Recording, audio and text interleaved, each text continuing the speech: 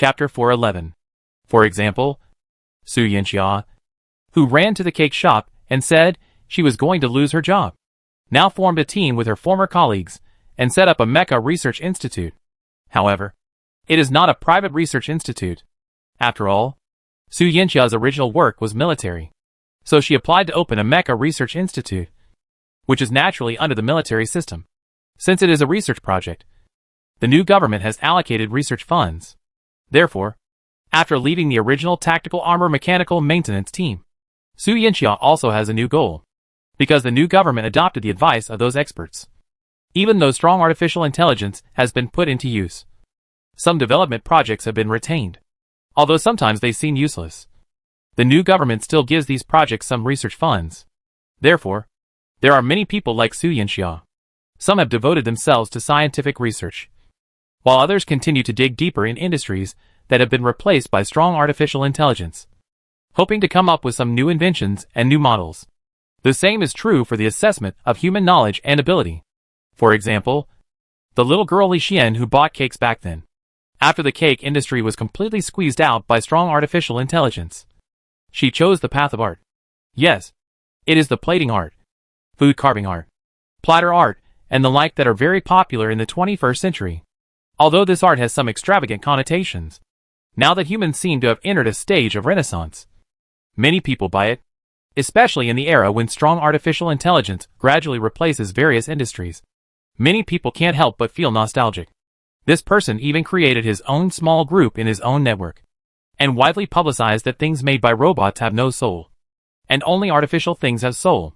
Although from the perspective of the new government, this behavior is somewhat inappropriate and not mainstream, it can also allow some people to find spiritual sustenance. Li Xian, who lost her cake shop, is one of them. Relying on the gimmicks of handicrafts and art, Li Xian set up a large handicraft alliance among the people, and advocated the soul of handicrafts among the people. In turn, the gimmick attracted a large number of nostalgic people, and it was quite successful. At least, she doesn't have to worry about contribution points. But if she wants to live past the 1,500-year mark, she still lacks an artistic achievement that can really shock the entire human race. Such people exist in all walks of life.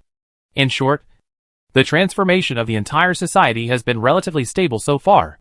Well, let's get back to the point.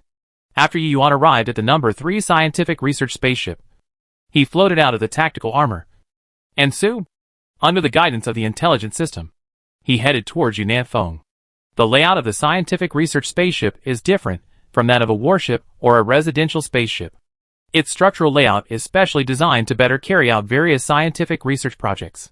For example, for experimental projects that require a weightless environment, the scientific research spacecraft where they are located will not be designed as a cylindrical rotating spacecraft like a residential spacecraft. On the contrary, projects that require an overweight environment will be placed on scientific research spacecraft that can rotate at high speed. The number 3 scientific research spacecraft that Yu Yuan came to now is a scientific research ship that looks like a lake-class battleship. It is also divided into a rest area and a work area. The rest area has the same rotation as the battleship to provide a simulated gravity environment. Inside, various spacious laboratories can be seen everywhere, and at a glance, most of them are propulsion systems that are being tested. As soon as Yu Yuan entered the test area, he saw Yunnan Feng waving his arms in the control center of an engine system, his mouth opening and closing, and he didn't know what he was saying. After getting closer, he gradually heard Yunnan Feng's voice. Adjust another set of data. Try the parameters of the positron generator according to the following data, and change the electron injection angle. If the reactor can't bear it, replace it with alloy number 2. I really don't believe it. Understood? Understood? Okay. Prepare for the 1070th ignition experiment. As the conversation ended, a long tongue of flame appeared on the experimental thruster. Although separated by a heat-insulating barrier, Yu Yuan could still feel the destructive power from the azure flame. When the experimental thruster was ignited, a group of parameters were transmitted to the central system through various sensors arranged on site for scientists and researchers to analyze and study. Because this round of experiments was in progress, Yu Yuan was not in a hurry to go over, but stopped at the passage to wait for the end of this ignition experiment. The waiting time was not long, only about 10 minutes. After hearing the order to shut down the experimental thrusters, Yu Yuan slowly floated to the control center where the expert group was. However, as soon as he stepped into the command center, he heard the project leader scientist Yu Nanfeng swear, "Shit! This thrust is still not good enough."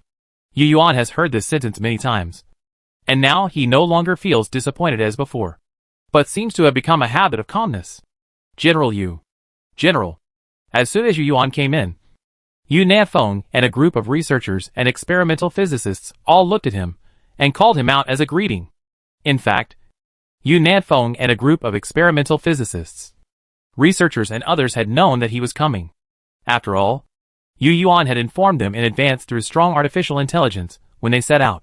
Of course, Yu Yuan knew that Yu Nanfeng and his people did not pretend to be busy with the experimental thrusters until they knew he was coming. It was their normal work. Still no progress? Knowing the result, Yu Yuan couldn't help but ask this question. Since humans realized true nanotechnology, the research on more advanced propulsion has never stopped. And the research work has been carried out for more than 10 years. It can be said that the research and development of propulsion technology is earlier than other derivative technologies of true nanotechnology. But other derivative technologies have basically achieved results. Only propulsion technology has remained stagnant for so many years. The reason why humans have not built larger warships and more warships is actually because of the shortcoming of propulsion technology. It is true that the attention of mankind is now focused on propulsion technology. So the team of scientists working on propulsion technology is under great pressure. Yes, General. We have made countless improvements and 50 experiments. But the power of the propulsion cannot be increased. This situation makes me feel like we encountered a real nanotechnology barrier back then. Yu Nanfeng sighed and shook his head. Great force can make miracles happen. And increasing the fuel injection has no effect. According to the experimental results, the propulsion device has nothing to do with the amount of fuel. If you want to improve the performance of the propulsion device, you can only increase the energy level. But according to our current route and ideas, it seems that there is no way to increase the energy level. After countless years, Yu Yuan heard Yu Nanfeng say this for the first time. So he frowned and said, "It's impossible to improve the energy level? Is it because of the fuel?" Although Yu Yuan is not a scientist, he still knows some technology. Yes, it can't be improved. According to the original statement of the Silver Mist consciousness, true nanotechnology is the symbol of the third-level civilization. And the propulsion system of the third-level civilization uses a combination of charged positive and negative particle thrusters, and the second-level civilization propulsion system. However, the thrust data generated by the thrusters we produce according to this route does not meet the requirements at all. Yu Nanfeng looked a little bitter. Yu Yuan seemed to be focusing on something different. He turned his head and looked at Yu Nanfeng, raising his eyebrows. Does that mean the positron thruster was successful? Yes. To Yu Yuan's surprise, Yu Nanfeng pointed directly at the workbench in the command center and said, "The propulsion system we just tested is actually more than 10 days ago. We achieved stable ignition. But its energy level has not been up to standard. So I suppressed it and will not report it for the time being." What's going on? Yu Yuan was a little confused. Yu Nanfeng pondered for a moment. We have realized the propulsion technology that a third-level civilization should have according to the Silver Mist consciousness. But there is no way to push the warship to 50% of the speed of light. Yu Yuan looked at the parameters displayed in the command center suspiciously. He could understand these professional parameter data. Using the implanted chip to calculate these parameters, he found that it was indeed as Yu Nanfeng said. Even if the propulsion device was made bigger, it could not push the warship to 50% of the speed of light. Seeing this situation, Yu Yuan couldn't help but say, the so-called third-level civilization propulsion technology. Could it be that the Silver Mist consciousness fooled us? Chapter 412. Yu Yuan's words made Yu Nanfeng frown. He was silent for a moment, turned his head, and looked at the experimental thruster that had been turned off. This can't be. In the eyes of the Silver Mist consciousness, we were a civilization that had not even achieved controlled nuclear fusion. And it was a dignified third-level civilization creation. A strong artificial intelligence with self-awareness. There was no reason to lie to us in describing the third-level civilization propulsion technology. Yu Nanfeng was a little confused. As an engineering scientist, he put all his attention on the research and development of new thrusters, and did not consider other aspects too much. If some scholars heard what Yu Yuan said, they would probably be able to analyze a lot of arguments. After a pause, Yu Nafeng pretended to think. Then said, "Is it possible that the Silver Mist consciousness does not know the propulsion technology of the third-level civilization? After all, it is just an artificial intelligence consciousness that is specially used for mining." Yu Nafeng himself probably didn't believe this. But apart from the research route mentioned by the Silver Mist consciousness, he couldn't think of any form of power used by the third-level civilization for the time being. Thinking of power, Yu Nafeng frowned even more. The development process of mankind emerged in his mind. From primitive people to the Stone Age. From the Stone Age to the Bronze Age. And then to the Iron Age. And then bid farewell to the Cold Weapon Age and entered the Firearms Age. The Atomic Energy Age. The Information Age. And finally entered the Starry Sky. Nuclear fission. Nuclear fusion. And then cold nuclear heavy nuclear fusion. Each stage was either an improvement in energy utilization or an improvement in the masterable energy level. But when it came to the third-level civilization, it became real nanotechnology. It is true that after mastering the real nanotechnology, human beings have indeed undergone earth-shaking changes in all aspects. And the original engine thrusters have become more efficient and powerful after being blessed by the real nanotechnology. However, the power mode is still that of the second-level civilization, and the energy level has not been fundamentally improved. Humans still cannot obtain greater thrust to push the warship to a higher speed. It is true that after accelerating to 30% of the speed of light, the ion thruster can continue to accelerate the spacecraft to a higher speed. But the thrust of the ion thruster is too small. If you want to continue to speed up the spacecraft at 30% of the speed of light, the time it takes is enough to kill countless turtles. But apart from the hybrid power composed of positive and negative electron annihilation and secondary civilization propulsion technology mentioned by the Silver Mist consciousness, what other methods and routes can obtain greater thrust? No. Perhaps this route can no longer obtain greater thrust. Yu Nafeng looked at the thruster outside the isolation wall in a daze. He felt that this thruster was already successful. It had achieved the goal of allowing positive and negative electrons to stably annihilate in the thruster. However, judging from the data feedback, the thrust obtained could at most make the current human propulsion technology more advanced and faster to 30% of the speed of light. And it could not meet the standard of being able to quickly push larger warships and spacecraft to 50% of the speed of light. Is this route really unworkable? Is this really what the Silver Mist consciousness did on purpose? Is it deliberately leading humans into a dead end of development? However, given that humans had not yet reached the first-level civilization at that time, how could the Silver Mist consciousness think so far ahead? How could it be sure that humans would definitely develop to the second-level and third-level civilizations? Looking at Yu Nafeng, who was somewhat dazed, Yu Yuan seemed to feel his confusion. After working so hard for so many years, it was really hard to accept that one was on the wrong path all of a sudden. Old Yu, don't think too much. Isn't scientific research like this? Maybe we were really misled by the Silver Mist consciousness. But it doesn't matter. We still have a lot of time. We can just start over. Hearing Yu Yuan's voice, Yu Nafeng pulled himself back from his deep depression. Yu Shuai, I'm really sorry. I lost my composure. Taking a deep breath, Yu Nafeng suddenly felt that accepting this fact was not a bad thing. At least when he accepted that this road was a dead end in his heart, he felt that the world in front of him was suddenly clear. It's not that Yu Nafeng immediately thought of other research routes, but he completely let go of his own thinking constraints, no longer thinking that the route mentioned by the Silver Mist consciousness is the only correct route. And then he immersed himself in it. This feeling is like finding that he has been stuck in a dead end. And suddenly he relaxes. Then, Yu Nafeng, who relaxed his mentality, introduced the various parameters of this experimental propulsion device to Yu Yuan in detail. After listening to Yu Nafeng's introduction, Yu Yuan also felt that there was a 90% probability that the route mentioned by the Silver Mist consciousness would not work. But what is the correct route for the third-level civilization propulsion technology? He felt sympathetic.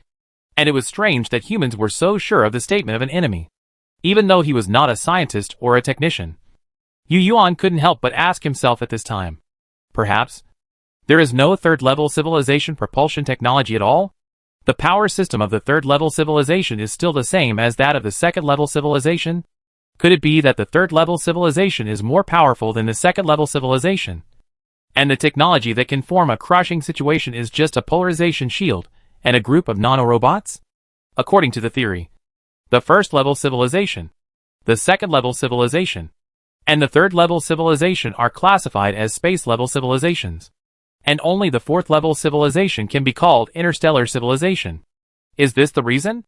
Well, the division of space-level civilization and interstellar civilization was confirmed by the Awakener. Yu Yuan believed that it was not wrong. He now regretted why he believed the description of the third-level civilization propulsion technology by the Silver Mist consciousness body so much that he did not confirm it with the Awakener when he met him. Although according to the purpose of the Awakeners, they may not tell humans clearly, but humans may be able to guess the answer from a few casual answers from advanced civilizations. They don't say it directly or give technology directly, but a casual word from the top civilization can save humans from many detours. Now humans are no longer the same as when they just fled. They know that there are many possibilities for the development of science and technology. But at the same time, some iconic technologies and theoretical discoveries are what science and technology civilization must master in order to move towards a higher path together. Just like the grand unified theory and the theory of everything, although humans have not yet mastered and realized them. From some of the words of the Awakeners at the time, humans can guess that these two theories must be the theories that must be mastered in the future for the advancement of scientific and technological civilization. Just like the Maxwell equations that humans must master to enter the electromagnetic era, and the mass energy equations that must be mastered to enter the atomic energy era. These are all advances in basic theory and basic physics. Only with the advancement of theoretical physics can civilization dig out various application technologies from the theory. Does that mean that the navigation technology of the third-level civilization is also based on a set of physical theories? Just like the mass energy equation of controlled nuclear fusion, and the quantum condensate theory involved in the cold nuclear fusion fuel of the second-level civilization. If so, what is that theory? After Yu Yuan left the number 3 research spacecraft, the news that the propulsion technology had reached a dead end quickly spread in the scientific community. In the next few days, almost all relevant scientists were talking about this matter. For this reason, a scientific and technological seminar was held in the following days. At the meeting, as a leader in propulsion dynamics, Yu Nafeng first gave a detailed introduction to the propulsion route he had studied for many years, and presented the results and conclusions to all the scientists attending the meeting. Afterwards, Yu Nafeng became the focus of the meeting and focused on answering some scientists' questions about hybrid propulsion technology. In this way, with Yu Nafeng's detailed discussion and answers to questions, those scientists who did not believe that human propulsion technology had reached a dead end also changed their views. Because the real data provided by Yu Nafeng could not deceive people. Even some scientists who didn't believe in evil were at the conference, using their own methods to calculate these data with the help of implanted chips. And the results were self-evident. After the meeting, many scientists concluded that this route was a lie by the Silver Mist consciousness body, and that the hybrid power combining positron-electron annihilation propulsion and secondary civilization propulsion technology was a dead end, and there was no way for humans to achieve a higher navigation speed on this road. Chapter 413. Scientific development cannot be achieved overnight. After learning that this road was not feasible, humans could not find a new research route all at once. So in the following period of time, all relevant human scientists were on the road of exploring new routes. Ding Bangnan was one of them. He was an experimental physicist, not very old, when humans fell into the wrong path of thrust technology development. He was only 300 years old. At the age of 300, he had become a member of Yu Nafeng's team and had worked there for decades. In fact, he had felt that this route was not feasible as early as a year before the successful development of the positron-electron annihilation propulsion system. However, due to Yu Nafeng's prestige and achievements in propulsion mechanics, and the fact that he did not have any solid evidence, he did not tell his mentor Yu Nafeng about his idea. However, after all the scientists at the meeting determined that this route was not feasible, he finally published his idea, which he had been thinking about for half a year, but was still imperfect, at a scientific and technological seminar. It was also a technology seminar. But this time, the meeting was different from the previous ones. The main result of the previous one was to characterize the hybrid power system. But this time the goal was to make progress on the basis of characterization. Speaking of which, Ding Bangnan is actually the 11th generation descendant of Ding Pit. But according to the rules of today's human society, people are no longer considered relatives after 3 generations. So his becoming an experimental physicist has nothing to do with Ju Pit. The two have different surnames. which is also due to Ding Bangnan taking his mother's surname. After the hybrid power research route was denied by the scientific community, humans held meetings every once in a while for a long time, and Yu Yuan attended almost every meeting. In these meetings, sometimes Yu Yuan presided over them personally, and sometimes scientists who put forward important arguments presided over them. For example, this time, Yu Yuan attended the meeting as an observer. The host of this meeting was Yunnan Feng. But the subject to be discussed at this meeting was not proposed by Yunnan Feng, but by Ding Bangyan from his research team. As soon as the meeting started, Yu Yuan, who was sitting in the corner of the conference room, saw Ding Bangman walk to the podium, then put his mouth to the microphone and said, "Everyone, 5 years have passed since we determined that the hybrid system is a dead end. During these 5 years, countless scientific research teams of our human race have wanted to find a new route. But 5 years have passed, and almost all teams have not found that route. Now, I have some humble opinions that I would like to discuss with you. Humans can now speak without traditional microphones. But the Tianjin's conference room has not been upgraded, so the original microphone equipment is still used." Ding Bongmin's magnetic boots firmly sucked him to the floor.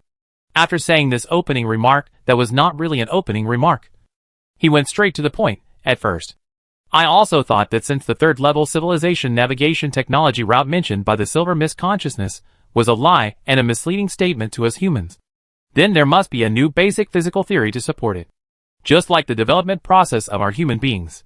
Only in this way can we humans break through the current energy level and achieve the navigation ability that a third-level civilization should have."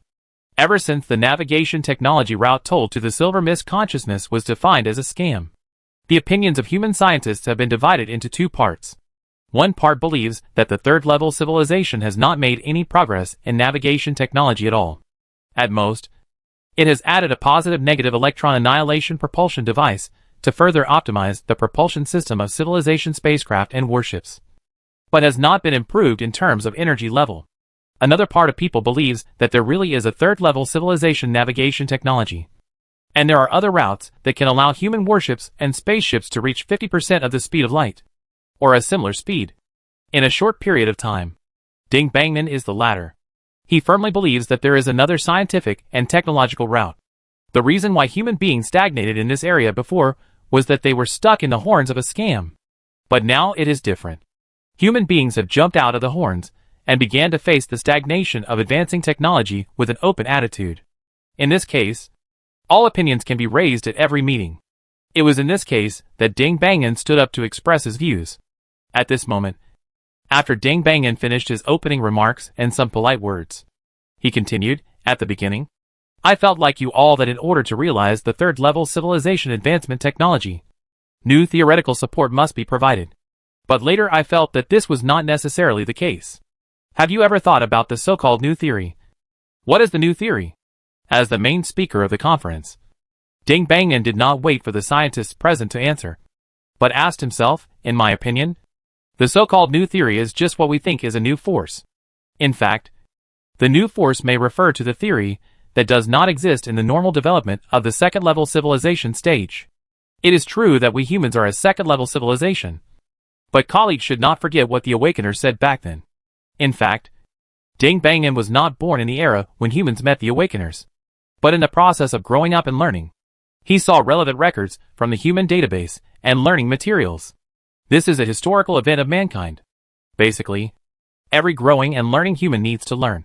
So he knows everything about the encounter between humans and the Awakeners. The words of the Awakeners back then. When the scientists at the meeting heard such words, they all turned their heads or looked at Ding Bangman on the stage. However, before anyone spoke, Ding Bangman continued, "This is a well-known fact. You must remember the Awakener's evaluation of us humans. The Awakener individual who called us little guys at the beginning called us human civilization when he left. I think this was not a sudden idea of the Awakener, but a result of his attitude change after he learned about the theoretical development of our human beings. The Awakener went from not caring and doing it casually at the beginning to calling us a transformation of human civilization. In the original incident, I remember that the Awakener had such a statement. He said that we humans are very talented. Yes, very talented. But what this talent refers to, the Awakener did not specify.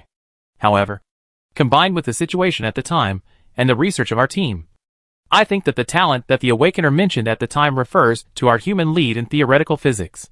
Based on this, I believe that the so-called new theories needed to achieve level 3 civilization navigation technology do not refer to theories that we do not have now, but rather some forces that have not yet been explored by us, such as the theory of weak electromagnetic unification, Yang-Mills theory, and parity non-conservation theory.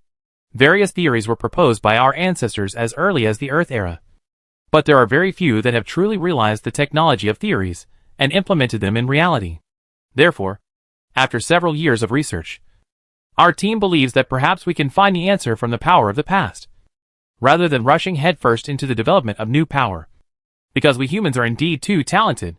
When talking about we humans are so talented, Ding Bangman showed a proud look on his face.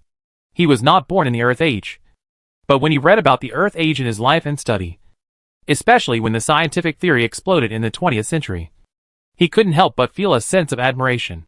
He felt that the scientists in the 20th century were simply the result of God's gift to humans in the field of theoretical physics. All the top scientists appeared at that time, which was simply a miracle. You should know that even if humans achieve true nanotechnology and strong artificial intelligence, their basic physical theories are still the products proposed in the Earth era. Although some theories have been supplemented, the overall framework was still established at that time. Among those various theories, Ding Bangman feels that the most promising ones to help humans achieve level 3 civilization technology are Yang-Mills theory and electroweak unification theory. He always believes that humans have not fully explored the use value of these two theories and the value of converting them into real technology. The electroweak theory, the power of unifying electromagnetic force and weak force, was proposed by our ancestors in the early 20th century and has been further supplemented in the future. In the future development, although this approach has provided us with a theoretical basis in many fields, I think we still have not fully tapped its value, Ding Bangman said. After years of research, our team believes that the electroweak unified theory is the most promising to help us realize the navigation technology of the third-level civilization. Or this theory is the basis of the propulsion technology of the third-level civilization. Only civilizations that have theoretically unified the weak interaction force and the electromagnetic force are qualified to compete for the true third-level civilization. Chapter 414. Yi Yuan's words made Yu Nanfeng frown. He was silent for a moment, turned his head, and looked at the experimental thruster that had been turned off. This can't be. In the eyes of the Silver Mist consciousness, we were a civilization that had not even achieved controlled nuclear fusion. And it was a dignified third-level civilization creation. A strong artificial intelligence with self-awareness. There was no reason to lie to us in describing the third-level civilization propulsion technology. Yu Nanfeng was a little confused. As an engineering scientist, he put all his attention on the research and development of new thrusters, and did not consider other aspects too much. If some scholars heard what Yi Yuan said, they would probably be able to analyze a lot of arguments. After a pause, Yu Nanfeng pretended to think, then said, "Is it possible that the Silver Mist consciousness does not know the propulsion technology of the third-level civilization? After all, it is just an artificial intelligence consciousness that is specially used for mining." Yu Nanfeng himself probably didn't believe this. But apart from the research route mentioned by the Silver Mist consciousness, he couldn't think of any form of power used by the third-level civilization for the time being. Thinking of power, Yu Nanfeng frowned even more. The development process of mankind emerged in his mind. From primitive people to the Stone Age. From the Stone Age to the Bronze Age. And then to the Iron Age. And then bid farewell to the Cold Weapon Age and entered the Firearms Age. The Atomic Energy Age. The Information Age. And finally entered the Starry Sky. Nuclear fission. Nuclear fusion. And then cold nuclear heavy nuclear fusion. Each stage was either an improvement in energy utilization or an improvement in the masterable energy level. But when it came to the third-level civilization, it became real nanotechnology. Indeed, after mastering the real nanotechnology, human beings have indeed undergone earth-shaking changes in all aspects. After the original thrusters were blessed by the real nanotechnology, their efficiency and performance became more powerful. However, the power technology foundation is still that of the second-level civilization, and the energy level has not been fundamentally improved. Humans still cannot obtain greater thrust to push the warship to a higher speed. Indeed, after accelerating to 30% of the speed of light, the plasma thruster can continue to accelerate the spacecraft to a higher speed. But the thrust of the plasma thruster is too small. If you want to continue to speed up the spacecraft at 30% of the speed of light, the time it takes is enough to kill countless turtles. But apart from the hybrid power of positive and negative electron annihilation and secondary civilization propulsion technology mentioned by the Silver Mist consciousness, what other methods and routes can be used to obtain greater thrust? Yunanfeng looked at the thruster outside the isolation wall in a daze. He felt that this thruster was already successful. It had achieved the goal of allowing positive and negative electrons to stably annihilate in the thruster. However, judging from the data feedback, the thrust obtained could at most make the current human propulsion technology more advanced and faster to 30% of the speed of light. And it could not meet the standard of being able to quickly push larger warships and spacecraft to 50% of the speed of light. Is this route really unworkable? Is this really what the Silver Mist consciousness did on purpose? Deliberately leading human civilization into a dead end? However, given that humans had not yet reached the first-level civilization, how could the Silver Mist consciousness think so far ahead? How could it be sure that humans would definitely develop to the second-level and third-level civilizations? Looking at Yunanfeng, who was somewhat dazed, Yu Yuan seemed to feel his confusion. After working so hard for so many years, it was really hard to accept that one was on the wrong path all of a sudden. Old Yu, don't think too much. Isn't scientific research like this? Maybe we were really misled by the Silver Mist consciousness. But it doesn't matter. We still have a lot of time. We can just start over. Hearing Yu Yuan's voice, Yunanfeng pulled himself back from his deep depression. Yu Shuai, I'm really sorry. I lost my composure. Taking a deep breath, Yunanfeng suddenly felt that accepting this fact was not a bad thing. At least when he accepted that this road was a dead end in his heart, he felt that the world in front of him was suddenly clear. It's not that Yunanfeng immediately thought of other research routes, but he completely let go of his own thinking constraints, no longer thinking that the route mentioned by the Silver Mist consciousness is the only correct route. And then he immersed himself in it. This feeling is like finding that he has been stuck in a dead end. And suddenly he relaxes. Then, Yunanfeng, who relaxed his mind, introduced the various parameters of this experimental propulsion device to Yu Yuan in detail. After listening to Yunanfeng's introduction, Yu Yuan also felt that there was a 90% probability that the route mentioned by the Silver Mist consciousness would not work. But what is the correct route for the third-level civilization propulsion technology? He felt sympathetic. And it was strange that humans were so sure of the statement of an enemy. Even though he was not a scientist or a technician, Yu Yuan couldn't help but ask himself at this time, perhaps there is no third-level civilization propulsion technology at all? The power system of the third-level civilization is still the same as that of the second-level civilization? Could it be that the third-level civilization is more powerful than the second-level civilization, and the technology that can form a crushing situation is just a polarization shield and a group of nanorobots? According to the theory, the first-level civilization, the second-level civilization, and the third-level civilization are classified as space-level civilizations, and only the fourth-level civilization can be called interstellar civilization. Is this the reason? Well, the division of space-level civilization and interstellar civilization was confirmed by the Awakener. Yu Yuan believed that it was not wrong. He now regretted why he believed the description of the third-level civilization propulsion technology by the Silver Mist consciousness body so much that he did not confirm it with the Awakener when he met him. Although according to the purpose of the Awakeners, they may not tell humans clearly, but humans may be able to guess the answer from a few casual answers from advanced civilizations. They don't say it directly or give technology directly, but a casual word from the top civilization can save humans from many detours. Now humans are no longer the same as when they just fled. They know that there are many possibilities for the development of science and technology.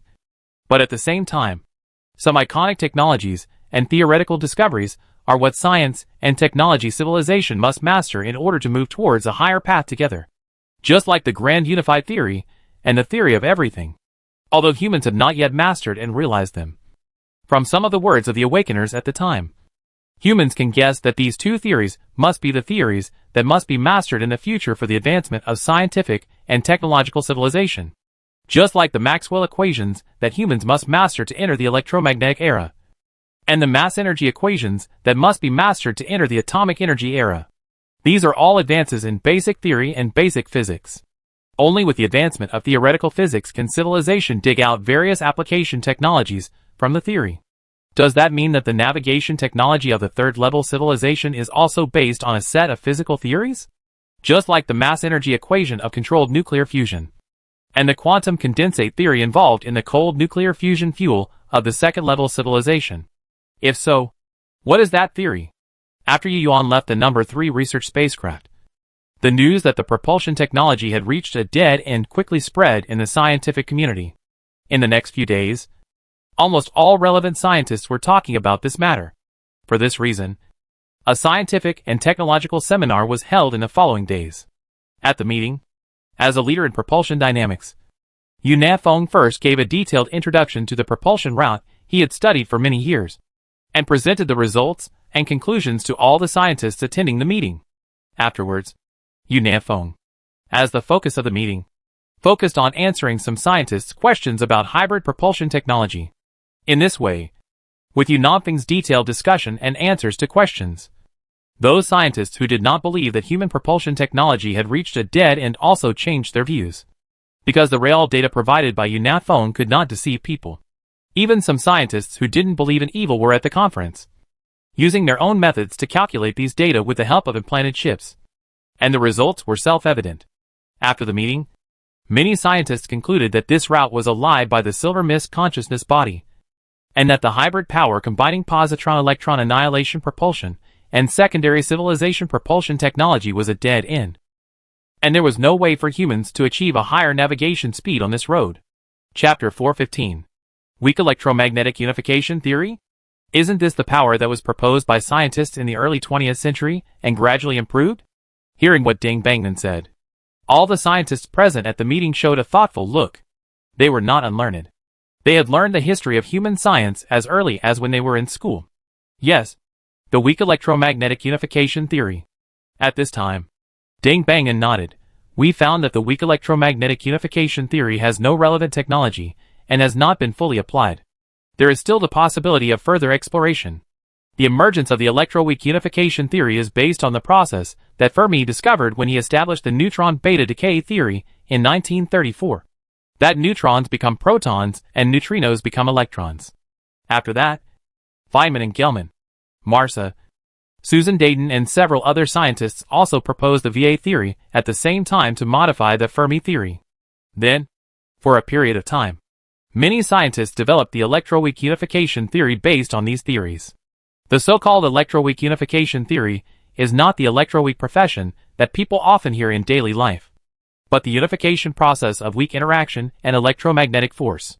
This theory was declared broken by scientists in the 20th century, because scientists have long discovered that weak interaction and electromagnetic force are actually one force under certain circumstances.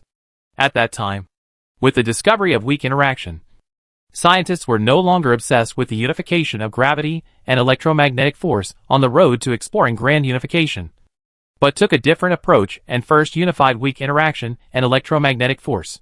At that time, Yang extended the idea that electromagnetic action is determined by local gauge invariance to non-commutative local symmetry groups.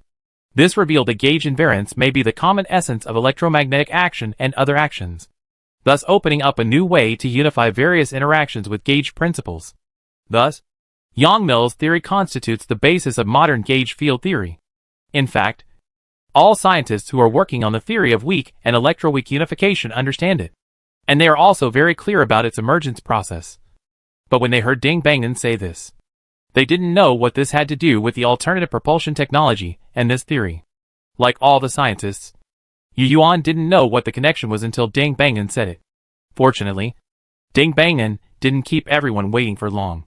He then told all the scientists and other researchers at the meeting his views one by one. Of course, he came up with the first idea, but the formation of a complete set of ideas was not completed by him alone, but by his entire team. So when introducing it, the word he used most often was we, rather than I. The symmetry breaking, electromagnetic force, weak interaction force, electroweak consistency theory, and Higgs field-related knowledge involved in the electroweak unification theory were all explained in Ding Bangmin's narration. These knowledge are like reviewing the history of human scientific development for scientists, which also makes some scientists feel deeply, especially for those scientists who have lived from Callisto to the present. They have a particularly strong feeling that time flies, and the world has changed. In Ding Bongmin's narration, the participants gradually understood the relationship between the weak electromagnetic unified theory and the propulsion technology.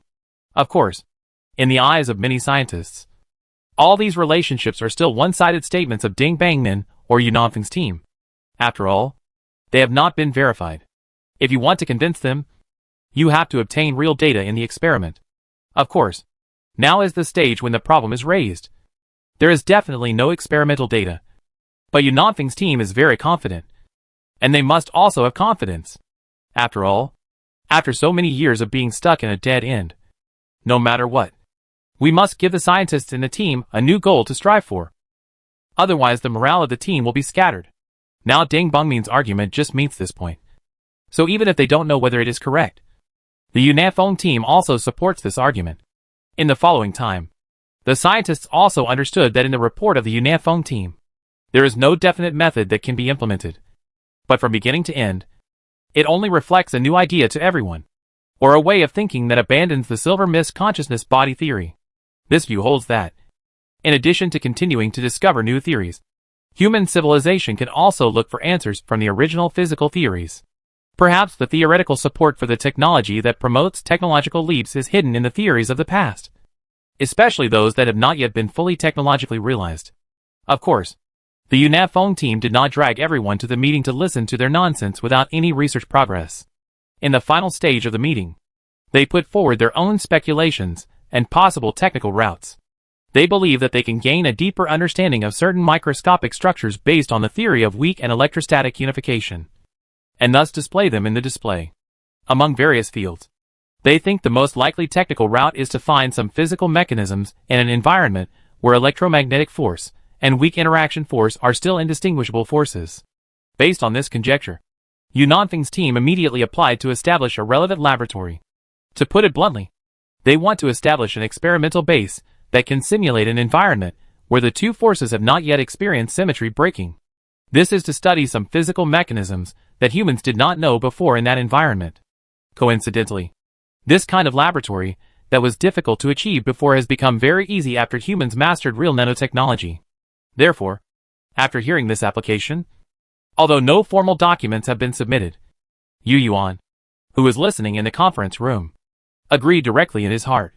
Now that the propulsion technology is stagnant, Yu Yuan would be happy if there is a development idea. So how could he object? This is one of the reasons. Another reason is that Yu Yuan also understands physics and is considered a knowledgeable leader. Therefore, he knows what the grand unified theory and the theory of everything are.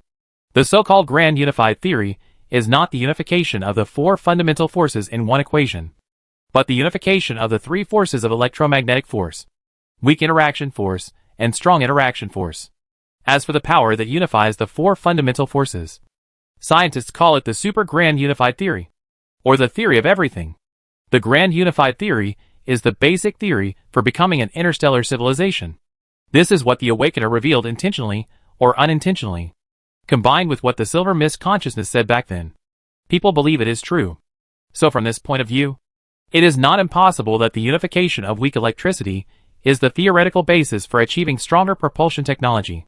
After all, it is a gradual process, and scientific development is also relevant, which is reasonable.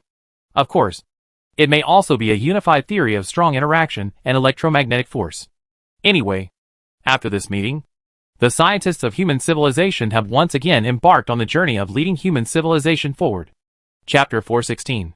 Even though Yu Nanfeng's team has made many scientific reports and expounded many relevant viewpoints, in the future, the human scientist team still has not put all their energy into exploring existing theories. There are generally two ways to find new theories. One is to let mathematicians accidentally come up with a formula that they don't even know what it is used for, and then wait for physicists to find that this formula can actually be used in this way. The other is to use a particle collider to conduct a collision experiment, and then find out the secrets of a certain system hidden in the microscopic world, and then find out new physical laws through summary. It is an extremely rare event for mathematicians to come up with a formula directly, and it has not happened many times in the history of human scientific development. So the scientific research team dedicated to new theories naturally puts all their hopes on particle colliders. So, in the following time, we can see that the work of the assembled space multipoint particle collider has hardly stopped. In the experiment, some gold and lead atoms were stripped of all their electrons in the collider, and then they were separated by protons to conduct proton-proton collision experiments. Scientists have repeatedly increased the collision energy level, trying to find some strange phenomena from this collision. Speaking of which, the so-called collision experiment is also a matter of luck. After all, humans have used colliders to conduct various collision experiments before, but have not found any strange phenomena. However, not finding does not mean that there are no strange phenomena. After all, the probability of detecting strange phenomena or new particles from particle colliders is very small. Just like when humans searched for the Higgs boson, it took about 1 trillion proton-proton collisions to detect a Higgs boson. So these scientific research teams are still very patient. And they also know that sometimes new scientific discoveries are completely accidental. Of course, it is not completely random collision without purpose. Scientists will have a set of design plans and relevant theoretical expectations before conducting collision experiments. For example, the scientific research team that is currently using the particle collider first found possible answers from calculations, believing that in heavy ion collisions, protons and neutrons may melt into their components, and then quarks and gluons will form a fluid in this process, which will expand, cool, and finally recondense into particles. These particles will be observed by the detector, and scientists call it quark-gluon plasma. This scientific team mainly wants to find a black hole with supersymmetric properties of quark-gluon plasma. Well, it is not the black hole that people usually know, because in theory, this supersymmetric black hole does not exist in the four-dimensional spacetime where people live, but in a curved five-dimensional spacetime. So from this point, it can be seen that the basic theoretical guidance of this scientific research team's experiment is actually string theory. They want to find this kind of supersymmetric black hole that does not exist in four-dimensional spacetime in the laboratory, and then find a way to use this curved five-dimensional spacetime black hole that can be created by humans as engine power. This thing has not been even started yet, but the research team is quite confident because they obtained the rotation axis direction of the black hole of the quark-gluon plasma duality in the calculation. Although it is still a mathematical calculation result so far, they think that they can use this kind of black hole curled in five-dimensional spacetime, and the four-dimensional spacetime directional jet that appears when swallowing microscopic quantum as the power of the engine. The power of black hole jets is much stronger than nuclear fusion, and it sounds like it may be a source of energy with greater thrust. After all, a five-dimensional spacetime black hole is also a black hole. It's just that this is string theory, a curled spacetime higher than four-dimensional spacetime, and microscopic quantum as nutrients. It sounds very mysterious, but in the eyes of these professional scientists, it is not mysterious. There are so many mysterious things in the universe. Mysterious things, and things that make people feel incredible or even counterintuitive. The so-called exploration research is not just exploring in one direction, because humans now have no idea what technology is the navigation technology of the third-level civilization. Therefore, while this team is trying to find answers from supersymmetry and five-dimensional spacetime black holes, another team is looking at symmetry breaking. When it comes to symmetry breaking, the first impression that comes to people's minds is parity violation. This is indeed the case. Parity violation describes spontaneous symmetry breaking under weak interactions. In weak interactions, the decay rates of left-handed particles and right-handed particles are different, which destroys the symmetry of parity. The weak interaction force only acts on left-handed ions, but not on right-handed particles, which also destroys the symmetry of parity. The weak interaction violates the conservation of parity, and the initial and final states of a process have different parity quantum numbers, which also destroys the symmetry of parity. The reason why this research team started from this aspect is that they believe that since they want to find the answer from electroweak unification, they must further understand the weak interaction force.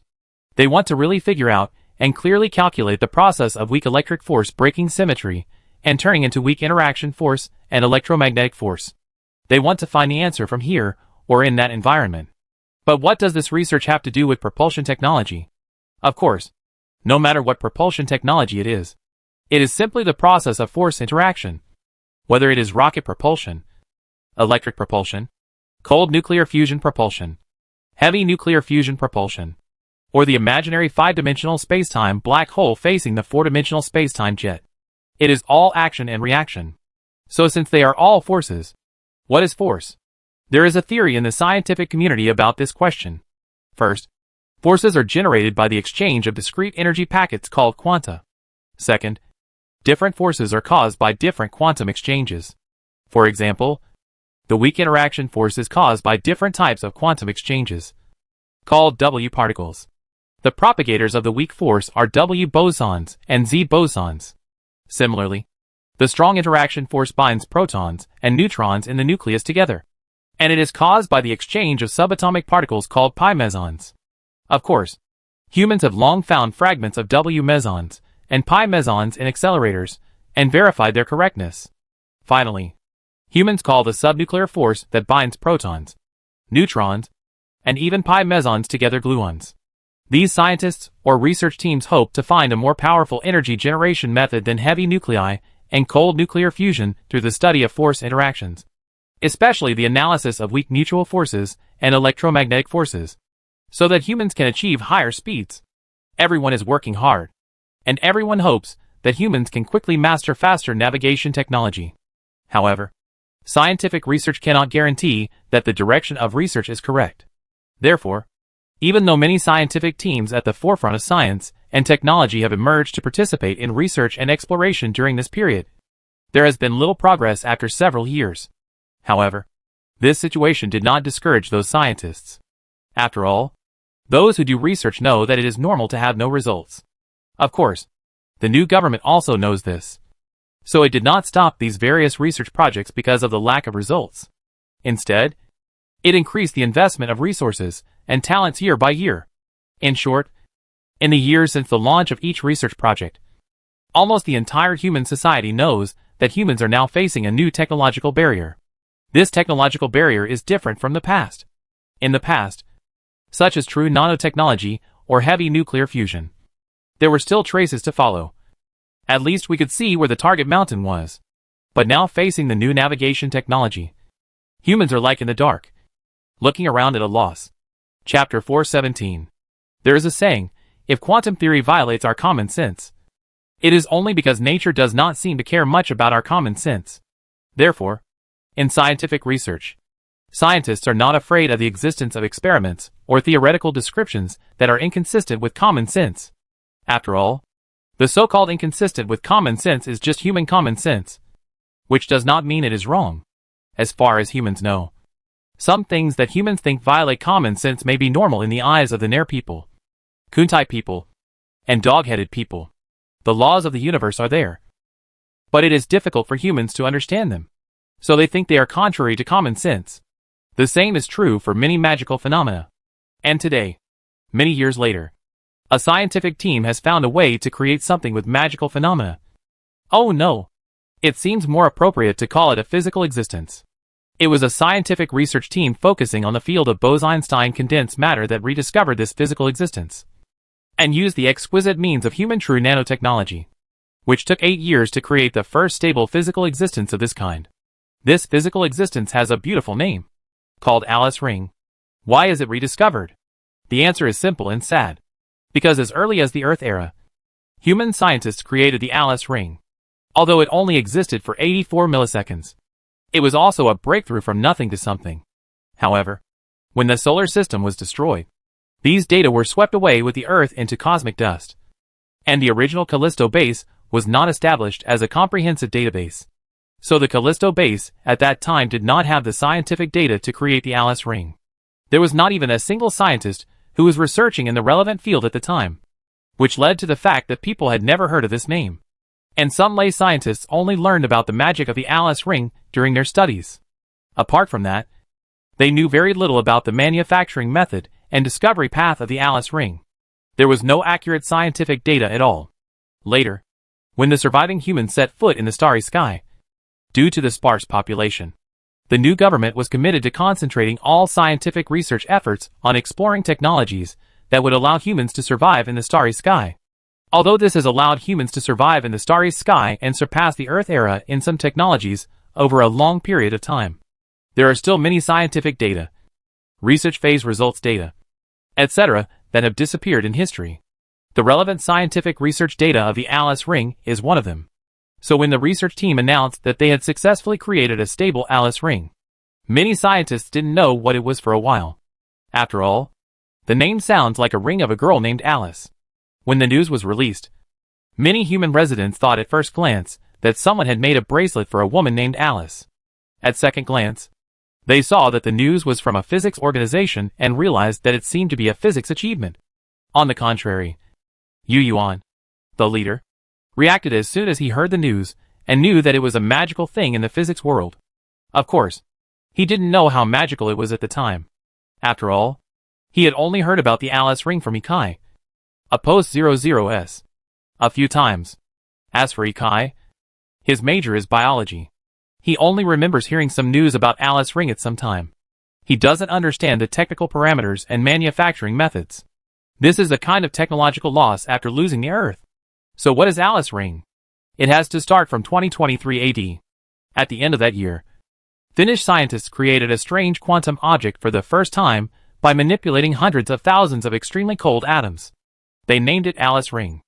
Alice ring is a ring-shaped topological defect object, which has the property of changing the quantum objects that pass through or see through it. Back then, scientists first placed 250,000 rubidium atoms in a vacuum chamber, and then used lasers to irradiate the rubidium atom gas prepared in a non-magnetic state to slow down their natural motion. In this case, all rubidium atoms behave as a large quantum object. And because these rubidium atoms themselves have the quantum property of spin, this large quantum object is extremely sensitive to magnetic fields. Under such extreme conditions, they observed monopoles. Well, it is a monopole, not a magnetic monopole, but a pole with only a single charge. The Alice loop has an obvious feature. Looking out from the center of the loop, everything is mirrored, as if the loop is like a gateway to the antimatter world. Any monopole passing through it will be converted into the opposite magnetic charge. It is very magical. Its theoretical basis is the spontaneously broken non-abelian gauge theory. So what is the use of human scientists finding and creating a stable Alice loop? Regarding this question, the current researchers are introducing it to Yu Yuan, who rushed over to understand the situation. General, this Alice ring is actually a strange ring created by Bose-Einstein condensate, a special vortex ring, and its essence is a ring formed by the closure of cosmic strings, which plays the role of a charge-conjugated mirror. Yes, Yu Yuan nodded, indicating that he understood, and then motioned the researcher to continue. Electromagnetism and electricity are inseparable. Electricity generates magnetism and magnetism generates electricity. The researcher continued, our research team believes that this property of the Alice ring may be related to the phase transition of the early universe. The black holes and singularities we know in the macroscopic universe are all macroscopic manifestations of single magnetic poles. After obtaining a stable Alice ring, we conducted various test experiments on it, such as passing a magnetic pole through it, passing one Alice ring through another Alice ring, etc. These experiments provided us with a large amount of data about the Alice ring.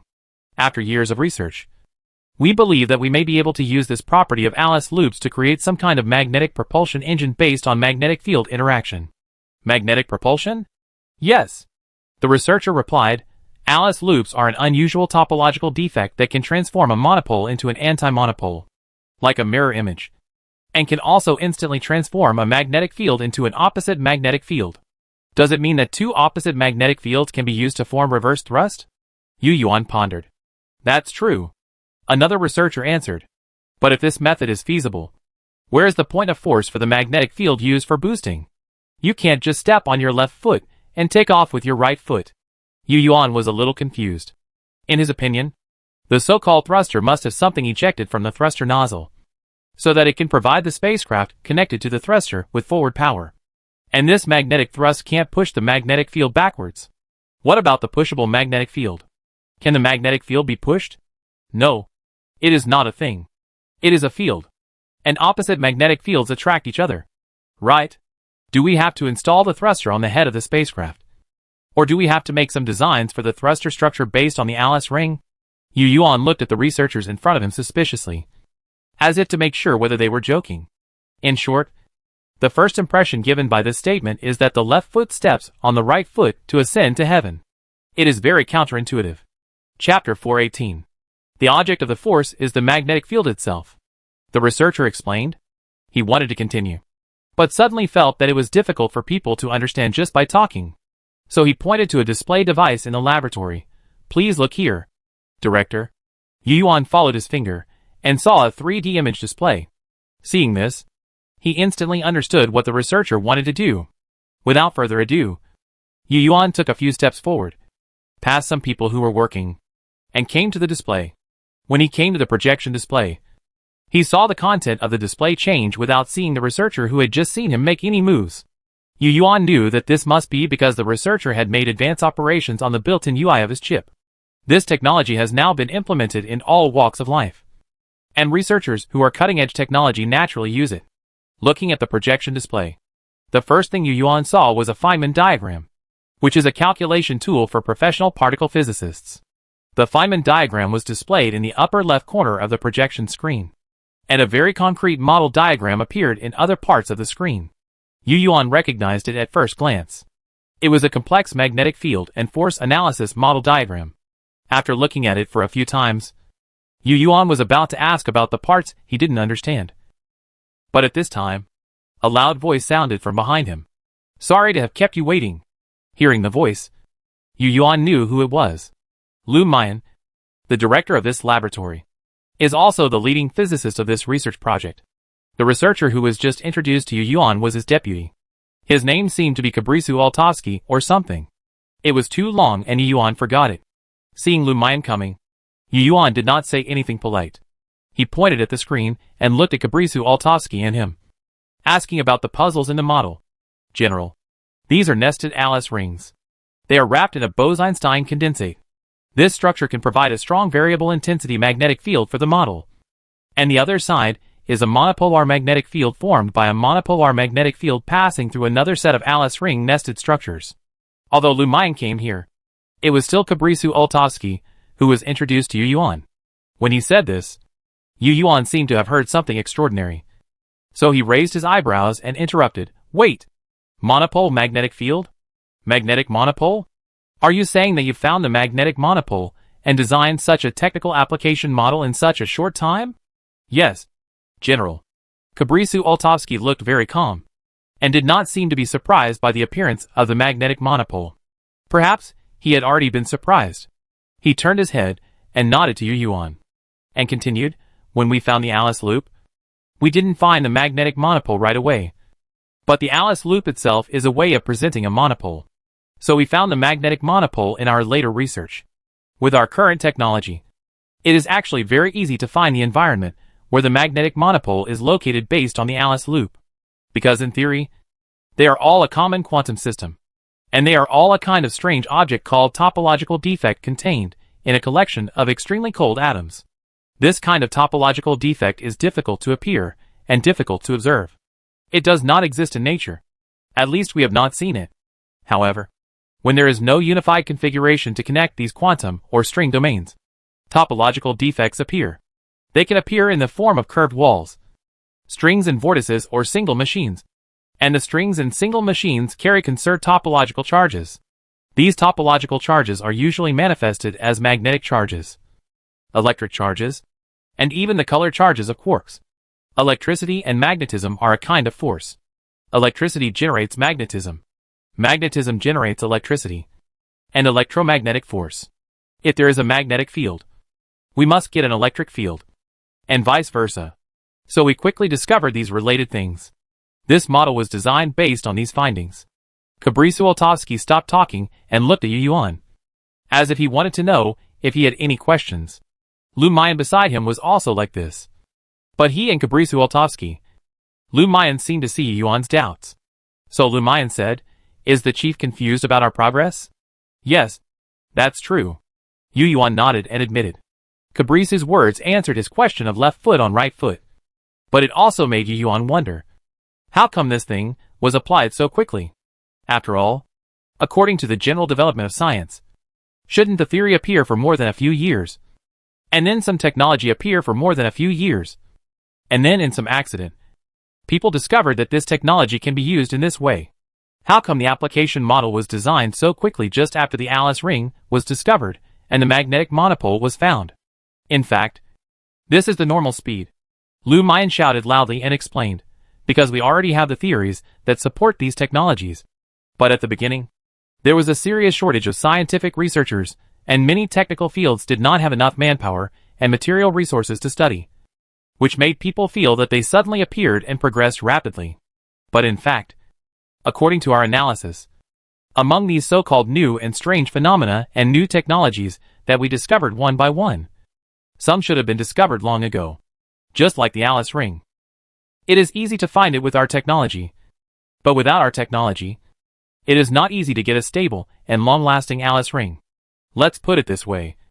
In some technologies, we are just using the technology of the information age to complete something that was difficult in ancient times, which caused a sensory impact. Of course, it does not mean that these technologies are easy to implement, at least if there is no real nanotechnology as a backup. We cannot make a stable Alice ring, not to mention the precise operation of Alice rings nested in each other for experiments. Without these foundations, it is impossible to make this model. So that's it. Yu Yuan nodded to show that he understood. It turned out that the reason for the speed is that humans have mastered the real nanotechnology. As for the principle involved in this model, it is a physical theory that has appeared in human history. With theoretical support and solid operating technology, various achievements have exploded in a short period of time, and this magnetic push model based on Alice ring has emerged. Chapter 419. As for the question of left foot stepping on right foot to ascend to heaven, Yu Yuan figured it out based on Kubrisuoltovsky's words, and combined with the magnetic propulsion model. After all, although Yu Yuan was born a soldier, after so many years of scientific training, his scientific literacy is no longer the same. If we really compare them, it can be said that he has reached the level of the second-line scientific researchers in human civilization, based on the model that Yu Yuan knows. The power propulsion part of the magnetic propulsion model designed by engineers is equivalent to the core components of ordinary thrusters. Previous thrusters directly generated high-energy particles in the power furnace, and then ejected them outward in the form of particle flow. In this process, they also carried light pressure radiation to provide reverse thrust to the spacecraft. This magnetic thrust model uses the exquisite third-level civilization technology to make a stable Bose-Einstein condensate at its core, and then puts trillions of extremely cold rubidium atoms into this material to make Alice rings. Then, using the exquisite third-level civilization nanotechnology, the size and shape of the born Alice ring are adjusted by precisely changing the external magnetic field. Using this method, the accuracy of human operation of Alice rings can reach around 1 nanometer, with an error of only 0.05 to 0.1 nanometers. This is more than 1,000 times greater than the accuracy of operation in the Earth era. When humans found the Alice ring, the accuracy of changing its shape and size through the magnetic field was only a few hundred microns. But now, with the support of true nanotechnology, it has taken off directly. With this accuracy, human engineers were able to design such a complex nested structure of Alice rings. And the Bose-Einstein condensed matter here must always be in an extremely low temperature environment. After that, human engineers used the extremely sophisticated magnetic field coeval principle to set up a set of devices to maintain the existence of Alice rings. In order to maintain the long-term existence of the Alice ring here, the Bose-Einstein condensate matter in which it is located must also maintain an extremely low temperature, which is very close to absolute zero from the data. There are groups of nested Alice rings inside, and their existence makes the core of this magnetic push model have a stable monopole magnetic field. Engineers designed its appearance into a ring structure, with inner rings and outer rings, which are linked together.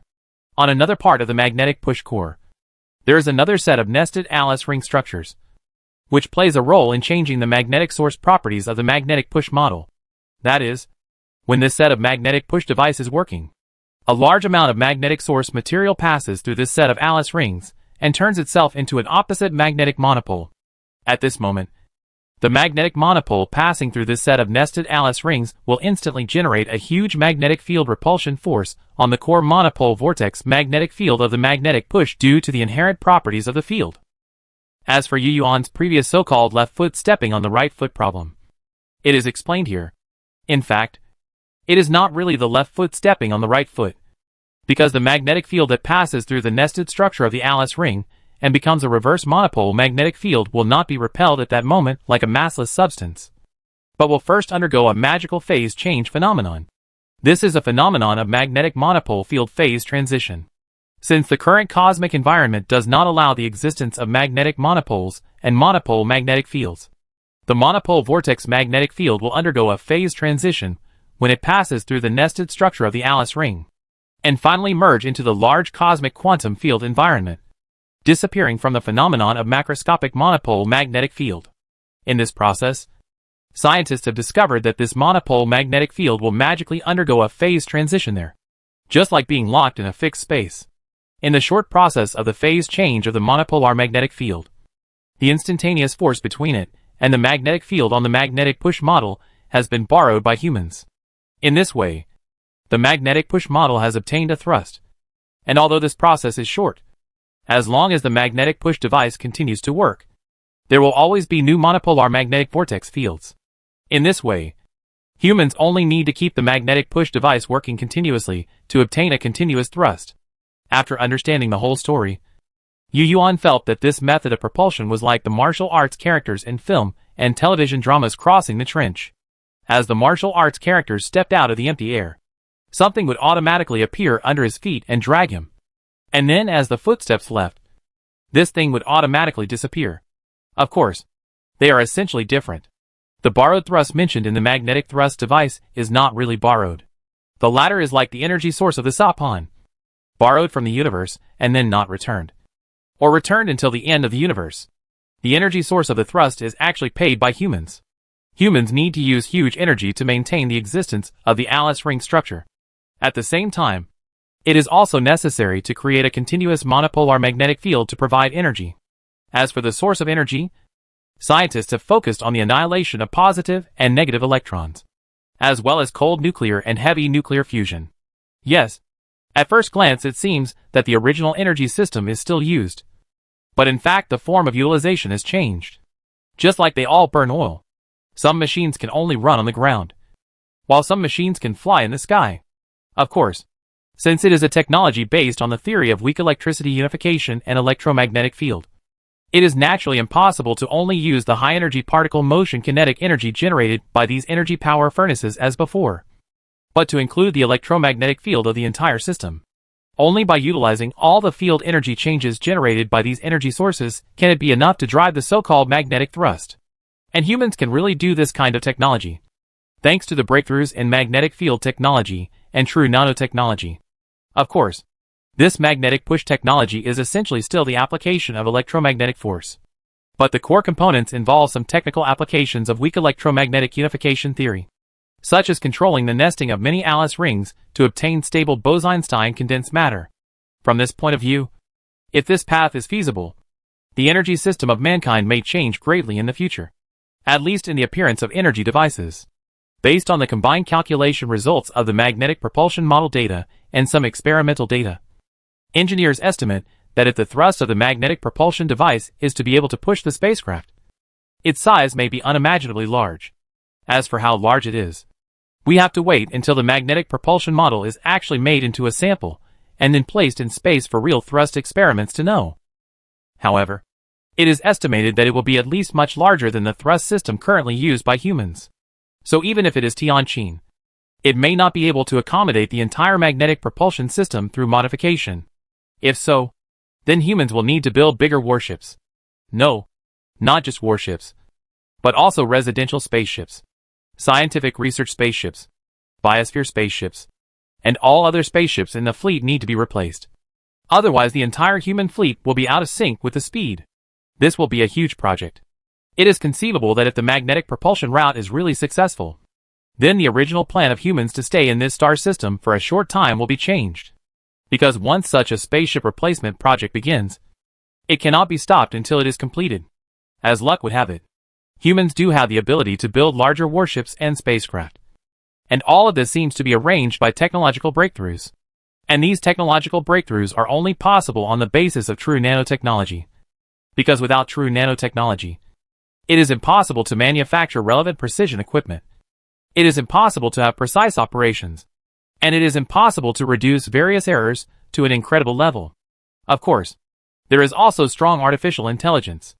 After all, those complex data parameters and various structures that are so delicate that they make your brain cramp can only be easily made by humans with the assistance of strong artificial intelligence. So if the magnetic propulsion route works, humans will say that the third-level civilization technology standard is not only true nanotechnology, but also strong artificial intelligence technology. The two complement each other to weave the whole civilization to take off in all aspects. Chapter 420. That is to say, all of this is only feasible in theory at present? After understanding the whole story of magnetic push technology, Yu Yuan turned around and looked at Lu Mayan and Kabrisu Altovsky. Verbally, he hoped that they would answer that they had done some experiments. But the two of them were the type who said whatever they wanted to say, and they would not be perfunctory on such issues. Yes, it is still in the theoretical feasible stage. The one who answered was Kabrisu Altovsky, who spoke pure Chinese, but we have tried every technical point and every detail of the change with physical simulation software, and the possibility of achieving more than 80% of the functions in terms of function. So there should be no big problem. Moreover, the application for model manufacturing has been sent to the manufacturing department. I believe that we will be able to conduct model experimental verification soon. After verification, we can manufacture sample devices and then conduct actual installation tests. Hearing this, Yu Yuan understood. This is the purpose of inviting him to come for inspection and explaining the technical details of Alice Ring, magnetic push and so on in such detail. Come to think of it, as a leader, these scientists will not ask Yu Yuan to understand any technology, let alone take the initiative to teach him any technology. The reason why Yu Yuan knows so much is that he has forced himself to learn for hundreds of years. After all, under his own leadership, the new government has formulated a route of governing the country with technology and science first. As a leader, he must set an example. Moreover, in the current development atmosphere of mankind, if you don't know a little about technology, you can't be a leader at all, let alone a big leader like him. If you really know nothing about technology, I guess people under you will say that the leader is unqualified behind your back. For this reason, those who were originally in the management of the Callisto base have almost been replaced by newcomers, and they are replaced by a new generation of talents who understand both technology and management. Only a few people can work steadily until now. Although positions related to military power such as Zhu Pit and Manu Imai were appointed by Yu Yuan himself. Under the pressure of the latecomers, the two of them had to understand and learn various new technologies for a long time in the past. Of course, military personnel like them will not learn everything to become a person who knows everything, but will specifically learn the new technologies related to warships, as well as the changes in war strategies and tactics brought about by new technologies. Only people like Yu Yuan who are determined to set high standards for themselves will learn everything. In order to make himself knowledgeable, Yu Yuan is even willing to learn a science from scratch. 300 years ago, he found a teacher for himself and spent 70 years learning physics from the basics, and relearned the knowledge of each branch of science from its birth to the cutting-edge science. It is precisely because he demands so much of himself that he has the knowledge of a second-tier scientific researcher today. Of course, this is also due to human lifespan technology. If he did not have a lifespan of more than 1,000 years, he would not be able to accomplish such a thing. Well, you want a sample ship? Yu Yuan raised his eyelids and glanced at Kabrisu Altovsky, and said directly, the production of warships requires Yu Yuan's approval. This is a procedural issue. Without his order, the strong artificial intelligence will not start work. General, you are wise. Kabrisu's mind was touched, and he smiled innocently. The magnetic propulsion model is now in production. As long as the functional data is correct, the sample thruster will be put on the agenda. The sample thruster has entered the manufacturing stage, and the sample ship manufacturing project will naturally follow. You can't just find a similar meteorite in space and capture it to test the performance of the thruster. Kabrisu's mind just came up with this idea, and he heard Yu Yuan say, it stands to reason that the sample ship should be manufactured. But the magnetic propulsion technology has not yet produced some real data to convince everyone. Everything is in this simulation model, which is a bit difficult. Otherwise, use an asteroid instead. As long as the mass of the asteroid in space is similar to the level of the sample ship we intend to build, it should be fine to use it for testing. It just so happens that we already have the design drawings of the new generation of warships, and we can roughly calculate the mass of the new generation of warships. And there are many asteroids in this star system.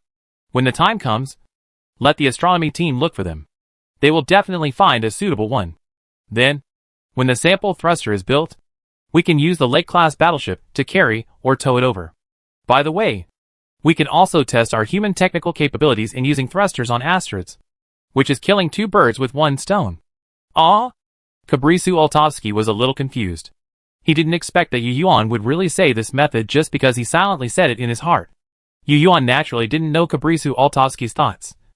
And he didn't know that he had thought of this idea in his heart before. How about it? Do you think this method is okay? Seeing that the two were stunned, Yu Yuan added another question. This, General. This may not be appropriate. Seeing that Kabrisu Oltovsky seemed to be choking, Lu Mayan hurried to Yu Yuan. What's wrong? Lu Mayan's mind raced. And after 2 seconds, he came up with 2 reasons. The method is inappropriate. For 2 reasons. First, although our project seems to be testing the feasibility of magnetic propulsion technology. In fact, we can also conduct various tests on new ships at the same time. Chief, you know that the new ship is currently only on the design drawing, and there has been no new ship sample test. So this is a good opportunity to test the new ship's resistance to high G-shock, high thrust acceleration and deceleration, turning, structural layout, design defects and other issues while testing magnetic propulsion. Second, judging from the current development situation, the third-level civilization must have more powerful ships. So I think it is imperative to build new ships. If we don't do it now, even if the magnetic propulsion fails in the future, we will eventually find the right route. And then we will definitely carry out the new ship manufacturing project. Since it is imperative, why don't we prepare early? This can also save us a lot of time.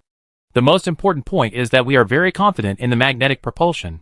If we don't test it simultaneously with the new ship sample, I am afraid that the new ship construction project will waste a lot of time due to the delay of the warship test. At this point, Lu Mayan felt that he was getting more and more confident, so his voice unconsciously turned into a loudspeaker. Furthermore, the chief mentioned the ability to test the asteroid. I think this kind of test does not need to be done with test thrusters, nor should it be done with test thrusters, but should be completed with finished mature thrusters. Test sample ships should also use finished mature thrusters. Hearing Lu Mayan's words, Yu Yuan muttered in his heart, but he did not say it out loud, but nodded and said, the reason is sufficient.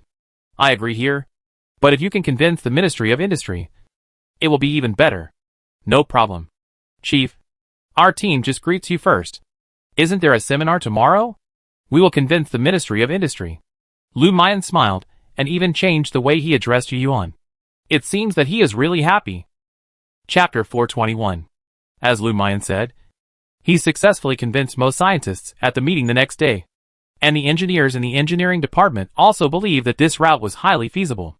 Even the Yunanfeng team was pulled over by him for cooperation. Well, it was mainly because Lu Mayan was a little worried. After all, the ability of his scientific research team was relatively biased towards research, while the Yunanfeng team was mostly experimental physicists and had strong ability in experimental implementation.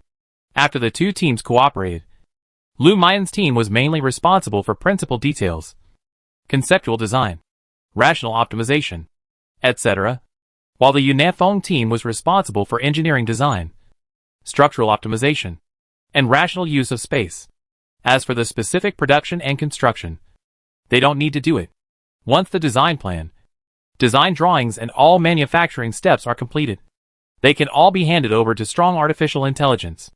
Humans are responsible for design optimization, and strong artificial intelligence is responsible for manufacturing, which can be regarded as division of labor and cooperation. Once the tone is set, human actions become very fast. In less than 15 days, the magnetic push model was manufactured. Of course, this magnetic push model is not a magnetic push sample thruster, but a miniaturized model, which is mainly used to test whether magnetic push is really a possible route, as Lu Mayan's team said. The test results are exciting. In the test, scientists accurately tested that the magnetic push model successfully generated forward thrust and moved 3 centimeters in the vacuum experimental tube that excluded the external magnetic field. This is the effect of the magnetic push model at the moment of startup. That is, the magnetic push can really move. However, because it is a model, it does not have much power. It can only be started for less than a second before it needs to be charged again. Of course, the experiment is not successful at one time. Humans have produced countless sets of magnetic push models, some of which did not perform at all in the experiment, and directly responded to humans with a silent and motionless attitude, telling humans that they had failed. However, human scientists did not give up.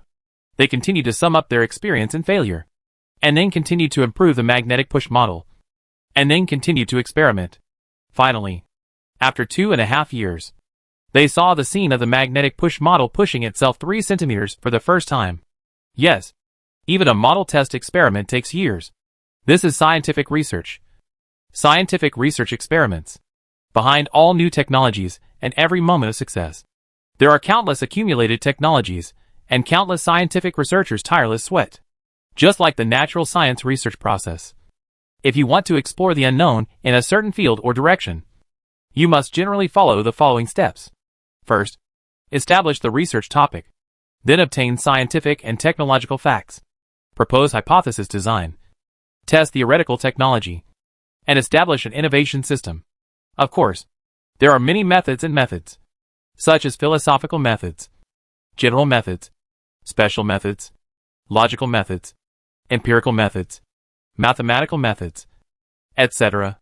Each set is the crystallization of human wisdom, a tool and method for human beings to explore the unknown, and a skill for human beings to survive in this dark universe. Back to the point.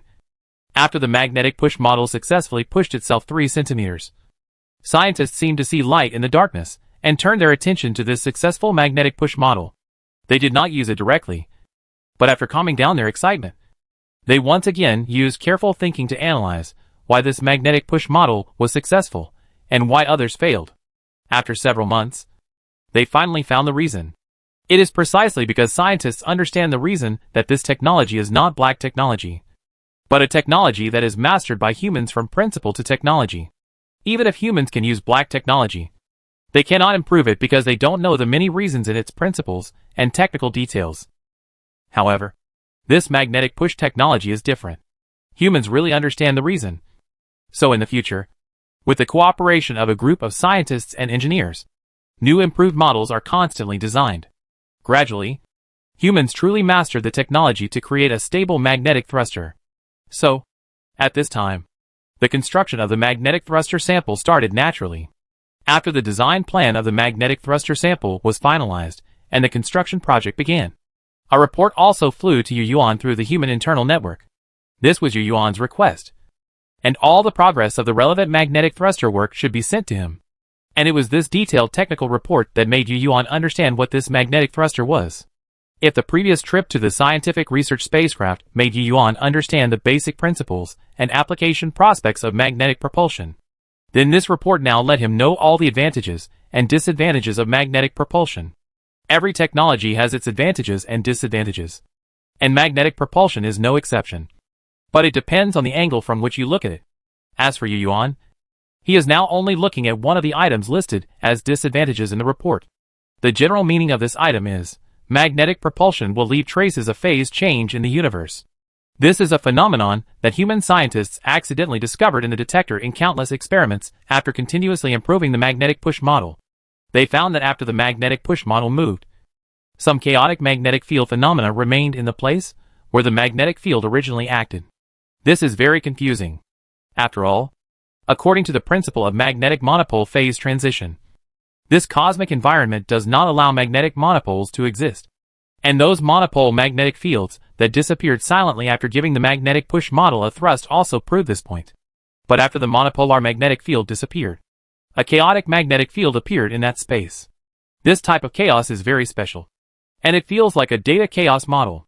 The magnetic field distortion and change it produces are simply unpredictable. So far, humans still don't know the reason for this phenomenon.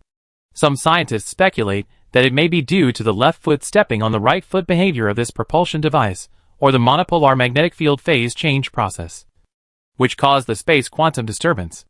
The detection of the chaotic magnetic field is the macroscopic manifestation of this unknown space quantum disturbance. Of course, this is just a guess made by some physicists based on their knowledge and experience, and there is no real evidence. But no matter what, now all scientists, including Yu Yuan, know that magnetic thrust will leave traces in space, because according to the data, this kind of chaotic space magnetic field will appear inexplicably and last for a long time. Take the experimental model as an example. The chaotic space magnetic field lasted for almost 10 days. And according to various experimental results, scientists have found that the existence of this trace is positively correlated with the power of magnetic thrust. That is, the greater the power of magnetic thrust, the longer the trace exists. The track. Yu Yuan shifted his attention away from the contents of the document and sighed. He originally thought that if the magnetic propulsion technology could be successful, then in the future, when humans sailed in space, they would not have to worry about the long and bright tail flames of the fleet being discovered by other civilizations. After all, he was very familiar with the magnetic propulsion model, and there was no large flame ejection at all. If this kind of propulsion device was installed on a warship, then from the perspective of humans, this kind of sailing was simply a ghostly sailing. However, this report told him that the tail flame was gone. But there was another track. Thinking of this, Yu Yuan couldn't help but think of the words of the Awakener back then. He remembered that the Awakener seemed to have said that he was erasing the track or something. Now it seems that it is not the track of humans, but the track of the Awakener's own warship. Humans have long known that the Awakener's navigation method is warp speed navigation. That is, warp speed navigation has a track, and it may be seen by other civilizations. Now it seems that not only warp speed navigation, but even the first and second level civilizations have bright tail flame tracks. And the third level civilization, if the magnetic propulsion is successful, also has a track. This discovery also proves that the vast universe is undoubtedly not empty. And there are many things that humans don't know hidden in the so-called vacuum. Chapter 422. If there is a track, there is a track.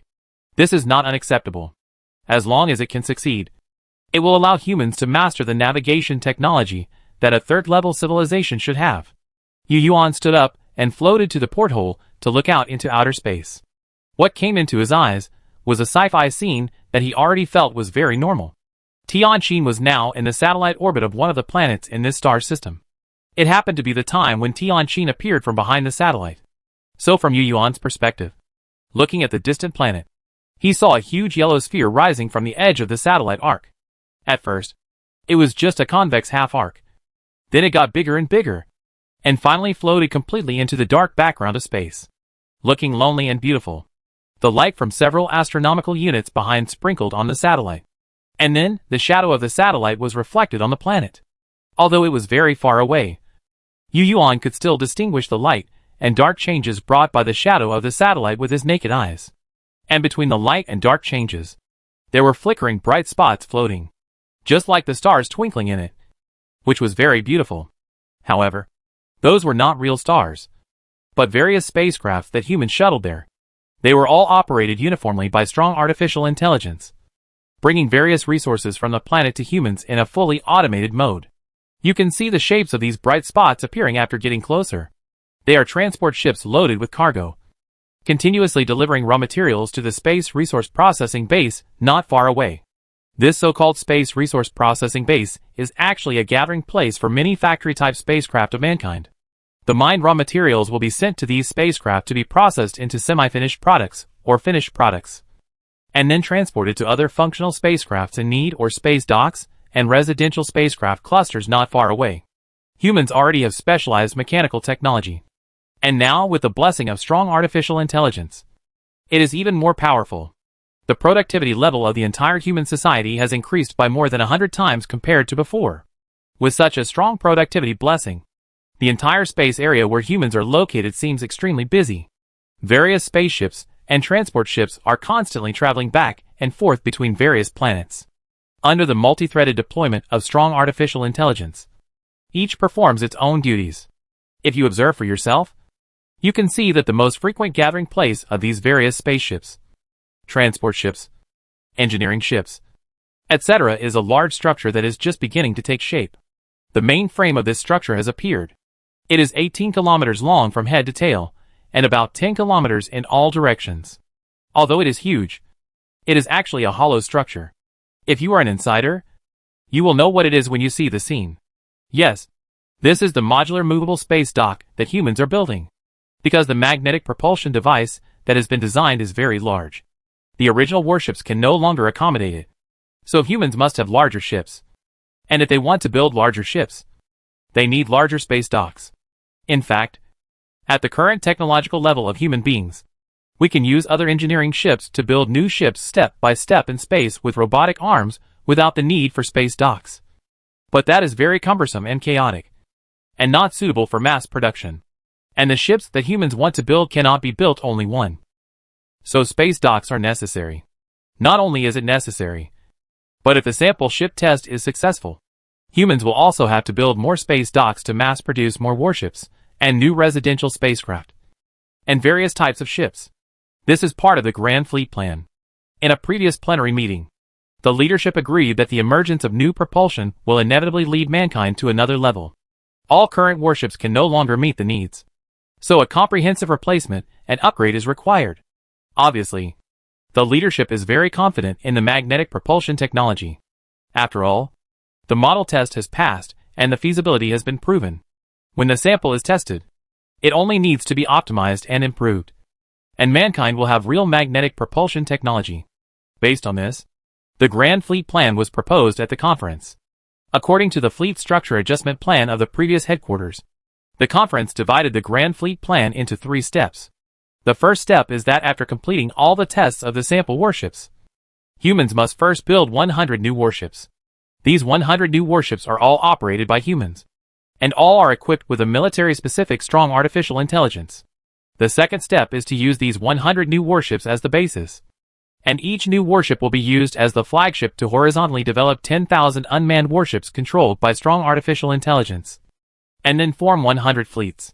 Each fleet has about 10,000 warships, a total of 1 million warships. The third step is to fully upgrade the residential spacecraft, engineering type, factory type, and biosphere type spacecraft to meet the needs of human beings and civilization development. In order to carry out this plan, humans must build enough space docks before this. So the scenes that Yuan sees now are all the preparation stages of the plan. In the preparation stage alone, there are no less than 100,000 unmanned spacecrafts of various functions coming and going in space. And the entire space area has fallen into a busy scene. If you look at the planets in this galaxy, it is not difficult to find that there are images of various types of human aircraft and bases on each planet. Sets of space elevators are transporting materials day and night, and orbital mass accelerators are also playing their own role in the process of transporting large objects. After the emergence of strong artificial intelligence, the number of human space elevators and orbital mass accelerators has rapidly developed from single digits to hundreds. And this is just the scale formed in the preparation stage of the Grand Fleet Plan. It is foreseeable that when the Grand Fleet Plan really begins, this starry sky will be busier with the collision of steel, the beauty of machinery, and the power of intelligence, which will be meaningfully performed in this starry sky. And humans are the leaders of all this. According to the conference's prediction, after the Grand Fleet Plan is completed, the total number of human fleets will probably reach about 2 million, including various types of spacecraft, such as warships and residential spacecraft. Of course, it doesn't mean that the size of the human fleet will stop here, because the Grand Fleet Plan is only the early stage of human development at this stage. Mainly because the military feels that 1 million warships are still too few, especially the officers currently in service. They believe that they should expand based on the current Lake-class warships. Humanity now has 2 fleets, with a total of about 2,500 Lake-class warships. The crew of each warship should become the backbone of the flagship in the new warship formation, because they have rich combat experience. If so, the number of human warships will eventually reach 25 million, or even more. Chapter 423. In fact, Yuan can understand the military's request, because if only 100 manned warships are built, the original crew members and captains may be laid off. The reason is that new warships will use more automated facilities, equipment, and operation methods. So compared to Lake-class warships, larger new warships will require fewer crew members. This is the inevitable result of the emergence of strong artificial intelligence. Of course, it cannot be completely cancelled. After all, if all manual operations are cancelled, there will be no role for humans. Based on the need to protect human skills, the command will not ask the warship design department to do this. Nor can it do so. The new government has always understood that the fleet flagship must be firmly controlled by humans, so that it can be foolproof. As military personnel, especially those on the front line of the warship, their welfare is very good. In this case, They are naturally unwilling to give up their careers. Of course, most military personnel are not considering the preferential policies they enjoy, but really want to continue fighting for mankind. From this perspective, Yu Yuan, as a leader, also supports the expansion of the human fleet. After all, the stronger the fleet, the safer the human race. So at the conference, Yu Yuan publicly expressed his support for this idea. But he did not aim too high and directly impose the realization of this idea on the 3 stages of the Grand Fleet Plan. Therefore, this plan to continue to expand the fleet should be placed after the Grand Fleet Plan.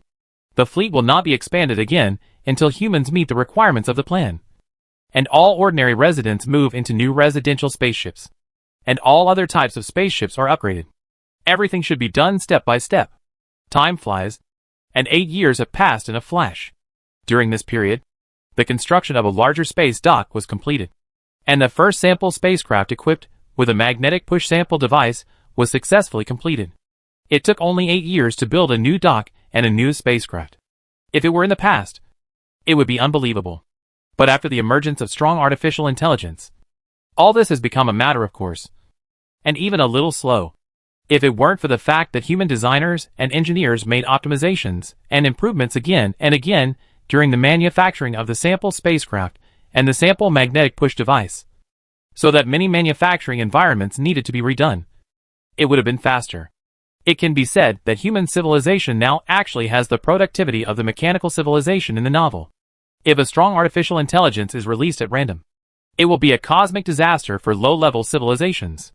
If humans encounter the Silver Mist consciousness after completing the Grand Fleet Plan and the new fleet expansion plan, humans are really not weak at all. Although there is still a certain gap between human technology and the production of tiny nanorobots like the Silver Mist consciousness, it is not far away. It is no problem to say that it is just one step away, or the kind of one step away that already knows the way and just needs to make up one's strength to take that step, rather than the kind of one step away that is seen when the mountain is seen and the horse is dead.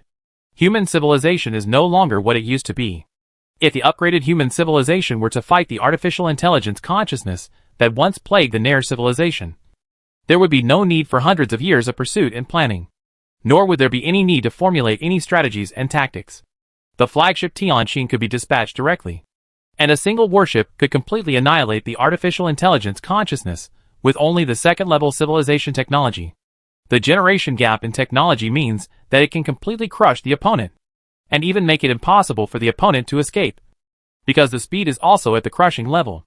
Because of this, Yu Yuan agreed to the second expansion plan of the human fleet, because he knew that even after completing the upgrade, human civilization would not be able to gain an advantage in front of a higher-level civilization.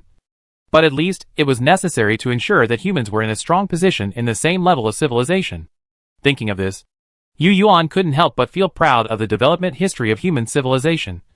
Because after experiencing various events and encountering various civilizations, especially after understanding the Kuntai civilization and the Nair civilization, he also thought that he had noticed the special thing about human civilization. That is, humans seem to be very good at war. Take the Nair civilization for example. They are not like humans. Their entire history of development is full of wars and conflicts. Therefore, they have not given birth to any ideas such as fearing death with equanimity, and the bravest will win when they meet on a narrow road. Nair civilization, a cosmic civilization with at least tens of thousands of years of civilization history, has not given birth to such a culture. This makes Yu Yuan and many members of the command headquarters feel very strange. After all, with such a long history, any low probability event may have happened. Nair civilization has not given birth to a culture like humans. He can only say that the universe is magical. To this day, Yu Yuan still remembers the few words of the Awakener. The Awakener said, "The human race is very talented." Yu Yuan remembered. So he and the headquarters, as well as scientists from various disciplines of mankind, believe that the so-called racial talent was probably cultural and spiritual. After all, the Awakener is a dignified sixth-level civilization, an existence that can cross the galaxy, and it is impossible for him to sigh like this because of human achievements in science and technology. So it can only be spiritual civilization. In fact, not only remember, but every word that humans said to the Awakener is recorded in the central computer, and the Awakener's help to humans is also remembered. It was not known whether it was a coincidence or not. But when the Awakener and his words appeared in Yuan's mind, the Awakener civilization was also having a conversation about humans. You said that civilization is called human civilization. And their home planet has been destroyed by an unknown civilization? The person who asked this question was a rectangular flying object, which was now hovering near a black hole in space. If an ordinary object was so close to a black hole, it would definitely rotate rapidly around the black hole in the direction of the black hole's angular momentum. But this rectangular flying object did not. It seemed to be fixed in this space, quietly stopping here, as if it was not affected by the black hole near it at all. If humans see it, they will definitely recognize that this type of flying object is the Awakener. Yes, they are called human civilization.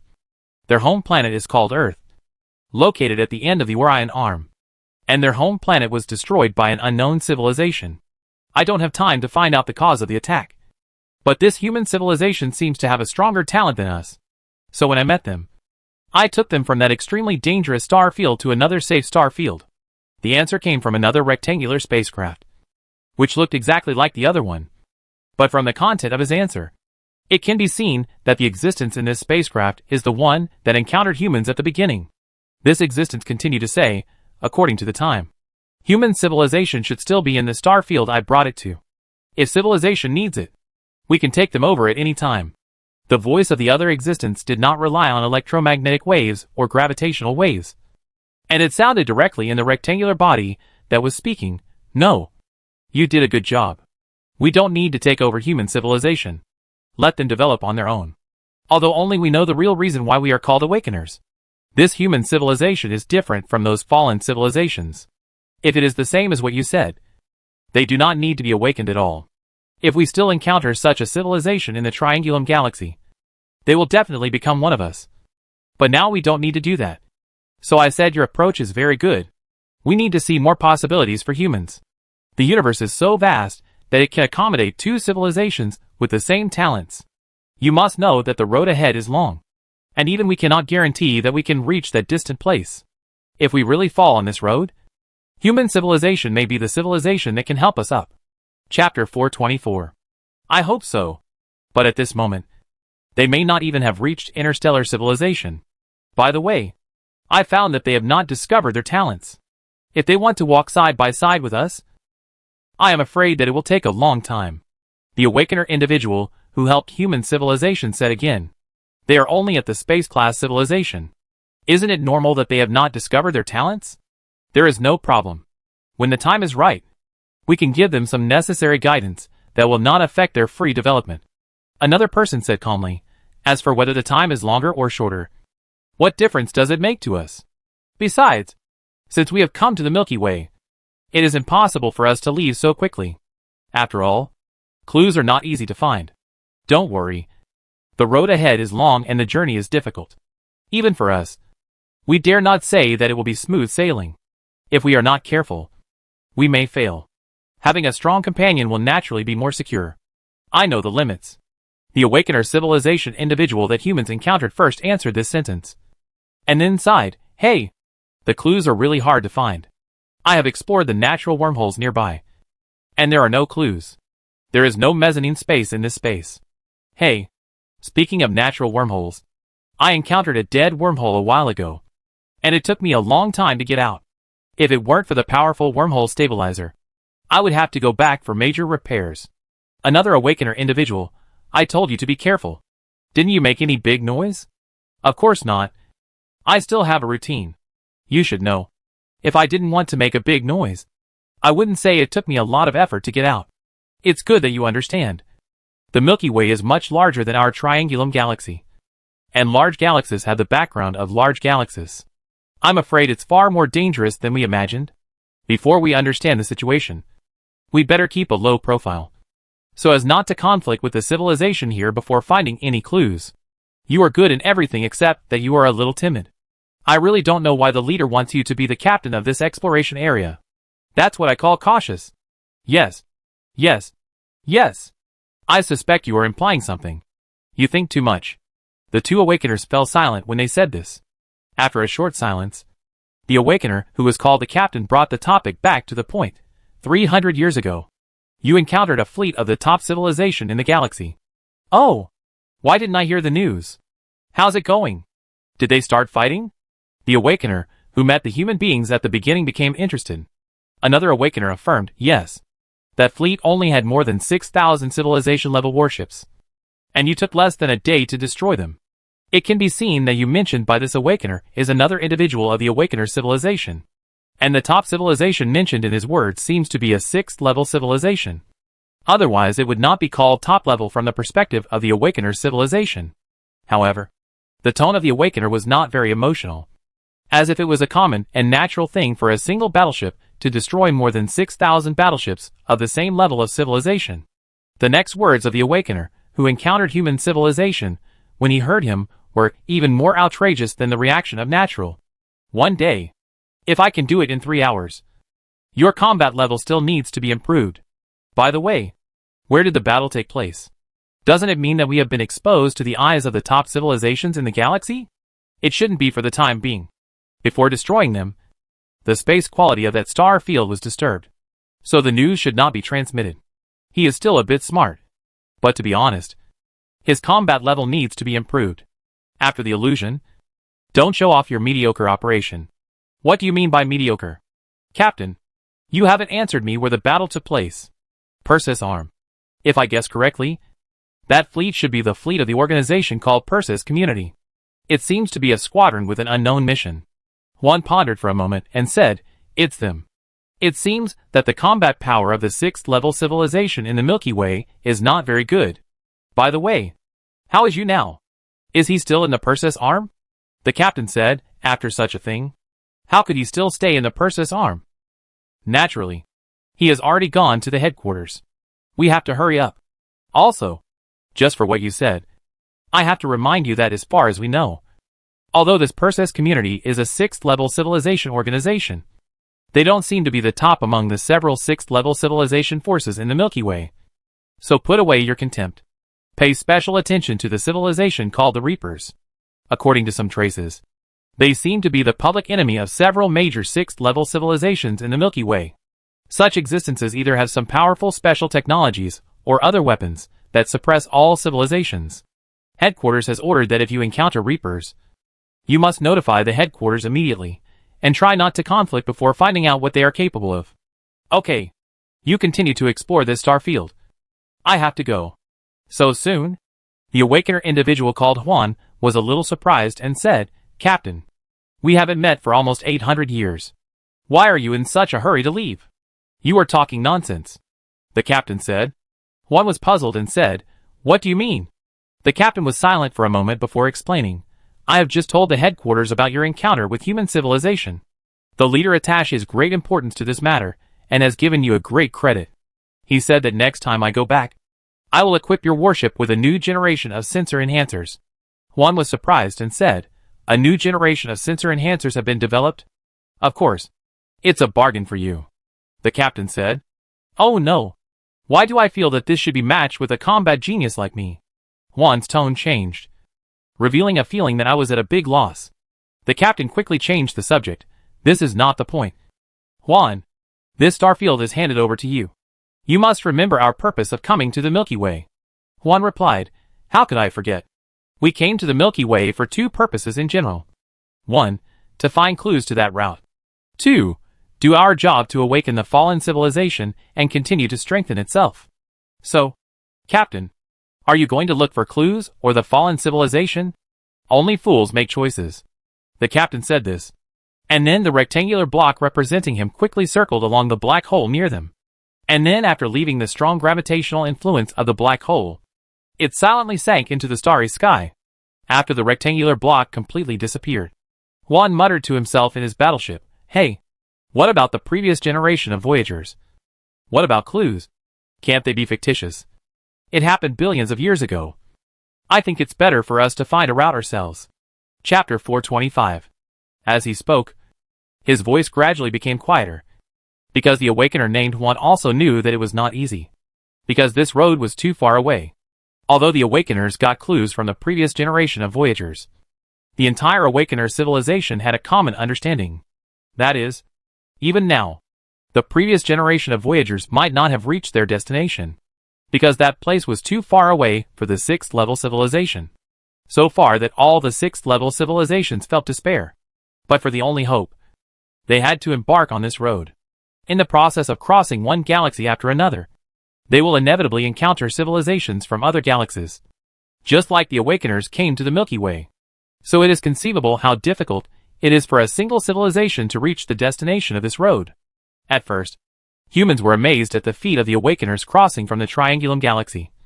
But only the Awakeners themselves knew how difficult it was to come from the Triangulum Galaxy to the Milky Way. And the Milky Way is not the end point, but just a transit station for the Awakeners. But the Awakeners dare not leave the Milky Way at will, because they clearly realize that facing this vast universe, the 6th level civilization is not enough. Besides, the Awakeners don't know that if they set sail alone rashly, even if they successfully reach the next galaxy, they will encounter other unknown powerful civilizations. Will conflicts arise? And will the entire civilization be destroyed? These are all risks. It is precisely because of this that the Awakeners are so cautious after arriving in the Milky Way, as if they are afraid that other level 6 civilizations will know of their existence. Of course, the Awakeners also know that their whereabouts will sooner or later be revealed. As long as they continue to explore the Milky Way, they will sooner or later be discovered by other level 6 civilizations. The encounter between the Perseus community fleet and the previous one is the best proof. And this time will not be too long. As a level 6 civilization, they must know that they must embark on that road. Because only by leaving, only by heading to the destination that only exists in the speculation of scientists and some clues left by the previous generation of voyagers, is the hope of these level 6 civilizations. Now the Awakeners do not know what the attitude of the level 6 civilizations in the Milky Way is towards the alien civilizations in other galaxies. So all actions are based on caution. After an unknown amount of time, the cuboid warship that the Awakener named Juan was in also disappeared. Only the unknown black hole was left, still following the physical laws of the universe, continuing to use gravity to show its existence. At this moment, the human civilization mentioned by the Awakener has also reached a new level. The magnetic propulsion technology was declared a success. In the experiment of the sample spacecraft, the thruster made by the magnetic propulsion technology forcibly pushed the experimental spacecraft over the 30% light speed threshold in a very violent way. During the experiment, humans clearly discovered the clock slowing effect by comparing the clocks placed on the sample spacecraft and the human fleet itself. Through simple calculations, humans easily calculated the relative speed at which the sample spacecraft was pushed, and the conclusion was 50% of the speed of light. The magnetic thruster that just succeeded can push the sample spacecraft to such a speed, which makes the entire human civilization boil, even in the eyes of scientists. If it continues to be improved and optimized, it may not be impossible to continue to speed up, because the magnetic propulsion technology has been mentioned before. It is to step on the monopolar magnetic field that is undergoing phase change to move forward. If the power is large enough, it may continue to accelerate. After all, during the warship's route, the reaction magnetic field appears with the space position of the warship. As long as the monopolar magnetic field is generated at the end of the thruster, it can be borrowed during its distance. Of course, such borrowing will become more and more difficult as the speed of the spacecraft increases. The reason is simple. Just like a person jumping up on an air brick in a zero-gravity environment. When the person's speed is so fast that he has not had time to touch the air brick before he steps on the air brick. The air brick is far away from the farthest length of the kick, so he can't borrow the force. In terms of magnetic propulsion technology, the so-called power increase is equivalent to increasing the speed and strength of a person's kicking. Based on this, some scientists even believe that if this technology is developed to a high level, it may be able to push the spacecraft to sublight speed. When it comes to sublight speed, engineers' minds are opened up. They think that this technology has the possibility of being applied to weapons. So, after the success of magnetic propulsion technology, a group of weapons experts and weapons design engineers have been thinking about how to improve it so that this technology can be turned into a new weapon. In fact, at the beginning, these engineers thought that they could simply use magnetic propulsion to replace the electromagnetic propulsion of the electromagnetic railgun. However, after they really understood the size of the magnetic propulsion device, they gave up this naive idea. Some weapons design experts also proposed that the power coil of the barrel could be transformed into an Alice ring nested structure. and the same layout could be made on the shells to push the shells out. However, this idea requires the miniaturization technology of the magnetic propulsion device, but it is not known whether this technology can be realized for today's humans. Therefore, the idea of using magnetic propulsion technology in weapons is still just an idea. However, despite this, the prospects of this weapon are very good. If it can be realized, humans may have sublight speed kinetic weapons. And when this weapon is developed to the extreme, everyone with common sense can think of it. That is the legendary weapon that can destroy stars. Near light speed kinetic weapons, also called stellar weapons, mass points, and light particles. Of course, for near light speed kinetic weapons, humans can only think about it now.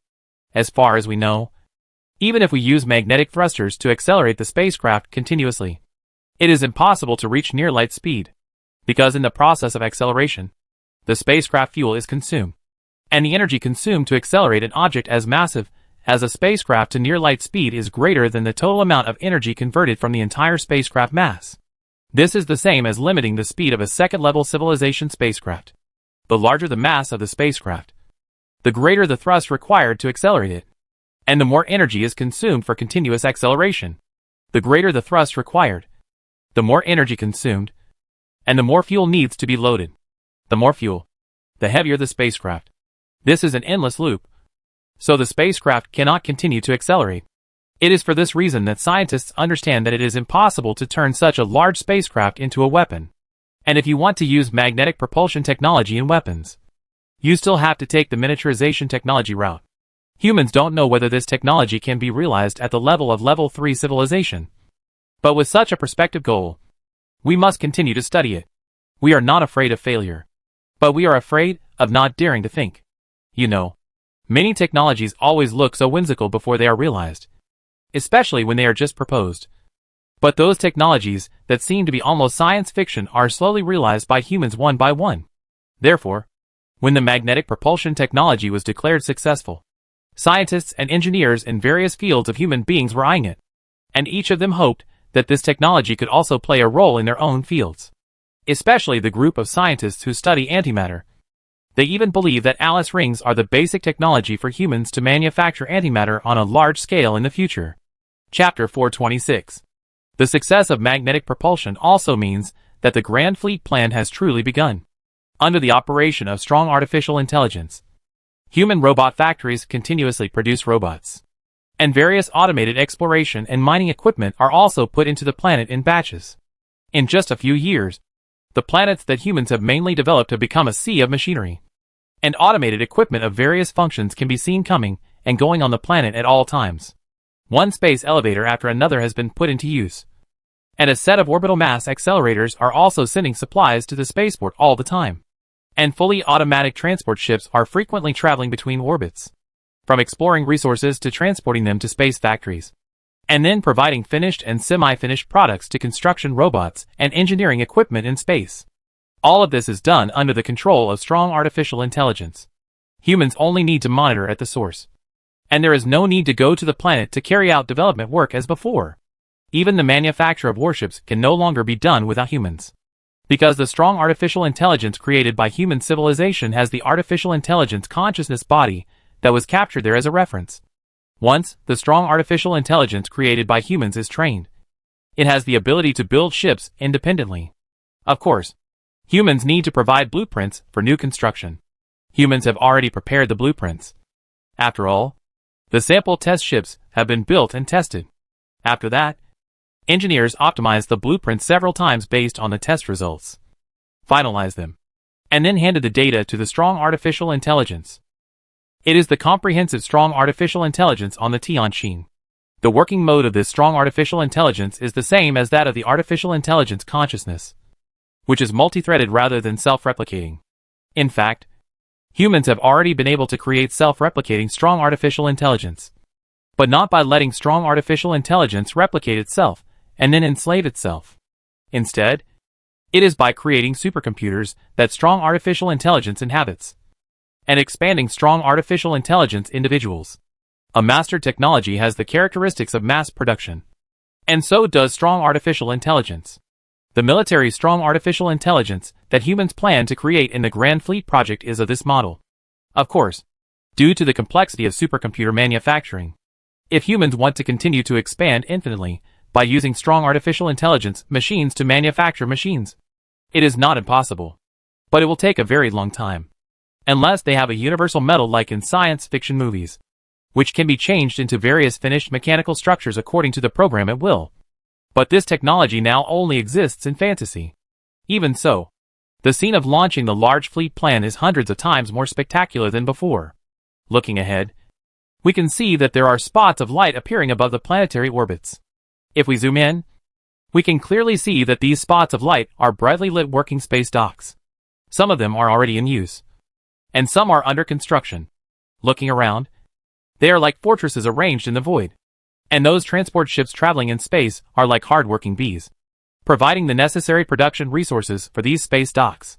During the process of manufacturing warships in the space dock, people can see through the monitoring screen that those large structures are directly handed over by large robotic arms. And those small structures and precision mechanical structures that originally required humans to personally assemble or weld are completed under the operation of anthropomorphic joint arm nanorobots. When the previous link is completed, the robot of the next link immediately moves. And there are even situations where different links are manufactured simultaneously. The whole process is very compact under the multi-threaded control of strong artificial intelligence. Looking from the direction of the Tianjin and even the residential spaceship cluster, one can easily see the busy scene of spaceships coming and going. The starry sky lights in the depths of the universe are all covered by the tail flames of these spaceships. As far as human beings can see, it is all a world of steel. The emergence of strong artificial intelligence has allowed humans to build ships at the same speed as intelligent machines. After the entire system productivity is rolled out, the scale of mass production is no different from that of artificial intelligence civilization. Seeing such a scene, Yu Yuan can finally determine why the intelligent machine crisis appeared in the third-level civilization, but did not spread to one star field after another like locusts. Here is the reason. Technological civilization also has strong artificial intelligence. What the intelligent civilization formed by the rebellion of intelligent machines can do, the technological civilization at the same level, but crossing the threshold of the intelligent machine crisis can also do. The so-called mechanical civilizations that are like cosmic locusts in novels are not as terrible as imagined. At least at the same level of technological civilization. Technological civilization can also fight. It can be predicted that when it comes to the third-level civilization, the future war mode may all be a fight between the strong artificial intelligence fleets of both sides. There may even be a situation where two civilizations may have fought for years without discovering whether the other party is carbon-based or other life forms. After all, the warships that are rushing forward and fighting for life and death are all controlled by strong artificial intelligence. This is very confusing. Based on this fact, some military experts have proposed a new war theory. They believe that after the third-level civilization, the war between the two sides will last longer and will be carried out based on the star system. The civilization occupying a star system will have a fleet advantage over foreign civilizations after a period of war. This is because the war lasts too long, and there is a constant supply of warships to replenish during the war. According to this idea, a battle for planets in the star system will be formed, especially rocky planets. After all, each rocky planet is a natural resource library, which allows the third-level civilization occupying it to continuously produce warships and put them into battle. In this process, it becomes particularly important to find the command center of the enemy civilization and the location of individual life. This way of warfare is a bit like defending a city in ancient times. In this way of warfare, even if one side lags behind the other in technology, it may be able to turn defeat into victory because the warships have more resource planets. Similarly, because of the explosion of productivity, it is difficult to rush from one star system to another, and the geographical advantage of the defender will be greatly magnified due to productivity. This is something that humans should be vigilant about, because humans, as a wandering civilization, usually encounter other civilizations when they enter the star field where the other civilization is, just like when they encountered the Nair civilization. In this way, if a conflict occurs, humans are the attacking party in most cases, unless they turn around and leave. The emergence of this view has caused many human military experts to devote their energy to the research of galaxy attack strategies and tactics for a long time. Due to historical reasons and the nature of the government, human civilization always has some persecution paranoia. So as long as there is any new technology, they will try their best to use it in the military. And at the same time, it has become a consensus among all humans that the military must remain strong. Chapter 427. A few years later, people clearly saw that the construction facilities in space had doubled, and the number of auxiliary construction spacecraft coming and going was so dense that people could feel the power of technology. The space area where humans live has become brightly lit like a bustling night market, and the bright lights are new space docks, new warships, new residential spaceships, new biosphere spaceships, and new industrial spaceships. If someone who sees these spaceships and warships for the first time uses one word to describe them, he will definitely say, huge. Yes, it is huge. In the second-level civilization, the largest Lake-class ship that humans were able to build was the Tianqin, which was about 5 kilometers long, 3 kilometers wide, and 2 kilometers high. Humans at that time could also build larger space structures, but they were too big and too heavy to be able to move with a large fleet.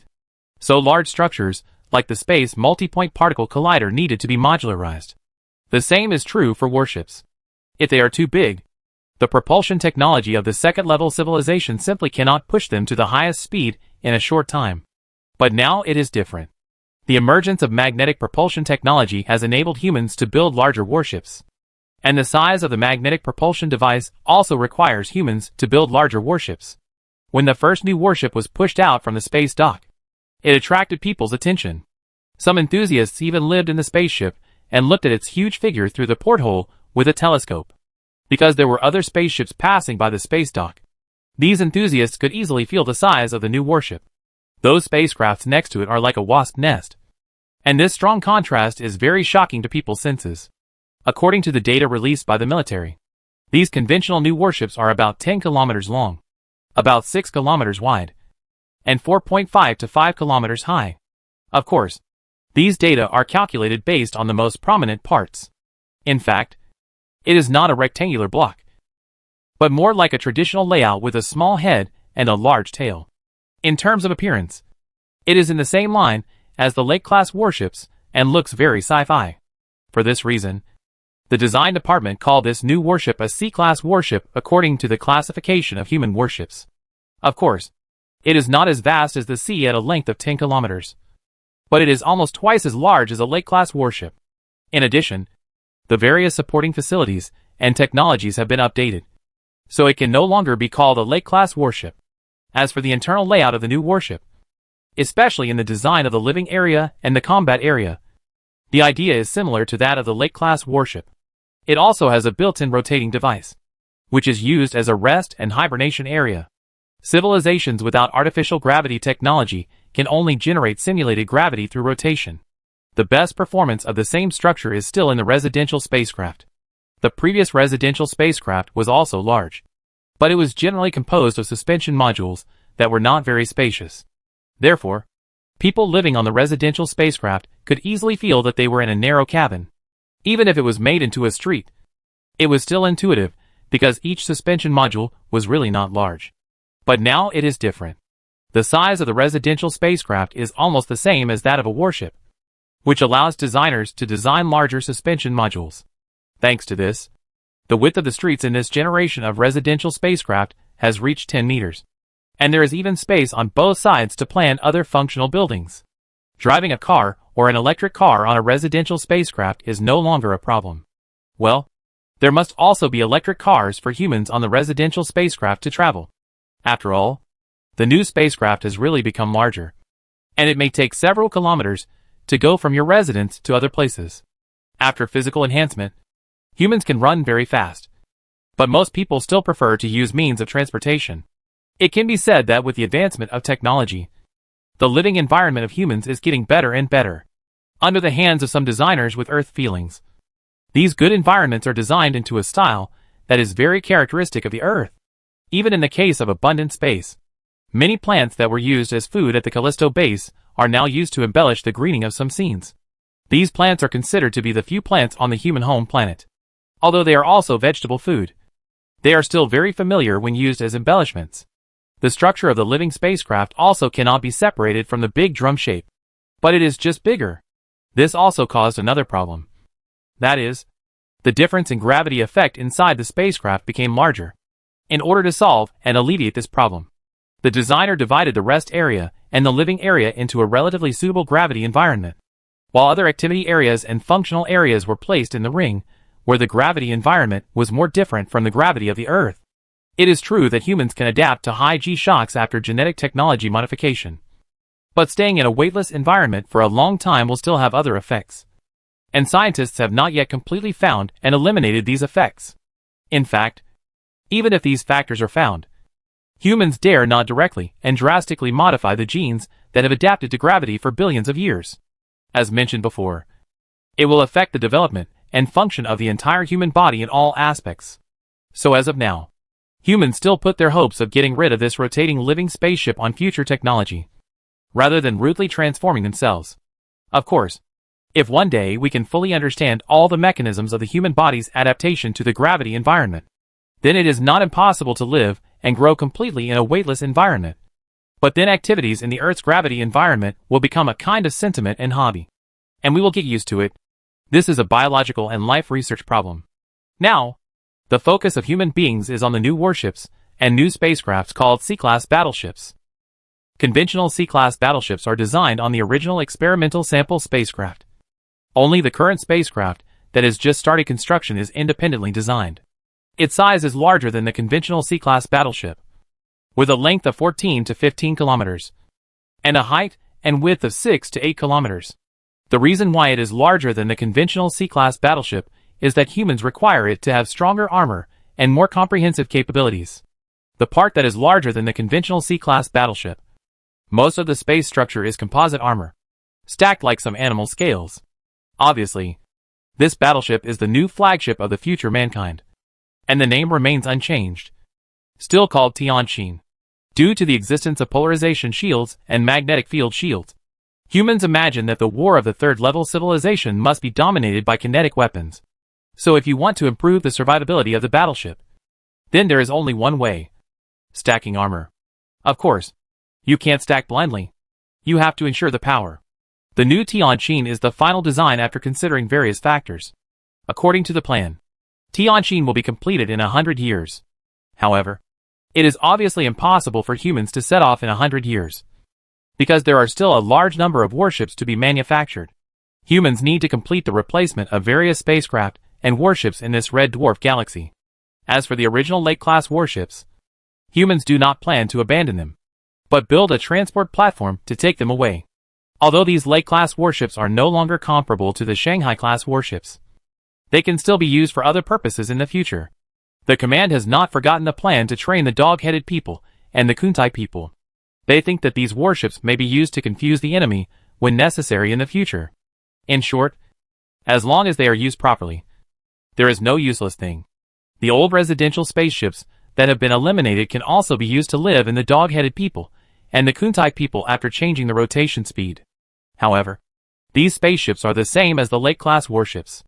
Humans have to equip them with special magnetic push transportation platforms. Otherwise, they will not be able to keep up with the large forces. Chapter 428. Although magnetic thruster technology cannot be directly used in warship weapons, a civilization that can develop magnetic thrust must have conducted more in-depth research on magnetic field technology. Therefore, in addition to the weapons that the second-level civilization has, the third-level civilization's naval guns seem to be a group of nanorobots. But the problem cannot be seen in this way. Due to the deeper research on the development path of electromagnetic force, the third-level civilization will take a new step in the application of magnetic fields. Just like people today, many derivative technologies have been born due to the research on nano and magnetic thrust. This makes the magnetic field shield of the new warship more powerful than before, and the anti-magnetic layer is also more stable, which means that the harsh cosmic environment will have less impact on the new warship. Take the previous quasi-magnetic star as an example. The location that could not be approached before can now be freely accessed by the new warship. This is the intuitive manifestation of technological progress. The same is true for weapons. The advancement of magnetic field technology will also give birth to more powerful plasma cannons. Although this energy weapon can be resisted by the polarization shield, the maintenance of the polarization shield also requires energy. As long as the force of the attack exceeds the polarization shield's tolerance, the polarization shield can still be broken. Well, the so-called polarization shield is an improvement on the low-temperature plasma shield, which can defend against energy weapons such as lasers and plasma. Human scientists believe that this is one of the iconic technologies of the third-level civilization. Of course, the polarization shield cannot defend against kinetic weapons. So the main gun of the new flagship Tianqin is still an electromagnetic railgun. But it is not the same one back then, but an electromagnetic railgun upgraded with the third-level civilization technology. Let's put it this way. If we compare the two, the new electromagnetic railgun can cause a meteorite force comparable to the one that wiped out the dinosaurs by firing a single shot at a planet from the planetary orbit. Although it still cannot directly blow up a planet and is not a star-blasting weapon, it can easily completely destroy the ecological environment of a planet. Under repeated bombings, a planet with life can also be bombarded to cause a large-scale volcanic eruption, causing global temperature to rise and all creatures on the world to become extinct, turning it into a real hell. This kind of strike force would require a lot of time for humans at the level of level 2 civilization to bury a large number of high-yield hydrogen bombs. But now it only takes a warship to do it.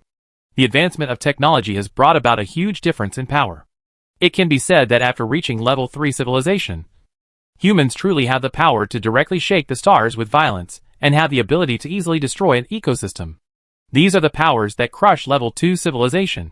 There is no hierarchy in the universe. It is just that after a certain technology is used, the civilization with this technology has the power to crush other civilizations. So gradually, the concept of civilization hierarchy emerged. Humans have come step by step from zero-level civilization. And this feeling is very intuitive, because every time they create a warship, they can crush the previous warship. Now that we have entered the third-level civilization, this feeling is even more intuitive, just from the various parameters of the sea-level warships that have been manufactured.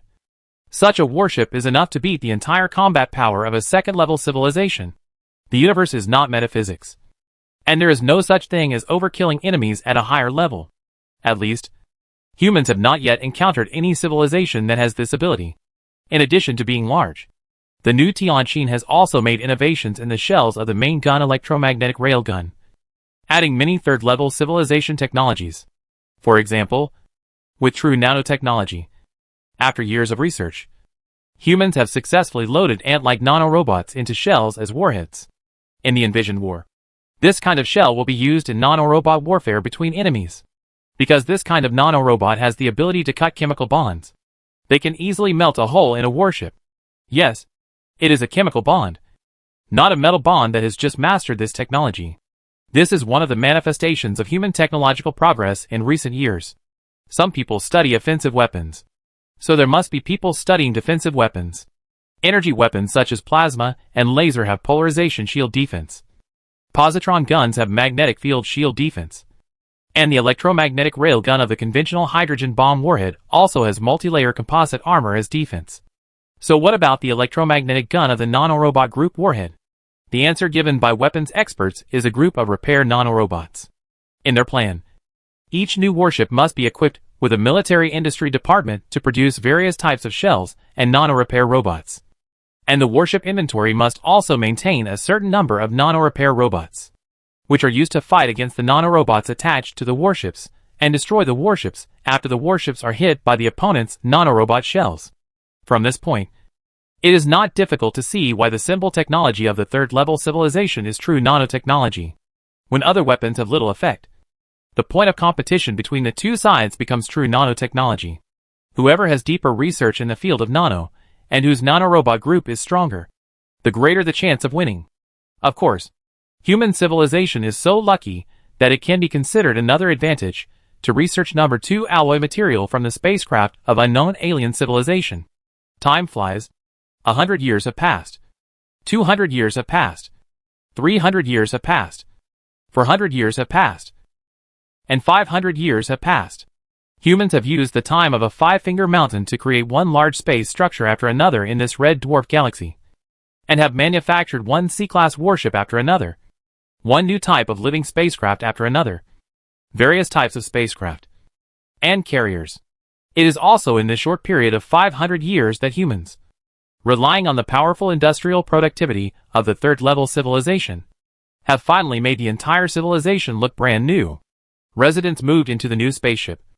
And the administrative center and military command center of human civilization were also moved from the old Tianqin to the new Tianqin. Brand new spaceships. Brand new warships.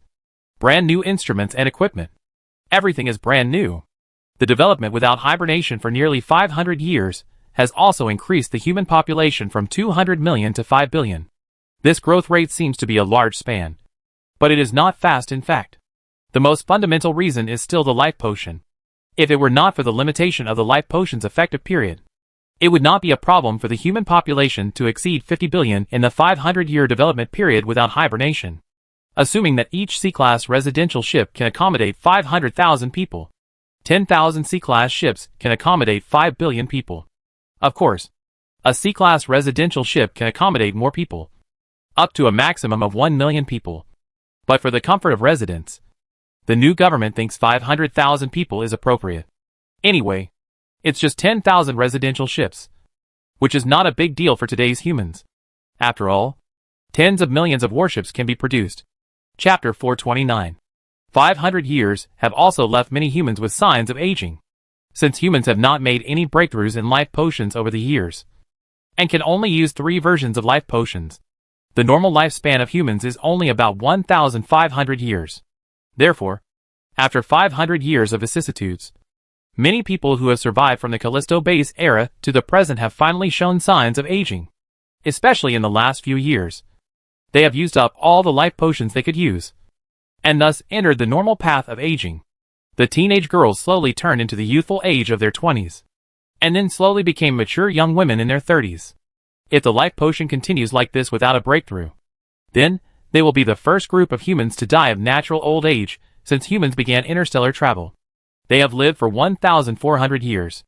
If it were in the Earth era, they could say in front of others that they had found the way to immortality. In the Earth era, 1,500 years is also an unimaginably long time. Living to be 100 years old is already considered a long life. It stands to reason that people should be satisfied with living for more than 1,000 years. But in the interstellar age, such a lifespan can only be described as fleeting. It took humans 500 years to fully upgrade from a second-level civilization to a third-level civilization. And this was only after the emergence of true nanotechnology. If the hibernation time during the voyage is included, a mere 1,500 years is just a blink of an eye. So people are extremely eager to see more scenery in the universe and live longer. But the cruel fact is that humans have not made any breakthroughs in the field of life sciences because of true nanotechnology. And new life medicines have not been developed. As a result, the concept of birth, aging, illness and death, which has been forgotten by humans for more than a few years, has suddenly reappeared in society. The lifespan of humans in the Earth era and the stories of birth, aging, illness and death in the Earth era have been told to other humans one by one through the mouths of the older generation of humans. It is a blessing to live so long. In fact, if it were not for the wise leadership of the leader, our generation would have died on the Callisto base. Now I have no regrets. An old man lying on the hospital bed looked at his children around him and said leisurely, "My organs have failed and it is impossible for me to continue living. In my current state, the life monitoring system is still very accurate. It says that I will only live for less than half a day, which must be correct. I am very happy that you can come back to see me in the last moments of my life." "No, Dad. There is still hope. It's called mechanization or something. We now have advanced enough technology to keep you alive." The old man had 7 children in his life, 4 girls and 3 boys. According to the current family relationship of humans, his children and grandchildren are considered a family. And the one who calls him dad now is his youngest daughter. Although she is the youngest daughter, she is more than 1,300 years old. "Yes, old man. I remember that technology is called body mechanization transformation technology, which can replace all organs with machines and maintain body functions. We can apply for mechanical transformation." "Yes, that's it. Let me check the relevant regulations," the old man's wife also said. As she spoke, she connected to the network from the built-in chip system, and then instructed her smart assistant to start looking for relevant human mechanization transformation regulations. In the past, they never knew about these things, because in the era of great success of gene-cutting technology and life medicine, humans basically will not get sick. And 99% of the causes of disease have been successfully prevented by technology from the source of genes. And the so-called ward where the old man is now is also temporarily set up because the new life medicine has not made a breakthrough in the past few decades. While the old man's wife was looking for information, his other children were also looking at him with concern. However, the next moment they heard the old man say weakly, "No. It's useless. You don't understand what I mean. I'm talking about organ decay. This so-called organ is not just my internal organs, but all the cells in my body. They are all old, including my brain cells, which are also dying." After hearing the old man's words, his wife and children were silent. Yes, with the current technology of human beings, all parts of the body except the brain can be replaced with machines. But the old man's brain cells have already entered the death stage. Even if the brain is placed in a mechanical body, what's the use? Death is unstoppable. Humans are born to die. It's just that this process has been greatly delayed by the technology mastered by humans after the interstellar era. It's okay. What's the joy of life, and what's the sorrow of death? After I die, burn me, and then scatter me into this space. At this point, the old man had finally let it go. He looked at everyone around the bed with his dim and hazy eyes, took a deep breath, and spoke again. "I was born on Earth, a beautiful planet, the home of mankind. Now I am dying. So let me stay in this galaxy where I have lived for 500 years. 500 years of life. This is also my second home. It's ridiculous that after 500 years, I still don't know the name of this red dwarf star until I am about to die.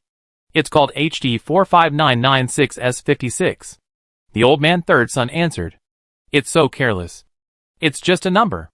The old man tried to smile bitterly. He looked at his son and said with hope, "If possible, please help me make a suggestion to the new government to see if this red dwarf star can be named Sunset Red." Sunset Red? This is the old man's last wish before he died. He hopes that he can die in a place that is easier to remember. The old man really died half a day later, just as the life detection system said, and died peacefully, because his last proposal was responded to by the relevant departments of the new government before he died. This red dwarf star was really changed to the Sunset Red Star in human archives. In fact, in recent years, there are many humans who died due to cell aging like the old man. And as the life medicine has not made a breakthrough, this trend is still increasing. It seems that the entire human society has returned to the normal era of birth, aging, illness and death. 5 years later, the news that the first top scientist's physical function had declined also reached Yu Yuan's ears. Yu Shui. According to the vital signs monitoring instrument, the reason for Dr. Ikai's fainting was lung failure. The speaker was Zhu Pit. Yu Yuan turned around and looked at him, and found that he was also 10 years older than before. He looked like a man in his 20s back then, but now he looked like a man in his 40s. Time has also left obvious marks on Zhu Pit. Those who hibernated for a short time have really reached the time when the life potion has expired. They are really getting old. Yu Yuan was a little emotional. In total, Yu Yuan has been awake longer than these people. But because of the alien spaceship on the Callisto base, he had a lifespan of about 500 years longer than others. So until now, he still did not show signs of aging. But if you calculate the time, it will not be long. Yu Yuan estimated the time he would be awake in his mind, and felt that he probably had only about 200 years left. Chapter 430. 200 years is long, but also short. Long is relative to the Earth era. Short is relative to the interstellar era. Yu Yuan estimated the time he had left in his mind, then took a few steps forward to approach Zhu Pit, and said, "We can't delay any longer. Just use the 8th act as an excuse to freeze Ikai. You do it yourself." "Okay." Zhu Pit nodded heavily. He knew what the so-called 8th act was. It was about the new government's policy on outstanding scientists, which stipulated many benefits for outstanding scientists, including the hibernation plan for those whose lifespans were approaching. The reason why Yu Yuan decided to use the 8th law so quickly after hearing that Ikai was about to reach the end of his life was that, after hearing what Zhu Pit said, he checked Ikai's chances of hibernation through the personal terminal service. It was recorded that relevant personnel had advised Ikai to hibernate and wait for future technology. But Ikai refused. The reason for the refusal, according to Ikai, was that he did not need to hibernate, and he had to persist in studying life sciences and strive to develop new life medicine as soon as possible. At the same time, he also said that he was already a scientist of the old era, and his thoughts could not keep up with the younger generation. Leading research in the field of cutting-edge science for a long time would bring science to a standstill. And the failure of life medicine to make a breakthrough was the best proof. Yu Yuan believed the first statement, but not the second one. Ikai was just making up an excuse. As a leader of a civilization, Yu Yuan knew the scientists at the forefront of science and the fields they were studying. After all, after dealing with daily affairs, he would take time to pay attention to the development of other aspects. There are more than one scientist in the field of life science and biology, and it is impossible for a research team to consist of only Ikai's team. Ikai is just one of the best. In addition, he has a long career, is cheerful and has no airs, and has taught many students. Therefore, in the life science community, almost all scientists respect him very much. It is for this reason that Ikai has been sitting firmly in the leadership position of the Life Science Association for many years. But sitting in this position is just a manifestation of his popularity. Not that everyone has to listen to him in scientific research. After so many years of promoting science, the scientific environment of mankind has been formed. When there are different opinions and views, other scientists or researchers will not give you face based on your position. So what Ikai said about outdated thinking is not a big deal. Besides, he does not have outdated thinking. On the contrary, he is like an old naughty boy who always maintains the living habits of his childhood. Yu Yuan was deeply impressed by this. He still remembers the scene when he met Ikai at the Guanghan Palace base. Yu Yuan's pupils lost focus and fell into the memories of the past. But it was only a short moment. When he came to his senses, he found that Zhu Pite had turned around and was walking out. Seeing this, Yu Yuan hurriedly said, "Pite, wait a minute. Yu Shui. What else?" Zhu Pite paused and turned to look over. His face was still so meticulous. After arranging Ikai's hibernation, you should also go to hibernate. Yu Yuan looked at Zhu Pite's thick hair. Genetic technology had already cured his baldness.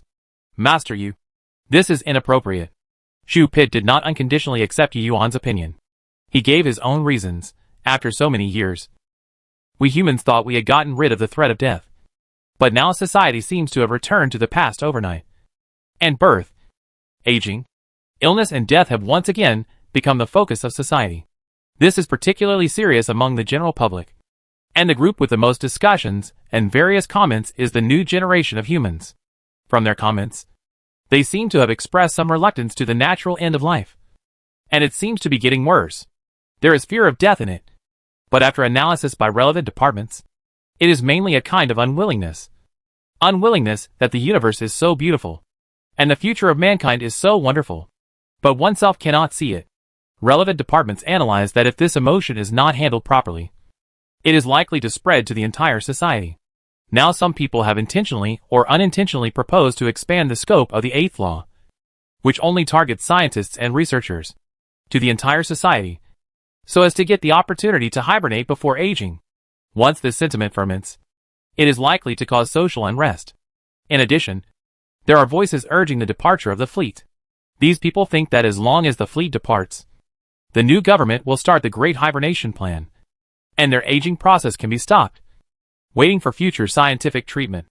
However, this statement is just their wishful thinking, and was quickly refuted by some insiders. After all, they don't know that when the fleet sets sail, scientific research institutions will also fall into semi-hibernation. What Zhu Pite said is right. Humans seem to have been in the starry sky for thousands of years, but they have only reached the 3rd level civilization level now. They have not lived a dog's life for so long. But when the fleet sailed across the star system, everyone was in hibernation. The real time for development is when humans stay in a certain star system. And then, they can truly develop scientific research normally. After all, the resources carried during the voyage are mainly used for survival and to prevent various accidents. However, this situation should be improved a little when it reaches the 3rd level civilization. But not much. For no other reason than that the speed has been increased. 50% of the speed of light will cause a significant time dilation effect. If the journey is 46 years, and the speed is 50% of the speed of light, the people on the spacecraft will only feel that 40 years have passed before they reach the destination. The closer the speed is to the speed of light, the greater the time difference between the observer and the mover will be. This is the time dilation effect. At this moment, Zhu Pite paused and saw that Yu Yuan seemed to be thinking. He felt that there was a chance. So he struck while the iron was hot, and said, "Now our human society has already had some problems. We need the security department more than ever. As the Minister of Security, how can I hibernate at this time? Didn't the ancients say that everyone has to die? Birth, aging, illness and death are the laws of nature. So why should we be afraid of them?" After listening to Zhu Pit's reasons, Yu Yuan fell silent. Yu Yuan also knew about the various voices in the society in recent times. So he knew that Zhu Pit was telling the truth. Just as Zhu Pit said, the power of the security department is even more needed at this time. Because now among humans, who have all been genetically enhanced, only the soldiers of the security department have the force to crush ordinary people. With them, there will be no chaos among humans. However, facts are facts. And Yu Yuan is not only considering these facts. Chapter 431. Yu Yuan is thinking about the future of human civilization. He doesn't want human civilization to be in turmoil after his death. Yes, if the life potion technology can't be improved, then even Yu Yuan will have an end of life. After all, the red mist at that time only gave him a stronger body than others, and a lifespan of about 500 years longer than others. As for other abilities, he has not found them until now, and various genetic tests have not detected them. It's amazing. Human life potions can't be used directly on aliens. The red mist on the broken spacecraft of Callisto was obviously created by an alien race. But it worked directly on Yu Yuan and others. Because there is no sample. Human research on the red mist can only be understood through Yu Yuan serum and receptor experiments such as gene analysis. So the information obtained is very little. Therefore, the mechanism that can work across races is still unknown to humans. Anyway, human life potions cannot be used on aliens. This has been tested by human scientists. The life potion sold to the Nair people was taken by the Nair people as a model for their own research. And then, they developed a life potion suitable for their own use. However, although the red mist is magical, it seems to be much more powerful than several human versions from this point of view. But it is not immortality. So Yu Yuan will not live for many years. Therefore, although what Zhu Pit said was true, Yu Yuan still showed a serious look. You are right. The security department will indeed be needed for some time in the future. But after Dr. Ikai is arranged to hibernate, you must also enter hibernation. This is an order. Yes. Hearing Yu Yuan say it was an order, Zhu Pit responded without objection as usual. But this time it was a little different. After a slight pause, Zhu Pit couldn't help but ask, "But why?" Yu Yuan looked at Zhu Pit's unwilling eyes, and said with some emotion, "Humans in the Earth era are getting old one by one. And we are no exception in the end. But I don't want to be the last one. Don't worry, Pit. I have confidence in life science. You can go to hibernation without worry. I believe that when you wake up, the new life potion will have been successful. Your body is beginning to show signs of aging. I will need your help in the future. Only by hibernating now can you maintain your peak physical condition. You are not a scientist, and aging has too much impact on you. Another thing, if the life potion really does not make any progress, then I will wake you up when my body begins to age." Zhu Pit frowned slightly when he heard this. To be honest, he did not believe Yu Yuan's reason. He did not think that his superior, who had followed him from Earth to now, would have such a casual idea. But Zhu Pit also knew that Yu Yuan was unwilling to say this, or didn't want to say it at this time. He knew Yu Yuan. So he knew that even if he asked again at this time, there would be no answer. So in the end Zhu Pit chose to believe. "I understand. After arranging Dr. Ikai, I will go into hibernation." After saying that, Zhu Pit saluted Yu Yuan, and then turned and left very straightforwardly. Standing in the same place, Yu Yuan looked at Zhu Pit, who was gradually going away, and nodded secretly in his heart. If there is really a what-if in the future, then whether mankind can stably survive the sequelae of the death of a dictator like me depends on you. Yes, Yu Yuan has other ideas. He will not wake up Zhu Pit when he starts to age as he said just now. He plans to wake up Zhu Pit when he is about to die of old age. Human technology has now achieved disease-free and disaster-free. And research in the field of lifespan has also made great achievements. Therefore, if a person does not die of illness, the predicted time of death will generally not differ by more than 1 year. Yu Yuan did this mainly because he did not want the human race to fall into civil strife after his death because of the struggle for the dictatorship. There will definitely be no trouble when Yu Yuan is here. After all, He was originally the head of the Callisto base, and he led the human race from the brink of extinction to the current state. Needless to say, his prestige is naturally high.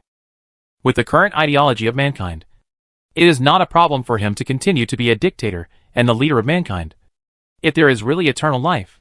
But if he dies, that's another story. It is very likely that some people will covet this dictatorial position within the human race. As for returning to the term election system of the Earth era, it is unlikely. After all, it has been thousands of years since humans set foot in the starry sky, and the new humans have long accepted such a model structure. And Yu Yuan also set a precedent, so it is more likely to be an internal struggle. Yu Yuan kept Zhu Pit until he was about to die before waking him up, just to prevent such a thing from happening, because Zhu Pit controls the entire human internal security department. Without his approval, any unrest that wants to emerge will have to consider those steel-clad security soldiers. Of course, Zhu Pit alone is not enough. After all, Zhu Pit only controls the internal armed forces of mankind.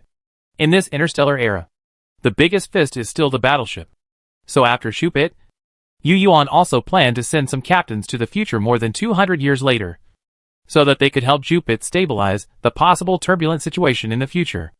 As for the reason, Yu Yuan did not make it so complicated. He just let these people hibernate on the grounds that the current peaceful development did not need these military combatants to waste their lives every day.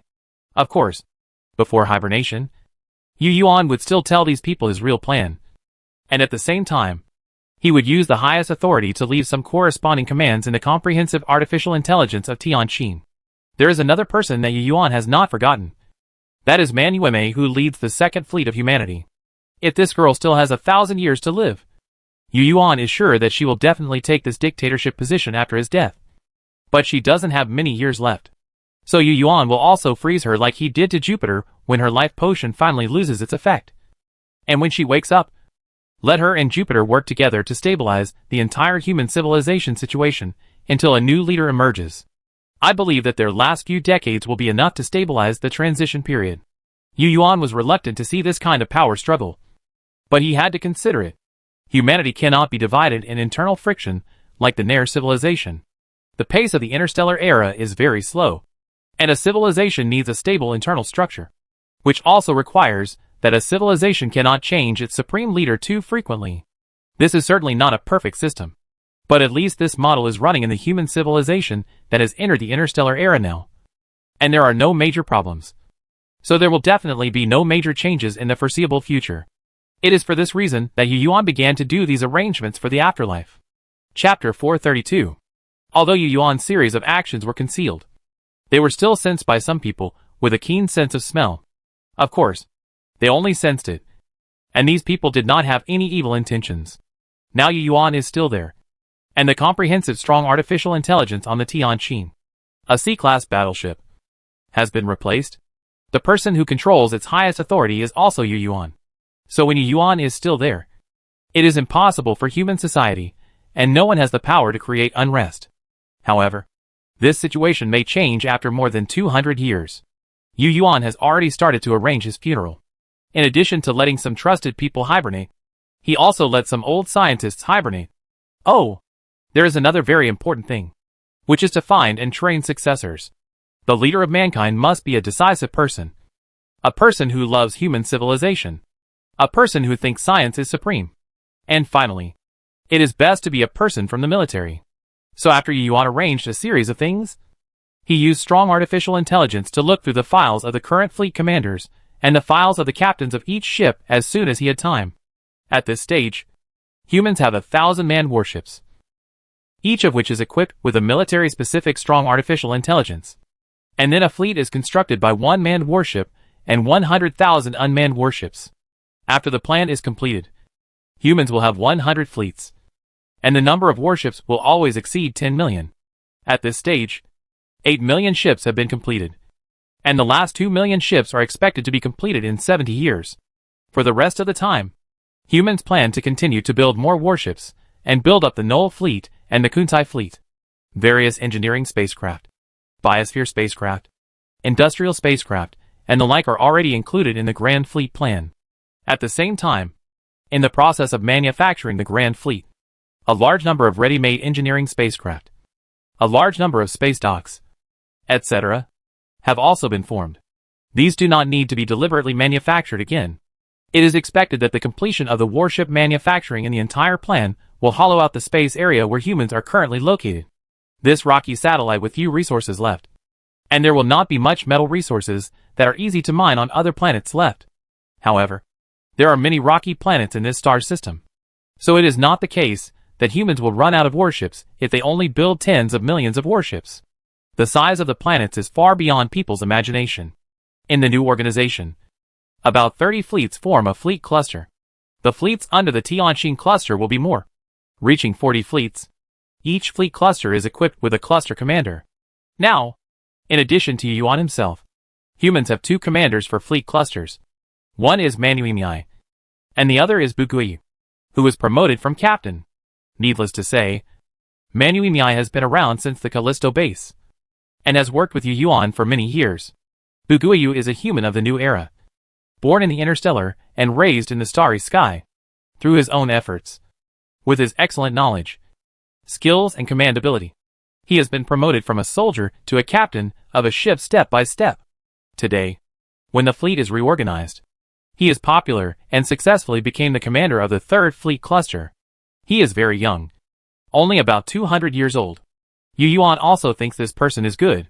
After all, he is from the military, holding the power of a fleet cluster, and has the assistance of old Manuimiai arranged by himself. If he becomes the leader in the future, humans will at least not be in chaos. Of course, Yu Yuan had more than just Buguiyu in mind as the right candidate.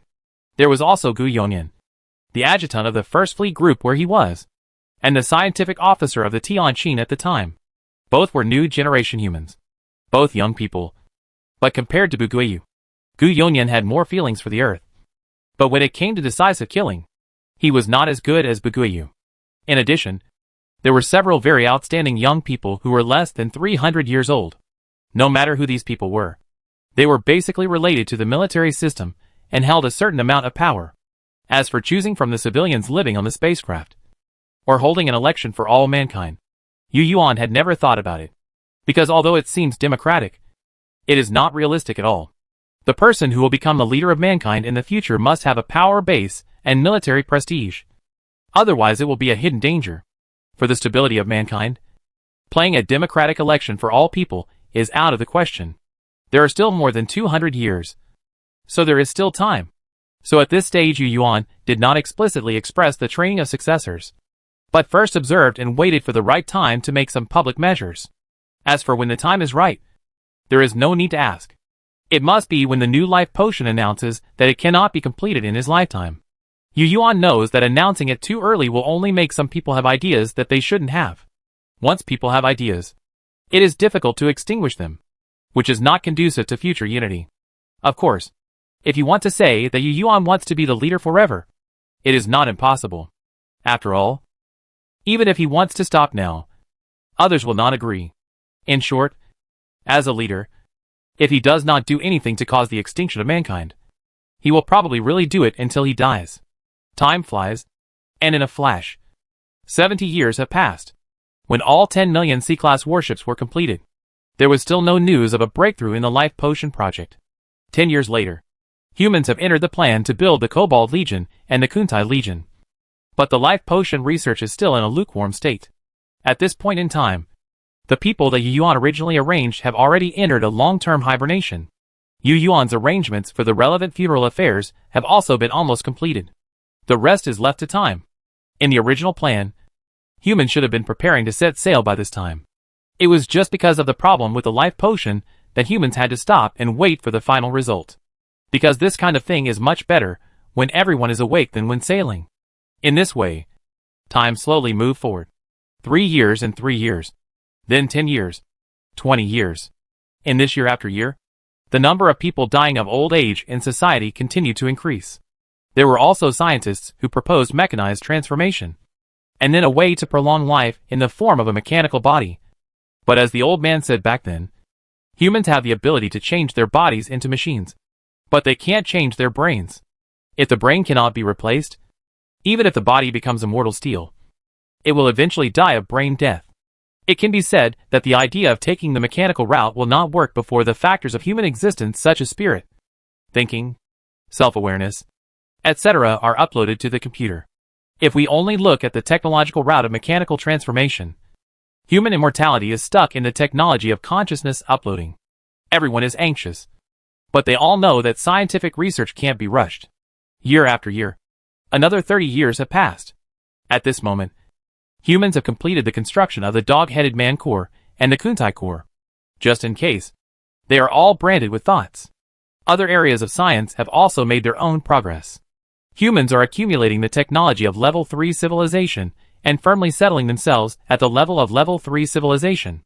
It is no exaggeration to say that humans are now moving towards the advanced stage of level 3 civilization. They are trying to master the nanotechnology of making silver mist. Only in the field of genetic biotechnology. It is stable and has not made any progress. Oh, that's not right. In fact, only in the field of life medicine. It is stable. Humans have made great progress in the study of organisms in the biosphere brought from other life planets. Chapter 433. During this period of time, Yu Yuan has not hibernated, so he probably has about 90 years left. This is the validity period of his life potion. After this time, he will enter the normal life cycle, including his normal aging time. He has about 190 years of life left. This is the result of Yu Yuan's most recent physical examination. If there is no accident, more than 100 years later, Yu Yuan will wake up Zhu Pai Te and others, and then pass away. However, an unexpected accident occurred at this time. The message appeared in Yu Yuan's hand without anyone notifying him. Oh no! It was in his built-in chip. Speaking of built-in chips, I have to mention that the built-in chip technology of human beings has made greater progress on the basis of the past, and has been popularized by the whole people. Now it should be called a brain auxiliary chip. As the name suggests, the implantation position is at the intersection of many nerves in the back of the head, which is connected to the human nervous system, and is regarded as an additional auxiliary central CPU of the human brain. On the basis of the central chip, there are many functional chips, but the implantation location of these functional chips is generally not placed on the back of the head, but in the subcutaneous part of the hands, feet or other tissues of the body. The functional chip and the central chip are connected to each other, bringing various abilities to the implanter. These abilities are comparable to magic in the Earth era, because it is not limited to the internet function, but also includes data transmission between people, linkage with real mechanical equipment, etc. In today's fully automated society, people with functional chips can do many things without having to do anything, such as scanning objects, quickly storing documents, communicating with their own auxiliary robots, identifying the public identity information of others, etc. Of course, some functions still require specialized transformation of special organs. For example, the scanning function requires some neural connections to the eyes, specialized transformation of signal processing, and of course, a scanning probe can also be worn. However, these are not the most commendable, because the most important breakthroughs are still the many functions of assisting the brain, such as complex calculations, assisting memory, data modeling, etc. Among them, the assisting memory technology is the most representative. It can stimulate the memory area of the brain, so that human memory can be significantly improved when the function is turned on. And under the effect of this function, people with good memory are very likely to become the legendary photographic memory. Of course, this is only effective when the function is turned on, because when this function is turned on, there is a process of stimulating the memory area of the brain. It is for this reason that this function cannot be turned on all the time, because research has found that turning on this function for a long time will have some negative effects on the human brain. For example, hallucinations and trance symptoms may occur. Under normal circumstances, the safe time for people to turn on this function is about 30 to 60 minutes. And then the brain must rest for several days before it can be used again. After entering the human body overclocking mode, the safe time will be extended by about one-fold. Scientists are studying the problem and strive to make further progress in this research, so that memory will no longer be an obstacle to human learning new knowledge.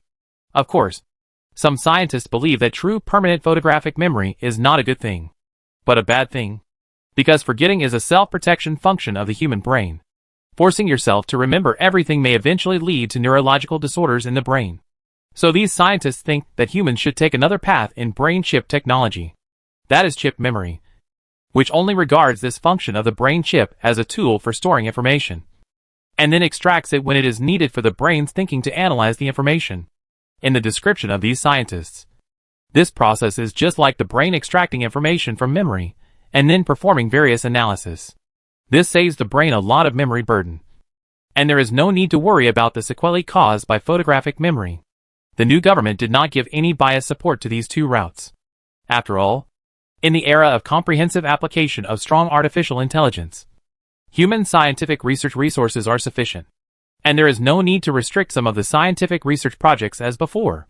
So at this stage, it is not resources that restrict human scientific research, but talent, scientists, and researchers. The number of scientists born from a population of 5 billion is still too small compared to the various scientific branches that are divided into fine categories in a level 3 civilization. Back to the point. After receiving the message, Yu Yuan immediately came to the command center of the Tianqin. When he arrived at the command center, many scientists, linguists, cryptographers, communication scientists, and other relevant personnel had already arrived and were analyzing the message. General, this is an unprecedented information frequency. It can now be preliminarily confirmed that it is a plain text message with repetitiveness. According to our experience, it should be a broadcast message.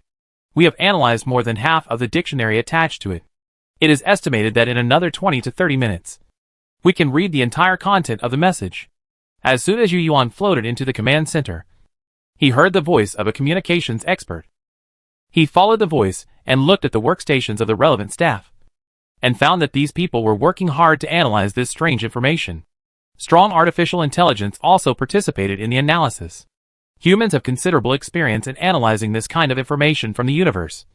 So before starting, all defense measures have been prepared. The broadcast information is not from the Galactic Axis Alliance. Yu Yuan muttered. Definitely not. The communication expert answered very straightforwardly. In fact, Yu Yuan only said this because he was afraid of the possibility. He naturally remembered the form of the Silver Heart Alliance broadcast, which did not require humans to analyze and decipher at all. Why come at this time?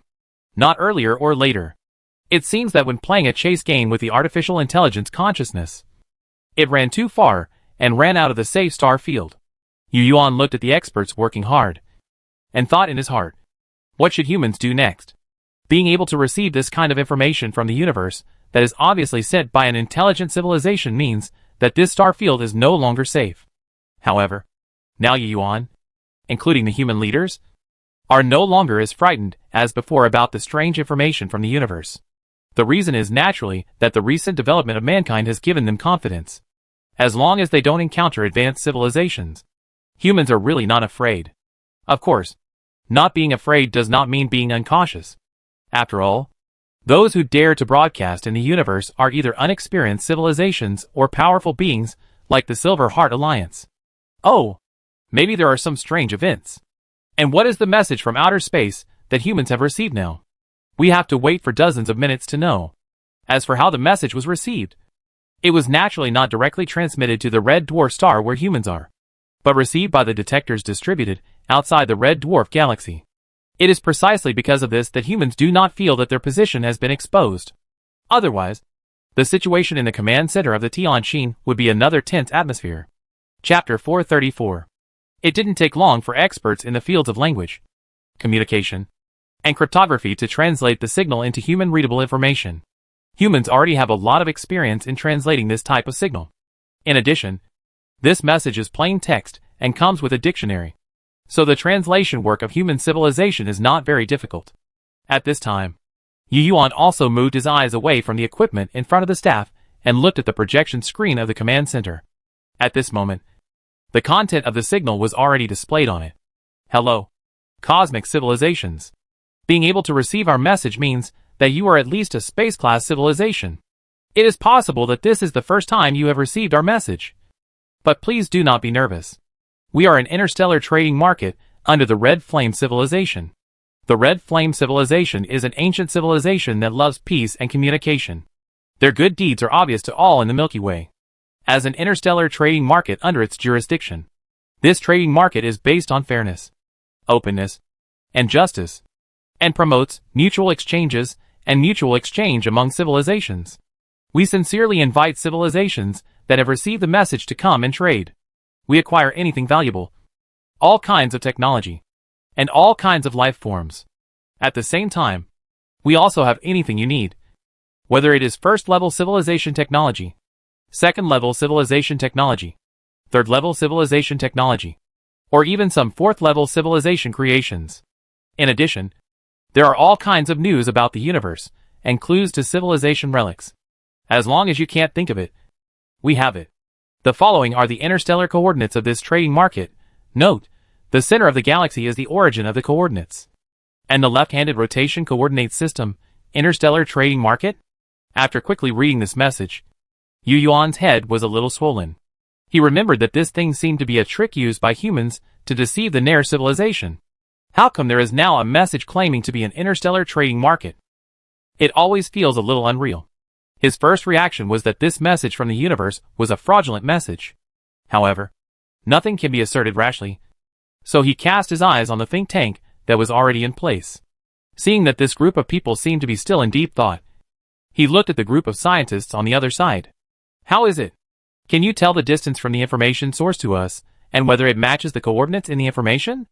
As for the calculation and judgment of the information source, before the linguists, communication experts, and cryptographers translated the information content, another group of experts in the field of communication had already calculated the approximate distance of the information source. At this time, a communication expert replied, based on the attenuation of electromagnetic wave information, we calculated that the information source is about 173 light-years away from us. It should be using some kind of super-large electromagnetic wave power amplifier. We also have this technology, but there is no way to transmit it as far as they do. The coordinates given at the end of this information are about 170 light-years away from us, which is not much different. So we think the coordinates mentioned in the information should be true. Well, how can you see it? Yu Yuan nodded and looked at the think tank again. A think tank member pondered for a moment before speaking. Although the coordinates match, we still doubt the credibility of this information. I also want to say that the content of the information has a new civilization name, the Red Flame Civilization. Well, at least our translation is this term. According to the information, this is a level 5 civilization. A level 5 civilization. That is an existence that is beyond our reach. Of course, the information only says that the interstellar trading market belongs to the Red Flame Civilization, and does not say what level the civilization that hosts this trading market is. Based on this, we can make two inferences. First, this interstellar trading market does have a level 5 civilization as its backstage, and the civilization that hosts the trading market must be lower than level 5. Second, the civilization that presides over the trading market is using a tiger skin to create a big banner. Well, then which possibility do you think is more likely? Yu Yuan interrupted. The think tank member answered without hesitation, the first one, because the second one is too risky. Unless the so-called Red Flame Civilization does not exist at all, no low-level civilization would dare to be so bold in the universe and say that it is related to a level 5 civilization. But I think this is not the point, because we can't judge the truth or falsehood based on a piece of cosmic information alone. So the question now is whether we should go and take a look. Should we go and have a look? This question touched everyone's heart. From a rational point of view, the best way to deal with this kind of thing is to pretend not to hear it and not to go and see it. On the contrary, we should stay away from the coordinates mentioned. The farther the better. After all, as the information says, if we reach a space-class civilization, it is possible to receive information. In other words, if the interstellar trading market is real and not a scam, if humans go there, there is a great possibility that they will encounter other civilizations. And there may be more than one civilization. The universe is vast and boundless. Even within a few hundred light years from the interstellar trading market, there may be more than one civilization. However, these civilizations have not discovered each other due to the limitations of range, communication, and observation methods. But now someone is shouting here. So as long as these civilizations believe, they may meet together in the interstellar trading market. The encounter of many civilizations is undoubtedly a good thing from the perspective of communication. But it is also a very dangerous thing. Conflicts between civilizations are very likely to occur as a result. Even if the interstellar trading market can suppress the star field, there is still a possibility of black eating black situations. There are many similar incidents in the memory of human civilization, and it cannot be ruled out that this is the work of a certain advanced civilization. Perhaps this is not an interstellar trading market at all, but a means for a certain advanced civilization to harvest low-level civilizations. And such broadcast information may really be a bait for new civilizations that have not experienced the dark beating of the universe. Even humans who have always been vigilant against alien civilizations have begun to think about whether to go or not. This question echoed in everyone's mind, and everyone was weighing the pros and cons, and considering the more extended content of this information. General, I think we should go and investigate. As soon as this was said, everyone looked at the speaker, and saw that the speaker was a handsome young man who looked about 30 years old. Yes, in today's human society, people around 30 years old are considered young. Chapter 435. When someone heard this person say that we should go to explore, some people below wanted to shake their heads and refute. But before they could speak, they saw the speaker raised his hands and pressed down, signaling everyone to be patient. Seeing that everyone finally showed a patient and attentive look, the speaker just now slowly and rhythmically spoke. There are 3 reasons why I say we should explore. The first one is that we need it. I believe everyone understands our current situation. Although we are developing vigorously now, we have not made any breakthroughs in life potions. So now is undoubtedly a great opportunity. If there really is an interstellar trading market as mentioned in this message, then we may be able to find some related technologies and even sample life potions from there. Hearing this, an expert couldn't help but interrupt and said, "Wait a minute. How can you guarantee that the interstellar trading market mentioned in the information is real and not a scam?" The interrupted think tank member was not angry, but smiled and answered word by word. "I can't guarantee it, but we can try it out first." "Test it out? How to test it out?" the expert asked. "It's very simple. Use the Kobold or Kuntai Legion. Haven't we trained a group of loyal Kobolds and Kuntai people? Let them explore the way first. And when we are sure there is no problem, we will go over, or directly trade the life potion samples that we urgently need now through them. Of course, for safety reasons, when sending out the Kobolds or Kuntais, our fleet must also be transferred. I think these operations are not difficult for the captains and commanders." The think tank member immediately replied, "Well, you continue." Yu Yuan nodded to him, indicating that he should continue. Hearing this, Yu Yuan already knew how the test mentioned by the think tank member was carried out. That is, let the Kobolds or Kuntais pretend to be a second-level civilization and then go to the trading market. When the Grand Fleet was planned, the second-level civilization fleets of humans were not destroyed. Now they can be used as disguises. Yu Yuan is indeed very skilled in this regard. He has even made a plan in his mind, thinking that if this is done, it would be better if the dog-headed people and the Kuntai people led a second-level civilization fleet respectively, and the appearance of the lake-class warships assigned to them were transformed into different styles.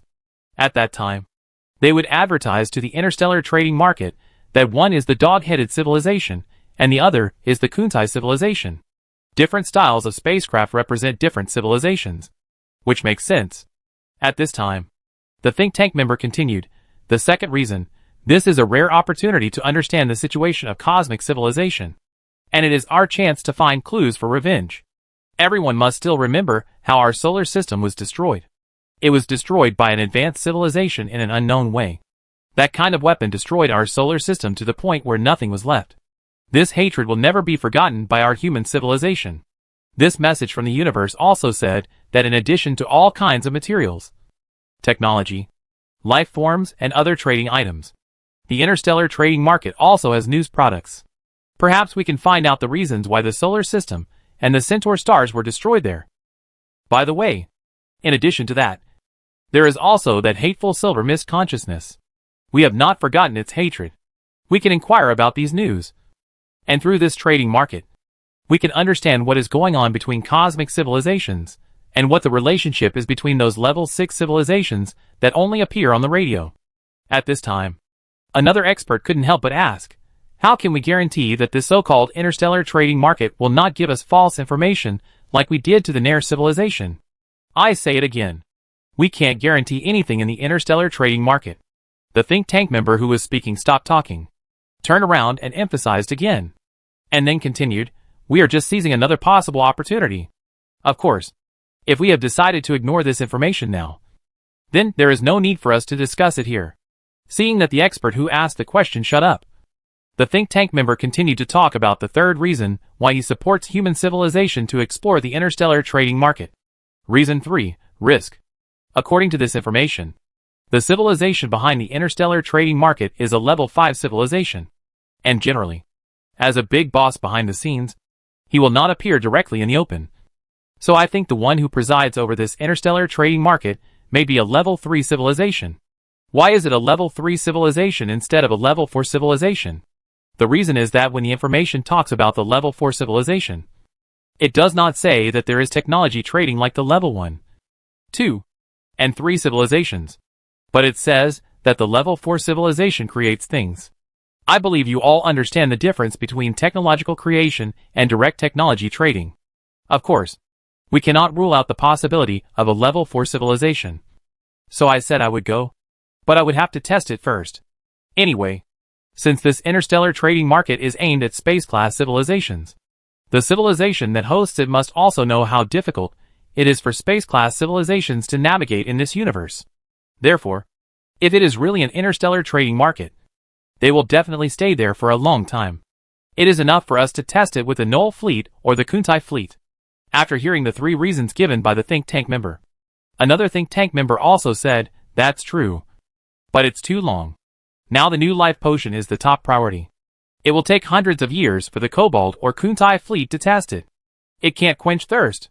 The think tank member who made the suggestion immediately said, yes. Facing the vast universe, we can only hibernate. There is no other way. As soon as he finished speaking, other experts and scholars joined the discussion. For a while, there were rhythmic discussions in the Tianjin Command Center. Yu Yuan did not join the discussion. He lowered his head and pondered. He felt that what the think tank member said made sense. In the current situation, humans can either persevere and then research new life potions, or try their luck in this so-called interstellar trading market. The former has proved that progress is slow. Perseverance may have results, or it may not. But if you choose to put your hope on the so-called interstellar trading market first, even if the trading market is fake in the end, humans can still wake up from the great hibernation and continue to take the first path. Therefore, Yu Yuan felt that humans should explore the area while taking safety measures. He believed that as long as this message was released, most people in human society would support this decision, especially those who were nearly 1,000 years old. Of course, this kind of decision did not require a referendum. Thinking of this, Yu Yuan raised his hands and pressed them down, signaling everyone to be quiet. And then he said, let's do it according to this idea. The think tank will draft a formal charter, and the specific fleet planning, trial operations, etc. will be the responsibility of the headquarters. The Ministry of Security and other relevant internal affairs departments will fully cooperate in the hibernation arrangements. After Yu Yuan made the decision, the topic immediately changed from whether to explore or not to how to explore safely. Chapter 436. Humanity did not have many lake-class warships left. Only about 2,500. So if the Knolls and Kuntai were to pretend to be a second-level civilization and go to the trading market to test it, they would have to build more warships. It was just a lake-class warship, with the current construction capabilities of the third-level civilization of mankind. It could be completed with eyes closed. It was indeed done with eyes closed. Humanity just gave the strong artificial intelligence a task, and then prepared for the great hibernation. After sleeping for a few years, they received the news that more than 3,000 lake-class warships were completed. Soon, the Cobalt Legion and the Kuntai Legion were established. The former had more than 4,000 lake-class warships, and the latter had more than 3,000 warships. They were divided into 2 routes and headed towards the coordinates mentioned in the broadcast. Neither fleet had residential spacecraft. After all, they were going to the interstellar trading market. Only by bringing a large number of interstellar residents with them could they be new interstellar civilizations. The 2 fleets did not set sail directly from the sunset red galaxy where humans are now, but headed towards the nearby star system first. After arriving, they replenished supplies there before heading to their destination. Doing so is also for the safety of mankind. As for humans, after sending 2 fleets to set sail, they also set sail, but not to the interstellar trading market. After all, they have not yet explored whether the so-called interstellar trading market is real. Therefore, the direction of human civilization is a blue giant star 56 light-years away from the sunset red galaxy. The reason for choosing a blue giant star is that the luminosity of a blue giant star is bright enough to block most large aperture optical telescopes from distant outer space. Everything is for safety considerations. After that, except for a small number of necessary rotating personnel, all other human civilizations will enter a state of hibernation until the news of the exploration by the Knoll fleet and the Kuntai fleet arrives. Based on the speed of the Lake-class warships and the speed of information transmission, humans will have to hibernate for at least 700 years. If it were in the past when we just left the solar system, 700 years would definitely be a very long number. And humans' hibernation equipment would definitely be damaged in the middle of the journey. But now it is different. With the assistance of strong artificial intelligence, as long as there are resources and materials, the human hibernation chamber will be maintained all the time. And basically there will be no line damage and death. Of course, it does not mean that hibernation for 700 years at a time, but it is divided into 2 times. Because hibernation for too long at a time will also have some unknown effects on the human body. As time went by, the 2 fleets disguised as second-level civilizations by humans finally set off. And for a period of time after their departure, they were also ready to set sail. After thoroughly mastering the true nanotechnology and possessing strong artificial intelligence, humans no longer have to worry about the trouble of setting sail. Just like making a warship, they only need to give a command to the strong artificial intelligence. Countless work platforms are seen slowly gathering under the control of the automation system. Mining equipment, resource transport ships, energy collection equipment, and all other mechanical equipment are loaded into large transport ships under automatic control and then set sail with a large fleet. The space multi-point particle accelerator has also changed from a hull to a submodule. And the countless large space docks in this space are also the same. This is a large fleet of more than 13 million ships of various types, including 10 million C-class warships, and the remaining more than 3 million are biosphere spacecraft, transport spacecraft, scientific research spacecraft, engineering spacecraft, etc. Unprecedented. Since humans set foot on the starry sky, there has never been a fleet of this scale. If it were in the past, when such a large fleet set sail, there would inevitably be spectacular scenes of tail flames. But now humans are no longer the same as they used to be. The scene of tens of millions of bright flames spraying at the same time is certainly magnificent, shocking, and fascinating. But it is not now. After the order to sail was issued, more than 10 million ships were like ghosts, without any tail flames, and gradually increased their speed from relative to the sunset red galaxy. The same violent propulsion gave the warships acceleration, but the acceleration provided by the magnetic propulsion engine was much stronger than the secondary civilization propulsion device. Only in this way could it push such a huge C-class warship. As for humans themselves, in order to counter this stronger acceleration, everyone had to turn on their overclocking mode during the acceleration phase to withstand this super strong high-G acceleration. If a level 2 civilization saw the current propulsion method of the human fleet, they would definitely not know what the principle was. This feeling is very familiar to humans, just like when they saw the Awakener. So from another perspective, although the propulsion technology of level 3 civilization is not as shocking as that of level 2 civilization, it is more mysterious, although there are traces left by magnetic propulsion. If it is a level 2 civilization, it will not be able to discover the traces of level 3 civilization, because it does not have the relevant magnetic propulsion technology, and does not have instruments and equipment specifically used to detect this strange magnetic field residue. From this perspective, the third-level civilization is undoubtedly more concealed from the civilizations below it. If a third-level civilization fleet wants to approach the area controlled by the second-level civilization, then even if the entire fleet enters the star system where the second-level civilization is located, it will not be discovered. There is no way. This is the gap in technology. This time, after setting sail, Yu Yuan also went into long-term hibernation after seeing this red dwarf star system that has accompanied mankind for countless years. Even if he has a lifespan of 500 years longer than others, he can't stand it. Hibernation. Hibernation. Hibernation. As soon as the fleet finished accelerating, 99% of the humans entered long-term hibernation, and then followed the fleet to another star. At the same time, the dog-headed fleet consisting of more than 4,000 Lake-class warships, and the Kuntai fleet consisting of more than 3,000 Lake-class warships also disappeared into the starry sky. They are going to the future 560 years later. When they wake up again, the star system, where the interstellar trading market is located, will appear in front of them. Well, 560 years is the time on the spacecraft. In fact, when they arrived at their destination, 587 years had passed in the universe. When humans arrived at the next star system, they stayed there waiting for news. So there was no obvious time dilation effect. 500 years passed in a hurry. At this moment, humans have already arrived in the target blue giant star system, found a planet as a docking point, and have been sleeping here for more than 400 years. The entire fleet of more than 10 million ships is quietly moving around a rocky planet. There is no human presence inside and outside the fleet. Occasionally, 1 or 2 resource-carrying ships transport materials from the planet to the fleet. Otherwise, the fleet in this state is more like a death fleet. The hibernation cabin is also jokingly called the place where the living rest. Chapter 437. The Merchant Alliance, as the name suggests, is a business alliance dog of the merchants themselves, allowing upstream and downstream merchants to form an alliance partner to face the market together. In the Earth era, there are many such alliances.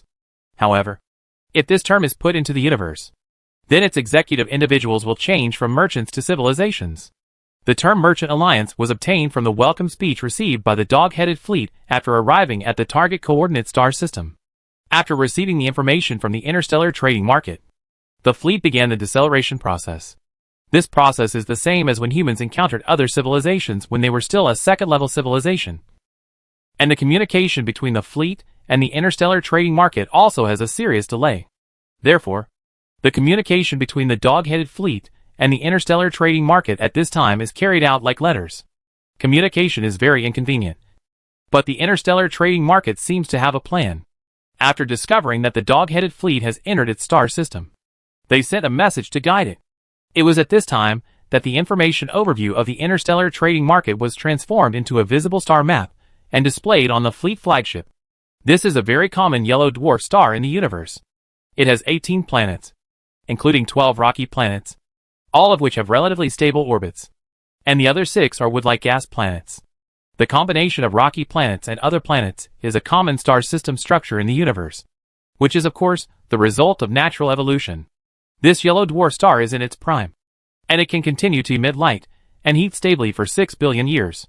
It is obviously reasonable for the interstellar trading market to choose this star system as its base. Yes, it is a base. Not always here. This is the judgment of humans on this so-called interstellar trading market. On the other hand, the dog-headed people who had long awakened from hibernation also came to the flagship command center and began to concentrate on the tasks assigned by humans. There is no doubt that these dog-headed people are loyal to humans. They are branded with thoughts. And humans have also gradually raised them from the knowledge level of a primitive civilization to the level of being able to drive a second-level civilization warship to perform tasks. They may not be able to build warships, but they can definitely drive warships and perform some missions with clear goals. After the technology of thought and printing matured, the worries of rebellion were eliminated. So humans put a lot of effort into cultivating dog-headed people. As for the way to control dog-headed people, humans only use simple and crude thought and printing, rather than religious brainwashing. After all, there is no religious soil in human society today. In fact, compared with dog-headed people, the cultivation of Kuntai people is much simpler. After all, when Kuntai people met humans, they were already a first-level civilization, and their scientific literacy cannot be compared. However, it will take some time for the Kuntai fleet to arrive. This was of course planned in the human exploration plan, the purpose of which was to create the fact that the two civilizations arrived at the interstellar trading market one after another. At the same time, it was also to use the various wordings of the interstellar trading market to distinguish the two civilizations, so as to more clearly judge the true situation of this interstellar trading market. Merchant Alliance? Excuse me. Are you affiliated with the interstellar trading market under the Red Flame civilization? A message of inquiry was sent out from the dog-headed man fleet. The information traveled back and forth at the speed of light and became the answer of the interstellar trading market. That's right. Our interstellar trading market belongs to the great peace-loving Red Flame civilization, and is also a member of the Merchant Alliance. The so-called Merchant Alliance is composed of interstellar trading markets like ours, and is composed of multiple advanced civilizations that do not like fighting and killing. The civilizations of the Merchant Alliance all advocate exchanges between civilizations. Every advanced civilization registered with the Merchant Alliance must have its civilization history reviewed by the Alliance Council. Any civilization that bullies the weak will not be reviewed by the Alliance Council. Friends who have come from afar, I believe you have found this place after receiving our interstellar broadcast information. In fact, before you, 2 civilizations have come here for friendly exchanges and sold some of their special technologies to us, and also bought some things they need. So you can trade with us without any worries. By the way, this is the general star map of this interstellar trading market. We will send a star map like this to every civilization that comes here so that they can have a deeper understanding of our interstellar trading market. Well, please follow our instructions and go to the reception area to dock your fleet.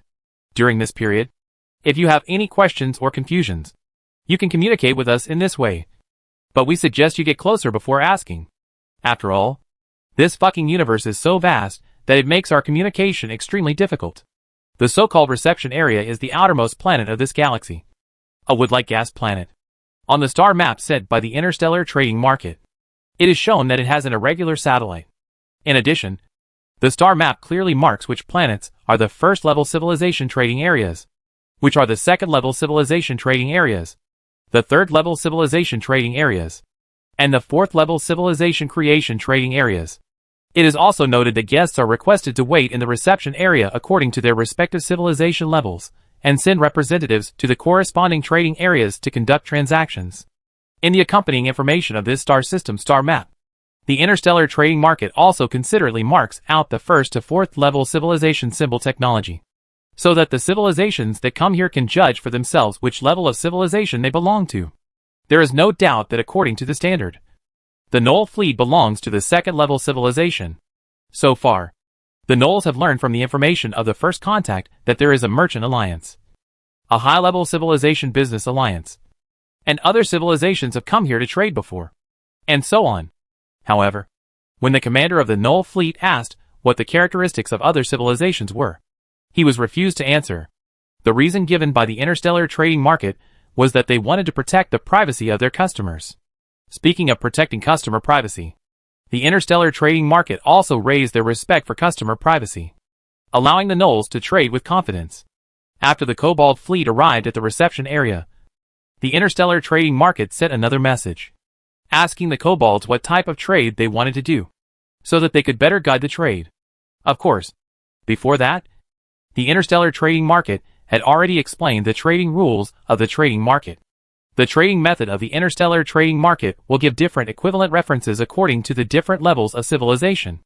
The first level civilization is the unit of protium, deuterium, tritium, helium, trihelium, tetrahedron, and the second level civilization is the unit of cold nuclear fusion fuel. As for the third level civilization, it was not listed because the Cobalt fleet was obviously a second level civilization fleet. The setting of equivalence is the same as when humans traded with the Nairs, which is in line with the situation of aerospace level civilizations. However, the interstellar trading market also has a currency that belongs to them. That is, trading points. If you are trading things of the same level of civilization, you only need to use the corresponding energy unit. But if you are a first-level civilization and want to buy things from a second-level civilization, you must convert the energy units you can give into trading points in the interstellar trading market. After all, as a first-level civilization, it is not capable of producing cold nuclear fusion fuel. Of course, you can also convert trading points by selling some valuable items you own. As for how to convert, it depends on what you can bring out. We want to buy a lot of things. But before buying other things, we want to buy some news products first. I wonder if your trading market can give us a list. After reading the trading rules, a message was sent out again from the Cobalt fleet. Chapter 438. No problem. Your request is reasonable. The interstellar trade market quickly replied to the Knoll fleet. At this moment, the Knoll fleet had already arrived at the reception area, so the communication between the two sides could be considered real-time. The source of the reply to the Knoll fleet was sent from the planetary equipment in the reception area. With a delay of about 10 seconds, the message from the interstellar trade market reappeared after a few seconds. Like you. The first commodity purchased by other civilizations after they came to our trade market was also intelligence. Which is reasonable. But you also know that intelligence commodities are difficult to classify. So we cannot provide you with a too detailed list. So we suggest that you put forward the intelligence you want to know. And we are responsible for evaluating the intelligence value of the problem. And then negotiate the price. The price is naturally measured by general equivalence. After arriving here, the dog-headed people made a list of all the things they brought that could be traded and exchanged them with the interstellar trading market. This is a necessary process, mainly to show their purchasing power to the trading market. The things that the dog-headed fleet can sell are actually some conventional technologies of secondary civilization, and some cold nuclear fusion fuels, which are what humans had in the secondary civilization stage. In addition, the most valuable are the many biological resources that humans have obtained from the dog-headed planet. In fact, alloy material number 1 was also included in the saleable items by humans. But it was not given to the Null fleet, but to the Kuntai fleet. As for various mineral resources, they are not valuable in the interstellar era. Not to mention that the interstellar trading market that occupies a star system has a wide range of mineral resources. If you look at it this way, the interstellar trading market is actually not short of cold nuclear fusion fuel. The reason why cold nuclear fusion fuel can be regarded as a trading equivalent in the second-level civilization period is mainly because it represents the industrial capacity and production cost of the second-level civilization. So just like the current dog-headed fleet, not only is there no surplus energy to sell, but more energy may need to be purchased from the interstellar trading market. Of course, for the sake of customers, the interstellar trading market has opened a planet in the reception area star field for the civilizations that come here, so that the civilizations that come here to trade can rely on their own abilities to make supplies and replenishment. This approach is very reasonable. After all, the most abundant thing in the universe is planets. For this reason, things like mineral resource trading are almost impossible in the interstellar era, unless the mineral is a unique product or characteristic output somewhere in the universe or a certain area. However, humans have been in the starry sky for so many years, but have not found any strange minerals. Nor is there a situation where only a certain star system has a certain mineral. Therefore, the so-called setting that only a certain planet has a certain mineral is probably only in the game.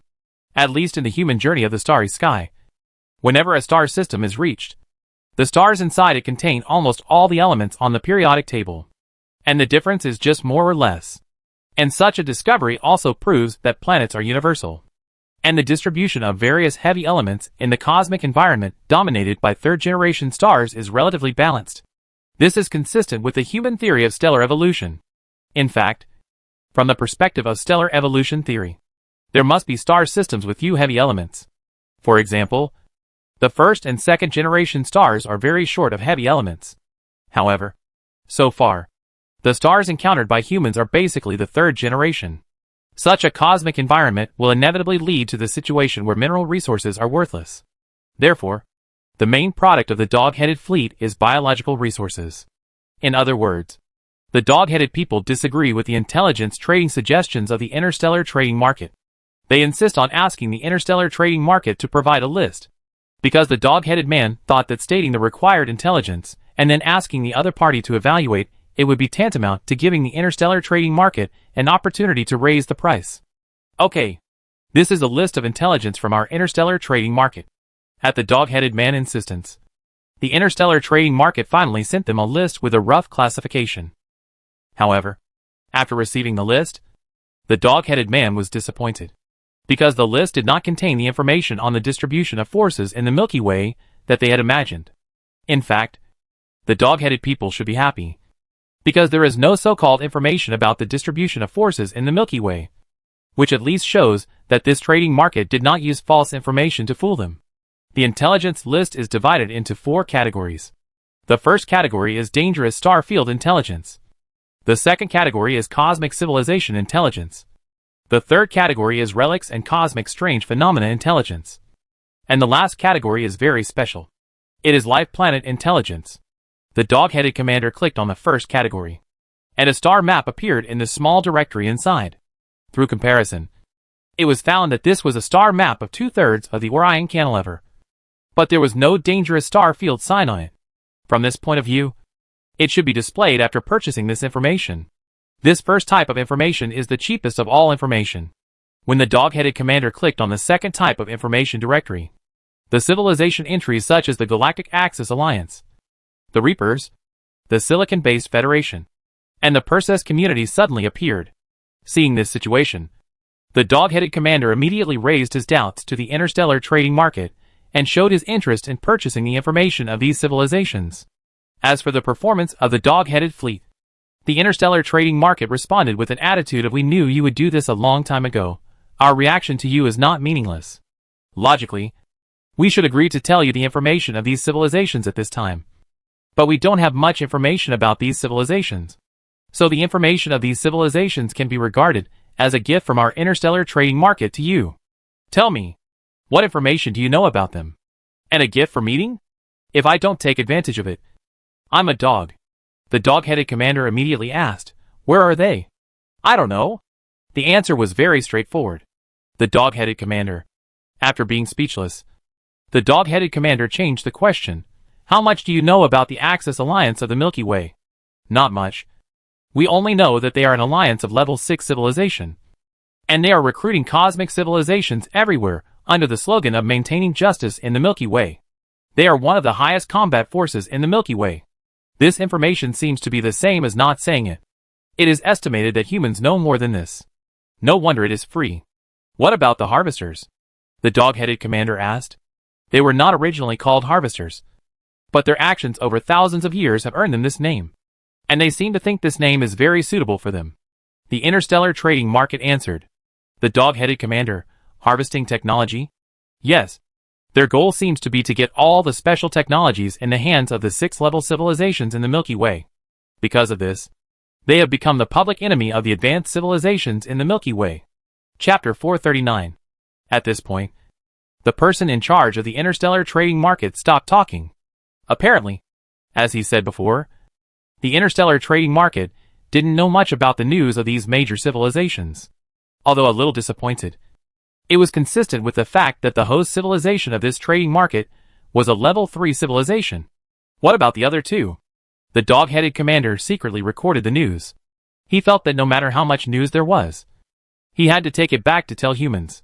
The leader of the Silicon-based Federation is a Silicon-based civilization, and the Perseus community is a community composed of 3 level 6 civilizations and a group of level 5 civilizations. Silicon-based civilization? Is it a civilization that evolved from artificial intelligence? The dog-headed commander asked. The person in charge of the interstellar trading market said succinctly, "No. It is pure silicon-based life. A 6th-level silicon-based civilization. Other members of the silicon-based consortium do have civilizations that evolved from artificial intelligence civilization. No more. No more. We don't know much. Well, it's free as expected." The dog-headed commander turned his attention to the 3rd and 4th categories. The 3rd category of intelligence is Civilization Ruins Intelligence, which is very expensive. The dog-headed fleet has limited financial resources. Now they have not completed the task of purchasing life potions for humans, so they were ignored by the dog-headed commander. When the dog-headed commander clicked on the 4th category, he found that there was no subdirectory in it. It seemed that it was a category without intelligence. What's wrong with the 4th category of intelligence? There are only entries. No specific directory?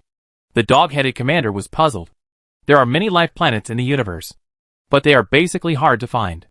There was originally information about a life planet here, but it was bought by a civilization that came earlier. The answer of the person in charge of the interstellar trading market surprised the dog-headed group, because this kind of information can be sold repeatedly to multiple civilizations. But now they say they have sold it to other civilizations. It seems that this interstellar trading market is quite principled. After all, if this kind of intelligence is sold to more civilizations, the consequence is that those civilizations will meet and then fight for the life planet. In addition, there is another reason. That is, this so-called life planet intelligence is actually selling life planets. And this practice of selling life planets through intelligence is in line with human judgment of valuable resources in the universe. Long ago, human civilization deduced the value of life planets through research on life potions. It is reasonable that valuable things are worthy of becoming commodities. In this case, human civilization still has information about 2 life planets.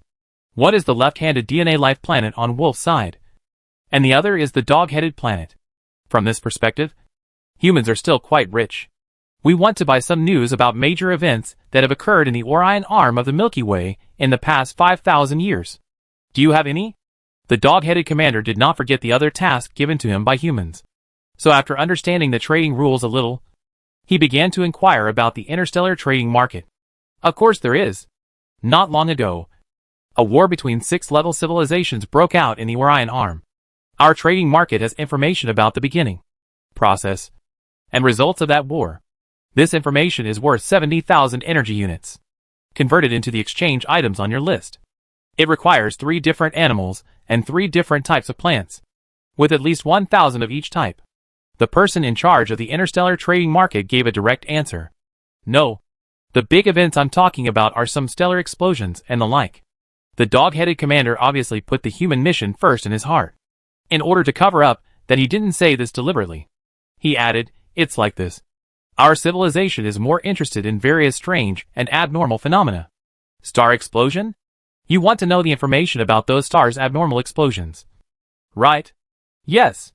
The dog-headed commander simply admitted it. Abnormal explosions of stars are basically caused by cosmic civilizations. We have some of this information, mostly due to cosmic disasters caused by war. All about the Orion arm. After all, the activity area of our trading market is the Orion arm. In that case, we want to know the information about the star destruction in the Gould Belt. At the same time, we need to buy a batch of life potions and some biological samples. If you have life forms to sell, we are willing to buy some, preferably scientists. After discussing with a group of Kobold leaders for a while, the Kobold commander directly stated the purpose of this visit. Of course, he added the option of scientists. The person in charge of the interstellar trading market answered very straightforwardly, more than 3,000 years ago. The 2 star systems in the Gould Belt of the Orion Cantilever were destroyed. Of course, we have it. We know the cause, process, and result of the incident. But you have to exchange it for all the animal and plant species on your list. As expected, the price went up. The Kobold commander directly refused, saying, "This is impossible. The species of plants and animals on our list are all the biosphere resources we have this time.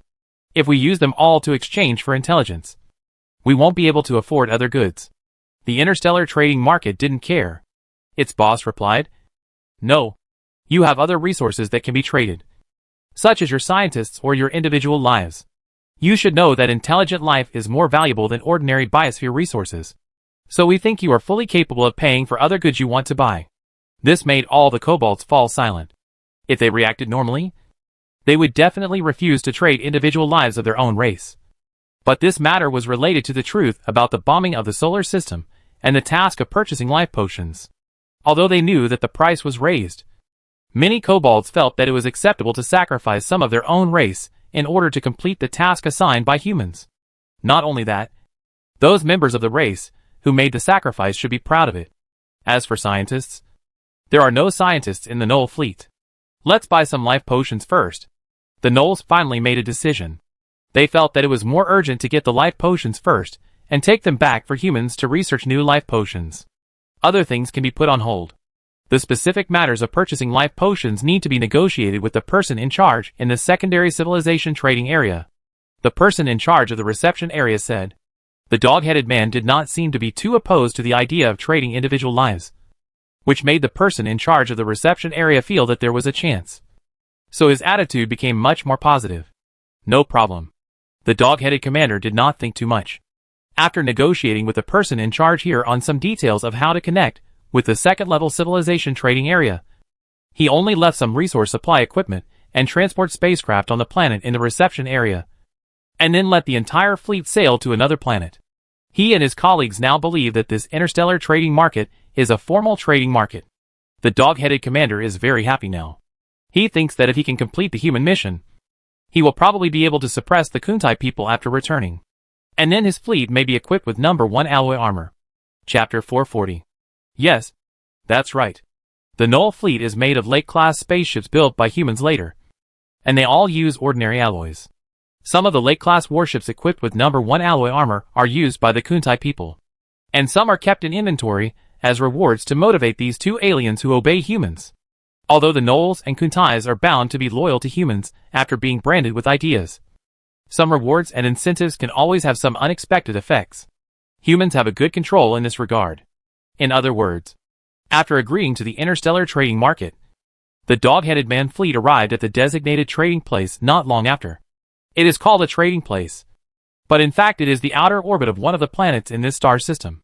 The interstellar trading place did not require the dog-headed man to send life individuals to land on the planet, nor did it require life individuals to go to the place where the goods were placed to observe, nor did it require life individuals from both sides to have close contact.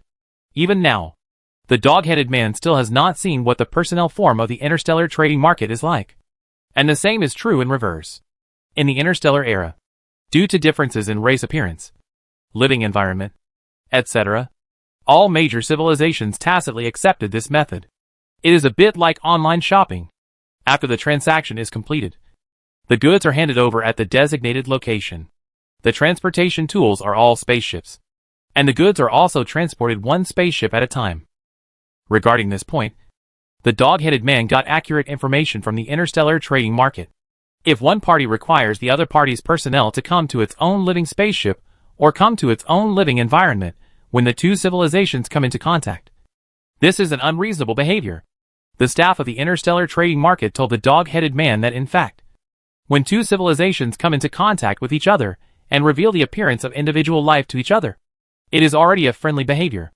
If you tell the other party about your living environment, physiological structure, life circulation system, etc., it must be a more trusting behavior. In this way, the initial contact between humans and the Nair civilization was an accident, and the behavior was very consistent with the basic communication method of the two civilizations. The decision of both parties to communicate with each other through video was also a kind of curiosity and tacit understanding. Later, by chance, the two sides developed a very friendly situation, although humans were the main force.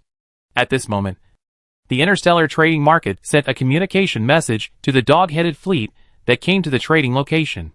Hello, guests from afar. We are glad that you can come here. We already know your request, but we have many kinds of life potions, and each one has a different price. After the message, the interstellar trading market sent a list of life potions to the dog-headed fleet. As they said, there were 3 kinds of life potions marked on it. After carefully reading the introduction of the life potion, the dog-headed commander found that each life potion had a detailed description. For example, in the description of the first one, it was written that it was applicable to the race, and it was also marked whether it was applicable to left-handed DNA or right-handed DNA. The years of life that could be increased were also clearly marked on it. Of course, these markings were based on the races that they were effective for, and they were not applicable to all races. Seeing this, the dog-headed commander gave feedback and consultation to the interstellar trading market. The answer is yes, but his interstellar trading market does not have it, because the life science technology involved in that kind of life potion is too advanced, and low-level civilizations cannot make it at all. Some life potions are not only universal for carbon-based life, but also for silicon-based life. As long as it is life, it can take effect, and even have some other effects. As an interstellar trading market, they have only heard of this kind of life potion, but have never seen it. This time, the dog-headed commander was excited, because he felt that he had obtained another very important intelligence for humans. Indeed, although the humans did not tell him that the leader Yu Yuan had inhaled this suspected universal life potion, if this news was passed back to the humans, then the Human Academy of Life Sciences would certainly increase its efforts in evaluating and studying the bodies of Yu Yuan and Lu Xiaofan. After all, the red gas that Yu Yuan and his group said they had absorbed was too much like the universal life potion mentioned in the interstellar trading market. Otherwise, it would be impossible to explain why something on an alien spaceship would work on humans. No matter what, it is impossible that aliens developed it specifically for humans and then deliberately crashed it on Callisto. It is very likely that the conclusion of increasing lifespan by 500 years was due to the low level of human technology. Perhaps the red gas can increase lifespan by more than 500 years, and even has other effects. After all, even the life potion made by humans themselves, which is only suitable for themselves, has an effect of 800 years.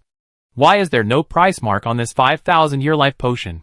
I learned that universal life potions can last for more than 500 years. As a universal life potion, 500 years is really not enough. Today, Human Life Potion 1.0 can increase lifespan by 200 years. Life Potion 2.0 can deceive genes for 400 years. Life Potion 3.0 has an effect of 800 years. 3 life potions plus the average lifespan of humans, about 1,500 years. And the one that appears in the trading market now is marked with an exaggerated 5,000 years. And it is not universal. 5,000 years. In the Earth era, the Chinese nation is known as the Chinese nation of 5,000 years, which is enough to write a history of civilization. Now, only one potion is needed to live for 5,000 years. It is just like the peaches of the Queen Mother of the West in the legend, because this kind of life potion cannot be measured by energy units. At this time, the Interstellar trading market sent a message saying, "I am not afraid to tell the guests." Guests? Just think about it. Cold nuclear fusion is the general equivalent of the second-level civilization transaction. And all second-level civilizations can produce it, as long as there are enough resources, enough energy sources, and enough time. You can actually produce as much as you want. Therefore, as a unit of cold nuclear fusion fuel that is generally equivalent to a second-level civilization, it is essentially a time cost and a civilization development cost. However, this life potion with a 5,000-year effect is different. It is hard to come by and is already considered the top product type at the low-level civilization stage. Life's pursuit of eternity is basically contrary to the natural evolution of life. So this kind of high level is even more rare. You should know that our 5,000-year life potion was also traded from the hands of the third-level civilization. It is said that they have thoroughly studied the biosphere system of their own race to have this potion. So I can clearly tell the guests that this life potion cannot be measured in normal energy units. So how can we get it? The commander of the Cobalt fleet took the opportunity to ask. And he also understood that these remarks were probably made by the interstellar trading market to increase the value of life potions. After all, if it is not for sale, there is no need to show it to others. Chapter 441. 100,000 doses of medicine need to be exchanged for 100,000 scientists of your civilization. The interstellar trade market was straightforward and directly said what they wanted to get. Impossible. The Cobalt commander directly replied, "As you can see, we are not the main body of civilization, but just a fleet coming to trade. Our scientists are not here." That's what he said. But in fact, the Cobalts don't have scientists at all. After hearing the words of the Cobalt commander, the interstellar trade market was more certain that this Cobalt civilization coming to trade had no aversion to trading their individual lives. Yes, the Knoll civilization. This is the name given to these gnolls by humans. Gnolls like this very much because humans tell them that dogs are the most loyal friends of humans. It is obvious that the Knoll fleet is composed of this. And it is known that what the Gnolls said is true. This is a fleet that is dedicated to trading. Generally, civilizations that know a little bit about the dangers of the universe will not bring their entire civilization to trade. Therefore, the person in charge of the interstellar trading market still believes this statement. So after some time, they changed their words. Then you need to exchange it with 500,000 ordinary life individuals. This is the most favorable price we can offer. If you don't have it, you can choose the other 2 life potions, although they are not as good as the one with a 5,000-year effect. The 2 together have a total of 3,000 years. I believe they are enough for you. To be honest, the civilization that came here to trade before also chose these 2. Individual life, biosphere resources, scientists. The purpose of the interstellar trading market seems to be very clear. In the end, they only want to obtain these few transactions, especially for commodities they think are valuable. Basically, they are unwilling to let the civilizations that come to trade use cold nuclear fusion fuel as currency. Instead, they prefer this way of bartering. Of course, the so-called bartering is not actually about things, but about living lives, biosphere resources, and intelligent lives with dignity and thoughts. From this point, it can also be reflected that intelligent life, biosphere resources, and life planets are the most precious resources in this universe. Because all dead things in nature are the same. No matter what minerals, chemical elements, or substances, as long as they are not artificially processed. Everyone can find them in nature. Only different lives created by different life planets are special cases in this universe. Special things are precious. Even though humans already know that civilization is common in the universe, life is still very scarce in the vast universe. and life planets are still an extremely scarce resource for the barren planets in the slowly growing sea of stars. This is the same as what humans speculated back then. No. In fact, human speculation back then was still too conservative. Even now, the speculation on the value of life planets is still not bold enough. This is because the level of civilization limits human cognition. There is no way. Humans cannot know how those advanced civilizations use the resources of life planets. Perhaps, only when we reach the 5th level of civilization, we will really use the resources of life planets. And the secret of true immortality is hidden there. Of course, as the host civilization of the interstellar trading market, they don't understand it either, because they haven't reached that level either. After negotiating with other kobolds, the kobold commander sent another message. We don't have that many people. How about this? We only need 50,000 life potions, and exchange them for 200,000 life individuals of our civilization. If you don't agree, then we can only give up the transaction of life potions. After all, we don't need it urgently now. Besides, this is not a universal life potion. After we buy it back, we still need our own scientists to study and analyze it, so as to improve it into a life potion that we can use. Based on this point, I think it is not worth our 200,000 ordinary life individuals. I take back what I said just now. I regret it now. The value of 50,000 life potions is not worth our 200,000 intelligent lives. Forget it. Let's just buy the information we mentioned before. The interstellar trading market has another explanation. No. 100,000 copies is a trading unit and cannot be split. The customer may not know that if you want to research a medicine suitable for your own civilization. According to our experience, 100,000 copies is already the minimum standard. If it is too little, you may not be able to research an improved version before the sample is used up. This is when we provide you with all the research materials for this life medicine.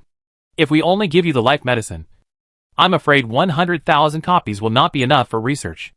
The interstellar trading market added. Life potion research data. This is a necessary accessory when trading life potions. After all, it is not a universal life potion.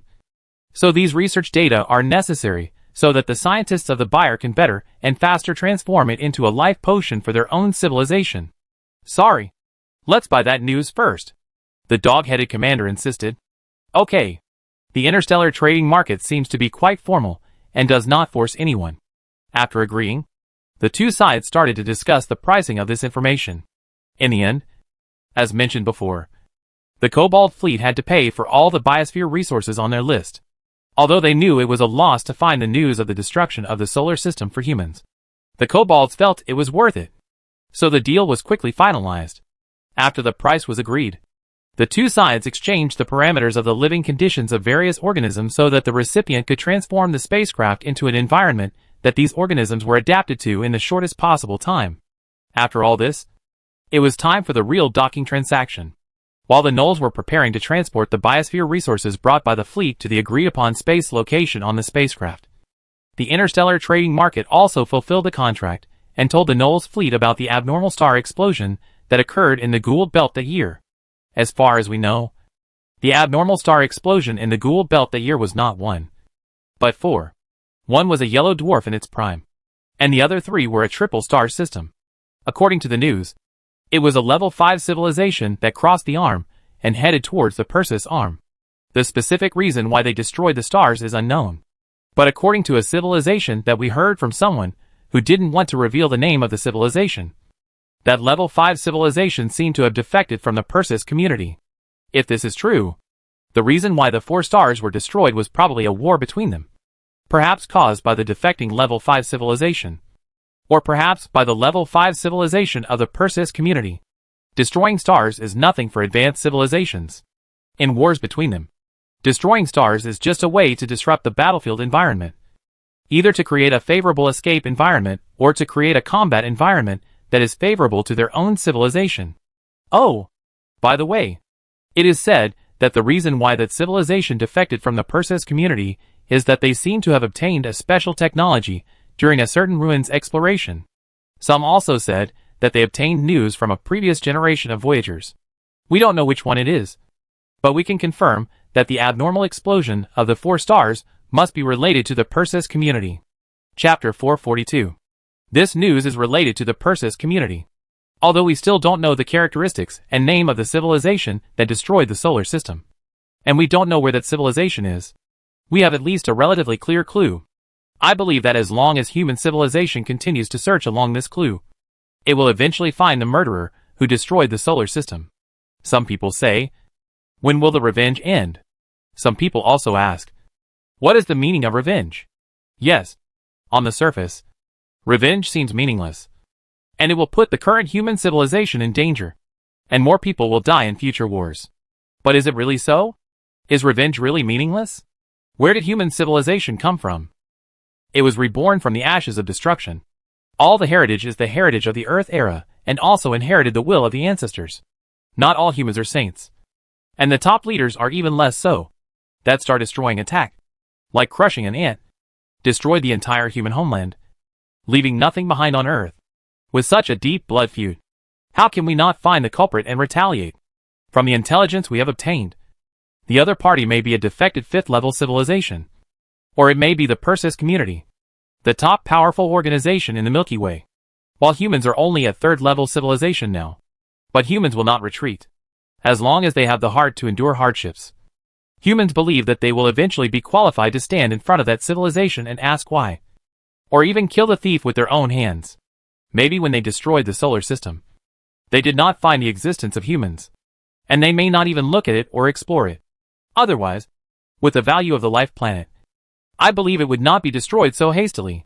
So it is very likely that it was an unintentional act, a casual act during the war between the two civilizations. But in any case, the human home planet was destroyed by them. Moreover, when the new government was established, the slogan shouted was revenge, and revenge was sought by finding the murderer. Therefore, if the culprit is not found, human thoughts will not be clear. The dog-headed commander certainly did not know these things, nor did he know the history of the destruction of the human home planet. But this was the task assigned to him by humans. So after receiving this news, he felt that the trip was worthwhile. Of course, from the perspective of the interstellar trading market, this transaction is no different from getting it for free. A piece of information in exchange for so many biosphere resources. It must be profitable. You know, life medicine and life science research are all based on these biosphere resources. They are completely likely to research other life medicines from these biological resources, and perhaps some biological evolution technologies. All carbon-based life needs these technologies to strengthen itself and make up for the various deficiencies of its own natural evolution. Under the most stable carbon-based chain in the entire universe, carbon-based life forms must be more numerous than other forms of life. So carbon-based life potions born from carbon-based biospheres are very popular among major civilizations. Of course, there are definitely other life forms, such as the silicon-based consortium that humans have heard of, which is composed of a group of silicon-based civilizations. But I have never encountered it. Since humans set foot in the starry sky, they have basically encountered carbon-based life. Oh! Except for the silver mist consciousness and the artificial intelligence consciousness. As for what life forms like the Awakener are like, humans don't know. In other words, after the kobolds got the clues about the destruction of the solar system and the triple star system, they happily handed over all their biological resources to the interstellar trading market as required. As for the matter of exchanging their own 500,000 intelligent life individuals for 5,000-year-old life potions, the kobold commander discussed with a group of kobolds and decided to hold off for now. After all, they had completed a mission, and the purchase of life potions could be handed over to the Kuntai fleet, which had more resources. The reason for this decision is that in recent times, the kobolds have noticed that there seems to be no strong material technology for sale in this trading market. Therefore, they think that the number 1 alloy material technology brought by the Kuntai people should be able to sell for a good price, and it should be no problem to exchange it for the life potion with a 5,000-year effect. Based on this understanding, they decided not to make this transaction for the time being. Anyway, if the Kuntai people fail to make the transaction, their fleet can also return to buy it. Although this took some time, the cost was the lowest, compared to the number 1 alloy technology that was obviously on the list of technologies that humans could sell. Intelligent life was indeed more valuable. So, the dog-headed man told the interstellar trading market about his decision. Dear guests, I think this life potion must be very important to you, and we also need some of your intelligent life. Don't worry. Our trading market is more than one kind of intelligent life. And we all provide them with their own living environment. And they will live well. And it is safe. Because we have a level 5 civilization behind us. And in this trading market, we have some level 4 civilization creatures. They will be happier than in your place. As soon as these words came out, the Cobalt commander immediately felt that something was wrong in the atmosphere. The interstellar trading market seemed to be less friendly. They seemed to be determined to get the intelligent individuals of the Cobalts. And even brought up the argument that there were level 4 civilization creatures in the trading market, which was obviously a threat. Gnolls were cultivated by humans since primitive society, and their knowledge may not be comprehensive. But as intelligent life, they were selected to be competent for the position of commander. So their intelligence must be good. Therefore, after thinking for a while, the Gnoll commander replied, "Sorry. We really need this life potion. And we can also accept the exchange of intelligent life individuals. But the number of 500,000 is too much. We need to go back and report to the leader of our civilization before making a final decision. But our main civilization is too far away from this fleet. Our electromagnetic wave power amplifier cannot communicate at such a long distance. And we think that this communication method in the form of broadcasting is not complete." After a pause, the dog-headed commander lied again and said, "More importantly, this fleet is basically composed of combat crew members. Our life form may be different from other life forms. Our soldiers can only drive warships. They are completely incapable of other tasks. Unless you exchange them and let them drive warships, it will be more painful than killing them.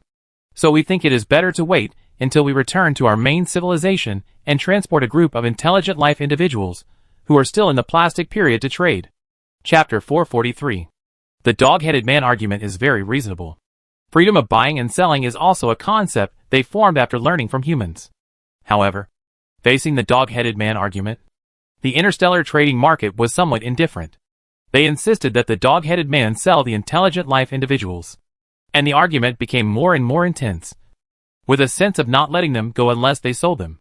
Especially when talking about the 4th level civilization creation. The words revealed an obvious threat. This time the dog-headed commander was a little troubled, because he could clearly feel the change in the attitude of the interstellar trading market. But he couldn't understand why. As an interstellar trading market, there would be such an act of forcing people to buy with a threatening tone. Is this actually a black market? Or is it not an interstellar trading market at all? If it were a normal civilized behavior, the first thing the Cobalt commander would consider now would be how to leave this galaxy. But the Cobalts are not a normal civilization. So now the Cobalt commander is considering whether to agree to the interstellar trading market, or to pretend to be nice, and then find a way to tell humans what he encountered here. How far are the Kuntai people from here? After weighing the pros and cons, the dog-headed commander asked the members on the warship, "Commander, according to the plan, it will take them about 3 years to arrive here." A dog-headed man answered, "Almost within reach." The dog-headed commander thought about it, and then said, "Immediately let the fleet form a space broadcast array to send electromagnetic waves to the direction of the Kuntai fleet. And at the same time activate the neutrino communication device, and send a communication to tell the Kuntai people about our situation here." The dog-headed man fleet did not install a star-level broadcasting system. But the Kuntai people were not far away, so it was no problem for them to receive a broadcast communication. The only thing to worry about now was the interference device set up by the interstellar trading market. When the dog-headed man fleet came, they had already discovered that the interstellar trading market had set up a bunch of interstellar broadcasting arrays and electromagnetic wave interference arrays in this star system. Enabling neutrino communication is also to prevent electromagnetic wave broadcasting from being interfered with. After issuing a series of orders, the dog-headed man immediately sent a communication to the interstellar trading market. "Okay. You are right. We do need life potions. But we really can't afford the 5,000 years of efficacy. If we hand over our current personnel to you, then part of our fleet will not have enough drivers. Interstellar trade market, you can sell us the warships as payment for the life potion. If you are willing to accept this suggestion, then only 300,000 intelligent life individuals plus 1,000 warships will be enough." It's a nice idea. They want both intelligent life individuals and warships. Maybe they want to analyze something from the warships. "Sorry. We don't sell our warships," the dog-headed commander answered decisively. He seemed to care more about the warships than his own people. But he didn't expect that humans have spent a lot of effort on reverse engineering technology. Even if ordinary civilizations obtain complete human warships, it is difficult to obtain human technology from them. Really? Then exchange them for 500,000 intelligent life forms. The words of the interstellar trade market were full of gunpowder. As soon as the words reached the Null fleet, the interstellar trade market soon discovered that the Null fleet was changing its formation. So they sent another message. Huh? Guest, what is your fleet doing? We have warned you that within the star system of this trading market, all warships must sail according to our requirements. If the fleet needs to change its formation, it must inform us in advance. Guest, you have violated our agreement by doing this, and we have the right to take countermeasures against you. Seeing that the interstellar trading market reacted so quickly, the dog-headed commander, who wanted to directly form a broadcast array to send electromagnetic waves to the Kuntai people, immediately stopped the fleet's actions and only turned on the more concealed neutrino communication to send messages to the Kuntai people. At the same time, he replied, sorry, we neglected it, and we will stop the fleet from changing its formation now. However, what the dog-headed commander did not expect was that his behavior of sending neutrino signals outward was still detected by the detection array of the interstellar trading market. As a result, a more severe warning followed. Cobalt civilization. You have violated Article 125 of our interstellar trading market. We have the right to take countermeasures. Please restrain your behavior and return to normal trading. Otherwise, we will regard your behavior as armed infringement. Hey, they haven't taken action yet. The Cobalt commander was surprised. He quickly replied, yes. It was all a misunderstanding just now. We will abide by the agreement between the two parties and return to normal trading. So, what about the life potion trade? Said one party from the interstellar trading market. Just as you said, we will exchange our 500,000 intelligent life individuals. I just remembered that we still have a group of intelligent life individuals in hibernation, which can be used as personnel for this transaction, said the Cobalt commander. The Cobalt fleet does have some personnel in hibernation, but not as many as 500,000. Probably only about 100,000. So they need to be supplemented by the Cobalts on board. We do need this batch of life potions, but this involves the selection of personnel on our side. So your trading market may have to wait for a while, the Cobalt commander added. Hearing the Cobalt's agreement, the attitude of the interstellar trading market immediately changed. Time is not a problem. Your choice is wise, and it is a pleasure to cooperate with you. The Cobalt knew that it would be difficult to settle the matter if he did not agree to the transaction. So, in the weird atmosphere, the two sides finally finalized the matter. According to the routine, the moment the transaction was completed, both parties would kill each other. However, what surprised all the Cobalt's high-ranking officials was that after the two sides completed the handover, the interstellar trade market not only did not launch an attack, but also politely asked the Cobalts again whether they needed other goods. After the Cobalt fleet said that there was nothing to buy, the interstellar trade market did not attack them, but instead said that it would let the Cobalt fleet leave freely. In fact, after completing this transaction, the Cobalt commander was ready to sacrifice himself for humanity. But things always develop unexpectedly. Do you think there is something wrong with this batch of life potions? The Cobalt commander looked at several Cobalt high-ranking officials with some doubt. Commander, although there are no top scientists following us in our fleet, our main civilization has installed some biological testing equipment in the fleet. We have asked the staff to test this batch of life potions, and the results show that there is no problem.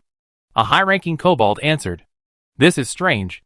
They looked like they were going to have a war before, but now they are all having fun.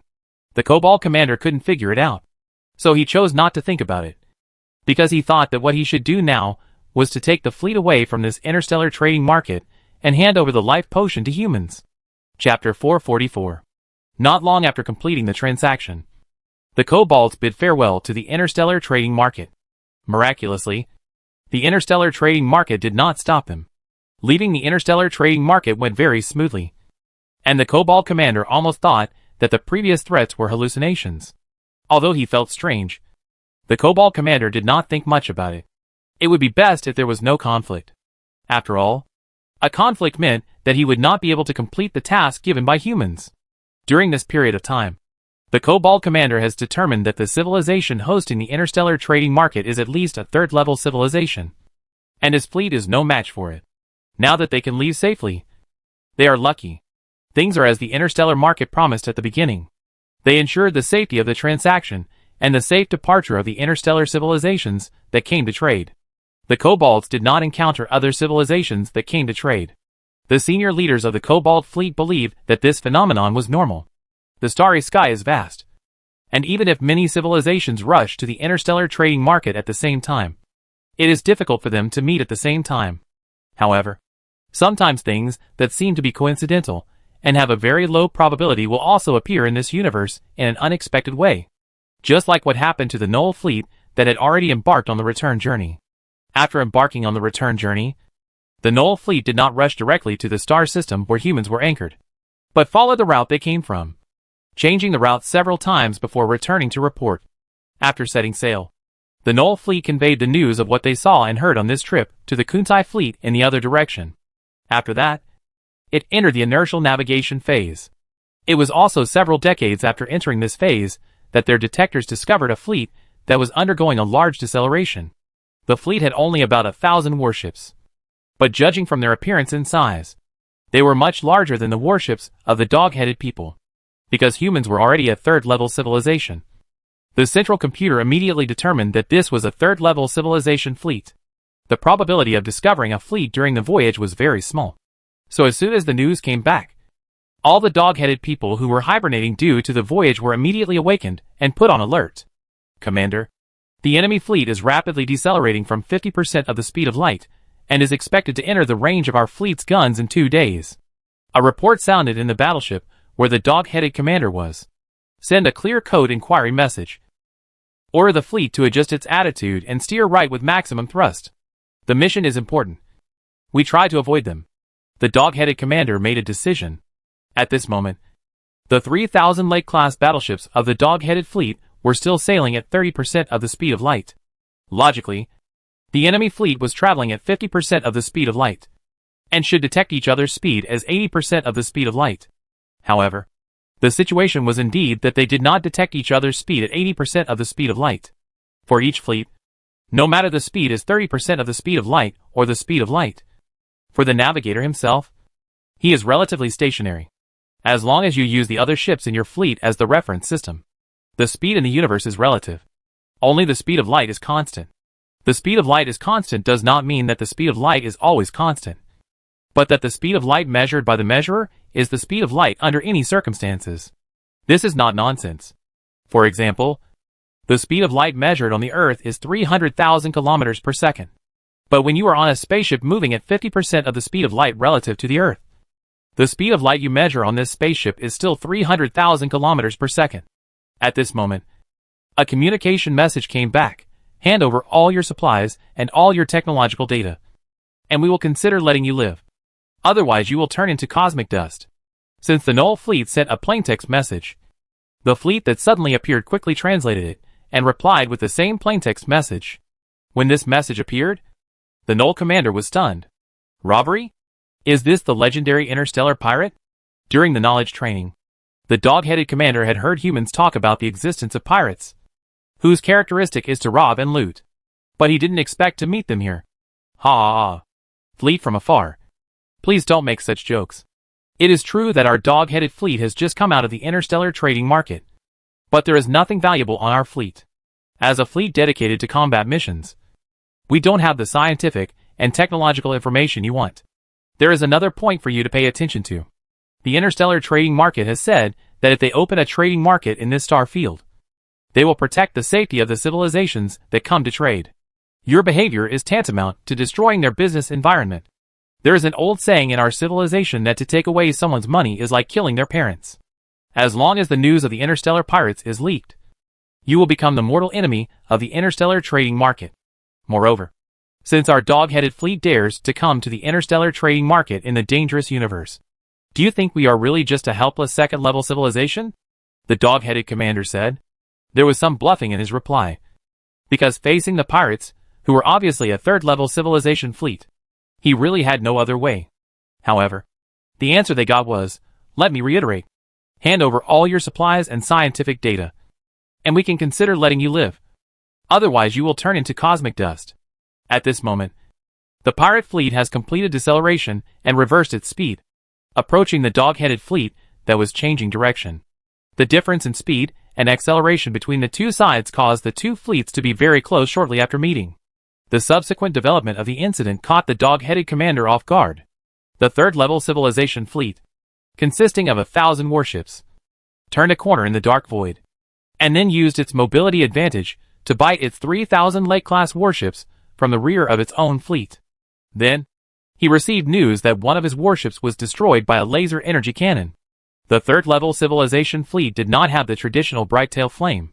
They shuttled through the dark starry sky like ghosts, approached the dog-headed fleet, and then fired a series of super-large high-energy photon beams that could not be detected in advance, dragging the dog-headed fleet into the battle in an instant. Or maybe this wasn't a battle at all. After all, no matter how you looked at it, it was a one-sided massacre. The shipbuilding technology that humans were so proud of was nothing in front of this interstellar pirate.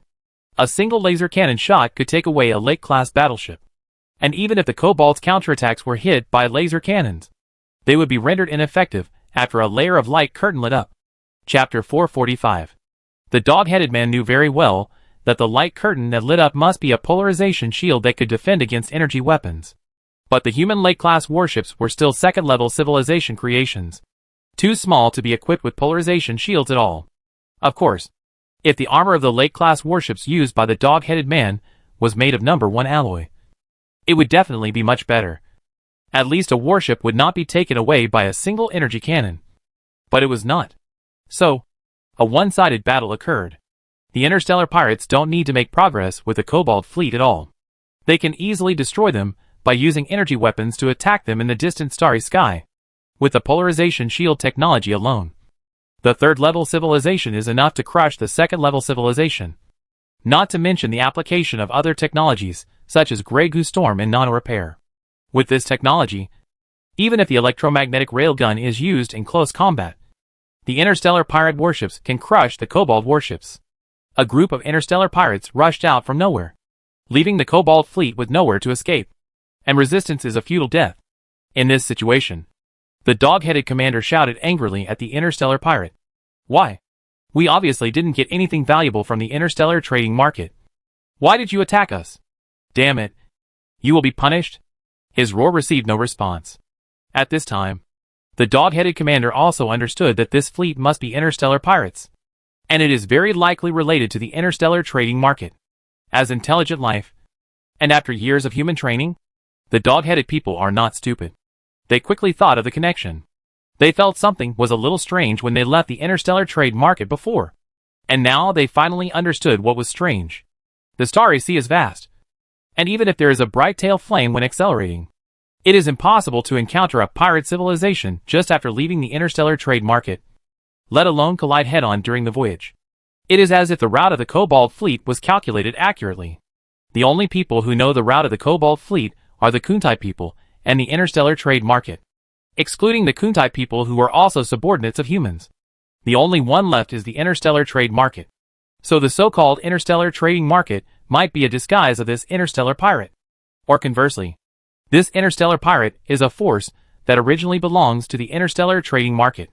This force attracts other civilizations by pretending to be the interstellar trading market, and then attacks and plunders other civilizations. But why? The dog-headed man couldn't figure it out. With the strength of the interstellar trading market, it could have easily destroyed itself when its fleet was still within the range of its market star system. But it didn't know why it didn't do it at the beginning, but let itself complete the transaction before letting the pirates attack itself. Thinking of this, the Cobalt commander felt that there was another possible relationship between the interstellar trading market and the interstellar pirates. They were not one or the other, but two cooperating forces, or two civilizations cooperating in this way. The Cobalt commander felt that this explanation was more suitable for the situation he was facing now. Although the reasoning was simple, even if it was correct, the Cobalt still didn't know what to do, especially when he saw his own warships being destroyed by the enemy's burst fire one by one. The Cobalt commander became even more anxious. Commander, give the order quickly.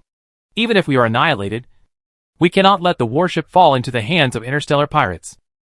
On the fleet flagship, a dog-headed man with yellow hair all over his body opened his mouth and said. As he spoke, his tail couldn't help shaking. Another dog-headed man with a similar appearance also said, Yes, Commander. Our lives are given by the main civilization. Now is the time for us to devote ourselves to repay the main civilization. Commander, give the order. The main civilization has a saying, don't hesitate. Hesitation will lead to defeat. Now the remaining 2,300 warships are waiting for your order. Of course I know. The dog-headed commander stopped his subconscious swinging tail, and his expression changed slightly, which made his appearance look less funny. Pass my order. The entire fleet, at any cost, set up a broadcast array for me. We must pass everything here, including our guesses, to the Kuntai fleet closest to us. The Kobold commander, who was firmly fixed in his seat by the cushioned seat, looked at the kobold next to him and continued, in addition, the 100th to 200th ships will immediately be divided into 10 echelons, and they will break out and escape from all directions. Tell them that their mission is to deliver the samples of life potions in their respective echelons to the main civilization. Humans once taught the kobolds not to put the eggs of the Roto Beast in the same basket. The Roto Beast is an oviparous reptile in the kobold biosphere. Its eggs are particularly delicious. Kobolds often domesticate them, just like humans raise chickens and eat eggs. The kobold commander remembered this lesson. So after trading for the life potion, he divided the 100,000 life potion into 10 portions and placed them on 10 warships. At this moment, the kobold commander was expecting and praying that the 10 breakout columns would definitely escape. Even if only one column escaped, the main civilization would at least be able to obtain 10,000 life potion with a 5,000-year effect. In that case, even if he died in this sea of stars, he would be able to rest in peace. However, the kobold commander was overthinking. Or all the kobolds underestimated the power of the third-level civilization warships.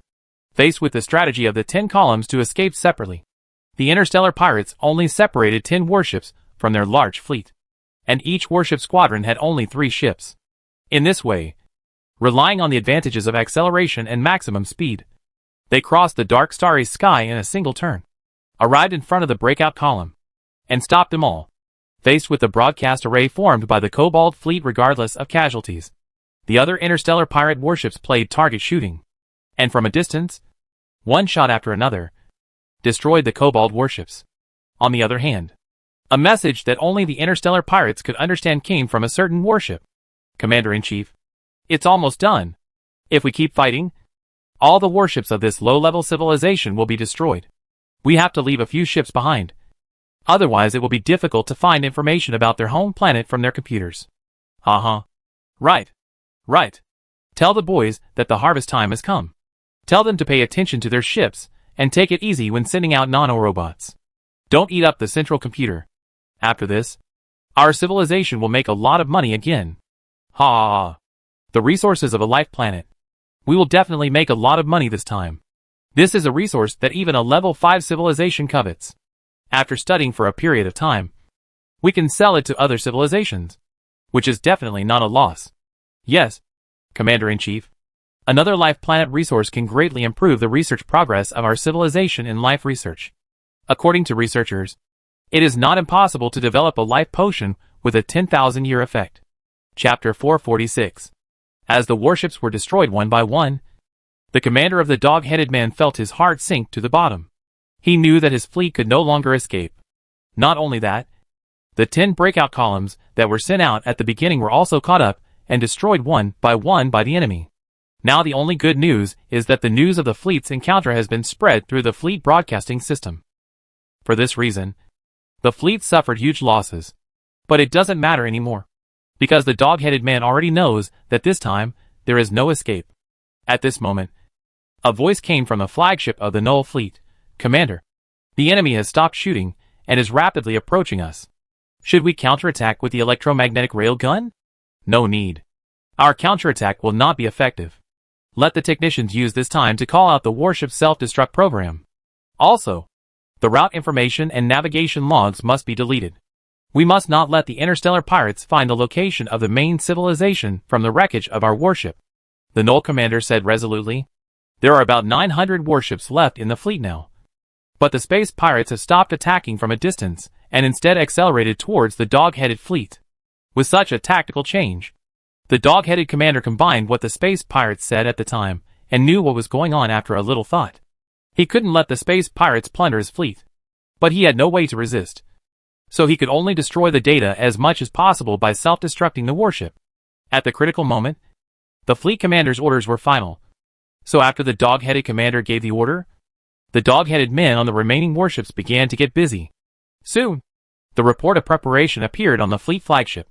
At the same time, the Kobold commander connected the communication channel of the entire fleet and then said, "Brave and fearless Kobold warriors, we have no way out. But we will not surrender, because the glory of the main civilization does not allow us to surrender. Now, let's show this so-called pirate civilization what bravery and fearlessness are. Now, the entire fleet listens to my orders. Turn the direction of the warships.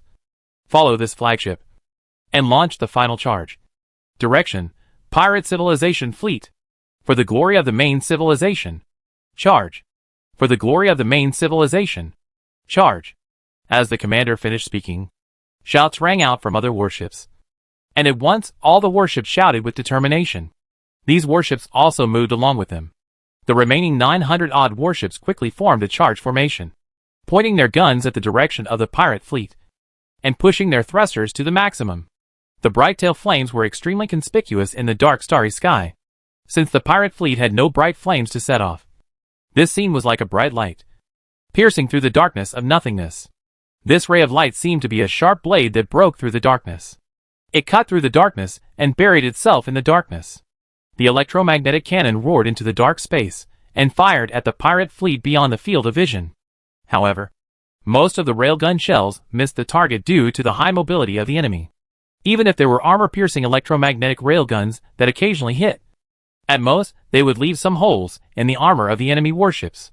What made the dog-headed people desperate was that before their electromagnetic railguns could hit for the second time, these holes were all blocked by the repair of the nanorobots. Because of the protection of the magnetic field shield and polarization shield, the positron cannon and energy cannon lost their function. And the strongest electromagnetic railgun of the Lake-class battleship also became very weak under the opponent's nano-repair. At this time, two small sun-like lights lit up on the battlefield, followed by the third and fourth lights. This was not the trace of the energy laser cannon, but the self-destruction program activated by the dog-headed man driving the battleship after discovering that the armor of his battleship was attached by the opponent's nanorobot. The cold nuclear fusion fuel on the Lake-class battleship was instantly ignited, and a large amount of heavy nuclear fuel was also put into the combustion furnace. And then various parameters were pulled to exceed the maximum tolerance value. As a result, the violent fusion was no longer constrained by the battleship equipment, and released huge energy at that moment. At this moment, whether it was the storage equipment or the power furnace, the combustion chamber could not withstand this instantaneous burst of energy, and suddenly exploded. Hundreds of millions of degrees of high temperature erupted from the battleship combustion chamber, instantly sweeping the entire battleship. And the bound light suddenly shot out in all directions. From the outside, this explosion looked like light bursting out from a dark shell, just like the thousands of lights in the dance hall, shooting out in all directions. Then, the thousands of lights merged into a bright ball of light, engulfing the entire Lake-class battleship. The successive explosions illuminated the armor of the battleships of both sides. At this time, the ferocious appearance of this interstellar pirate fleet full of synapses and sharp angles can be clearly seen from the optical telescope. However, this situation did not affect the battle of the remaining dog-headed warships. And their commander shouted at this time, "All the warships that can still move, aim their guns at the enemy ship number 34-6. The enemy's warship numbers were assigned by the Null fleet itself, in order to facilitate coordinated attacks, and they are now being used." The Null commander found that although his electromagnetic railgun could cause some damage to the interstellar pirate warship, before the second strike could deepen the damage, the enemy warship was repaired through nano-repair. That's why he ordered all the warships that had not been destroyed to focus on attacking one, and try to destroy an interstellar pirate warship before all his warships were destroyed. Even if I can't win, I will bite off a layer of your skin. However, ideals are full, but reality is very skinny. The tactic of concentrated fire is correct, and the number of shells hitting the target warship has increased a lot, but it still can't keep up with the opponent's nano-repair speed. And there are even many ricochets due to angle problems. After such a scene was fed back, the idea of the dog-headed man to destroy a warship of the interstellar pirates also fell through. The result of the battle can also be imagined. When the explosion light of the last Lake-class warship dissipated, It also announced the end of the battle. The result was no surprise. The interstellar pirate fleet did not lose any ships, while the 3,000 warships of the dog-headed man fleet were completely wiped out.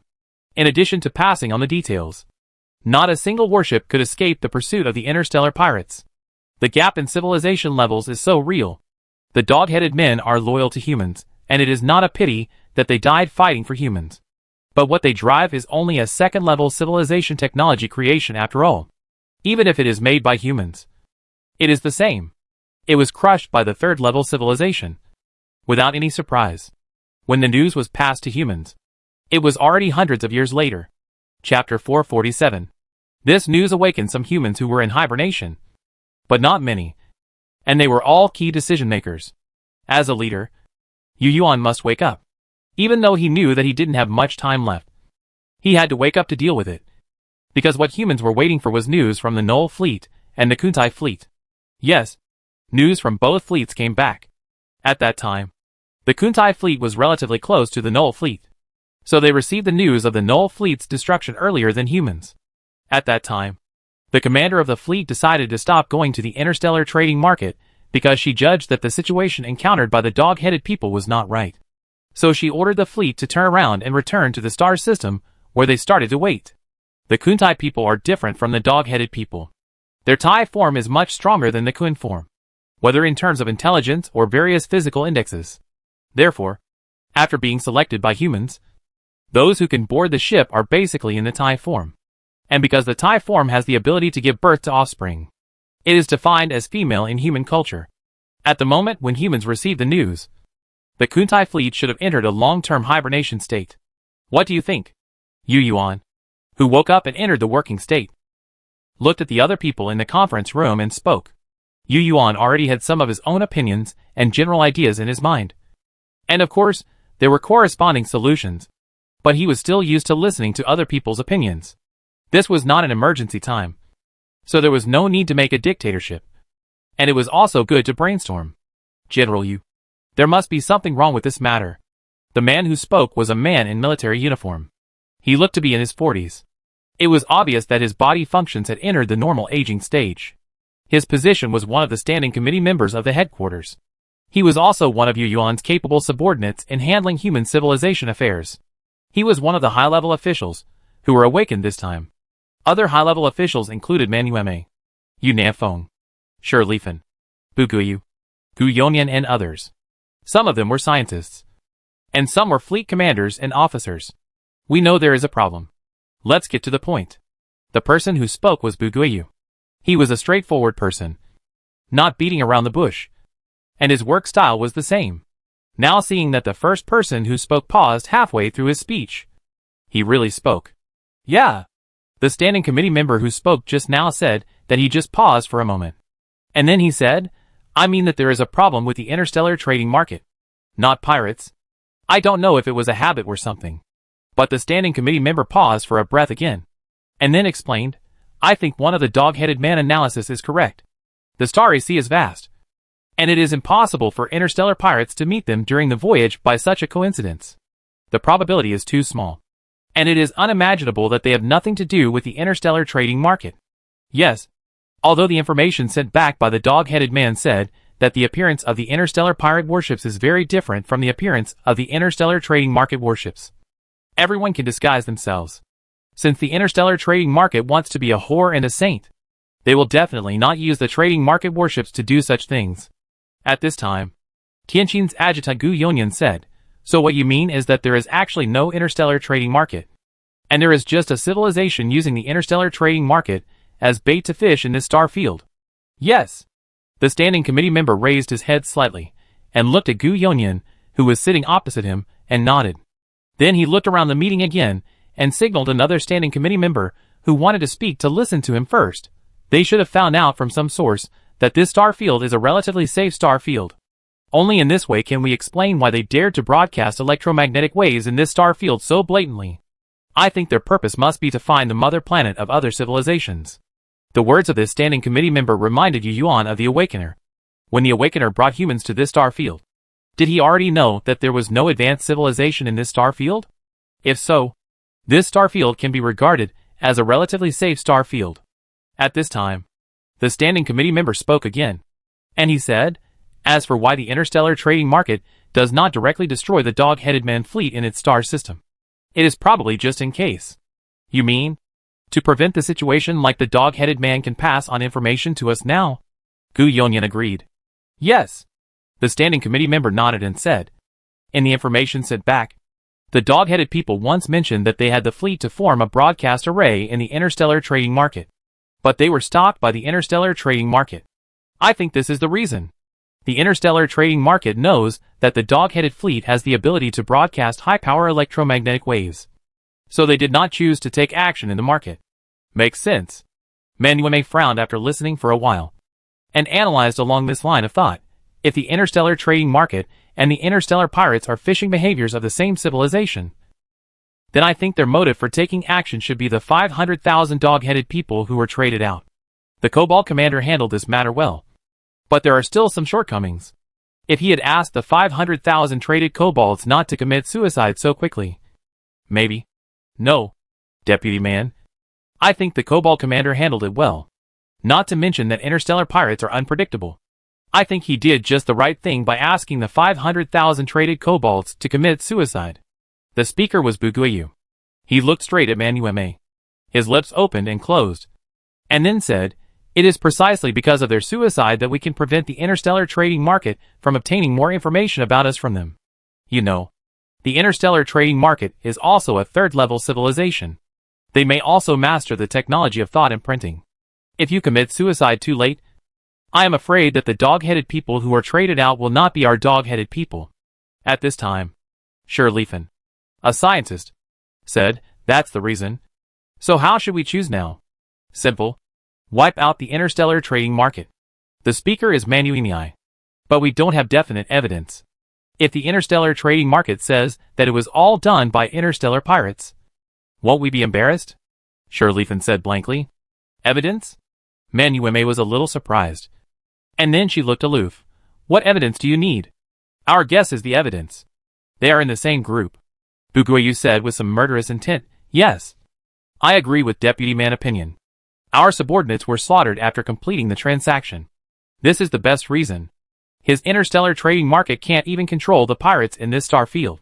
So what kind of trading market is there? And those who dare to slaughter our subordinates, no matter what interstellar pirates or interstellar trading markets, will have to pay the price. But the news sent back by the dog-headed man said that the interstellar trading market may have fourth-level civilization creations. Isn't this a bit hasty? A standing committee member frowned. Whether the interstellar trading market is real or not is uncertain. Not to mention this kind of statement that has never been seen. Anyway, I think this matter cannot be let go, Buguiyu replied. After the first sentence, Yu Yuan, who had been listening, also thought that they should go over, because he had reason to believe that those life potions were real. Of course, the account of destroying the dog-headed man fleet must be settled.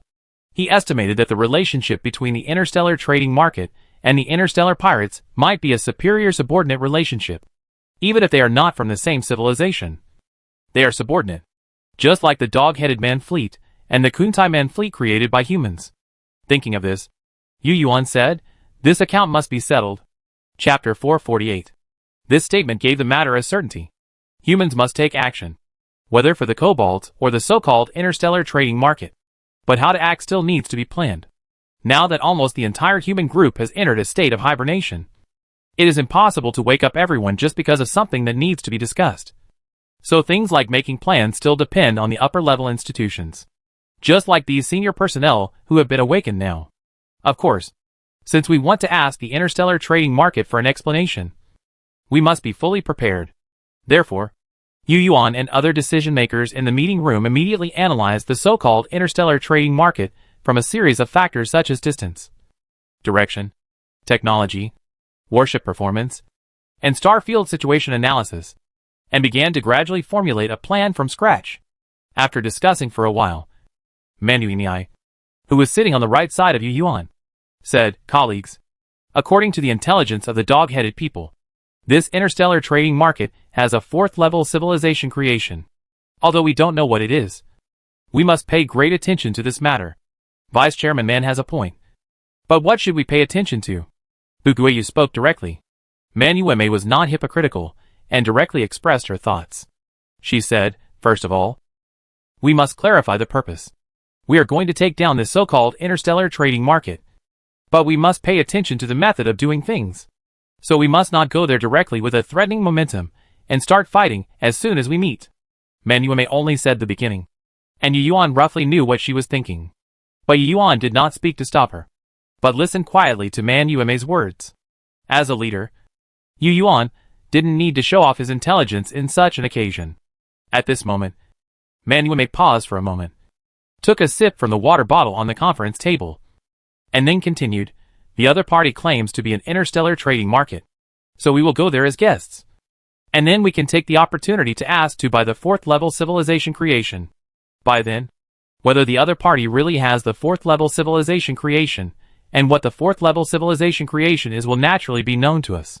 It's fine to use the enemy's trick, but what can we use to prove that we have the ability to buy the 4th level civilization's creations? A committee member, who had already caught up with the idea, asked. This. Manueme pursed her lips, and swallowed the remnants of the water she had just drunk. Then, without her making any movement, the big screen in the conference room lit up. Everyone turned their heads, and saw that the big screen was playing a series of golden pictures. Everyone present knew these pictures. They were pictures of the wolf planet. It was the life planet without intelligent life that humans encountered back then. The one with left-handed DNA. After the picture appeared, Manueme said, the value of life planets in the eyes of cosmic civilization has been confirmed. We can use the coordinates of life planets as bargaining chips. I don't believe they won't be tempted. Of course, in order to make them think they have picked up a big bargain. When we present this life planet to them, we must act as if we have never seen the world and don't understand the specific value of life planets. It's best to pretend that we were born in this star field and encountered alien civilization for the first time. In this way, they can feel at ease to show off their level 4 civilization creations in front of us. Now that the enemy is in the open, and we are in the dark, the success rate of this matter is very high.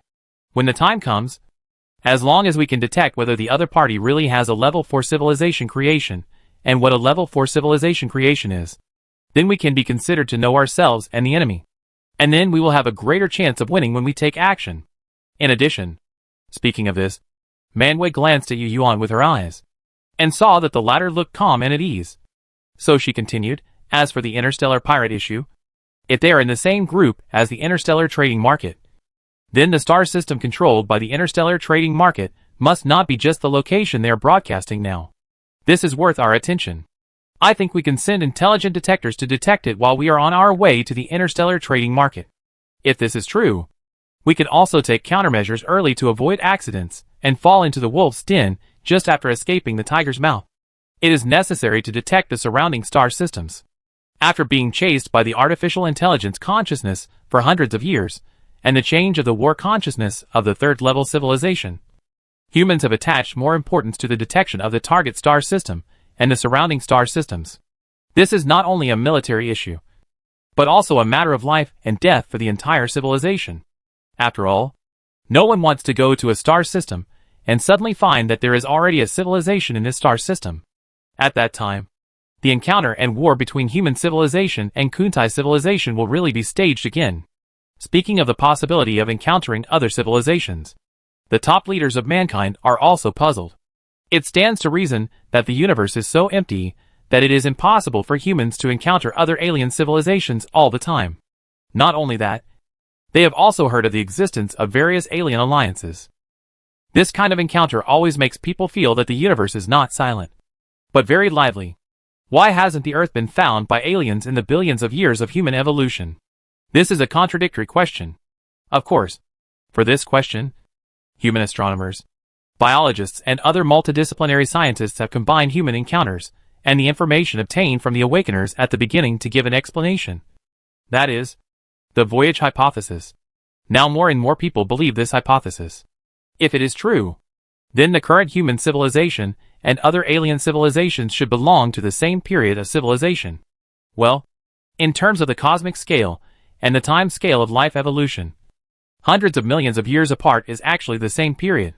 In fact, what humans don't know is that the Awakeners did mention the previous generation of Voyagers, but they didn't mention it to humans. It happened in a conversation between individuals within the Awakeners. And half of the reason why the Awakeners came to the Milky Way was because of the previous generation of Voyagers. But that's a story for later. With the current level of human civilization, knowing it is useless. That is something that only level 6 civilizations are qualified to do. And humans are still far from it. Let's get back to the point. After Manuimi put forward her ideas, there was another round of discussion in the conference room about how to deal with the interstellar trading market. After a while, Yu Nanfeng, who had been silent all the time, said, speaking of level 4 civilization creations, we actually have one too. Professor Yu, are you talking about the warp engine? The person who asked the question was Gu Yonian. He was not an old man from the Callisto base in the Earth era. So he didn't know about the warp engine until he took the position of adjutant on the Lyra.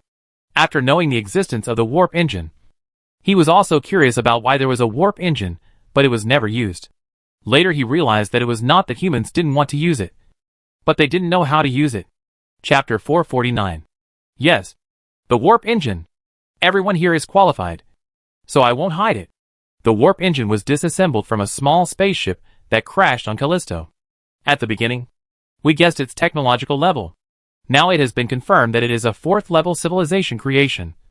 And the unknown civilization spaceship that crashed at the beginning should be a single soldier ship of the 4th level civilization. Yu Nanfeng nodded. These words made Gu Yonian excited. And he almost thought that the warp engine could be installed on the spaceship. In fact, his idea was not bad. When humans met the Awakener, they asked the Awakener to help crack the program of the warp engine. So humans can indeed use this warp engine. But this warp engine is too small and cannot drive a C-class battleship at all. Even if it can drive, it can only use up those antimatter energy packs. After using them up, humans will not be able to make fuel. Therefore, the warp engine is basically only used for scientific research, and is not actually installed on spacecraft. Now that Yu Nanfeng has taken out the warp engine, it is not for use, but to talk about the interstellar trading market. Sure enough, Yu Nanfeng then said, as the saying goes, money can move people's hearts. If the life planet is not enough to attract the attention of the interstellar trading market, we can show them the warp engine. I think that after seeing us take out the warp engine, if the interstellar trading market has a 4th level civilization creation, they will definitely not hide it anymore. This is true. If humans only claim that they have intelligence on life planets, the interstellar trading market may still suspect whether humans are using images of their own home planet to deceive people, or whether they are forging synthetic images. Even if humans show 2 life planets with different environments, they may be considered fake.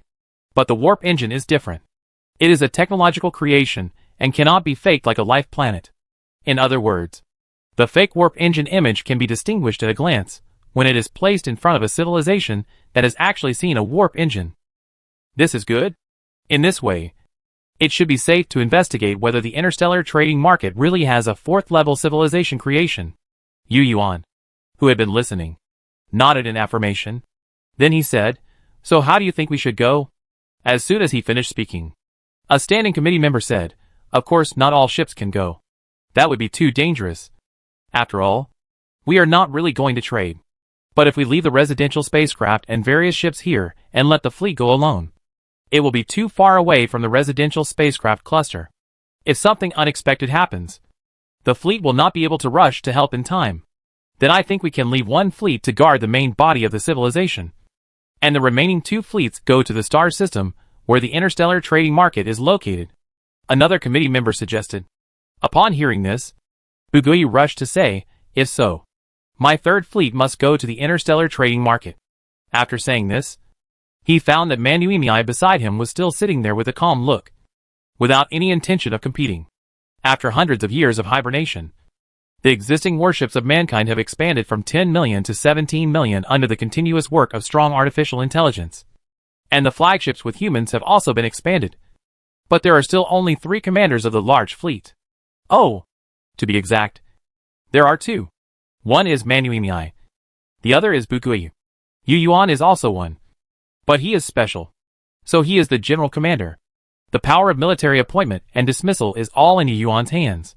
So he is different. Manuimi is very clear about this. So in military mobilization or military issues, as long as Yu Yuan is present, Manuimi will not behave like Buguyu, because she knows it is useless. This is what she has learned from spending many years with Yu Yuan. And military issues are finally decided by Yu Yuan. Sure enough, the next moment, she saw Yu Yuan's eyes move to Buguyu. And then he said with a slightly reprimanding tone, "Commander Bu, do you think that the military command system of our human civilization is still the cold weapon era thousands of years ago? Before the expedition, the generals throw out and ask to be the vanguard? I am not thoughtful enough. What do you think should be done according to General Yu's opinion?" Buguyu is a bit straightforward. But he is not stupid. Otherwise Yu Yuan would not have been optimistic about him. "I'll go." Yu Yuan spit out 2 words. Then raised his fingers and tapped the conference table a few times. And then said, "Not only the fleet will go, but also residential spacecraft, scientific research spacecraft and other types will go. But not all will enter the star system where the interstellar trading market is located together."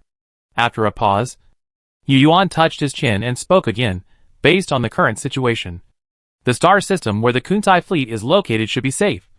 And it is not too far from the interstellar trading market. Only about 30 light years. When the large fleet goes to the interstellar trading market. Except for the warships. Other ships can first dock in that star system and mine resources there as our rear base. The first, second, and third warship clusters form a front and rear echelon and head to the interstellar trading market. At the same time, the last group of warships must also explore the interstellar pirates in that star field and try to find their lair. Humanity has no definite evidence that interstellar pirates and the interstellar trading market are the same civilization. So of course we still have to look for it.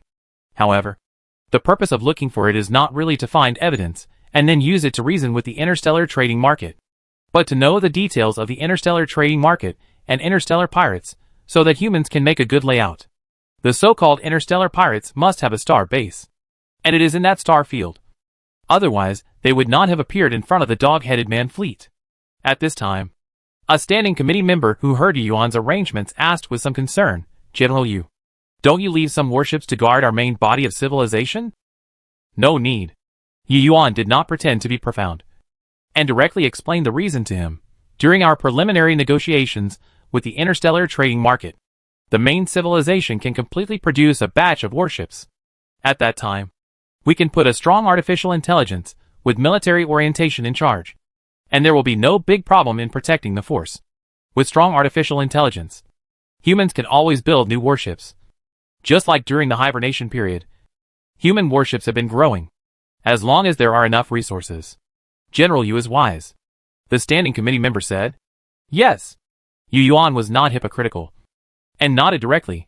"If there are no other opinions, this matter is settled. But what we are talking about now is just a rough action framework, and there are many emergency prevention measures, which you need to improve." "I understand. General Yu. General Yu, rest assured, the headquarters is capable of this." As the meeting room echoed with voices of approval, a decision that would determine the future of mankind was made here. Not long after, the fleet that had been frozen for hundreds of years woke up again and set foot on the road to the stars. As the order was issued, the robots that were still mining resources on the surface of the planet also returned to the transport ship, then got rid of the planet's gravity and returned to the large fleet. The space docks that were busy manufacturing warships also stopped their work, and then flexible mechanical arms extended from their interiors to fix the unfinished warships. Then, the entire space dock began to undergo mechanical changes, revealing a set of huge magnetic propulsion devices. Humanity is about to set sail again. As a wandering civilization, everything will follow the main civilization and embark on the star journey. This is not the first time that humans have set foot on the star journey. But compared to the past, this time the departure looks very different, and it is no longer possible to see the appearance of a secondary civilization. All types of warships have doubled in size. More than 17 million C-class warships, plus other types of warships. A total of more than 20 million. If such a huge fleet spurted out tail flames at the same time, it would be so magnificent. Unfortunately, by the third level of civilization, human warships have already seen any tail flames, and instead, they are more like a group of ghosts floating towards the starry sky. Chapter 450. This voyage can be called a grand one. More than 20 million ships of various types. If you only look at the scene of the cluster setting sail, it is a complete steel torrent. The magic of wisdom and the power of science and technology are undoubtedly displayed here, which is the best embodiment of life conquering the stars with wisdom. The use of magnetic propulsion makes more than 20 million ships of various types of mankind become like a huge ghost fleet. From the perspective of the third-level civilization and below, this fleet has no thrust effect. It just accelerates slowly and irrationally, and finally sinks into the void. If all the indicator lights on the exterior of the ship are turned off, it will look more like a lifeless iron shell floating in the dark. If it is seen by a civilization below level 3, it should be amazed at this incomprehensible propulsion technology, and therefore have awe for the civilization that possesses such technology. When the fleet sank into the vast universe, it was also the time for Yuan and others to hibernate again. Level 3 civilization can increase its speed to 50% of the speed of light. But facing the vast universe, it is still too slow, and people have to continue to hibernate to spin the slow journey. Hibernation of personnel means stagnation of scientific research, which can't be helped. This is not only a problem of human lifespan, but also the same for other long-lived races. Because the slow time of crossing the galaxy is not just a problem of lifespan, but also a series of problems such as materials, energy, maintenance, and repair. All intelligent life and creatures are awake to sail, which will cause great supply pressure on the fleet. The third-level civilization still has no way to solve this problem. Or civilizations with insufficient speed cannot solve this problem. Now humans can see only one solution. That is warp speed travel. The speed of light, or even faster than the speed of light, can greatly shorten the time of each voyage.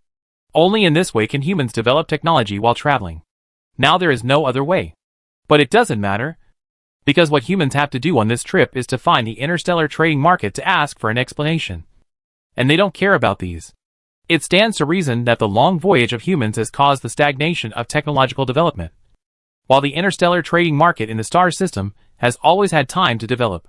When humans arrive at the target star system, they may encounter the rapid development of technology in the interstellar trading market. But it is not easy to upgrade to the fourth level of civilization, and great unification is not so easy to achieve. Gradually, the centralized warships of mankind can no longer bathe in the light of this star. They have gone too far, and even large-caliber astronomical telescopes cannot capture their figures.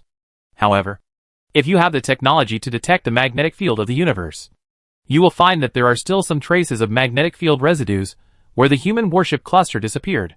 If a civilization finds these traces, it can definitely follow the traces to find the location of the human warship cluster. However, this operation must be done quickly and in time, because after a period of time, this track will be erased by the universe itself. Just like the wind and sand in the desert erased the footprints of walking through the desert, the sailing time passed in a flash. When the human timetable reached the 299th year, the hibernation awakening clock woke up humans. Being awakened from hibernation also means that the destination has been reached. 299 years is human time, not the universe's time. At this moment, the universe has passed 340 years. This is the time dilation effect caused by 50% of the speed of light. However, humans did not spend the entire 299 years in hibernation to travel, but stopped twice along the way. Once for supplies, and to separate the residential spacecraft cluster, and the last time to find a star system close to the interstellar trading market and make a large supply there. The star system where humans made a large supply is about 20 light years away from the star system where the interstellar trading market is located. In fact, humans came here not only for supplies, but also for resource development and warship construction. Yes, when the human warship cluster completed the supply and left, a manned warship was placed here, the purpose of which was to allow the strong artificial intelligence on it to continue to build warships here as an unexpected backup. The star system, where the residential spaceship cluster went to, was the rear area. After everything was prepared according to the plan, the human warship cluster sailed towards the star system, where the interstellar trading market was located again. Yes, the interstellar trading market is still there, which seems magical, but it is not uncommon for interstellar communication, because an interstellar voyage takes too long. If you want to do business with other civilizations, or pretend to do business, you have to stay in one place for a long time. Otherwise, other civilizations will come all the way here and find that there is nothing here, which is a big joke. The interstellar trading market obviously knows this. So when the human civilization warships arrived, they sent a welcome message to the human fleet just like they did to the dog-headed fleet. The first fleet to receive the message was the First Fleet, where the flagship Tianjin was located. When the human fleet cluster was about to reach the destination, it split into three in the void. The other two fleets maneuvered in the void, circled a small circle, and entered from below and above the target star. However, the second and third fleets did not enter the star system directly like the first fleet, but slowly reduced their speed and waited for the first fleet to detect the results before taking the next step. Similarly, since the three fleets currently have different divisions of labor, the first fleet is very ostentatious. While moving forward, it also sends electromagnetic wave information to the direction of the interstellar trading market, while the other two fleets maintain electromagnetic wave silence. Since the warships of the third-level civilization do not have bright tail flames, it is much more difficult to detect them. Optical telescopes are basically useless. Or when the optical telescope sees the other party's warships, it is considered face-to-face, unless the probes wandering in outer space can discover them in advance. Or like humans observed the Kuntai civilization before, they can see it through the traces of dust clouds. Otherwise, the two sides will basically enter the effective range of their energy weapons soon after encountering each other. Therefore, it is extremely difficult to detect the interstellar trading market. Not to mention that there is also the First Fleet as a visible fleet to attract attention. Humans are still very talented in war in the interstellar age. Guests from afar, welcome to our interstellar trading market. Our interstellar trading market is affiliated with the great peace-loving Qian civilization and is also a member of the Merchant Alliance. Welcome to the civilization from afar. The vastness of the universe is really impressive. Almost 1,000 years have passed. And finally another guest has arrived. This is the message that the interstellar trading market replied to the plain text message sent by humans. It sounds like they are really welcome and have encountered many civilizations coming here to trade. But in fact, only they themselves know that since the broadcast was sent out, there have been few guests coming to their so-called interstellar trading market to trade. Chapter 451. It is normal that there are not many customers. This is in line with the definition of this star field. The star system is sparse, and it is a relatively safe star field. It is strange that there are civilizations gathering in such a star field. According to human speculation, this interstellar trading market probably came here from nowhere to try their luck. They want to find a few civilizations that have little knowledge of the cosmic environment in this remote place, and then obtain life planets in this way. After all, it is too difficult to actively find life planets in the vast universe with the navigation ability of a third-level civilization. You have to explore the star systems one by one. It will take 18,000 years to explore a star field of hundreds of light years. Judging others by one's own experience, humans make reasonable guesses based on their own navigation technology. They think that active exploration is too difficult. But with the interstellar trading market, it becomes much easier. You only need to shout a few times in one place. And as long as there is a civilization within hundreds of light years that receives it, there is hope of catching fish. Then just wait. But this method has both advantages and disadvantages. And the disadvantage is that it is extremely risky. If there happens to be an advanced civilization in this star field, and it is also interested in the civilization that shouts, it may be a disaster. Humans believe that the interstellar trading market probably took this into consideration, and emphasized in the broadcast that it is protected by a level 5 civilization, and that it is a member of the Merchant Alliance. However, from the perspective of humans, especially after knowing what happened to the Cobalt fleet, they feel that this statement is nonsense. Apart from other things, humans have used the term interstellar trading market to fool the Nair civilization. As for the Merchant Alliance, it is probably because they heard about the reputation of the top civilizations in the Milky Way and copied it. The advanced civilizations don't know. But it's hard for humans to believe in alliances between low-level civilizations. The reason is that communication and action are too inconvenient. After discussion, the decision-makers of humans believe that if there is a business alliance, and this so-called interstellar trading market is an organization under the so-called fifth-level civilization, the Red Flame civilization, then they should be equipped with long-distance communication tools. But whether they are communicating with the dog-headed people or communicating with humans now, they still use light-speed communication, which is obviously unreasonable. Moreover, according to the information from the dog-headed people, there were no products related to long-distance communicators in the list of this interstellar trading market.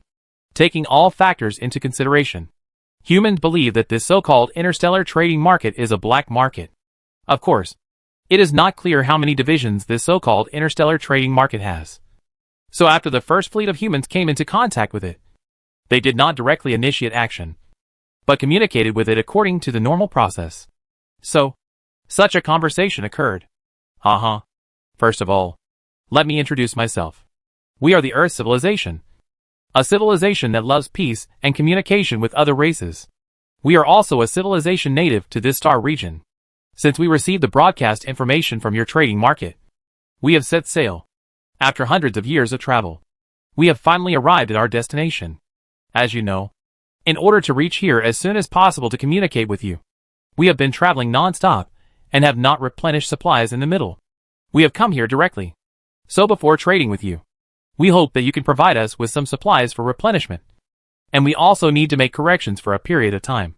The long journey has caused our fleet to have this or that kind of failure. And we have to stop. Some of the naval guns are even rusty. Can you imagine? Rust. Oh, damn. The manufacturing process. If you have anti-rust technology, I think we can complete the first transaction soon. Price is not a problem. Although we are a civilization born and raised in this star field and have not seen much, we also know what is the most valuable among interstellar civilizations. We will not hide it from you. We have 2 life planets in our hands. They are all great cosmic treasures discovered by us after years of exploration in this star field. Both parties belong to different races and communication has just been established. But after a temporary clear code dictionary between the 2 parties, communication is no longer a problem. Of course, it is not the communication of sound, but the communication of electromagnetic waves. And then, the translation is done by the system of their own civilization. In this case, even if there is sound communication, it is achieved with the help of human loudspeakers, just like the Awakener did at the beginning.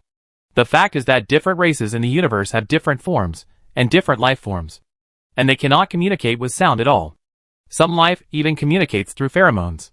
If there are such aliens, they definitely cannot communicate with sound. In other words, after humans introduced themselves and responded to the message, the interstellar trading market quickly made their response. Hello, Earth civilization. As an interstellar trading market, we certainly welcome civilizations from afar, especially a kind and powerful civilization like your Earth civilization. Presumably, even if we don't conduct any transactions, the academic exchanges between us alone can benefit both of us a lot. But as an interstellar trading market, trade is naturally the main focus. You said that you have 2 life planets in your hands. I wonder if you can send a piece of information to let our scholars identify it first. Sorry, I don't mean anything else. This is just a process requirement of the interstellar trading market. Speaking of process, we need to provide us with the number of your fleets, and follow our instructions to go to the reception desk, so that we can prepare various supplies for you. While replying to the information, the interstellar trading market also sent a star map to humans, just like it did to the dog-headed fleet before. Of course, the wording and attitude of the speech were much better. I think they knew that humans were a 3rd-level civilization. This difference in attitude also made Yuan and others more certain of their guess that the civilization that hosted this interstellar trading market was a 3rd-level civilization. No problem. Just do as you say. We will speed up the fleet to the place you specified. But the supply of materials and fuel needs to be faster. We have come a long way, and the fuel can't last long. The human side casually said something, and then sent the number of warships of the first fleet. Then Yuan and his team thought about how to detect the military power of the interstellar trade market. However, before he could send another message, he found some strange information in the star map sent by the interstellar trade market. It was discovered by Tianqin's adjutant Gu Yonian, who was pointing at the reception area designated for humans by the interstellar trade market and said, "Please look, everyone." The reception area designated by the interstellar trade market for the Cobalt fleet was clearly the orbit of this planet. But now it has designated us a piece of space with nothing in it. Everyone saw that it was indeed the case. This strangeness made everyone believe that this interstellar trading market was not a good place. It was probably because they heard that the humans had traveled a long distance and had insufficient fuel and supplies, and that the ships had various problems. That the interstellar trading market changed the original reception position. The purpose is self-evident. They definitely don't want humans to replenish their own supplies in this galaxy, so as to control humans. However, The interstellar trading market will miscalculate this time, because the lack of fuel resources mentioned by humans is actually a deliberate flaw for them to see if they have any bad intentions. Now it is indeed so. And such a reaction has also led to a new round of evaluation of the military strength of the interstellar trading market within the human race. Although humans have not yet really detected how many warships there are in the interstellar trading market, they can still harbor evil intentions after seeing that the first fleet of humans has 7 million warships. Which means that at least in this star system, they have no less than 7 million warships. Or they are extremely confident in their own combat power. Chapter 452. General Yu. Since we already know that this is the other party's plan, do we still have to follow their requirements and go to the designated anchorage? After seeing the location marked on the star map, a staff officer looked at Yu Yuan with a reminder. Go. Why not? Yu Yuan spread his hands and smiled. As the saying goes, you can't get a tiger cub without going into the tiger's den. What's more, this is not a dragon's den or a tiger's den. Our fuel is not so scarce that we can't even fight. Of course, before that, we still have to be prepared to deal with conflicts at any time. At this point, Yu Yuan didn't waste any words. He just pointed at the big screen with his fingers. And then the content on the big screen changed. Yu Yuan didn't have superpowers. He just gave commands from his brain chip while making the movements, and operated the display system through invisible electromagnetic waves. At this moment, the projection screen still displayed a star map. But the star map originally sent by the interstellar trading market became the star map explored by human civilization itself, which was the data detected by human civilization's own detectors. The first fleet of humanity has now arrived at the outer edge of the star system, where the interstellar trading market is located. Through the fleet's detectors, it is easy to observe the specific situation of this star system. Of course, only the number of planets, types, and some optical parameters of main sequence stars, etc. Although the data is less, it is much more than the star map sent by the interstellar trading market. And such a star map is obviously not enough for war. But now that the first fleet of humanity has just arrived, it can only be used in this way. When the fleet enters the designated position, some detectors will be dispatched to conduct various detections of the space environment. I think it is almost enough. This is also one of the reasons why Yu Yuan insisted on sending the first fleet to the designated location of the interstellar trading market.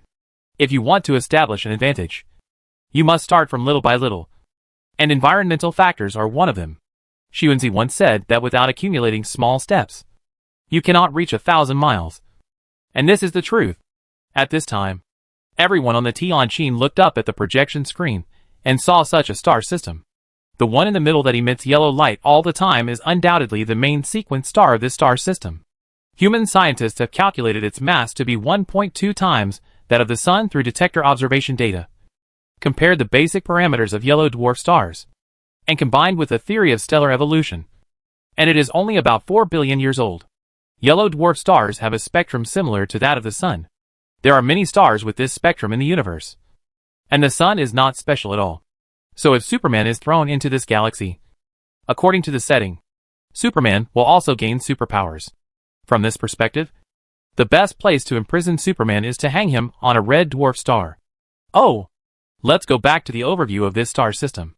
Similar to other star systems in the universe, in addition to the main sequence yellow dwarf star, there are planets orbiting it. If the main sequence star is used as the reference system, it is a flat orbiting system. Now the velocity vector of the human fleet has been synchronized with this star system. So the star map display has also become this flat state. If a different reference system is used, such as the center of the Milky Way, then whether it is this star system or other star systems, it will instantly become a running star with its spiral orbiting little brother planets, orbiting in the endless void. And this star map transformation also made some people present recall things from the Earth era, especially some old people in the Earth era. They still remember that there were often videos with titles like "This is the Truth About the Movement of the Solar System" on the internet, which showed the movement of the star system with the center of the Milky Way as the relative static reference system. The reference system is different. If the Earth is used as the static reference system, then you can also really observe the legendary Venus retrograde phenomenon in the starry sky. This is an astronomical phenomenon that was accurately calculated in the ancient Xia dynasty, and its calculation reference system is the Earth as the center. Everyone saw that in this yellow dwarf star system, Most of the planets are distributed near the ecliptic plane of the main sequence star. The first planet is a solid planet, with an average distance of 0 Australian dollars and 60 cents from the main sequence star. If this distance is compared with the solar system, it is between Mercury and Venus. The second and third planets are both gas planets, both of which are Jupiter-like planets. After arriving at the outer edge of this star system, humans began to observe the planets inside it. Although the satellites of these two gas planets were not directly observed from the optical telescope due to the long distance, the gravitational perturbation data showed that the two planets should have many satellites, since there are two huge gaseous planets in the second and third orbits of this star system. Human military experts speculate that the large fleet of this interstellar trading market should be hidden there. If it is a guess to draw such a conclusion from the overview of the star system, then judging from the positions of the various trading areas marked in the star map provided by the interstellar trading market, this guess should be almost correct, because no matter whether it is the first-level civilization trading area, the second-level civilization trading area, or the third-level civilization trading area marked by the interstellar trading market, these two gaseous planets are not included. If this is not enough, there is another difference from when the Null fleet came. The star map given to humans by the interstellar trading market does not show any information about the creations of the fourth-level civilization, nor does it indicate that there are fourth-level civilization creations in the trading market. Such differential treatment makes humans realize that this civilization under the name of the interstellar trading market has concealed its true nature for some reason. And such behavior also makes the human leaders understand that this interstellar trading market may really have some ulterior motives. Just as everyone was thinking about all these relationships, they heard Yuan pointing to an area on the star map and saying, "We will first go to the designated location according to their requirements, and then collect environmental data there. If the situation worsens, we will take the initiative. At that time, my first fleet will directly raid this planet from this area." Everyone looked in the direction Yuan pointed, and saw that the outermost planet on the big screen was marked with a bright cursor. Everyone present knew this planet. It was the one that the interstellar trading market allowed the dog-headed fleet to dock. And it was also the planet with the most comprehensive data in the human database, because the Nulls had already explored this planet and mined some minerals before. As long as they occupied this planet, the human first fleet would be able to quickly mine various mineral resources and provide various supplies to the fleet. Of course, if necessary, they could also deploy a space dock here and build warships while fighting. Chapter 453. According to the data provided by the dog-headed man, this planet was a planet with no defensive power hundreds of years ago. It is estimated that the interstellar trading market has not yet been developed, or it is their sincerity specially prepared for the low-level civilizations that come to trade. Although hundreds of years have passed, humans do not know whether this planet has been deployed with defensive power. But compared with other planets, humans know this planet best, and its location is in the outermost orbit. So Yuan listed it as the first target for capture. Of course, in a star system, the outermost planet is not necessarily the closest to the foreign fleet, because the universe is a three-dimensional space and a four-dimensional spacetime, not a plane. So the fleet entering the star system from outside the star system can enter from the up and down directions in the normal concept. And then the closest planet is another planet. At this time, everyone heard Yuan say, "While we attack the star, the third fleet and the fourth fleet will also raid here and here from these two routes respectively. We must occupy these two planets in the shortest time to gain a foothold in this star system." Although humans have a logistics base in a star system 20 light-years away from here, and the star system where the Kuntai fleet turned back to dock is also the rear base of humans, the war is happening right here, and distant water cannot quench immediate thirst. If you want to win the war, you must establish a base here and mine resources. Otherwise, the human fleet may run out of resources and fuel while fighting. The number of warships in the third-level civilization is very large, and the war situation is different from the previous second-level civilization. Once a war breaks out with a large number of warships, it will inevitably be a long war. Some military experts have simulated it with computers, and they estimate that a war could last 100 years. In this case, it is very important to capture planets as bases. The two planets Yuan refers to are one where the Null fleet originally docked, and the other is a rocky planet in the third-to-last orbit. The reason why it is not the second-to-last planet is that the third-to-last planet will intersect with the second-to-last planet in a few years, and the distances of the two planets will be reversed. According to calculations, This orbital change will last for about 75 years. After 75 years, the orbits of the two planets will intersect again. And then, they will complete one revolution of each other. And then repeat the cycle. Orbital intersect does not mean that the two planets are at risk of collision. On the contrary, although this kind of planetary orbital intersect is rare, the orbits of the two planets are not on the same plane. And the angle is about 11 degrees. So they will not collide. Of course, they will still be affected by each other's gravity. So after each orbital intersect, their orbits will change slightly. So in the next revolution cycle, the time and distance between them will change a little. From the star map, as long as the planets in the penultimate orbit and the penultimate orbit are controlled, the planet in the penultimate orbit will also be trapped within 75, and will be attacked by the two planetary bases of mankind. So controlling two planets is equivalent to controlling 3 planets. Yu Yuan, as a leader with a military background, has commanded many interstellar wars. So he still has this kind of vision. After controlling these 3 planets, the war will enter a stalemate stage. At that time, we will capture them one by one from the outside to the inside, and finally capture all their resource collection planets. After that, the war will enter the next stage, which I call the pursuit stage. Well, it can also be called the final decisive battle stage. If they don't run away, then, Yu Yuan continued to tell everyone about his battle plan. His expression and appearance showed that he was very confident. After a while, a staff member interrupted and said, "Master Yu, we received information from the interstellar trading market saying that the information about the 2 life planets we provided was not detailed enough. They could not judge whether we really had strong purchasing power. They hoped that we could provide more detailed information." Oh!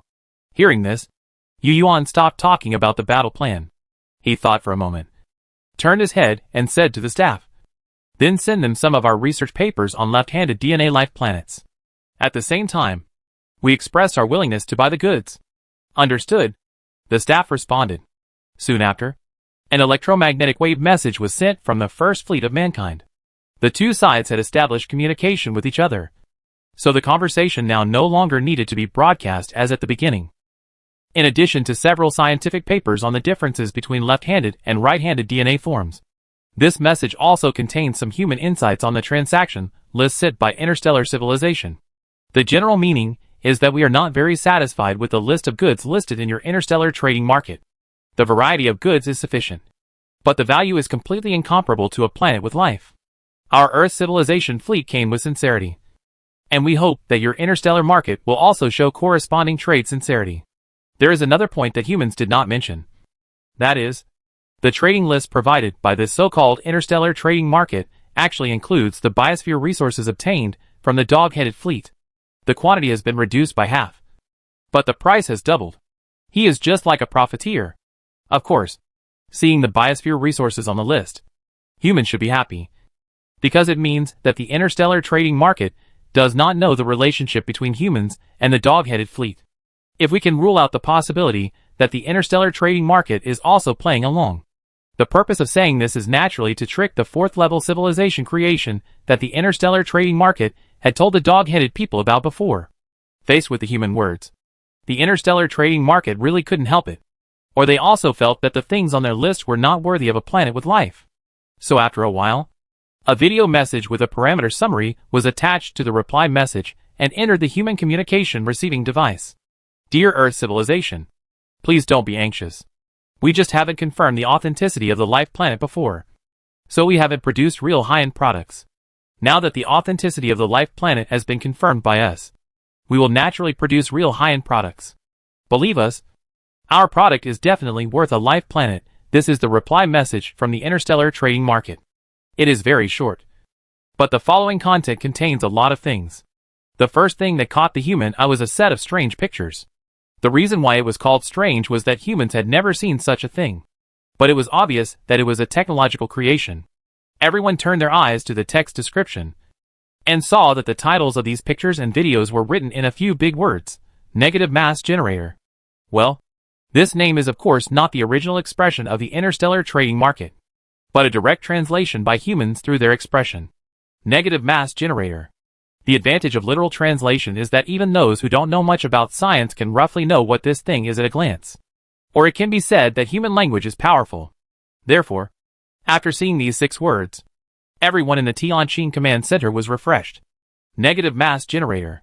Just by looking at the name, you can roughly know that this thing is a technological creation that can generate negative mass. Negative mass. What an illusory physical term. Even though humans have reached the 3rd level of civilization, they still know very little about negative mass, let alone a negative mass generator, which is even more unheard of.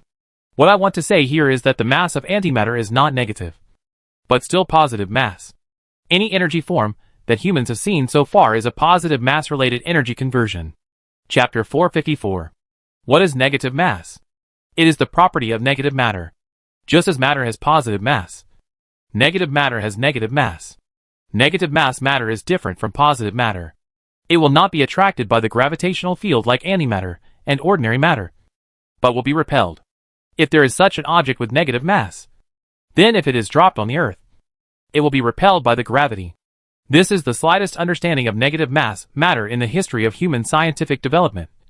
And negative mass means negative energy. Apart from this, human science knows almost nothing about it. What are the negative mass substances? How many types are there? What form of existence is there? How is it transformed with negative energy? What physical laws it satisfies?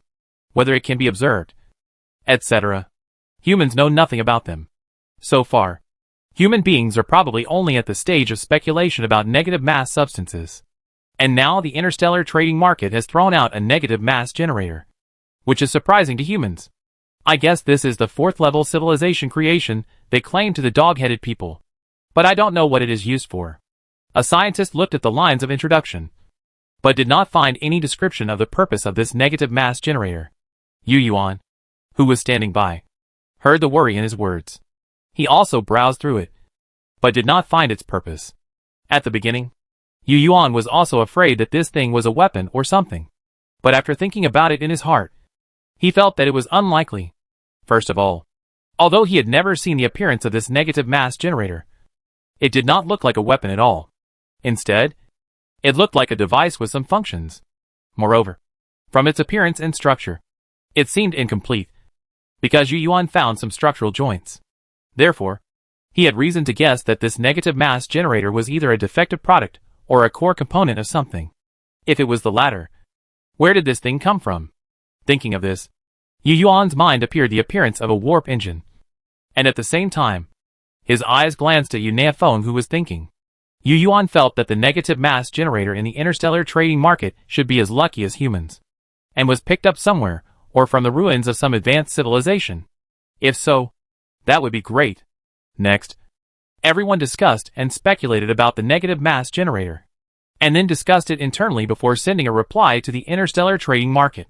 You are not kind. Our Earth civilization has come from afar across the galaxy, and we came with sincerity. But you sent such an unclear thing, and said it was a high-end product. Oh, it is indeed a creation of advanced civilization. But I guess even you don't know what it is. We think that such a creation whose function is not clear is not worth the value of a planet with life. If there is nothing valuable in your interstellar trading market, our Earth civilization believes that it is better not to do this transaction. Of course, there is an old saying in our Earth civilization that even if the transaction fails, the friendship remains. If the transaction fails, we can still communicate in other aspects. For example, we can set up a science and technology seminar to exchange our development experience, development route, and special science and technology prospects at the 3rd level civilization level. Our Earth civilization is very eager for such exchanges and believes that this is a very valuable thing. The humans then belittled and said a lot of nonsense. In summary, they said that your interstellar trading market is too poor and has nothing worthy of a planet with life. In response to the humans' reply, the interstellar trading market had another explanation. Not long after, a message representing the interstellar trading market was sent to humans again. This is wrong. That's not what I said. Kind Earth civilization. If you understand advanced civilizations, you won't say that. Do you know why advanced civilizations can be called advanced civilizations? Since it is not real-time communication. The questions in the interstellar trading market are not really for humans to answer before continuing. They just made a hypothetical question and then answered it themselves. We can tell you clearly that advanced civilizations have the ability to travel faster than the speed of light. And once the speed exceeds the speed of light, it will bring various problems, the most intuitive of which is communication. If there is no communication ability that exceeds its own speed, then after becoming an advanced civilization, communication will lose its meaning, because it is better to drive a spaceship directly to send messages. In this regard, your Earth Civilization Dictionary seems to have such a sentence: communication depends on running. What communication depends on running? That's communication depends on shouting. Okay. Seeing this, everyone complained about the rhetoric of the interstellar trading market in their hearts. And then read on. That's not realistic, nor convenient. All civilizations know that the symbol of the fourth level civilization is the realization of the grand unified theory, and the application of this theory. But they often ignore another aspect. That is, communication. The fourth level civilization must not only have the ability to sail beyond the speed of light, but also the ability to communicate over long distances, so that it can be called an advanced civilization. These two are like the two legs of the fourth level civilization. If one of them is missing, it is not a real fourth level civilization. And the negative mass generator we sent to you is the core component of long distance communication. It is a complete creation. I won't hide it from you. This is a special sale item that this trading market has applied for from the Merchant Alliance. To be honest, what we just sent to you is only 1% of its parameters and description content. It can be said that as long as you get it, it will be a matter of time for your Earth civilization to be promoted to the fourth level civilization. The complete technical information can help you quickly master the method of manufacturing long-distance communicators after reaching the fourth level civilization.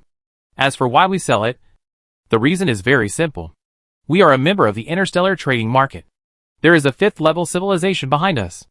Therefore, the way to promote technology in our trading market is different from that of ordinary cosmic civilizations. We only need to have enough contribution points to exchange everything in the fourth level civilization within the Merchant Alliance. This is also the reason why we are looking for people to do business everywhere. The Merchant Alliance needs many life planets for research. And interstellar trading markets, like us, are small vendors of the Merchant Alliance. After reading the reply from the interstellar trading market, the humans discussed it and sent a reply letter to them again. In this case, you can send us all the information about the negative mass generator, so that we can also understand its value. In response to the human request, the interstellar trading market only said one sentence. Okay, but we need the scientific research data of the planet you have. That's right. The research data of your Earth civilization on the life planet. Chapter 455. It is not to be mentioned that the interstellar trading market is not stupid. They know that just relying on some pictures and impact data, or even samples, cannot prove that humans really have a planet with life. But if it is human research data on the planet with life, it is different. As a third-level civilization, this thing cannot be faked. Of course, when all the data is true, there is still one place that may be false. That is, the location coordinates of the planet with life. Human civilization is only a third-level civilization, and it does not have the ability to keep a planet with life around.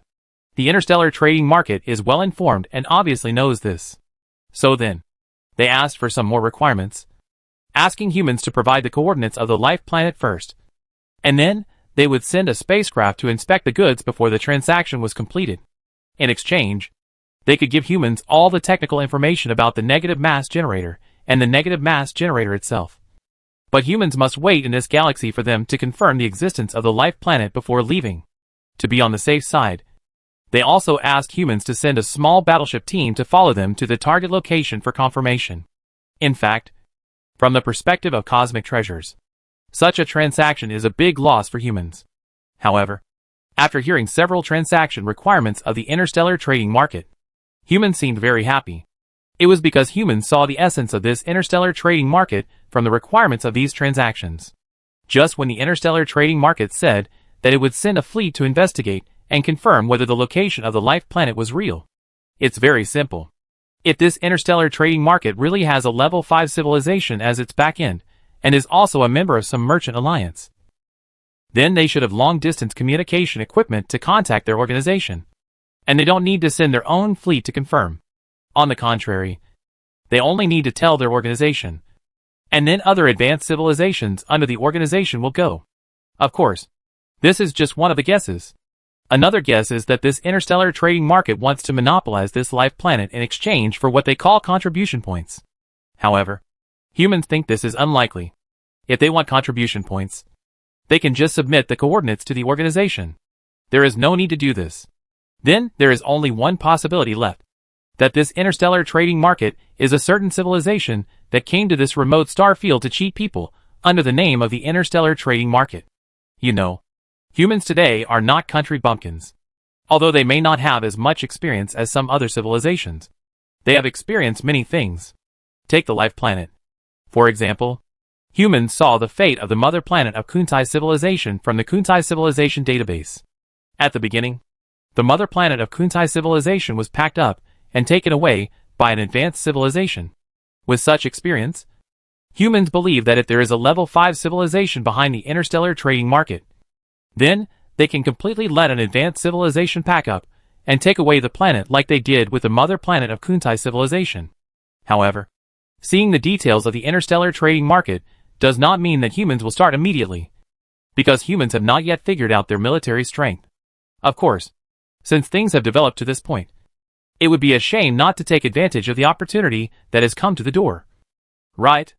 So, after a meeting with various scholars, humans agreed to the requirements of the interstellar trading market and agreed to send a squadron to the left of the life planet to confirm.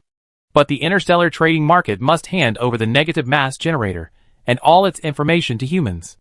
In addition, humans also asked the interstellar trading market to provide humans with the 3 life potions on the list. However, after a lot of wrangling, humans only got the 5,000 years of life potion that the interstellar trading market gave to the dog-headed people. But the interstellar trading market is not stupid. They need to confirm that the life planet is real before they are willing to deliver. For this reason, humans must also ensure that they stay in this star field and wait until the confirmation of the life planet arrives before leaving. I don't know whether it was out of self-confidence or some other reason, but the interstellar trading market actually agreed to this transaction, which was equivalent to humans getting a negative mass generator for nothing. When the interstellar trading market first agreed, humans were still a little puzzled and felt that the other party seemed a little brainless. It was not until the two sides negotiated the meeting point of the fleet and prepared to send their respective fleets out that humans realized that this interstellar trading market was really confident. Because at this time, they took the initiative to show their military strength to humans. The life planet data that humans gave to the interstellar trading market was from the Wolf planet. The scientific and technological data were all correct, but the coordinates were fake. The reason was that the Wolf planet was too far away from here. It was near the solar system. It would take many years for a level 3 civilization spacecraft to arrive. You have to know that it was the Awakener who brought humans to this star field. The fake coordinates given by humans are about 250 light-years away from the interstellar trading market. It would take about 700 years for a level 3 civilization to arrive there and send back the news. It is completely worth the wait. The key is that humans claim to be a peace-loving civilization born and raised in this star region. So they couldn't say that their location was too far away. Otherwise, they would be exposed in advance if they exceeded this star region. After the two sides negotiated to send out their own fleets and designated the location for the roundup, humans saw a huge fleet slowly sailing out from behind the two gas planets. The interstellar trading market even allowed human probes to get closer. It is precisely because of this that humans truly felt the military power of this interstellar trading market this time. At present, the number of warships coming out from behind the two gas planets is at least 30 million. This is more than 4 times the number of warships in the first fleet of mankind. However, in the data sent back by the detector, humans discovered that the fleet of interstellar trading is also huge, and may even be larger than human C-class warships. Whether intentional or unintentional, the fleet of the interstellar trading market formed a dense space array when it came out. This made the humans who looked from the backlit side seem to see a dense giant net that blocked the light of the yellow dwarf star. This visual effect is like hanging a piece of mesh cloth on a light bulb. The light of the yellow dwarf star passes through each warship, and humans in the distant starry sky seem to see the diffraction of light. Countless warships are also inlaid with a layer of golden brilliance under such light, which is very majestic and domineering. Especially the background of the fleet is still a yellow dwarf star, which is really extremely oppressive. 30 million warships. Human military experts believe that this may not be the full range of the military power of the interstellar trading market, but only the power they show to shock humans. because they still do not allow human probes to go around the back of the two gas planets for observation. No wonder they are so confident. It turns out that there is such a huge force hidden, and this is just what they are willing to show us. A military expert sighed, as if he was saying that he had hit a wall this time. Yu Yuan felt a little heavy when he heard this. But things had come to this point, and there was no way out. So he thought for a while, and said, the third-level civilization is fighting a resource war. And we still have about 700 years. As long as the false news about the life planet has not been sent back, we will still be at peace with this interstellar trading market. But Commander Yu, we probably won't be able to wait until then. A military expert said in silence. Yu Yuan also sighed. Indeed. More than 700 years. If they don't hibernate, none of them will live to that time. But this is how interstellar civilizations are. Every action will take hundreds of years. There is nothing we can do about it. The starry sky is really too vast. Chapter 456. Then don't leave it to the next generation. After pondering for a moment, Yu Yuan said, since we can't wait, then don't wait. The current situation is that, except for hibernation, none of them can wait until then. As for reproducing the next generation on the warship, it is actually impossible. Because now the first fleet with the Tianqin as the flagship has 7 million warships. But there are actually not many humans. There are only humans on the Tianqin and the other two warships that serve as the flagships of the squadron. And each warship has about 3,000 people. And there are more men than women. Therefore, it is not advisable to let the 3,000 people on each warship reproduce on the warship and then let the offspring serve as the main force of the war. If we really have to wait until that time, hibernation is the only solution. But if all humans go into hibernation, it will be dangerous. After all, there are at least 30 million warships waiting here. Even if there is strong artificial intelligence watching all the time. Don't forget that humans are the leaders of strong artificial intelligence. Without human instructions, strong artificial intelligence is not allowed to do something big. It is okay to delegate all power. But humans dare not modify the underlying code of strong artificial intelligence. Although there is the insurance of ideological imprint, humans still have the fear of strong artificial intelligence rebellion written on their faces. And it takes a certain amount of time to wake up humans from hibernation. It is possible that the other party will use this time to defeat the human fleet. So hibernation is not feasible. Then there are only two ways left. Either run directly to the logistics base 20 light-years away, or fight with the interstellar trading market fleet here. If you run, if you don't have the speed advantage, you will inevitably be caught up by the other party with the advantage of numbers and the strategy of chasing in batches. Then the only thing left is to fight. But the enemy is numerous, and we are few. How should we fight? Yu Yuan cast his eyes on the picture of the large fleet sent back by the detector, thinking in his heart. The others were roughly the same. Some who still couldn't figure it out, seeing Yu Yuan's appearance, also knew that their commander Yu had made up his mind to fight. Not long after, a senior military official said, everyone, we have no way out. But fighting requires methods. Just like what Commander Yu said before. If we want to win the war, the first step is to control these two planets, so that our fleet can have a steady supply of materials, resources, and fuel. As he spoke, he pointed to the two marked planets on the star map. If we want to occupy these two planets, the other side will definitely not let us go. So we must be prepared to resist the other side's attacks, especially the first few waves of attacks. If we can resist, then our occupation of the planets will become a fait accompli, and the war will enter the second stage. Otherwise, we will be completely defeated. Everyone nodded after listening. This may seem like nonsense, but it is also the truth, which gives everyone present a basic understanding of this war. Then Commander Yu, should we also send out a squadron to go to the so-called coordinates of the life planet together with the interstellar trading market? At this moment, a military expert looked at Yu Yuan. Yes. Why not? Not only should we go, but we should also ask the interstellar trading market to send out more warships. After saying this, Yu Yuan turned to the communicator and asked, where are Manduinai and Buguiyu now? Replying to Commander Yu, the second and third fleets are still outside this star system, about 800 and 1,000 astronomical units away from this star system respectively. According to the route planning, the two fleets have now completed the first step of deceleration, and they dare not continue to approach. The magnetic propulsion track is likely to expose their position. After answering, the The position icons of the second and third fleets also appeared on the star map. Yu Yuan stared at the star map for a while, touched his chin and pondered. Send them a neutrino communication message. The situation has changed. Let them continue to move forward, and be ready for battle at any time. After saying this, Yu Yuan turned to one of the two squadron commanders, who appeared in the form of a video, and said, "The East China Sea is the flagship of this squadron. I will give you 1 million warships. Your mission is to lead the squadron of the interstellar trading market to this location." While speaking, Yu Yuan raised his hand and pointed to a void on the star map. The dozen people present looked in the direction Yu Yuan pointed, and saw a coordinate point appear on the star map, as if his words had come true.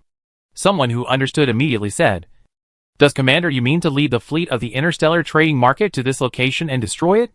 "Well, the EC leads 1 million warships, plus the third fleet's 5 million warships. It shouldn't be a problem to destroy a similar number of interstellar trading market fleets." Yu Yuan nodded. "But the other side may not send out so many warships." The man just now frowned, and his words were full of worry. He also knew that Yu Yuan wanted to relieve the pressure of the first fleet. But the other side was not a child. If you give them quick candy, they will send out as many squadrons as you say. Don't worry. They will.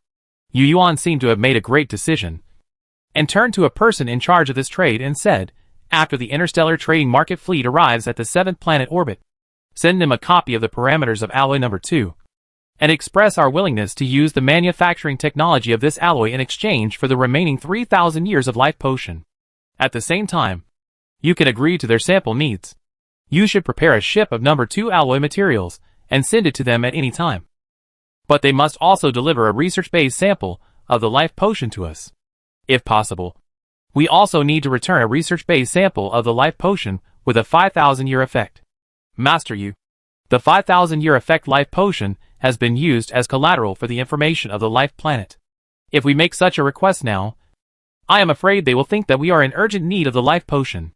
The person in charge of trade negotiations put forward his own views. "It doesn't matter. We are anxious anyway. As the saying goes, 10 birds in the forest are not as good as 1 bird in the hand.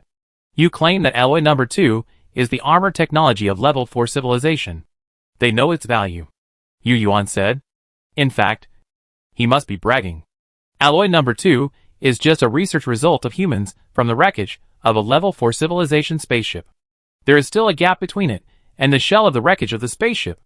It is estimated that it cannot meet the technical standards of level 4 civilization." But he had a purpose for asking the trade director to say this. First, of course, they want to ask for more benefits. Second, they want to show the power of human warships to the interstellar trading market. And at the same time, through this, they can also explore the armor level or combat effectiveness of the interstellar trading market fleet from the side. If the interstellar trading market party does not find an excuse to increase the number of squadrons they send to the coordinates of the life planet after getting the parameter introduction of alloy number 2, it means that their warship armor level is also so good. If so, Yu Yuan thinks he can consider running away. If they increase the number of squadrons, it means that they are afraid of the armor technology of the human fleet. And it also means that their single-ship combat effectiveness is not as good as that of humans. In this way, there is hope for this battle to defeat the majority with the minority. Chapter 457. Although this move may expose one's strength, it is also a way to spy on the other party's strength. Humanity has been in the starry sky for so many years, and has known that interstellar civilizations are always on guard against each other. It is extremely difficult for civilizations of the same level to get along well with each other as soon as they meet, unless the high-level civilization has no thoughts about the low-level civilization. Of course, it is another matter if they get along well after many contacts. But that is also when they have dealt with each other and understand each other's strength. Just like human civilization and Nair civilization, they seem to get along well. But it is also based on the absolute strength of humans. Anyway, the experience along the way has made humans always have a trace of defense in their hearts when dealing with aliens. And people like Yu Yuan, who have experienced the destruction of the solar system for no reason, dare to do anything to aliens who are malicious to humans. Moral ethics are for internal use. Of course, humans will naturally treat aliens who are truly kind to human civilization with sincerity. "I understand," the head of trade responded, nodded, and turned to make arrangements. Not long after, the reply from the interstellar trading market arrived. "Oh, Earth civilization. It's really surprising that you have such advanced material technology, which is really amazing.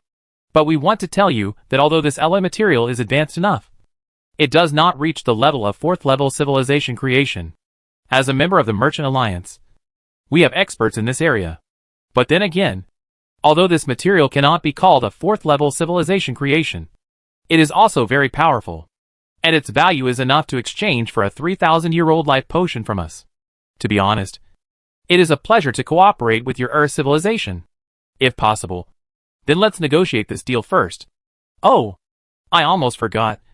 Regarding the exploration of the coordinates of the life planet, considering the risks of interstellar voyages, we plan to increase the number of warships in the squadron to ensure the safety of this trip. Although this star field is a relatively safe star field, we have also heard that there are some pirate civilizations. To be honest, there was a second-level civilization that came to us to trade before, and it seems that it encountered interstellar pirates. In the reply from the interstellar trading market, there was no mention of the sample of the life potion with a 5,000-year effect. But as Yu Yuan expected, it asked for an increase in the number of squadrons. Yu Yuan was relieved to hear this news, which showed that the combat power of the warships in the interstellar trading market was not as good as that of humans. In fact, if the interstellar trading market wanted to wage war against humans from the beginning, then Yu Yuan's test might not be effective. It would only work if the other party was wary of humans and did not want to wage war directly. This is the benefit of being unintentional. Fortunately, the commander of the dog-headed man was decisive enough. If they had not directly destroyed all information related to humans by exploding, humans might have been discovered by the interstellar trading market. Thinking of the dog-headed man fleet, Yu Yuan was silent. The subsidiary fleet that humans had just established was lost. 3,000 Lake-class warships. That is, 15 million dog-headed lives. Gone just like that. Although Yu Yuan did not have much affection for the dog-headed people on the dog-headed man planet when he first encountered it, the dog-headed people who had been trained by humans were different. They were already considered their own people. The loss of the dog-headed man is also the loss of mankind. The starting point is different. The consideration is different. And the feelings are naturally different. In other words, the attitude of the human side is to agree with the reply from the interstellar trading market. So the two sides discussed the transaction in the following days, and finally decided on the date and location of the transaction. At the same time, the number of squadrons heading to the coordinates of the life planet was determined. Since the human beings only had 7 million warships in the first fleet where Yu Yuan was, they insisted on sending only 1 million warships. The interstellar trade market was helpless in the face of the human insistence, and had to say that for the sake of navigation safety, they would send more warships, and finally determined to send 6 million warships. The arrangement of 6 million warships made Yu Yuan more certain that the warships that came out from the back of the planet were only the warships on the surface, and the interstellar trade market was likely to have a fleet hidden on the back of the gaseous planet. It was a pity that they did not allow the human warships to get closer for detection. Otherwise the neutrino detection could penetrate the planet and observe the approximate number of warships hidden on the back. It seems that the interstellar trading market is also a genuine third-level civilization, and it also knows about neutrino detection. Another point is that after hearing the interstellar trading market say that there is a pirate civilization, the human side is more certain that they are related to the interstellar pirates who destroyed the dog-headed fleet. At this time, Yu Yuan looked at the star map again and did pre-war work for everyone present. He raised his hand and pointed to the locations on the star map, and said, "When the East China Sea arrives at the designated location with the interstellar trading market's fleet, our first fleet will move forward from this route at lightning speed, capture the 2 planets on the 13th and 12th orbits, and ensure that resource mining work is put on track within 2 years. At that time, the Tianjin will take turns with the Shihai to defend against attacks from the interstellar trading market. For resource mining, strong artificial intelligence is necessary. So there must be a flagship equipped with strong artificial intelligence near the planetary orbit. Otherwise, there will be a problem of high communication delay. So if you want to turn these 2 planets into resource collection sites for building warships, you must have a fleet flagship nearby." Fortunately, humans did not only build a Tianjin equipped with strong artificial intelligence. Otherwise it would be really difficult to deal with. In the first fleet, in addition to the Tianjin, there are 4 C-class warships. the Donghai, Shihai, Nanhai, and Beihai, equipped with strong artificial intelligence and controlled by humans. As for the flagship of the Second Fleet, it is called the Hanhai. The flagship of the Third Fleet is called the Shihai, because of data interoperability. As long as other fleets assign warship authority to other human-driven warships, that warship can use its own shipboard strong artificial intelligence to conduct combat command of the assigned warships. Just like the 1 million warships that the Donghai took away from the First Fleet. They are usually under the command of the Tianqin. From here, we can see the composition and command method of the human warship cluster. Each manned warship can become a combat command center and a flagship of a fleet that performs a separate mission. As long as there are enough quota warships. Yu Yuan's plan is so expensive. The Third Fleet can destroy the fleet of the interstellar trading market according to the plan, and then rush into this star system together with the Second Fleet. At that time, the First Fleet where he is will also launch a general attack horn to annihilate this so-called interstellar trading market in one fell swoop. Before that, humans still need to pretend to be friendly with the interstellar trading market for a while. After all the instructions were in place, and everyone had a clear idea in their hearts. Next, the human leaders turned their attention to trade matters with the interstellar trading market. The life potion with a 3,000-year effect must be obtained first, although it cannot be studied on the Tianqin.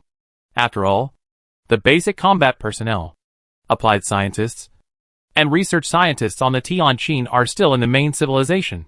In this way, time passed slowly until this transaction was successfully completed. The transaction of exchanging number 2 alloy material technology for a 3,000-year-old life potion was indeed very smooth. To be honest, if it weren't for the previous experience of the dog-headed man, humans would have thought that this interstellar trading market was a formal trading market. Perhaps they are good at both black and white. Chapter 458. No matter what, humans are now preparing for battle. The smooth transaction of the 3,000-year-old life potion and alloy number 2 has made humans worry-free. After all, after getting the life potion sample, there is no need to worry about not getting what humans urgently need after the war. As for the 5,000-year-old life potion, it would be icing on the cake if we can get it. But it would not be a pity if we can't get it. Of course, after the transaction is completed, humans have another reason to start a war. That is, the interstellar trading market has obtained the manufacturing technology of alloy material number 2. Humans must start a war after this. Otherwise, when the interstellar trading market produces alloy number 2 and equips them on the warships they produce later, their armored defense performance in combat will reach the level of human warships. Therefore, they must be defeated before they are produced and armed. And in the case of deliberate calculation, the plan is progressing smoothly, at least from the perspective of humans. A few months later, humans and the interstellar trading market successfully completed the trade handover. Then, according to the previous agreement, both parties sent out a fleet, headed to the designated location, and then set off in the direction of the coordinates of the life planet provided by humans. As planned, the human fleet had 1 million ships, led by the East Sea. The interstellar trading market did the same.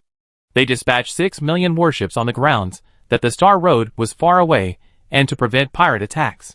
In this way, under the influence of powerful magnetic thrust, the two fleets gradually sailed towards the dark void like ghosts. The First Fleet of humans, seeing this scene, also began to make final preparations.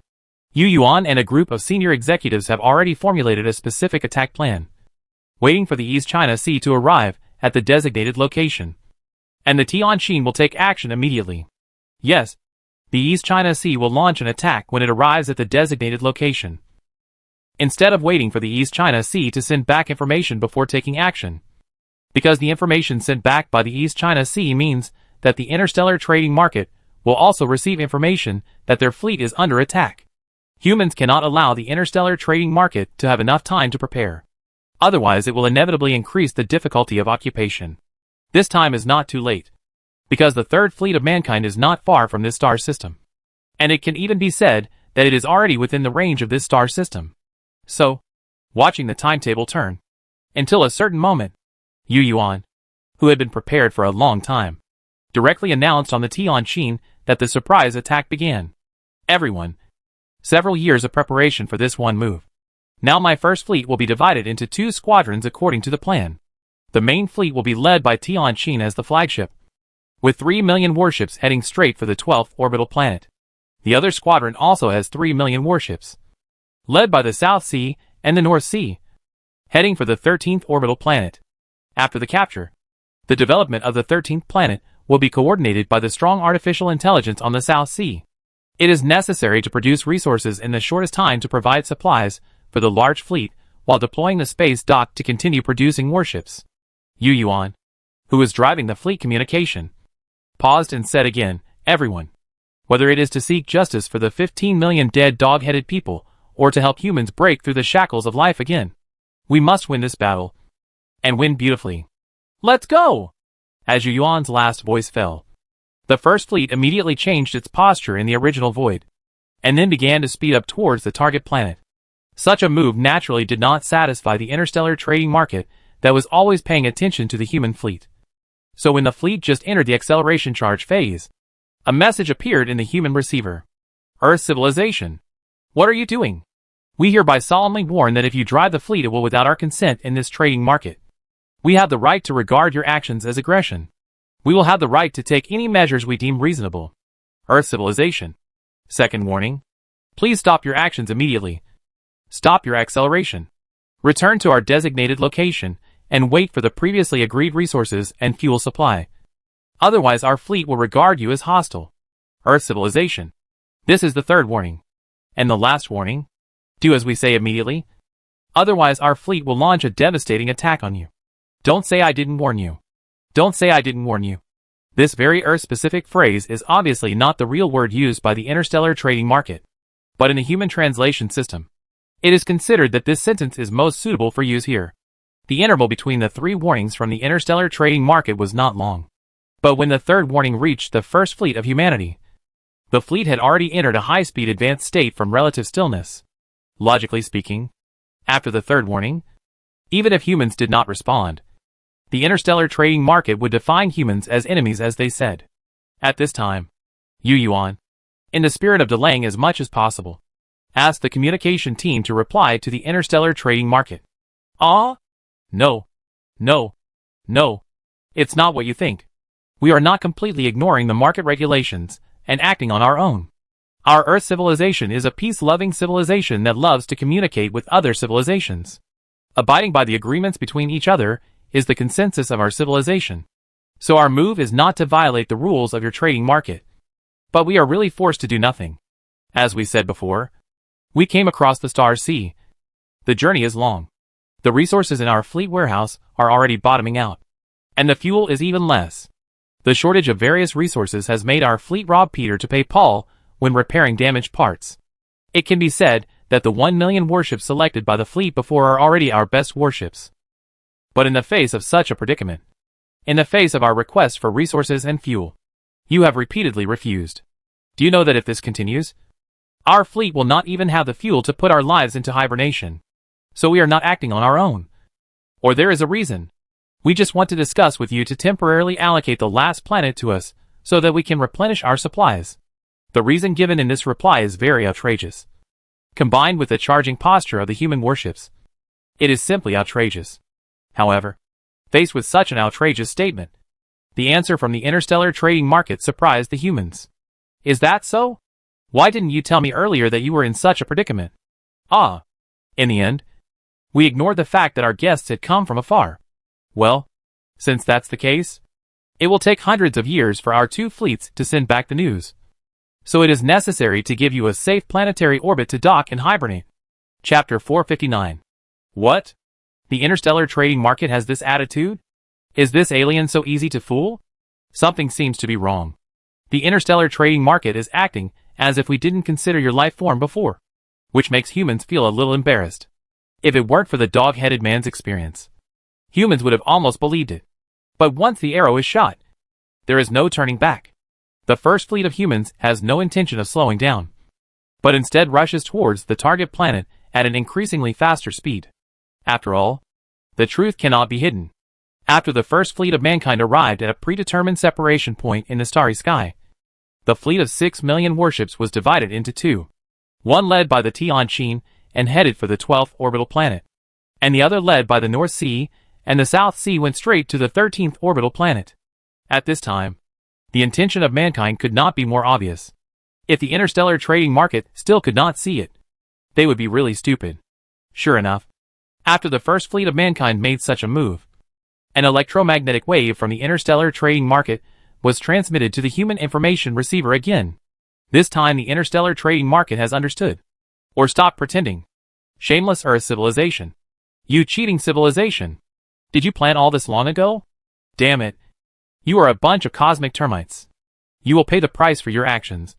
We will let you see what anger is. Then there is a pair of dirty words to curse human civilization. In the eyes of humans, the so-called anger of the interstellar trading market is not the unauthorized behavior of humans, but the anger of being deceived by humans for so long. At this point, humans no longer need to hide it. While there is still some time before reaching the 2 planets, they replied, that's right. But you are ungrateful first. So you can't blame us. We didn't deceive you. We are indeed a peace-loving race. In fact, we really came here with sincerity. But you went back on your word and sold things and wanted to take over our home planet.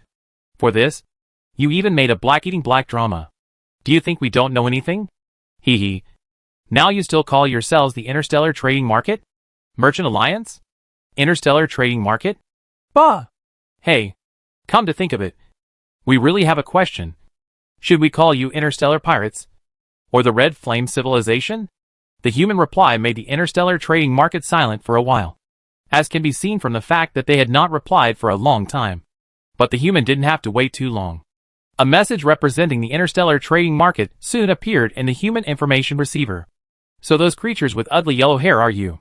You are a level 3 civilization. But you pretend to be a level 2 civilization. How shameless. But we have seen your shamelessness and learned from it.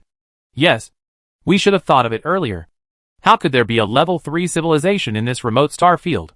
And you appeared not long after the disguised level 2 civilization fleet was destroyed. We should have thought that you must also come from other star fields. But it is not too late now. Just enjoy your last time and enjoy your last happiness. Because you will soon know what despair is. The interstellar trading market did not admit that it was the Red Flame Civilization or the Interstellar Pirates. The two sides have already torn their faces apart. But they are still exchanging information. But this does not mean that the fleets of both sides are stationary during the exchange. On the contrary, while communicating, the human fleet is still approaching the 12th and 13th orbital planets, while the fleet of the interstellar trading market is also accelerating towards the human target planet from the vicinity of the 8th planet orbit. There is still a long time before the two sides really come into contact. So both sides still have time to rant against each other. From the star map, the 8th planet is about 10.5 astronomical units away from the 12th planet at this moment. And it takes about 80 minutes to travel at the speed of light. And at the speed of the interstellar trading fleet, it will probably take more than a day to arrive. This time is of course not the time they have been sailing at high speed, but their acceleration and deceleration time is included. Of course, if the interstellar trading market side desperately increases the fleet speed to 50% of the speed of light and then slows down, then they should be faster.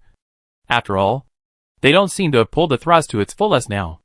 Although humans do not know the specific performance of the interstellar trading market warships, they can still roughly analyze it by comparing the acceleration capabilities of their own C-class warships. The power of the third-level civilization warships is extremely strong. For example, the human flagship Tianqin. Its magnetic propulsion power can provide 300 g acceleration to the fully loaded Tianqin. Under this acceleration, humans only need 14 hours to accelerate to 50% of the speed of light. How powerful it is. Of course, in the process of rushing to the two planets, the human fleet did not fully demonstrate its maximum thrust. But even so, the human fleet arrived at the destination first after several communications with the interstellar trading market fleet. At this time, there were still about 10 hours before the 24 million warships of the interstellar trading market arrived. Humans must take these two planets within this limited time. It can be seen that time is very tight. Therefore, after arriving at their respective planetary orbits, humans did not have the leisure to reply to the communications of the interstellar trading market. And the process of capturing the planet seemed to be easier for the fleet of the North Sea than the Tianqin. Because compared with the desolation of the 13th planet, the 12th planet faced by the Tianqin battleship cluster was an armed planet. As soon as the Lyra warship cluster arrived near its orbit, it encountered some resistance. But not much. because the 12th planet is a first-level civilization trading area marked by the interstellar trading market. There are only about 1,000 warships defending near its orbit, facing the 3 million warships of mankind. The smart ones of these 1,000 warships have already accelerated to the orbit of the star system in advance, and the brave ones were easily annihilated under the coverage of human firepower. This is the first confrontation between humans and the interstellar trading market, and humans easily crushed it with their numerical advantage. After solving the orbital defense force, the Tianjin warship cluster had to face the defense force on the planet. On the other hand, the Beihai and Nehai did not have this worry, because the 13th planet they were heading to was used as a second-level and first-level civilization reception area by the interstellar trading market, and they were allowed to mine resources on their own, just like the dog-headed fleet was treated at the beginning. Therefore, there was no defense force on the planet, and there were only a few symbolic space stations near its orbit. The Beihai and Nehai battleships ignored them completely and began to land without any effort, and then entered the resource mining stage, while the 13th planet was immediately captured. Yu Yuan on the Tianjin also looked at the planet in front of him and said, "There is no time to lose. Clear the defensive fortresses in orbit immediately, and then conduct orbital bombardment on this planet. The other fleet will arrive soon. I don't want any interstellar missiles to fly out of this planet by then." In the images sent back by the detector, it can be seen that there are many space fortresses in the orbit of this planet, and there are many buildings on the planet. The tall defensive land-based turrets are even more eye-catching. Human detectors can even see the buildings on the ground that look like bases from space. I think it is the interstellar trading market to prevent intelligent life from living on this planet. It seems that the interstellar trading market has put a lot of thought into this planet. Come to think of it, they have been here for who knows how many years. It would be abnormal if there is no arrangement. Chapter 460. Land-based artillery can be made very large, which allows interstellar missiles based on magnetic propulsion technology to be deployed on planetary defense. When the human fleet launched an orbital bombardment on the 12th planet, these defense turrets that were like mountains began to roar. Countless electromagnetics were directly and violently accelerated with powerful power. They easily escaped the gravity of the planet and headed straight for the human fleet in the planetary orbit. They are all equipped with guidance signals to identify metals as targets. After arriving in space, they change direction through the propellant built into the shells to achieve the purpose of accurately hitting the target. It can be understood as an electromagnetic railgun equipped with guidance function. At the same time as the railguns were attacking the human fleet, there were also invisible beams of light. Yes, invisible, since the 12th planet is a common barren planet with no atmosphere on the surface. The use of laser weapons is no different from that in space. They are faster and more accurate than land-based electromagnetic railguns, because they are beams. Human detection systems cannot detect them at all, and the distance from the planet's surface to the planet orbit is so close that the human warships in orbit did not know that the other side had opened fire until they found their polarization shields lit up. Perhaps the interstellar trading market also knows the existence of magnetic field shields. So in terms of defensive power, positron cannons are rarely seen. Positron cannons, a powerful weapon of the first-level civilization, seem to have gradually withdrawn from the war stage due to the emergence of magnetic field shields, while laser energy weapons have been vigorously developed. This is easy to understand. After all, as long as the amount of laser energy weapons is large enough, they can still overload and collapse the polarization shield. But the magnetic field shield is different. It exists completely based on the Lorentz force effect. If it is turned on, any charged particles entering the magnetic field will be deflected to other directions, and the movement speed of charged particles is almost the same. So it is not a power problem at all, especially when it comes to the third-level civilization. The magnetic field technology has been further improved due to the true nanotechnology, and the threat of anti-charged particle weapons such as positrons has been reduced to an almost negligible level. Therefore, the main defense force of the 12th planet is still the land-based super-large electromagnetic orbital track and the land-based super-large laser energy cannon. When the first round of resistance came, you can see that one after another light curtains are lit on the orbit of the 12th planet.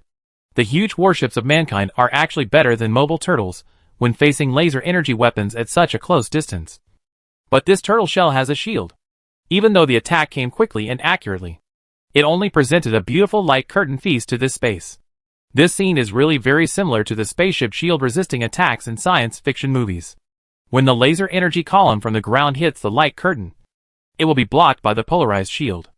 At that moment, the photons collided violently at the contact point, and then spread in all directions in the form of scattering. So from other perspectives, it was as if the space position near the battleship suddenly lit up for no reason, like a big firework exploding in the dark night, which looked very beautiful. The basic technology of polarization shield is low-temperature plasma shield, which is improved from low-temperature plasma shield and can defend against laser, plasma, and other energy weapons. But one thing is different from science fiction movies. When the polarization shield here takes effect, it does not show a spherical light curtain commonly seen in movies and TV series, or a light curtain composed of regular hexagonal squares in games. Instead, nothing can be seen, at least in the visible light band. The existence of polarization shield cannot be seen. At the moment of blocking the laser energy weapon, the phenomenon it showed was just a bright light suddenly lit up in the empty space. That's all. So in the battle at the third level of civilization, there was still no picture of lasers crisscrossing the starry sky like lightsabers, but only pieces of light that suddenly lit up beyond a certain distance from the warship and could not be detected or predicted.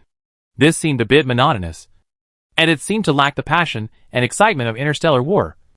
But that was the fact. Of course, from another perspective, such a battle is even more bizarre. This is the case with laser energy weapons. This thing moves along the light cone, and there is no way to detect it. Combined with the silence of magnetic propulsion, the orbital bombing war launched by human warships on the 12th planet looks like a group of ghost-like warships coming to the planet's orbit. And then while they are adjusting their posture, patches of light suddenly appear around the warships for no reason. Apart from that, there was no sign of any exchange of fire. Of course, after some time, this scene changed because the slower land-based super-large electromagnetic orbital missiles arrived. Faced with these real shells, humans did not dare to underestimate them. As soon as the detectors detected them, the close and defense guns on the C-class warships began to rotate and position, and then fired invisible energy beams, trying to destroy these shells with unknown warheads before they hit them. If it was a hydrogen bomb warhead, humans would not be so afraid. At most, it would leave a pit on the surface of the warship's armor. What humans fear is that the warheads of these missiles are equipped with ultramicro nanorobots. As the saying goes, what you fear will come true. Just when some warships really entered the orbital bombing state, a message fed back from the strong artificial intelligence attracted the attention of the command center. A C-class warship was broken through the close and defense circle by the opponent's intensive attack, causing an electromagnetic railgun to hit the warship's armor. But the imagined violent explosion did not occur. In the picture sent back by the strong artificial intelligence, people saw that the shell did explode after hitting the battleship armor. But it was not a hydrogen bomb explosion, but a confused mist appeared like a smoke screen. A mist with a metallic luster. Silver mist. Seeing this scene, everyone on the Tianjin suddenly opened their eyes wide, and scenes of memories about silver mist immediately appeared in their minds. It was too similar. Isn't this the scene that humans saw when they first encountered the silver mist consciousness? But now they should be called ultramicro nanorobots. Under the reflection of the battlefield light, the ultramicro nanorobots that burst out were like a silver mist, spreading all at once, and then sticking to the surface of the warship like a thorn in the flesh. At this moment, they seemed to have transformed into a pool of flowing metal liquid, quickly spreading to the surface of the warship. At the same time, the strong artificial intelligence control monitoring screen on the Tianjin quickly refreshed lines of alarm text. Chapter 461. Alarm. The armor of the 2668 ship is damaged. Warning. The armor of the 2688 ship is damaged. The defense mechanism has been activated. The damaged target location has been determined, and the nano-repair system has been activated. The nano-repair robot group has arrived at the marked location. Alarm. The nano-repair robot is suffering from trauma. A replenishment request has been sent to the control center. The request has been approved. Replenishment in progress. Alarm. The armor alloy has been detected to be decomposed, and the second nano-repair channel is being activated. The priority of nano-repair has been adjusted to the highest position, and the nano-repair robot group is being fully released. Release the micro-nano decomposition robot group. The armor erosion speed has slowed down. Nano-repair in progress. Repairing. Repair completed. System prompt. This nano-repair consumes 14.7% of the inventory and the nano-repair robot replenishment program is being started. The automated production program has been turned on, and the supply channels of various element resources are normal. System prompt, based on the battlefield situation. The strong artificial intelligence has adjusted the priority of nano-repair robots and nano-decomposition robots. Yu Yuan on the Tianqing glanced at the prompt content that flashed across the screen quickly, and his mood suddenly became heavy. He saw the process clearly on the big screen. After the explosion, a group of silver-shining nanorobots appeared. And then this group of nanorobots attached to the armor of the 2668 ship like Mercury. The responsive system also played a role at this time. In a certain multi-threaded program of strong artificial intelligence, a group of human nano-repair robots were immediately dispatched from the warship. The densely packed group of human nano-repair robots, as big as soybeans, instantly retargeted along the channel like marching ants. And then in the next short time, the nanorobots of both sides launched a series of fights on the armor of the 2688 ship. From a distance, this scene was like two pieces of liquid of different shapes meeting there, then compatible and decomposing each other.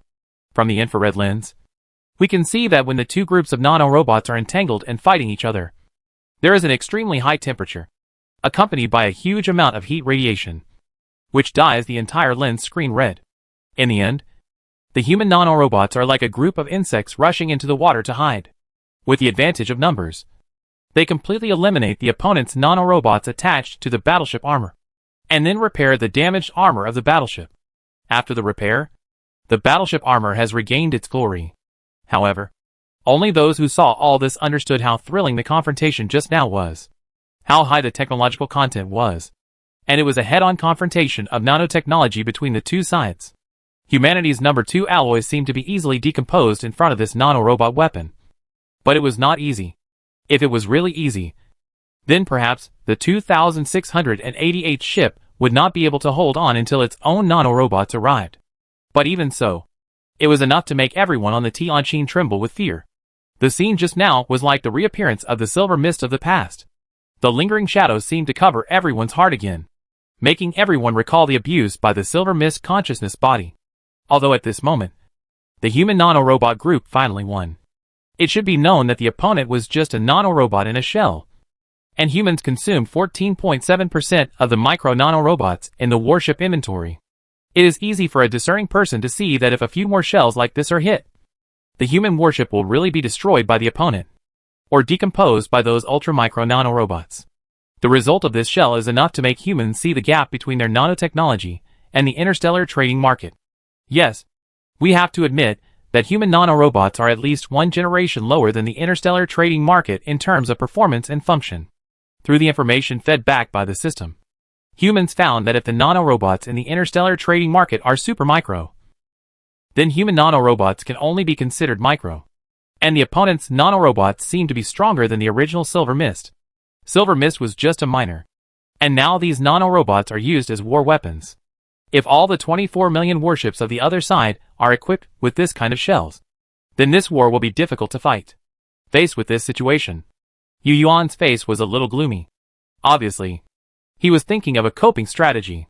But in the face of technological advantages, what good solution can he have? Send a message to the Beihai, and let them pay attention to keeping distance in future battles, and try not to engage in ultra-close combat with the other side, and increase the computing power allocation of the close-in defense guns. The close-in defense guns are mainly positron guns, and they must be intercepted before the shells of the other side's nanorobot warheads hit. While Yu Yuan was sending battlefield news to the Beihai, he was also talking to the people on the Tianqing. Now he felt somewhat fortunate that when the C-class battleship was manufactured, he insisted on setting up close-in defense guns, and the close-in defense guns were mainly positron guns. In fact, after the second-level civilization, the argument that positron guns were useless appeared within human civilization, and it was supported by many military weapons experts. Therefore, when the C-class battleship was manufactured, the plan had appeared that the close-in defense guns were all traditional laser energy weapons. Fortunately, many sober experts have seen through the nature of close-in defense guns. They are used to intercept electromagnetic railgun shells. No matter what warhead is installed on an electromagnetic railgun shell, it is impossible to put a magnetic field shield system in it. This is why the close and defense guns of human C-class warships have become mainly positron guns. Compared with laser energy guns, the advantage of positron guns is that they do not require irradiation time, and can cause powerful damage as long as they hit. After all, the annihilation of positive and negative electrons is determined by the laws of cosmic physics, not a problem of technological level. Based on this fact, humans can only find ways to avoid close combat with the enemy, and instead use medium and long-range shooting. Humans are still very confident in their number 2 alloy material. As long as it is not decomposed by nano-weapons, it can definitely withstand the bombardment of the enemy's super-large laser energy weapons. Play to your strengths and avoid your weaknesses. Tactics change as battlefield information is obtained. This is the flexibility that war should have. The enemy's nanotechnology is so powerful that if humans want to win the war, they must give full play to the advantages of their powerful armor technology. After the message to the Beihai was sent out, the Tianjin battleship cluster finally completed its posture adjustment and entered the orbital bombing state. Huge shells were ejected one after another, and invisible laser energy beams were shot towards the ground silently. And a huge war between heaven and earth began. Landing war? It doesn't exist. The key resource mining area of mankind is the 13th planet, so it doesn't matter if this planet is destroyed. And with the firepower of the 3rd level civilization, it won't cost a planet to be destroyed, and at most it can plow the surface of it. The first combat goal of the Lyra battleship cluster is to completely paralyze the defense of this planet. Although humans are not as good as those in the interstellar trading market in nanotechnology, they are extremely accurate in orbital bombing, probably because they have practiced in the past. After the 3 million human battleships began to roar, mushroom clouds appeared on the surface of this planet. A large gap appeared in a continuous mountain range under a residual shadow, and then a mushroom cloud exploded on the ground where the gap extended. Countless shock waves propagated in the Earth's crust, and shock waves in all directions collided with each other. The entire planet seemed to tremble slightly. In an instant, countless mountains collapsed, and countless soil and rocks flew. It was filled with light and heat. But it was the light and heat of the end of the world. The earth shook, the mountains collapsed, and the ground cracked. Dense dust floated up everywhere on the earth in an instant. And in the dust, patches of bright light appeared from time to time. Needless to say, it must be the light of human laser energy cannons blocked by the polarization shield of the ground turret. Chapter 462. Although this is not a force that can destroy stars, it is a force that can destroy the world. Because of the smooth strategy of the 13th planet, humans do not need to mine resources on this planet for the time being. So this orbital bombardment can be said to be unscrupulous. Countless large-caliber electromagnetic railguns shot out from the muzzle, and then exceeded their original speed limit under the blessing of the planet's gravity. Then you can see that these shells draw arcs above the planet because of the conservation of angular momentum, and then dive towards the target location. The kinetic energy of the shells themselves plus the acceleration of gravity make each shell have a power greater than that of a large-yield hydrogen bomb when it hits the ground. Not long after, the original ground could no longer be seen from space with an optical telescope, because the bombing of the 3 million warships was too frequent. Countless electromagnetic railgun shells and invisible laser energy columns were like rain from the sky, ravaging the surface of the planet all the time. Those land-based turrets with magnetic field shields and polarization shields were directly blasted by such intensive attacks, and then turned into hot lava under the irradiation of hundreds or thousands of laser energy columns. As the bombing progressed, the dust on the ground even spread to the low Earth orbit. At this time, the laser weapon shooting scene that people usually imagine appeared. The fine dust has a scattering effect on light, so when the dust spreads to the orbit of the Earth, the traces of the laser weapons fired by humans from above the orbit can be seen. For a moment, the scene seemed to become a picture of lightsabers and interlaced beams of light. In a trance, the surface of the planet seemed to have become a dance hall, and the beams of light shot by humans seemed to have become the colorful splendor in the dance hall. At this moment, the world was like a silent symphony. However, in this dance hall, there are no graceful dancer skirts, nor graceful and charming figures, only endless flying earth and rocks, endless splashing lava, and endless mushroom clouds rising. After several rounds of orbital bombardment, the resistance on the surface of the planet has been much smaller, and there are only a few laser weapons that have been seen occasionally shining into space. All the buildings that could be seen on the ground have been destroyed by humans, whether they are factories, resource mining stations, or obviously the residences of people on one side of the interstellar trading market. All have been razed to the ground under several rounds of bombardment by humans. There is no doubt that in terms of killing, orbital bombing is always more efficient than landing operations. And it just so happens that humans have no concept of landing operations. In fact, the interstellar trading market has prepared ground defense forces on this planet.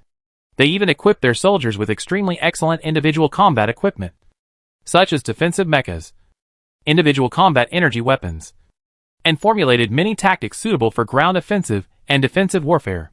These troops were originally stationed in various strongholds and bases, but they did not expect that humans had no intention of landing operations at all, and directly carried out indiscriminate bombing in orbit.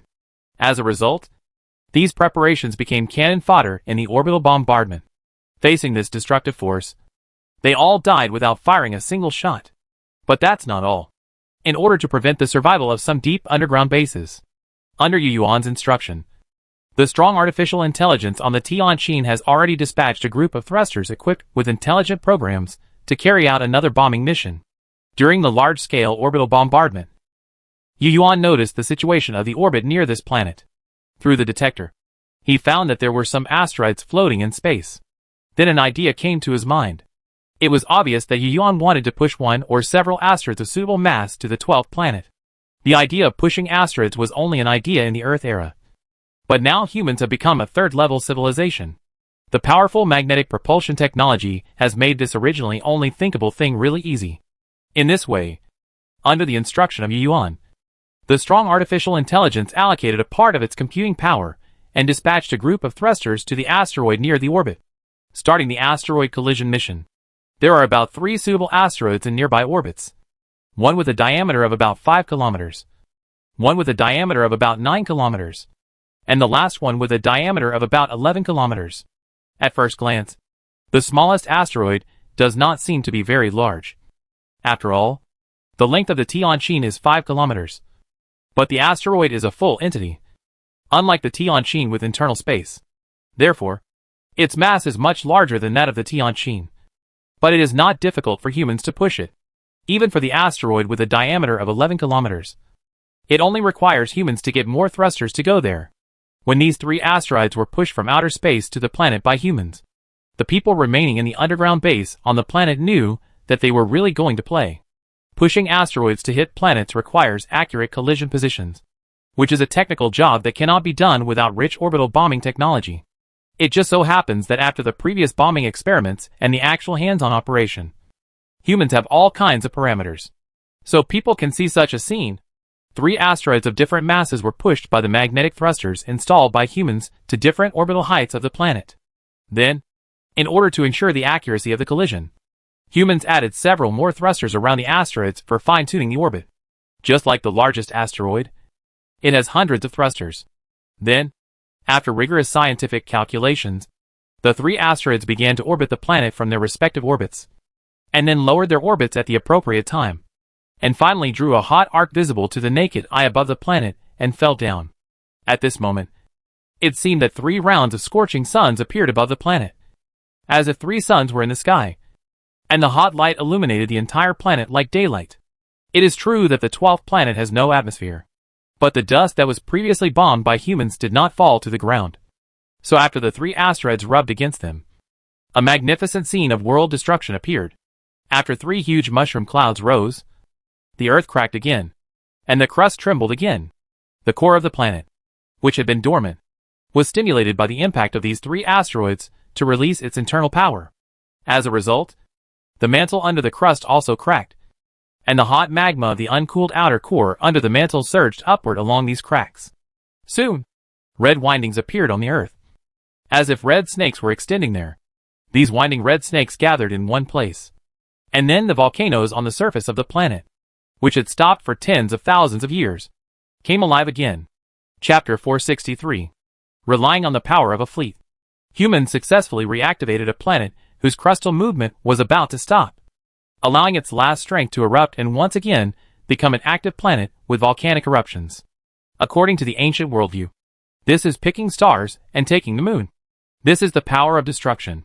Countless magmas seeped out from the outer core, and the strong internal pressure after being activated gave these magmas powerful power. So the first volcano erupted. The second volcano erupted. And the third volcano erupted. At this moment, the planet seemed to have become a spherical fireworks land, spewing red iron flowers and thick smoke everywhere. Countless complex chemical reactions and physical phenomena took place here. After this rolling and tumbling, various elements dormant in the deep core of the Earth merged into one on the surface. From space, one can feel the intensity of the scene. The red magma flows and flashes brightly, making people feel that it is a real purgatory on Earth. However, from another perspective, such a scene can also be called creation. The hot magma, the trembling earth, the rising smoke and dust, and the plasma everywhere seem to make people feel that this is a scene of creation. They are like the legendary scene of water, wind, earth and fire emerging, the beginning of heaven and earth, and the beginning of yin and yang. Because at this moment, the planet began to have an atmosphere. Although the final composition is still unclear, a series of chemical reactions activated by external forces did produce gas. Unfortunately, it is too far away from its main sequence star. The belief in light is already at its end here, and it cannot become the charlatan saying God said, "Let there be light." Otherwise, billions of years later, it may have a chance to evolve into a living world. After the 3 asteroids hit the last place where the underground base existed, the orbital bombardment was also coming to an end. Because after 3 asteroid impacts, humans could no longer detect any resistance. Those land-based artillery turrets with polarization shields and the remaining fortifications were also turned into ashes under this force, including the countless nano-robots stored in the base. Humans used the most violent way to tell the interstellar trading market that the landing war on the planet was just your wishful thinking, and the armor and power armor of individual soldiers were useless in interstellar wars, because no one would fight you on the ground. This is why humans, although they have tactical armor similar to mecha, are only used for activities on the surface of the planet. The reason why humans know where there are underground bases is entirely because of neutrino detection. Humans can detect the fleet on the back of the planet with neutrino detection, and naturally can detect the bases hidden deep underground. The previous orbital bombardment of the fleet did destroy many shallow underground bases, but for those underground bases with deep depths and good earthquake resistance, the shells of warships alone obviously cannot really destroy them. Fortunately, there are asteroids and other main forces in space, so that humans can eliminate the resistance of this planet without much effort. This was an easy battle, and also an appetizer for a bigger battle. At this moment, Yu Yuan was watching the smoke and dust billowing and the raging magma on the planet through the detector screen, and nodded with satisfaction. This was the result he wanted. After a while, Yu Yuan turned back to his seat and said to everyone in the command center, "Okay, now we don't have to worry about shells coming out from behind. There is still some time left. Everyone go back and have a good rest, sleep, and get enough energy. After waking up, we should have the next battle." "Understood, Commander Yu." "Received. Haha. I guarantee they won't come back." After a series of responses, everyone in the Tianjin command center gradually left. They needed to go back to their living space to sleep to ensure that they had enough energy to deal with the next more exciting war. The huge fleet of 24 million warships is about to arrive. The first fleet of mankind now has only 6 million ships, excluding the South Sea, which is used to dock on the 13th planet to mine resources. There are only about 5 million warships that can be used to fight against the enemy fleet. Yes, the 13th planet is a resource mining and new warship manufacturing base for humans. So a squadron must be left behind to defend against the enemy's squadron raid. And the South Sea has to stay there because it carries strong artificial intelligence. Then, the only ones who will really enter the front battlefield will be the 3 million ships of the Tianjin battleship cluster and the 2 million ships of the Beihai battleship cluster. 5 million versus 24 million. A huge gap in numbers made Yu Yuan very upset, and he didn't even want to rest. But no matter what, he had to rest. Otherwise, he would make mistakes due to poor mental state, which would be even more serious. However, just as Yu Yuan was preparing to go back and rest, and even considered whether to take a sleeping pill, a piece of good news came from the Third Fleet. Previously, the East China Sea successfully arrived at the encounter point with the 5 million warships of the interstellar trade market, and successfully annihilated the fleet of the interstellar trade market together with the Third Fleet as planned. In the description of the information, Yu Yuan saw all the details of the battle. probably after the interstellar trade market discovered the third fleet of humanity. It immediately made an attacking gesture, and the East China Sea also pretended not to know at this time, and claimed that some interstellar pirates came so quickly, which made the interstellar trade market a little confused. While they were confused, the third fleet rushed forward, and at the same time, the 1 million warships of the East Sea also stabbed the interstellar trading market squadron in the other direction of the starry sky. Amid the abuse of the interstellar trading market squadron, the battle between the two sides was about to break out. In this battle, the human fleet was at a disadvantage at the beginning. The reason was that neither the third fleet of the human race nor the East Sea Squadron had any information about the ultramicro nanorobots in the interstellar trading market. So as soon as the war started, the human fleet relied on its strong number 2 material armor to launch a close combat against the other side. As a result, they suffered heavy losses under the attack of the nanorobots in the interstellar trading market.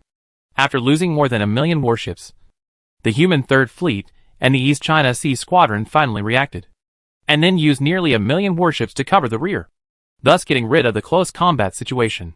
In the medium and long-range combat, the human fleet played an impressive 1-to-4 battle-loss ratio.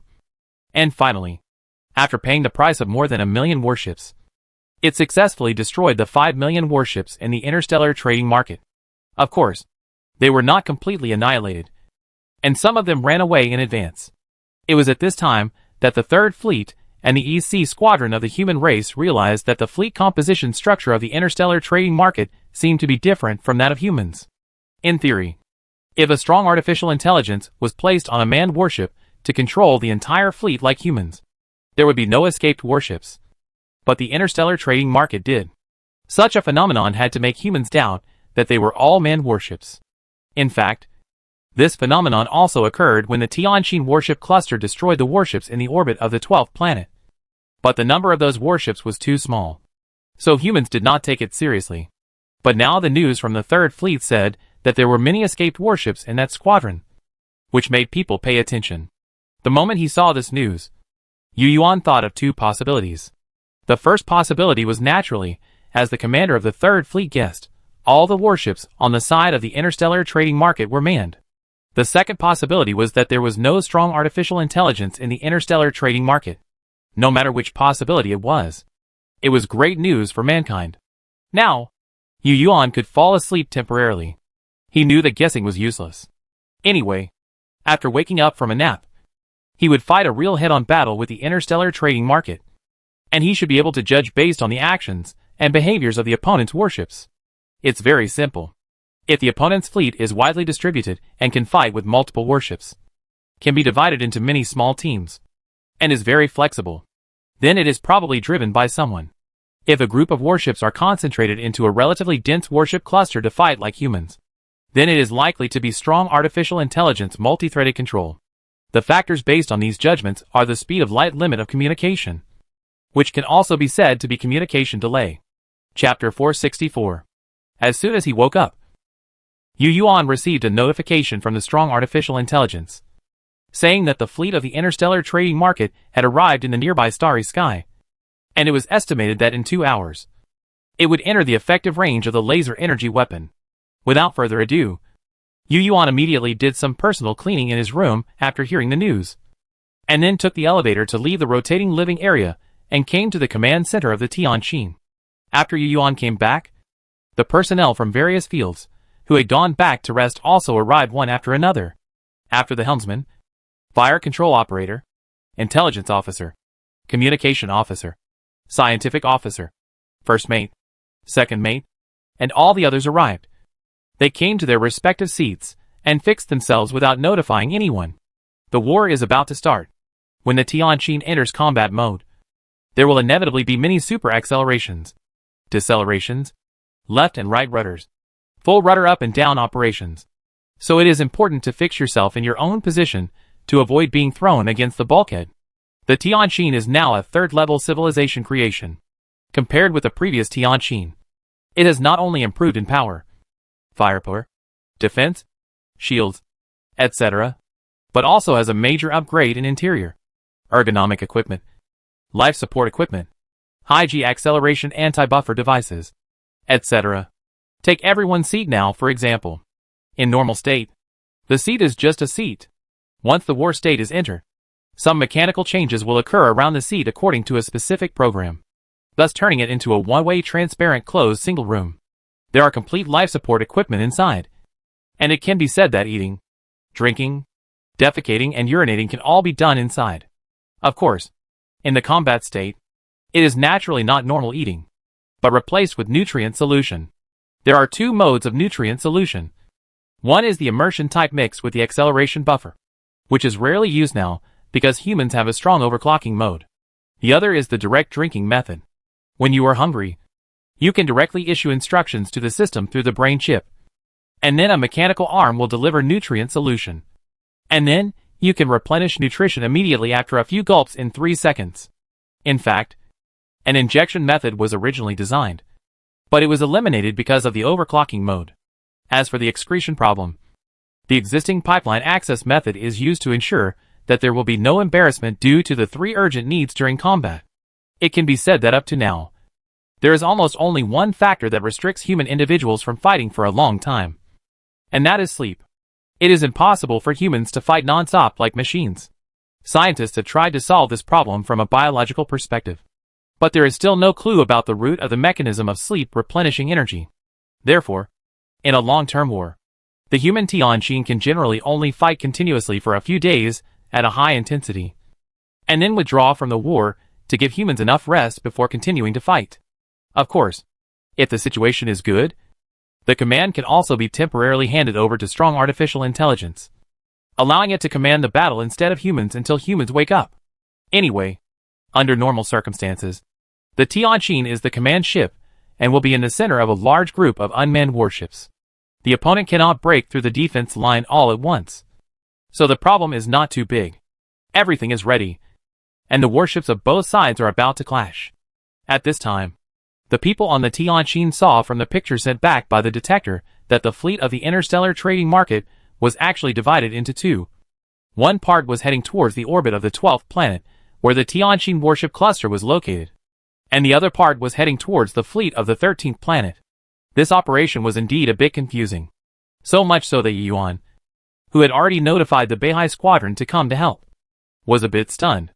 Logically speaking, the advantage in numbers is there, and the best approach for the interstellar trading market should not be to concentrate its superior number of warships and directly destroy one of the human fleets with a crushing momentum. Why did they divide themselves into two fleets? Could it be that they did not receive the news that their squadron was destroyed by the human Third Fleet and the Donghai squadron? It is a bit abnormal. If it is not a conspiracy, then the art of war in the interstellar trading market is not very good. But are aliens really that stupid? As the commander-in-chief, Yu Yuan pondered for a moment and decided to follow the original plan. He ordered the Beihai squadron to start from the orbit of the 13th planet and launch a preemptive attack on the interstellar trading market fleet. Although the interstellar trading market fleet is now divided into two, Yu Yuan does not need to say such things. The Beihai will also block its squadron according to the actual situation, instead of stupidly rushing to the 13th planet. If the main attack direction of the interstellar trading market is the 13th planet, then the Tianqin will do the work of the Beihai. In fact, according to Yu Yuan's understanding, the best main attack direction of the interstellar trading market should be the 13th planet. After all, that is where human resources are currently developed. Could it be that the interstellar trading market was blinded by the hatred of the previous orbital bombardment? Shaking his head, before Yu Yuan could think about it, the Tianqin battleship cluster collided head-on with the main fleet of the interstellar trading market. In the dark starry sky, on one side was the Tianqin battleship cluster in a spherical array, and on the other side was the interstellar trading market fleet that was pressing down like a net. 3 million warships faced 14 million warships head-on. At a distance of 20 light seconds, the laser energy cannons at the front of the human warship array opened fire first, and hundreds of thousands of laser energy cannons crossed the dark starry sky and rushed towards the target warship at the speed of light. It was the target warship, not each target warship, because of the existence of the polarization shield. It is unrealistic to destroy a warship with one shot, especially at such a long distance. Therefore, free shooting is not advisable in a long-distance confrontation. Only concentrated fire can blow up the polarization shield of the opponent's warship and then destroy the enemy warship. Hundreds of thousands of warships fired together, If a warship could be destroyed with one concentrated fire, it would actually be a profit. After all, it is difficult to hit the target in such a long-distance battle. Sure enough, through the feedback signal dozens of seconds later, humans saw that the first round of salvos from the leading warships missed the target without any surprise. On the contrary, almost at the same time, humans received a strike alarm. Alert! Ship number 99189 was hit by enemy energy weapons, and the polarization shield is about to overload. Polarization shield overloaded. Polarization shield disappeared. Armor of ship number 99189 is heating up. Close and defense guns number 318, number 125, and number 16 were destroyed. The ship's cooling system is running at full power, accompanied by the alarm.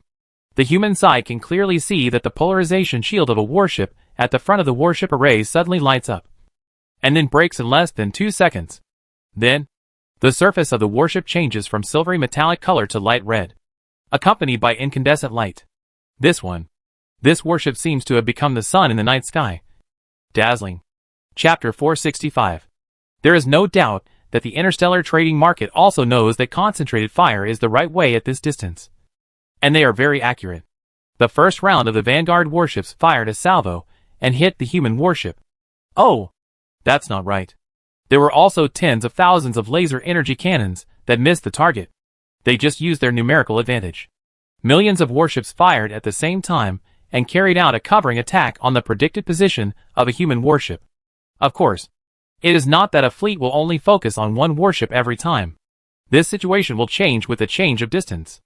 Thousands or tens of thousands of warships will form a group to launch a covering attack on a certain target. After all, while talking about lethality, we must also pay attention to efficiency. Otherwise, a war will never be able to destroy tens of millions of warships, even if it lasts forever. The first round of coverage shooting in the interstellar trading market was successful. But before they had time to cheer, they saw from the information feedback that the human warship that was concentrated by countless laser energy cannons was not destroyed, but just cooled down gradually shortly after the armor turned slightly red. After cooling down, the silvery bright color of the warship disappeared, replaced by a slightly pitted and charred appearance. Such a situation made the people on the side of the interstellar trade market exclaim that it was impossible, because this kind of defense was too amazing. They had never seen a warship with armor that was more resistant than the polarization shield. What a powerful alloy technology. Keep fighting. The whole fleet speeds forward. Get close and fight. A voice of praise sounded in a command ship of the interstellar trade market. If one round of salvos could not destroy it, then 2 or 3 rounds would be launched. They did not believe that with such a numerical advantage, they could not take down a mere 3 million warships. The distance was soon reduced to between 10 and 15. At this distance, the interaction between the two sides became more frequent. As mentioned before, thousands of warships on both sides formed a volley formation and fired at each other. The intensive attack also made the hit rate start to increase. Therefore, in just one encounter, you can see from the feedback information panel that one warship after another was hit, and one warship after another was hit by the enemy. The war seemed to have returned to the state of the first-level civilization. The warships of both sides began to rush left and right in the void, constantly changing their positions, and at the same time, they continued to calculate the possible movement positions of the other side through rapid calculations by computers. Invisible beams of light crisscrossed the void. Lightspeed weapons were hit as soon as they were seen, and there was no way to predict in advance.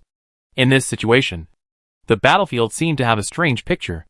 The warships of both sides seemed to be running around randomly in the void. Sometimes, thousands of warships were seen coordinating their movements and aiming their main guns at the distance at the same time. Then, after a salvo order was issued, nothing flew out of the guns. The warship formation was seen to make a fast full rudder drive, like a ghost in the dark night. Since the magnetic thruster has no long tail flame, the light column trajectory cannot be seen when this action is combined with the artillery fire. The battlefield seems to have become a fleet of both sides dancing randomly in the starry sky separated by more than 10 light seconds. Just like two groups of bees flying up and down in the air without getting close.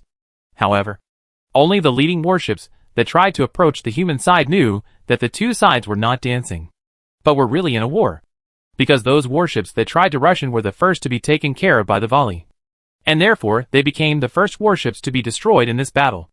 Just like the human warship that was targeted by concentrated fire. Dozens of interstellar trading market warships lit up without warning during the charge, and then broke due to overload in less than 2 seconds. And then the entire warship turned into a bright sun. But unlike human warships, they did not bathe in the light of the blazing fireball, but followed the dazzling light, flashed a brighter light, and turned into cosmic debris. Under its own secondary explosion, its wreckage turned into red scrap iron juice, turned into fireworks, telling the starry sky its final beauty. Once the fireworks started, they couldn't stop. From one ship to dozens, and then to hundreds and thousands. The moment the two sides started fighting, warships were constantly destroyed, turning into space fireworks with iron splashing. Before nano-weapons came into play, the war of the third-level civilization didn't seem to have changed much. However, it seemed that only the laser energy cannon became the protagonist, and the positron cannon became the close defense force. Everything seemed to be reversed from the second-level civilization. After a brief battle, everyone on the Tianjin discovered that the fleet they were fighting against, which seemed to be the main force of the interstellar trading market, seemed to have inferior computer technology to their own. From the results of the battle, such as rapid calculation, predicted movement, and precise strikes, it can be seen that the interstellar trading market seems to be better at large-scale firepower coverage rather than precise strikes. This now reminded Yu Yuan of his previous speculation. Could it be that this interstellar trading market really does not have strong artificial intelligence? But that's not right. Without strong artificial intelligence, how did they create such a powerful group of ultramicro nanorobots? Just as the doubts arose, the Tianjin received a message from the Beihai. In the midst of the battle, Yu Yuan directly controlled the brain chip through brain waves, allowing it to display the content on the projection screen in front of him. The message was very ordinary, just stating the battle situation of the Beihai battleship cluster as usual. After leaving the orbit of the 13th planet, the Beihai battleship cluster met with the interstellar trading market fleet in space. The two sides started fighting without saying a word. Just like the Tianjin battleship cluster, the Beihai battleship cluster also has 3 million battleships. But the enemy only has 10 million battleships. Logically, the battle situation should be better than that of the Tianjin. But judging from this information, it seems not optimistic. The information said that the firepower strikes of the interstellar trading market were extremely accurate, and even their calculations and predictions of directions were more accurate than those of the Beihai battleship cluster. And the strike accuracy was also higher. For this reason, the Beihai battleship cluster was destroyed by the enemy in less than a few hours of repeated firepower strikes, destroying more than 1,000 battleships. Yu Yuan knew that the Beihai battleship would not lie, and he believed in their judgment. So after seeing this message, and combining it with the information sent back by the Third Fleet, Yu Yuan came to a conclusion in his mind. There is strong artificial intelligence on the side of the interstellar trading market, but it seems that there are not many like humans. But there is probably only one. That is, in the fleet fighting with the Beihai battleship cluster. Good guy. It turns out that their main attack direction has always been the 13th planet, and now the fleet facing the Tianjin does not seem to have strong artificial intelligence. When Yu Yuan thought of this, the fleet on the opposite side suddenly split into three. The central fleet was still fighting head-on with the Tianjin battleship cluster, while the other two fleets began to move horizontally. It seemed that they were going to make a big detour in the void and attack from below and behind the Tianjin battleship cluster. And this action also verified Yu Yuan's idea. The fleet in front of him, which was divided into three, either had three not-so-strong artificial intelligences or no strong artificial intelligence, because the fleets they separated were moving farther and farther away, exceeding the distance of low-latency multi-threaded control. Knowing the opponent's strategy, Yu Yuan naturally couldn't just not react. Otherwise, the Tianjin battleship cluster would be besieged from several sides soon. As the commander-in-chief, he first sent a message to the Beihai battleship cluster, telling them his guess. At the same time, he also gave the next instructions to other combat personnel through the internal communication of Tianjin. The interstellar trading market fleet was divided into three again, wanting to encircle the Tianjin battleship cluster. This was certainly an idea, and it was also a good way to break the situation and force the Tianjin battleship cluster to fight in close combat. But at the same time, it would also cause the dispersion of troops. As a veteran on the battlefield, Yu Yuan naturally saw this. When we gathered together, we didn't dare to fight in close combat. Don't we dare to fight in close combat with one of your fleets? Looking at the real-time battlefield dynamic map marked in the star map, Yu Yuan muttered in his heart. Chapter 466. All fleets turn. Maximum thrust. Target 5518 comma 665 2222 Yu Yuan then issued an order to the Tianqin's helmsman team through the ship's internal communication. This is a set of coordinate axes built with this yellow dwarf star as the center. And the direction is a void. According to the situation observed by the detector, one of the 3 fleets of the interstellar trading market will pass by this coordinate. Seeing that the interstellar trading market divided the large fleet into 3, and the fleet in this direction was only more than 4 million ships, which was not much different from the number of Tianqin's battleship cluster, Yu Yuan felt that it was an opportunity. As the order was issued, the Tianqin warship cluster responded immediately under the control of strong artificial intelligence. The entire spherical formation was stretched like a wild goose, changing its formation, and soon it became a large elliptical sphere, with warships leaning towards the target like flowing water. Seeing the actions of the human fleet, the interstellar trading market naturally would not miss this good opportunity. The group of warships that had previously engaged in long-range shooting with the human fleet also reacted immediately, pulling the thrust to the maximum and charging towards the human fleet, trying to take this opportunity to close the distance between the 2 sides. The human fleet turned and drove, while the fleet of the interstellar trading market directly accelerated and approached. The 2 fleets were indeed much closer. Before the human warships completed their acceleration, the more than 800,000 warships in the lead had shortened the distance between the 2 sides to about 8 light seconds. This distance was not considered close, but the probability of the laser energy cannon hitting was greatly improved. Therefore, with only the time for the Tianqin warship cluster to turn around, the interstellar trading market destroyed more than 1,000 unmanned C-class warships of the human race by means of firepower, coverage, and strike. But this is not the end, since the human fleet had already engaged in a direct battle with the enemy. When the interstellar trade market divided the fleet into 3, it actually used one of its 5 million warship fleets to contain the human fleet. Therefore, when the Tianqin warship cluster turned, its flank was completely exposed to the enemy fleet's artillery. Fortunately, the armor of the human warships was strong enough, and they could often persist for several rounds of activation strikes before being destroyed after the polarization shield was blown up. In order to smoothly switch battles, the human side directly arranged about 100,000 warships to form a square formation during the large fleet's turn to cover the large fleet's turn. These 100,000 warships had just completed the square formation, like a square curtain hanging in the starry sky, and charged towards the main fleet of the interstellar trading market. Obviously, these 100,000 warships had been abandoned by humans. They charged for only one purpose, which was to provide cover for the human fleet's turn. The effect was soon reflected. These 100,000 warships engaged in close-range fire with the enemy's 800,000 leading warships. Nano weapons came in handy at this time. They were carried in electromagnetic rail guns and transformed into artillery warheads to fight on this battlefield. 100,000 versus 800,000. And the enemy had more than 4 million warships approaching. The fate of these 100,000 warships can be imagined. It didn't take long for them to be destroyed in the void by the absolute numerical advantage of the interstellar trading market. Although all the 100,000 rear warships were destroyed, they also bought time for the Tianqin warship cluster to switch battles.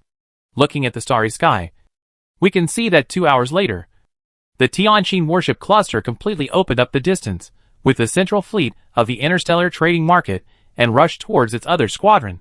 However, the central fleet of the interstellar trading market did not seem to intend to let the Tianqin warship cluster go. After destroying the 100,000 rear warships, they accelerated again and followed the track of the Tianqin warship cluster to kill. And one of their fleets, the fleet of more than 4 million warships that the human fleet was heading towards, also began to turn a few minutes later and rush towards the human fleet.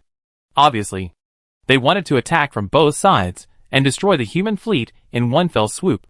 The third fleet of the interstellar trading market also began to turn in the space of the 5 light position at this time. Obviously, the goal of this fleet was also to attack the human fleet from another direction. Because space is three-dimensional, the freedom of war is extremely large, and the fleet can travel in any direction. Without the terrain of the asteroid belt, the opponent's actions are even more obvious. So the moment the human fleet took action, The intention was discovered by the opponent. However, this change in the situation was already expected by Yu Yuan. The difference in the number of fleets is there, and the flexibility of layout is naturally not as good as that of the interstellar trading market. But the opponent's operation of dividing into three gave humans the opportunity not to face the entire large fleet. Therefore, after learning about the actions of the two fleets of the interstellar trading market, Yu Yuan not only did not make any progress, but directly added another instruction to the strong artificial intelligence, and also notified all the combat personnel of the Tianqin through internal communication. Maximum thrust. Full speed. As soon as this order came out, everyone knew what to do. Even the strong artificial intelligence knew what Yu Yuan wanted the Tianqin battleship cluster to do next. That's right. It's to charge. Charge. Charge. Charge. Charge. And it's the kind of big charge that doesn't slow down. When two meet on a narrow road, the brave wins. Yu Yuan wants the Tianqin battleship cluster, which currently has 2.7 million battleships left, to fight head-on with the second squadron of the interstellar trading market. 2.7 million battleships against 4 million battleships. In a fast interweaving way, like a cavalry charge. To penetrate directly, if the guess is correct, there is really only one strong artificial intelligence in the interstellar trading market, and it is assigned to the squadron that is fighting with the North Sea battleship cluster. Then the control method of these three squadrons is either an intelligent program or an intelligent life individual. If it is the latter, Yu Yuan does not believe that the other party can withstand such a large loss of personnel. You must know that even if the third-level civilization with very perfect mechanical automation wants to fully exert the performance of a C-class battleship without strong artificial intelligence, it will take at least 3,000 people. In comparison, even if the individual forms of life in the interstellar trading market are different, it is not likely to be that different. Of course, if they are not a group technological civilization composed of individual lives like humans. That is another matter. However, judging from past experience, most civilizations in the universe are technological civilizations in the form of group intelligence individuals. Judging from the situation where warships have fled during the war, the interstellar trading market is likely to be of this form. My 78th Battleship Group's attack is effective. The enemy ship's polarization shield has been overloaded. Destroy the enemy warship.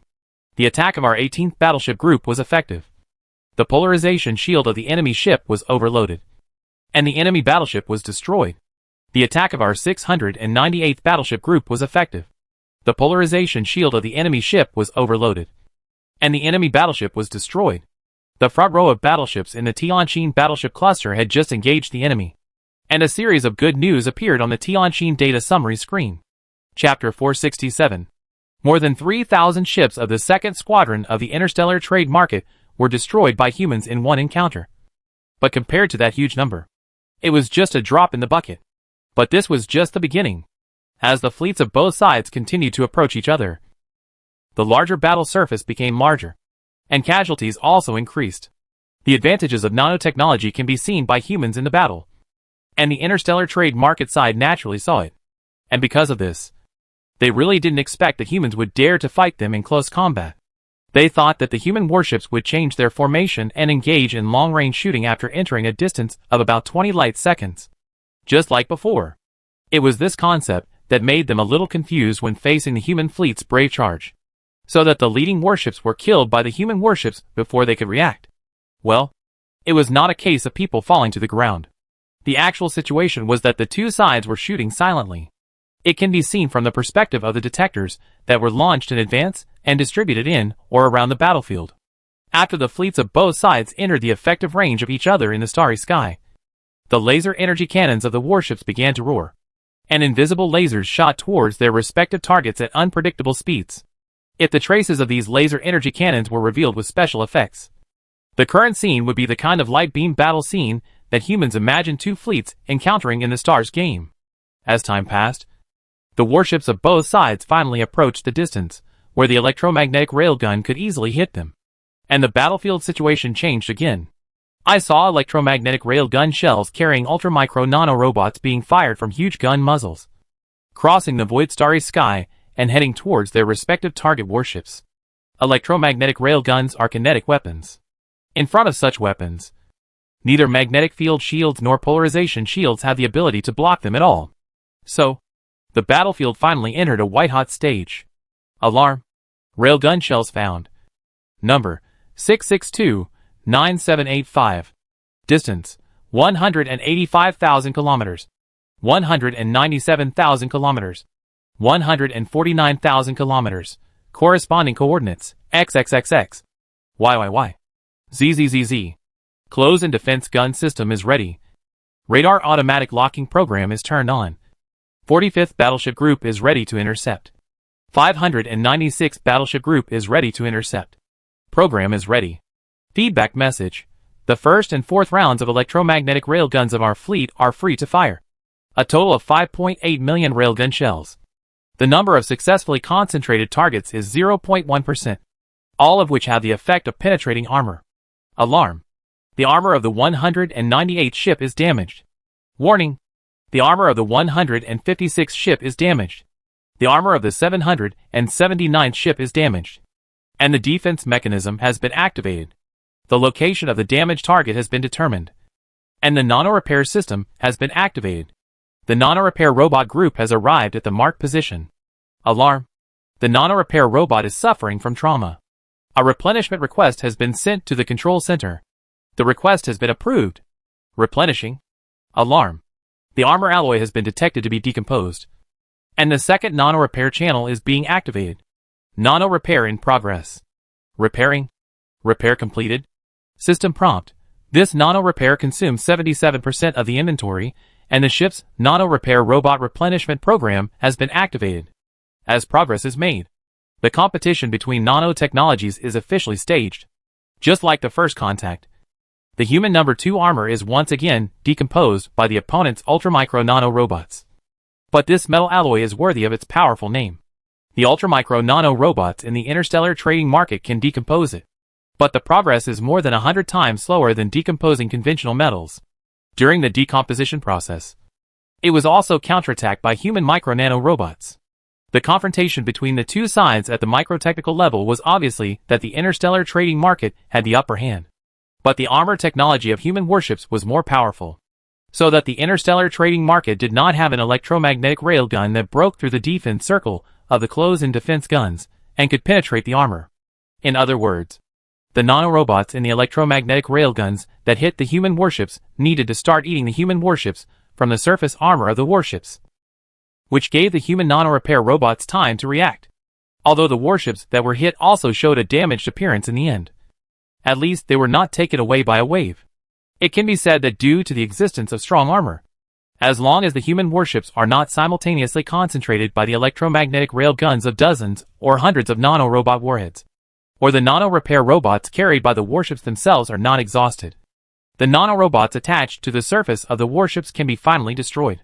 The powerful performance of the number 2 armor once again brought enough shock to the interstellar trading market. They did not expect that this metal alloy could not only withstand the destruction of countless laser energy cannons, but also have such strong impact resistance and be so tough in resisting the decomposition of nanorobots. In fact, when they got the performance indicators of alloy number 2, many senior executives of the interstellar trading market did not believe it. Even most of their scientists said that it was impossible for a third-level civilization to have the ability to produce an alloy with such performance. However, the facts of this close combat confrontation told them that human number 2 alloy technology is really that powerful. On the contrary, when facing the electromagnetic railgun of the human micro-nano robot warhead, the armor of the warships of the interstellar trading market seemed extremely inferior. Their armor was easily penetrated by the electromagnetic railguns of humans, unless the angle of incidence was too large. Then the warship whose armor was penetrated faced the internal disintegration of human micro-nano robots. Of course, this interior was not the real core of the warship, but the sandwich between the outer armor and the inner armor. The armor of the warships on the side of the interstellar trading market also adopted a multi-layer layout, which could effectively defend against the electromagnetic railguns of hydrogen bomb warheads, so that the secondary explosion of the warhead would not detonate the core of the warship all at once. Similarly, this type of armor is also very effective in preventing nano-weapons. But it is only the inner armor after all. Human nano-weapons can decompose it into a big hole as long as they have enough time here, and then enter the inner layer of the warship to destroy the warship circuit, causing various circuit failures in the warship. Those warships that suddenly stopped during the battle were the masterpieces of nano-weapons. The fierce battle caused the war losses to rise sharply. It should be noted that the close combat between the two sides is not only a contest at the nano level, but also laser energy weapons are also used in close combat. The invisible beams of light lit up the enemy, or our warships one by one. This scene was like two groups of fireflies interlacing in the night sky. The polarization shield was lower than the light of the laser energy weapon, illuminating the starry sky where the two sides were fighting. Of course, the light that illuminated the battlefield was also inseparable from the final brilliance of the warship explosion. Because there was no deceleration, the speed of the human warships had been increased to 34% of the speed of light when fighting with the enemy fleet. And it continued to increase with the passage of time. At this speed, facing the same fleet, the battle between the two sides did not last too long. When the human Tianjin warship cluster successfully penetrated the Interstellar trading market's fleet, the other two fleets of the opponent did not even have time to join. So the three-sided attack tactics collapsed. And this battle, like two cavalry charging, also caused the Tianjin warship cluster to lose 567,377 warships. As for the interstellar trading market, the losses were even more severe. The number of warships in their fleet was directly reduced from 4 million to 1.1 million and 87. From this round of fighting, we can see that to destroy one human warship, the interstellar trading market needs to sacrifice 5.1 warships. In the case of backward nanotechnology, the human fleet achieves such results in close combat, not only relying on the strength of the number 2 alloy armor, but also the overall control of strong artificial intelligence and the opportunities given by the interstellar trading market itself. Chapter 468. Through data analysis and summary, Yu Yuan discovered that the battle damage of the Tianjin battleship cluster was mostly caused by the opponent's ultramicro nano weapons. Few battleships were directly destroyed by laser energy weapons, accounting for only 3% of the lost battleships. On the other hand, most of the battleships on the side of the interstellar trading market were buried under human laser energy weapons. Because the battleships of the third-level civilization are much larger than those of the second-level civilization, the main guns of the battleships are no longer limited to one type, but can be equipped with 2 or 3 guns while ensuring the lethality. If you want, electromagnetic rail guns, laser energy guns, and positron guns can all be realized at the same time. But the existence of magnetic shields makes the value of positron guns as main guns extremely small. So most of human warships are only equipped with electromagnetic rail guns and laser energy guns as main guns, and positron guns are used as close defense guns. From this point of view, it is not unreasonable that the 3 stages of Level 1, Level 2, and Level 3 civilizations are defined as low-level civilizations and aerospace civilizations by the civilization of the universe, especially in terms of weapon systems. There is not much change from Level 2 to Level 3, in addition to an extra ultramicro nano-robot warhead. In other aspects, the caliber is larger, the power is greater, the firing rate is faster, and the accuracy is better. Even the detection system is still the same neutrino detection as the Level 2 civilization, at least at this stage of human beings. Of course, in various manufacturing processes, the Level 3 civilization is indeed countless times stronger than the Level 2, and it also has an extra polarization shield, which is enough for the Level 3 civilization to crush the Level 2 civilization in all aspects. However, humans and this so-called interstellar trading market are both third-level civilizations, so there is no crushing situation. The chance of winning depends on the war situation and the level of war art, as well as some technologies that may have a direct impact on the war. For example, humans' number 2 alloy material. In this wave of charge, humans relied on the strength of number 2 alloy material and the commander's keen sense of the battlefield. Plus the enemy made some mistakes and achieved good results. But after this round of charge, humans are still generally at a disadvantage, at least in terms of quantity.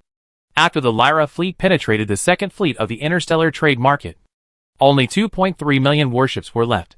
The interstellar trade market still had about 10.4 million warships fighting against the Lyra fleet. In the battle with the Lyra fleet, they lost about 3.6 million warships. Looking back, the cold iron lumps floating in the starry sky were the best proof. Such a loss ratio also made the interstellar trade market alarm bells, because according to this loss ratio, their fleet could not destroy the human fleet even if they fought to the last ship. However, the interstellar trading market also quickly saw the problem. From the actions of the Second Fleet after being penetrated by humans, it can be seen that they have realized that it is not advisable to divide the troops, which will only give humans an opportunity to take advantage of it. Just like what happened just now. The fleet that was divided into 3 parts regrouped together, and then bit the butt of the Tianjin battleship cluster, and then accelerated again to catch up, trying to defeat the humans in one fell swoop with a large fleet. However, how could the experienced Yuan let them do as they wish? When the detector sent back the information that the 3 fleets of the interstellar trading market had reunited into a large fleet, Yuan ordered the Tianjin battleship cluster to abandon the 12th planet. The fleet did not turn around, but continued to accelerate forward. After penetrating the Second Fleet of the interstellar trading market, the Tianjin battleship cluster was already facing away from the 12th planet. If it turned around again, it would inevitably get into a fight with the opponent's large fleet, and the outcome would be unpredictable. And continuing to accelerate forward was because the direction of the battleship cluster was now heading towards the 13th planet, where the Beihai battleship cluster and another fleet of the interstellar trading market were fighting. Yuan calculated that if the Tianjin battleship cluster continued to accelerate, the interstellar trading market fleet that had just started to accelerate in the rear would arrive at the battle zone about 4 hours later than him, because of the first mover advantage. The Tianjin battleship cluster could fully utilize this time difference and cooperate with the Beihai battleship cluster to launch a joint attack on the fleet on the 13th planet. If the operation is done properly, when the fleet behind arrives, it may be able to defeat the fleet on the 13th planet. There must be a prerequisite for the successful implementation of this tactic. That is, the fleet fighting with the North Sea battleship cluster on the 13th planet cannot be divided into 2 fleets to fight at a long distance without ignoring the communication delay. After this period of fighting, the North Sea battleship cluster did not find any action of the fleet fighting against it to split into fleets. In this way, the human side can roughly determine that there is indeed a strong artificial intelligence on the side of the interstellar trading market, and its current location is in the fleet fighting with the North Sea battleship cluster. As long as this fleet is defeated, the remaining fleet behind it that is chasing relentlessly will be ineffective, and humans will be able to withstand this wave of attacks. And as long as this wave of attacks is resisted, the second and third fleets of humans will also arrive. By then, humans will have an additional 10 million warships for combat power, and the general number advantage in the interstellar trading market will no longer exist, and the situation will be reversed. At that time, the offense and defense will change. This is the trump card of humans. Now the Tianjin battleship cluster and the Beihai battleship cluster do not actually need to win quickly. As long as they hold on until the second and third fleets arrive, they will be considered victorious. Victory is really in sight. The Tianjin battleship cluster followed Yuan's tactics, and soon increased its speed to 50% of the speed of light. At such a high speed, it would take less than half an hour to cross the void between the 2 planets. And this also included the deceleration time for arrival. Yes, deceleration. Now the battle between the Beihai battleship cluster and another interstellar trading market fleet has entered a fierce battle. And the battlefield is full of spacecraft fragments and garbage debris. If the battlefield is interspersed at 50% of the speed of light, these garbage debris will turn into kinetic bullets. And even if the number 2 alloy armor is powerful, it cannot withstand such frequent collisions. Therefore, to slow down, the fleet will reduce its speed to about 10% of the speed of light, which is relative to the approximate speed of the enemy fleet on the battlefield, not relative to the speed of the main sequence star in this star system. The speed mentioned in space is relative speed, because there is no reference system. And it is meaningless to talk about speed, because in this case, no matter how fast you are, you can't actually perceive or detect your own speed. So it is not impossible to say that you are stationary. Chapter 469. As the Lyra fleet was rushing towards the 13th planet, strange sounds appeared in the fleet behind it that had transformed from 3 fleets into a fleet of 10.4 million ships. These sounds were transmitted between the flagship and the warships through the fleet's internal communication system. Send a message to the base immediately, and order all experts and scientists related to material science, and clearly inform the administrative center that the alloy technology of Earth civilization is far beyond our imagination, and hope that they will put aside other things for the time being and make all departments cooperate with the analysis and research of the alloy. I hope to see them on our armor on the new batch of warships. This is related to the fate of our civilization. I hope they will stop wasting time. Tell them that time is life. Every quarter of an hour we master the technology of making that alloy. We will lose one more soldier's life. But Commander, the great scientist Bulos said before that the specific manufacturing details of that alloy technology may be wrong. This Earth civilization has obviously planned it for a long time. They can't tell us the real alloy technology. I know. But this is something scientists should consider. Okay, Commander-in-Chief. Now we continue to speed up the pursuit of the Earth civilization fleet. The cunning Earth civilization gave up the 12th planet. And we also cannot detach a fleet to defend here. This is meaningless because their main defense point is always the 13th planet that has begun to produce resources. The combat effectiveness of the Earth civilization was beyond our expectations. We did not expect their armor to be so powerful that we made the wrong decision to detach a fleet to encircle and suppress it. But this time, we can't make the same mistake again. Otherwise we will really be in a passive position.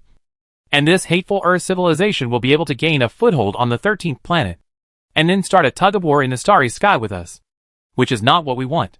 What the Commander-in-Chief said is, "Hey, who would have thought that these creatures covered with yellow hair would be so cunning? And they are obviously a powerful third-level civilization. But they disguised themselves as a second-level civilization to trade with us. We should not have robbed their returning fleet halfway, but should have quietly followed them. No, this is the decision made in hindsight. From the situation at the time, the strategy of robbing them was correct. The mistake was that the individual lives of this despicable Earth civilization were so fearless and brave. When faced with a dead end, they chose to self-destruct their warships, which is something that many individual lives of cosmic civilizations cannot do. By the way, where are the warship clusters outside the galaxy? The 4th warship cluster has arrived here.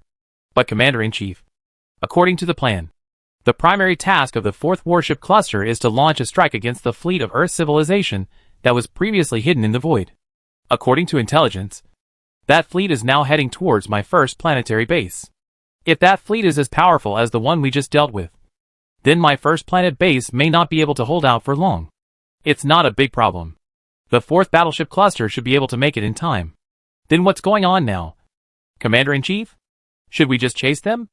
Of course not. Notify the 3rd battleship cluster immediately, and have Ursula get rid of the battle with the Earth civilization's 13th planet defense fleet at all costs. And then turn the fleet around and attack us from both sides. Haha.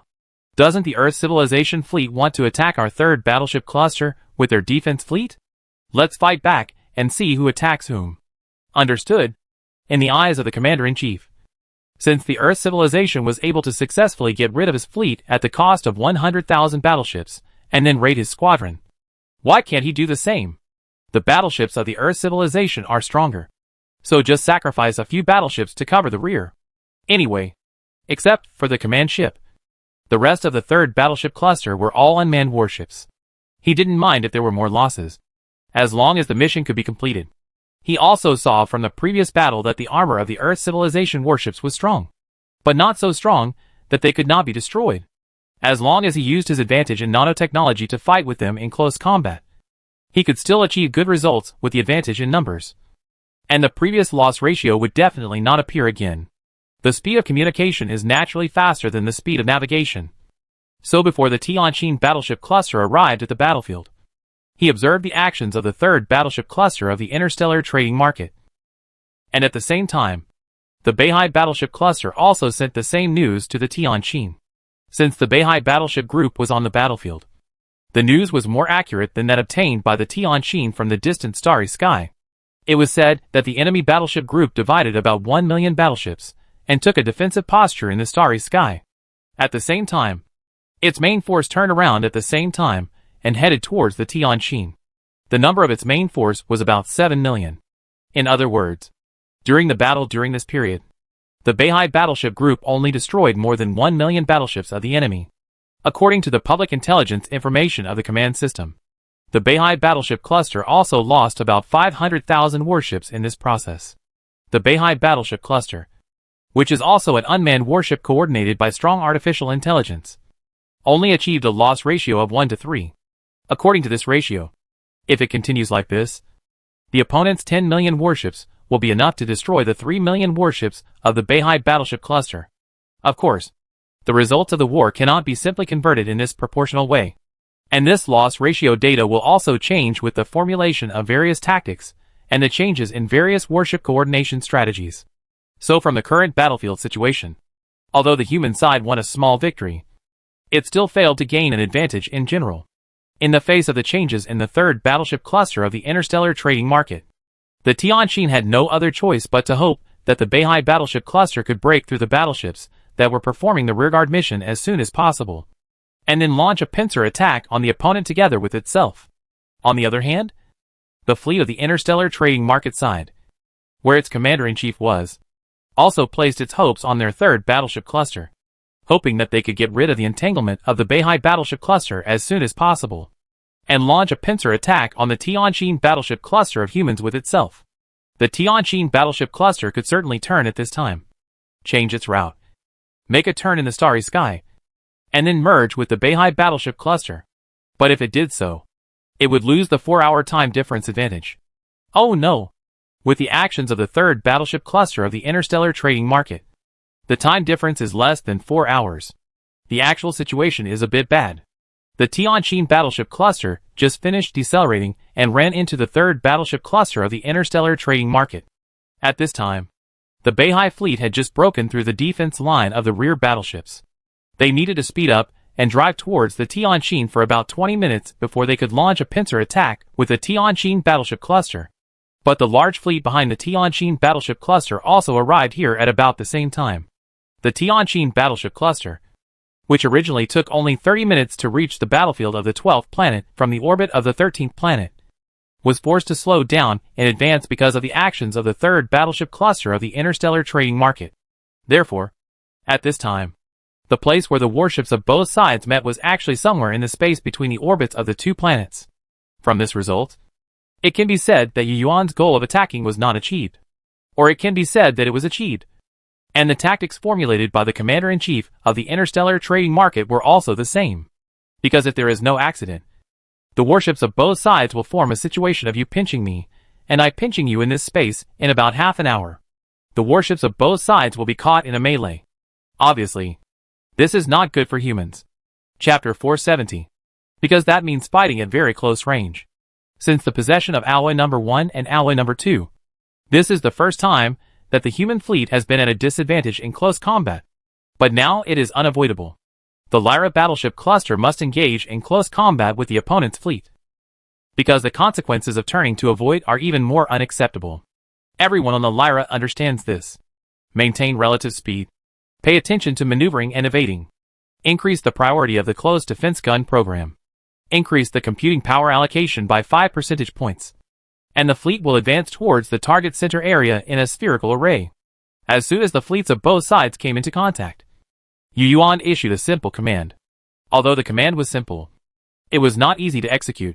However, at the beginning of the contact, the humans on the Tianjin did not make much movement. Because at this time, the warships that came into contact were all unmanned warships controlled by strong artificial intelligence. The leading warships of both sides had just approached each other to a distance of 23 meters in light seconds. And the leading ones in the human warship cluster began to shoot at their respective targets. The muzzles of more than 700,000 warships flickered faintly, as if they were charging thunder. And then hundreds of thousands of thunders of great power were shot out. These laser beams, which were hit by the sight, traveled through the void at the speed of light, spanning a distance of 23 light seconds, either brushing past the enemy ships or causing them to light up with bright light curtains. Under the illumination of this light, the warships that were originally hidden in the darkness on the battlefield appeared one by one. As if they appeared instantly, the starry sky was shining silver, and the originally thin black void seemed to be coated with a layer of silvery metallic luster. The light reflected by the lit polarized shield made these warships look even more mighty, although there was no reference to reflect their hugeness.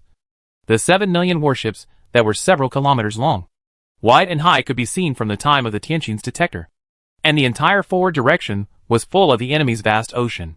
The dark battlefield was illuminated by the contact between the polarization shield and the laser energy beam. After the polarization shield was overloaded and exploded, the outer shells of the warships were illuminated by the laser weapons and then the explosion light. After the previous battle, the Tianjin warship cluster had obtained the extreme bearing data of the polarization shield of the interstellar trading market. It can withstand about 20 laser energy weapons from human warships at the same time. This is the critical point. If it exceeds this amount, its polarization shield will be instantly overloaded. And then the polarization shield system will be paralyzed. It is simultaneous, not sequential. If there is an interval between the attacks, even if there are 20 laser hits, the polarization shield system can gradually recover after buffering, thus resisting these attacks. Based on these data, each strike formation of human beings now consists of more than 20 warships. When using laser energy weapons to attack the opponent's warships, they communicate with each other, and the muzzles hit the same landing point. At a distance of 23 light seconds, it is difficult to control more than 20 laser beams to hit the same landing point accurately without error. At least humans can rarely do it when they control warships themselves. But under the coordination of strong artificial intelligence, human strike formations can achieve a 1-kilometer error. Although the size of the warships on the interstellar trading market is not completely the same as that of human warships, they are also sea level. So the 1-kilometer error is not too large. And basically one hit is all hit. Humans had mastered the data of the polarization shields of the interstellar trade market warships through previous battles, and vice versa. So the interstellar trade market side also formed a formation in the same way when attacking human warships at long distances. It's just that the warships in their shooting formation are much more than those of humans, reaching about 108 ships. But they know that this number is actually not enough, and more will affect the flexibility of the formation. Therefore, based on the formation, they adopted the strategy of multiple formations jointly attacking one after another. The reason is not that the human polarization shield is much stronger than theirs, but that the armor of the human warship is too strong. The interstellar trading market has no idea how many times a round of salvos broke the polarization shield of the human warship, but the warship armor took it. So this time, the formation strategy was changed. In such a long-range confrontation, there are actually many tactical details that can be implemented, such as when making maneuvers to evade, try to point the warship's head towards the direction of the enemy fleet. This is naturally to reduce the area of our warships facing the enemy, so as to reduce the number of ships that are irradiated by laser energy weapons at the same time, thereby improving survivability. Of course, this tactical detail is very effective in long-range combat, but its effect will be greatly reduced in close combat. After all, no one can predict when, and from which direction a laser energy beam will be shot at them. In the shining light of the explosions of warships, the distance between the warship clusters of both sides is getting closer and closer. The second and third echelons in their respective arrays also joined the battle, and the Tianjin, located in the center of the array, also fired the first shot at this enemy fleet. At this moment, the starry sky seemed to be lit by thousands of lights, and it was like the silent firecrackers in the dark night of the new year under the aerial photography. Light and heat intertwined here, and steel and fire bloomed here. The war entered a white-hot stage at the beginning. Here, there are no medical ships in the game, nor those small ships with different functions in the game, but only battleships and cannons, blooming in the sea of stars. The size of the magnetic propulsion determines that small warships cannot participate in such a battle. Even if there are small warships, they cannot catch up with the C-class warships with magnetic propulsion, and their main guns cannot penetrate the polarization shield of the C-class warships. The life and death battle between the two civilizations determined the cruelty of the war. There was no mercy, and there was no humanitarian spirit. You had to fight, while abiding by the rules not to fire at the so-called medical ship. It didn't exist. Everything was aimed at destroying the other side. As time went on, warships on both sides continued to turn into cosmic fireworks under rounds of attacks. Warships in each attack formation were constantly destroyed. Once a warship in these formations was destroyed, the strong artificial intelligence would immediately fill in from other rear formations to ensure that they had sufficient firepower. The short and fierce battle allowed the Tianjin to quickly receive the data on the damage ratio of both sides. Like the Beihai battleship cluster before, the Tianjin battleship cluster also only achieved a damage ratio of 1 to 3. In fact, at the beginning of the long-distance confrontation, the damage ratio of human warships and the warships of the interstellar trading market reached 1 to 6. But after the two sides entered the advanced dogfight and the nano-weapons appeared, the damage ratio was suppressed. The Tianjin battleship cluster and the Beihai battleship cluster originally belonged to the first fleet of mankind. There was no difference in the performance and configuration of their warships, and their strong artificial intelligence was similar. so it was not surprising that they had similar results. Chapter 471. This won't work. Seeing the feedback information, Yu Yuanqing, who was fixed in his position, said, however, at this moment, the alarm suddenly sounded in the Tianqing command center, accompanied by a flash of yellow lights. Suddenly, Yu Yuan woke up from his meditation, and he knew that the Tianqing was hit. Sure enough, at this moment, a series of urgent system voice broadcasts sounded in the command center along with the feedback information. Alert! Our ship was hit by energy weapons. Position, XXX. YYY. ZZZ. Laser energy intensity, 4 stars. Quantity, 77. Polarization shield has taken effect. Overload countdown 6. 5. 4. 3. 2. Overload setting takes effect.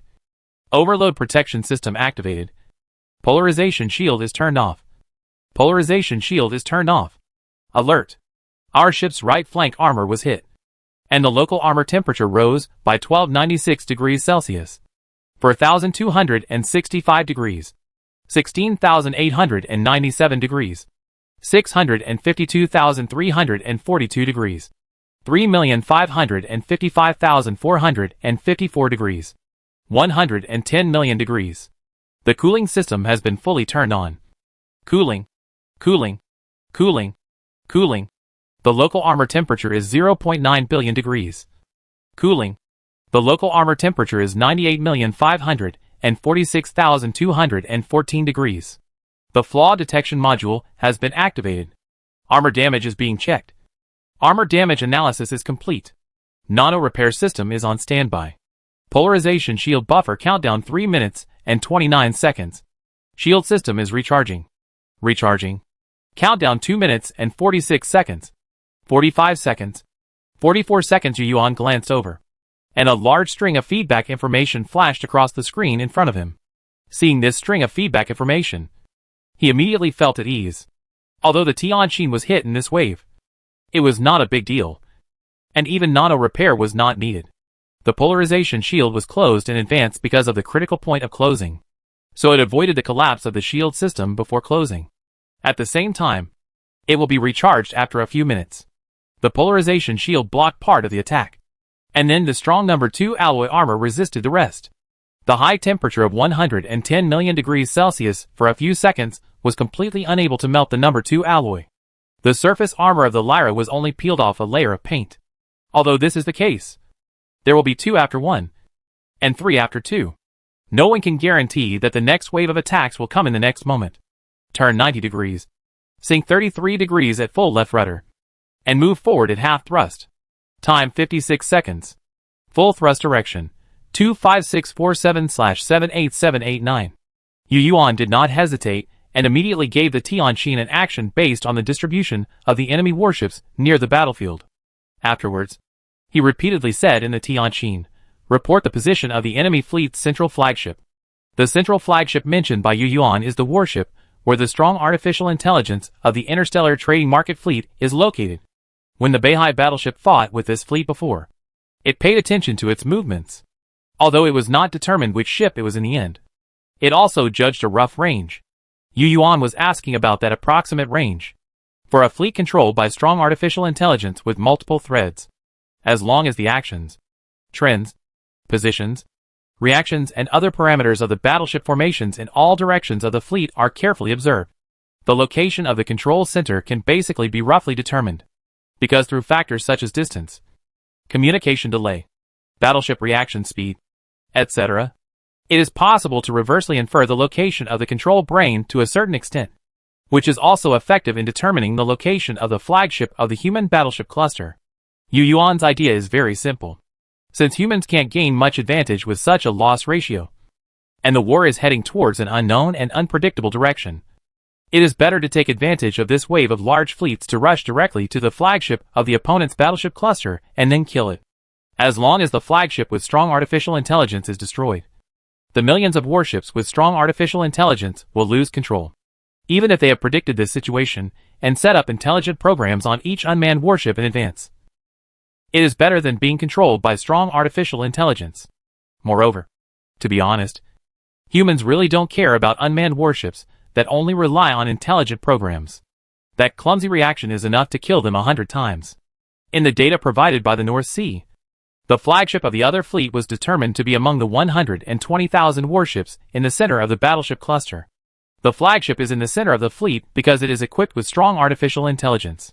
The human warship cluster is also arranged in this way, which is conducive to strong artificial intelligence controlling other unmanned warships. How much time is left? Yu Yuan asked again. 12 minutes. A staff member answered. He knew that Yu Yuan was asking about the arrival time of the rear fleet. 12 minutes passed quickly. And before the Tianjin warship and tens of thousands of warships of the guards rushed to the target, the fleet at the rear caught up. Thus, a bigger melee began. The Lyra battleship group had to order some of the rear battleships to turn around and resist the attack from the rear. Of course, almost at the same time, the Beihai battleship group also joined the battle. At this moment, the two sides officially formed a situation of you pinching me and I pinching you. As time went on, this trend of mutual attack gradually turned into a melee of battle formations. A big battle in the starry sky took place. This scene was very similar to the appearance of several fleets entangled in the stars. Countless laser energy beams intersect and interweave on the battlefield.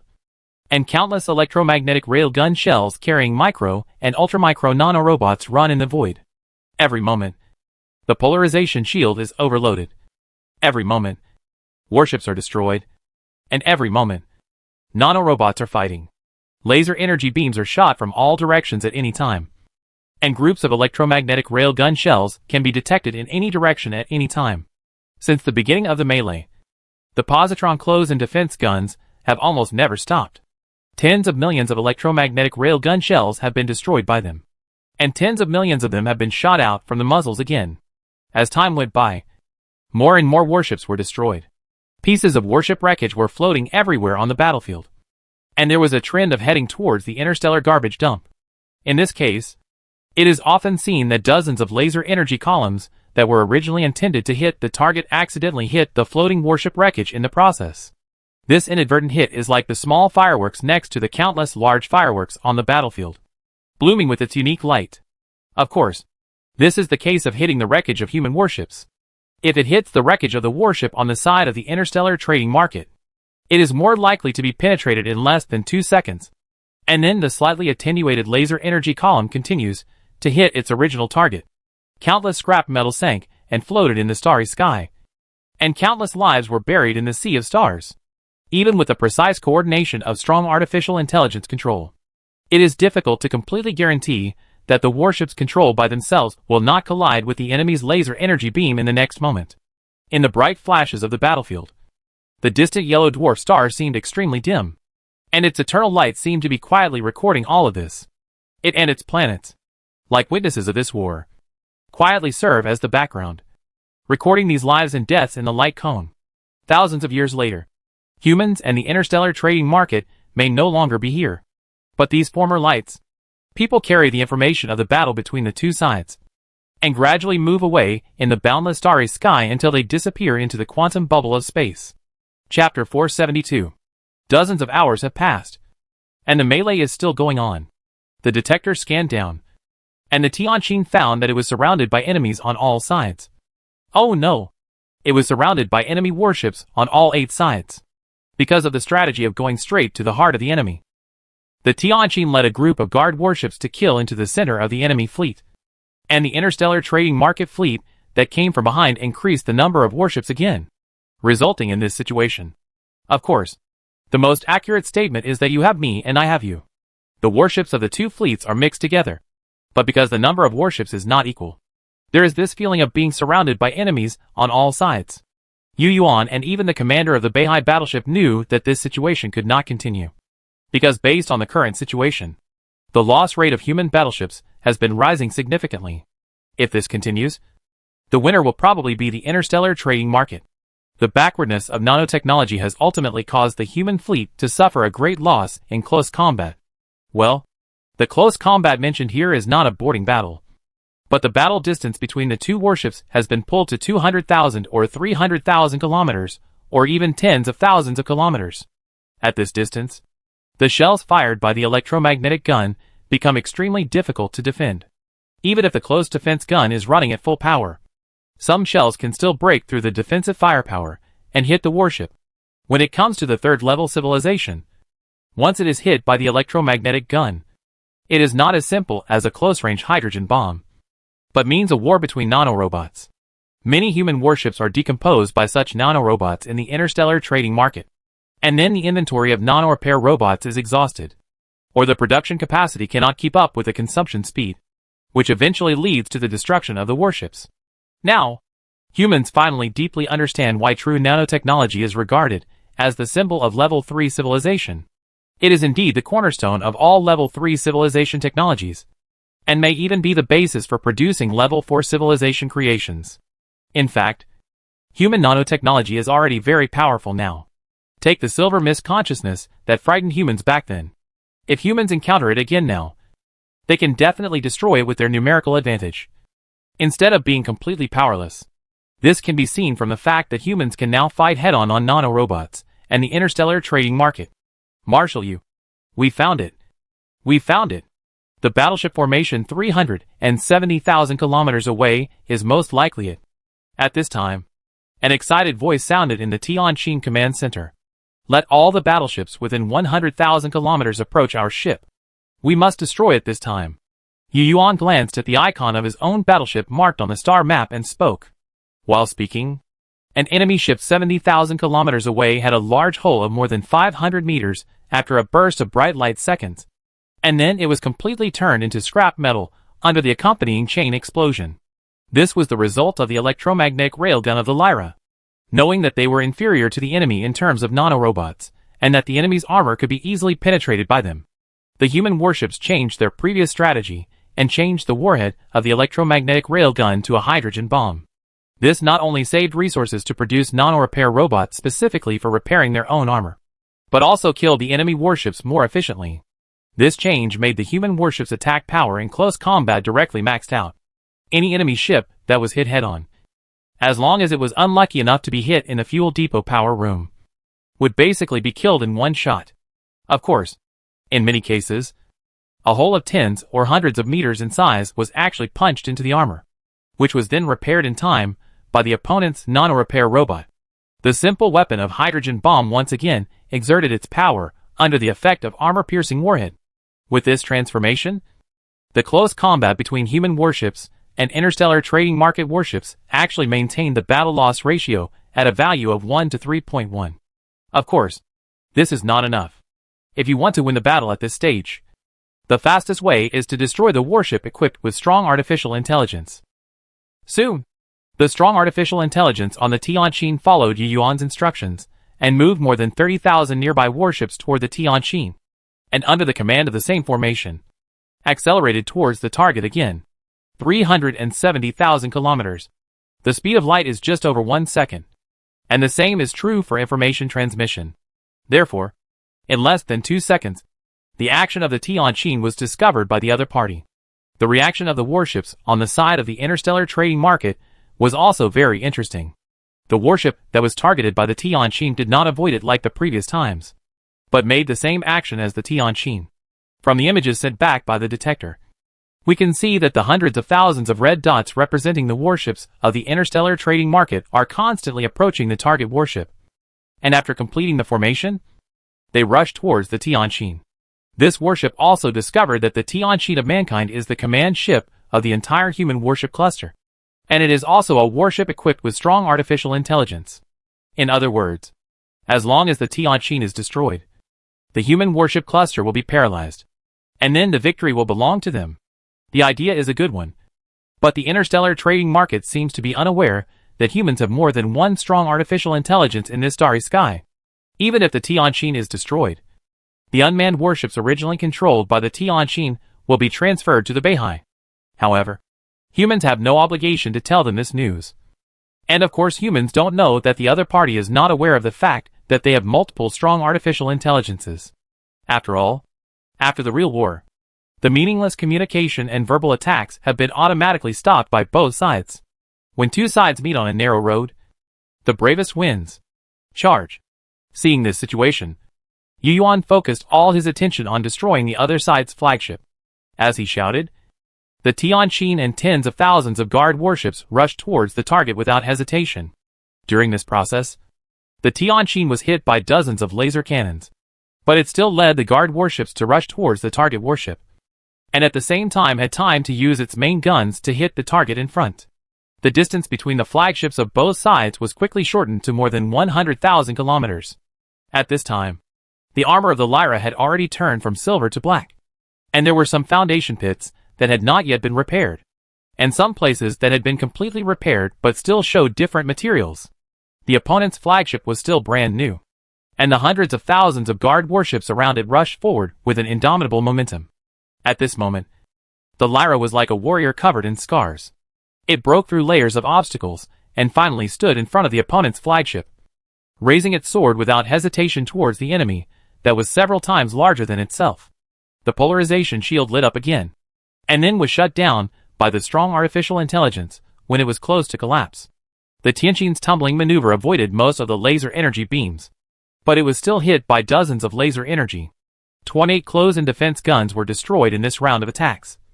But this was not the end. When the feedback message of the destruction of the 28 close-in defense guns just appeared, everyone in the Tianjin command center felt a slight vibration from the warship. With the experience of many previous defenses, they knew that the Tianjin was hit by the opponent's electromagnetic railgun again. Suddenly, the alarm sounded. Chapter 473. The few remaining nano-repair robots in the inventory were dispatched again, under the command of the strong artificial intelligence. They rushed to the injured area frantically, and fought with the enemy nanorobots ejected from the shells. At the same time, the Tianjin was not idle either. After the strong artificial intelligence completed the quick calculation, it mobilized the warships in its small formation and fired a round of electromagnetic railgun salvos at the position where the flagship of the enemy fleet might turn in more than a minute. Tens of seconds later, the next round of laser energy cannon volleys, in coordination with the previous wave of electromagnetic railgun volleys, was fired again from the muzzles of more than 20,000 warships. According to calculations, this round of laser energy cannon volleys will be launched later but arrive first, blocking the movement of the opponent's flagship guard formation, forcing it to slow down in turn, and finally just land on the trajectory of the previous electromagnetic railgun shells. This requires precise and fast calculations. It can be said that every round of volleys, every shot, every turn to avoid, every acceleration and deceleration, is a test of the supercomputer strength of both civilizations. It can be seen that the two sides are fighting fleets on the surface. But in fact, it is indeed a confrontation of comprehensive civilization strength, nanotechnology, energy technology, propulsion technology, material technology, computer technology, as well as strategic vision, tactical literacy, etc. And because of the existence of nano-repair, it is extremely difficult for a single ship's laser energy cannon to break the polarization shield. And it is also difficult for a single ship's electromagnetic railgun to destroy the opponent in one shot even if it hits. Therefore, although the Tianjin and the flagship formation of the interstellar trading market had a direct confrontation, it was difficult to eliminate the opponent in a short time. 23 days have passed, and the melee is still going on. But there are more wreckages of warships in the starry sky. The war seems to have entered a stalemate. This situation is the first time that humans have encountered. In previous wars, humans were either crushed or defeated by absolute advantage. But now, the situation is evenly matched. Yu Yuan is very anxious, because as time goes by, not only are the warships of humans getting bigger and fewer, but the frequent turning, acceleration and deceleration actions have also made the fuel inventory of the entire fleet close to the red line. The various mineral resources on the ships also became increasingly scarce because they needed to be used to continuously manufacture nano-repair robots and electromagnetic railgun shells. When the melee reached the 78th day, some warships even had insufficient mineral resources to manufacture hydrogen bomb warheads. By now, the Tianjin had become riddled with holes, and there was no new place on its surface. If it had not been for the good evasion, the magnetic thrusters at the rear of the warship would have been hit. The number of close-in defense guns was only 1/3, and some were reloaded from the ship's inventory during the battle. In order to protect the Lyra, the number of guard warships has been reduced to 13,000. Of course, the flagship fleet of the interstellar trading market was not much better. with more than 100,000 warships being reduced to more than 40,000. Similarly, if it were not for its unmanned guard warships, its flagship would have been destroyed countless times by humans. Its armor also has obvious traces of patching, which are traces of nano-repair robots repairing it after it was burned through by human laser energy cannons, with a sharp decline in the number of guard warships. One of the flagships of both sides will eventually be buried in this battle.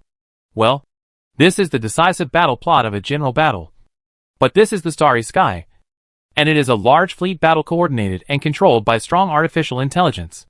Just based on these two factors, it is difficult for the subsequent war to develop like this. For example, on the Tianjin side, after the sharp decline in the number of guard warships, the strong artificial intelligence once again transferred the warship formation that was fighting with other warships of the other side to replenish it.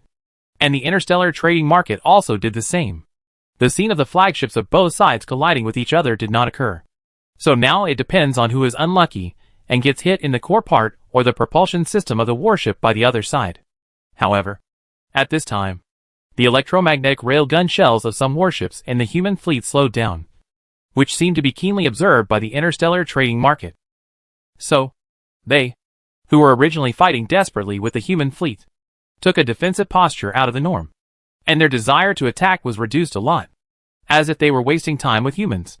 Seeing such changes, Yu Yuan became calmer.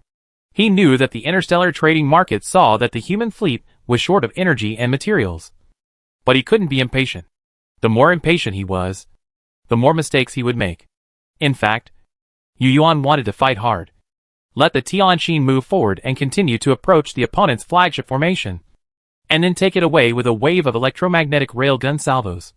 But such a move was tantamount to directly telling the opponent the route trajectory of the Tianjin and letting the opponent use it as a target. At that time, it might not be the opponent's flagship that was killed, but the Tianjin was killed first. The interstellar trading market knew that they had an advantage in close combat, but they were also aware of the armor-piercing power of the human electromagnetic railgun and the weakness of their warship armor. If they got too close, their advantage would turn into a disadvantage. So their flagship formation, and even the entire fleet, always deliberately kept a certain distance. When the human warships approached, they maneuvered to open up some distance. When the humans wanted to open up some distance, they moved closer to prevent the distance from being too far. The terrible thing was that in the melee, the human warship formation could not open up a large distance at all. As a result, the warships of both sides had to perform extremely frequent acceleration, deceleration, and turning during the battle. Some warships even kept repeating this action, in order not to be predicted by the opponent's computer.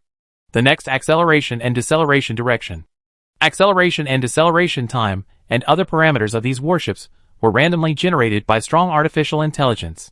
Even if they knew that their position was relatively safe, they had to perform such irregular speed changes. Because laser energy cannons cannot be predicted, they can only use this method to evade probability. Because of this, the energy of the warships was consumed very quickly. While the two sides were fighting back and forth, two pieces of news, one good news and one bad news, were transmitted from the distant starry sky to the flagships of their respective fleets. For humans, the good news is that their third fleet, that is, the fleet commanded by Buguiyu, has successfully reached the first planetary base of the interstellar trading market, which is equivalent to reaching one of their planetary bases. The bad news is that the second fleet commanded by Manueme was observed by the interstellar trading market through magnetic propulsion tracks while rushing from the depths of the starry sky to support the 13th planet, and then encountered a fleet full of interstellar pirate style in the star field 63 astronomical units away from the battlefield of the 13th planet. At this time, it was engaged in a tug-of-war with the fleet that came out of nowhere. For the interstellar trading market, these two pieces of news are the opposite. Good news for humans is bad news for them, and bad news for humans is good news for them. It seems that support cannot be counted on for the time being, Yu Yuan muttered. From the good news, it can be seen that the interstellar trading market has more than one planetary base in this galaxy. Otherwise, the human tactic of surrounding Wei to save Zhao could at least make the fleet in front of them take some actions, such as withdrawing some warships to provide support. After understanding this, Yu Yuan glanced in the direction of the 13th planet. He undoubtedly understood the importance of defending this planet. At this moment, Yu Yuan looked at the data indicators of the Tianqin displayed on the projection screen in front of him, and found that although this human flagship was still very strong, if it continued to fight like this, the fuel would probably only last for a month or so. In fact, Yu Yuan also knew that the warships on the side of the interstellar trading market were also seriously consumed. But no matter what, the human fleet came from afar, and it was certainly not as sufficient as the interstellar trading market. So in the end, it was likely that the fuel of the human fleet would run out first. What should we do? Do we really have to take the risk of leaving the battle and going to the 13th planet to replenish and fight again? Yu Yuan frowned and pondered. Now the 13th planet can produce resources normally, and functional buildings have been built on the planetary orbit. And there is also the South China Sea warship there to coordinate. So it is no problem to go there for replenishment. But if we go there, the strategy of attacking Huanglong will be completely declared a failure. Gazing at the light dot representing the opponent's flagship in the star map, Yu Yuan felt unwilling. However, at this moment, a feedback message suddenly caught his eyes. The hit position has been confirmed. The enemy flagship magnetic propulsion has been destroyed, and the enemy flagship has lost its strong propulsion force. The target has activated the steering thruster for maneuvering. The target route is being calculated. The probability of each direction has been determined. The target area has been locked. The 69,543rd round of laser energy cannon salvo is ready. Seeing this series of feedback information, Yu Yuan's eyes lit up. The turning point finally appeared. If the power is reduced, it will be a live target. If this flagship is destroyed, this group of unmanned warships based on the strong artificial intelligence control on the flagship will lose their powerful combat effectiveness. At that time, it will be a real change of attack and defense. The result of the salvo was quickly fed back to the Tianqin command center. It was hit, but unfortunately it hit an unmanned warship. Although this was the case, Yu Yuan was not frustrated, because the reason why it hit the unmanned warship was that the unmanned warship deliberately drove between the Tianqin salvo formation and the opponent's flagship. There are many warships that move in the same way as this destroyed warship, and the purpose is self-evident, which is to serve as shields for their flagships. From the lens of the detector, it can be seen that the unmanned warships that originally fired at the Tianqin formation are constantly approaching their flagships, as if they want to use their own sacrifice to buy time for their flagships to repair. Seeing such a good opportunity, humans will naturally not miss it. Chapter 474. The unmanned warships pick and roll continued, and the humans were not polite either, directly mobilizing nearby combat formations to bombard the target location. And the Tianqin warship formation poured firepower on the target location without stopping for a moment. There is no morality on the battlefield, and you must seize the opportunity to turn the tide of the battle. Wave after wave of volleys turned into light that illuminated the battlefield, and balls of fire ignited at the target location. Countless unmanned warships swarmed there, just to buy more time for their flagship. Since the beginning of the war, humans have never had such a good time shooting.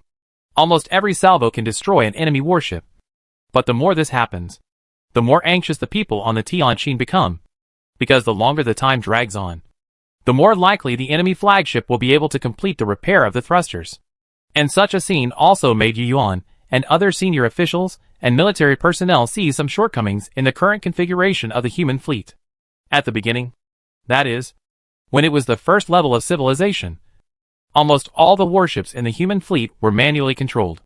At that time, there were also unmanned motherships, self-destructing drones, and detection spacecraft specifically used for detection, etc. Later, with the emergence of some new technologies, weapons such as positron cannons gradually withdrew from the stage. At the same time, the hugeness of magnetic thrust also made warships gigantic, creating today's battleships and cannon fleets. It was also during this period that humans consciously canceled the manufacture of other types of warships, and the original motherships were gone. The entire fleet almost became the world of C-class warships. In fact, before this war, humans also thought it was nothing.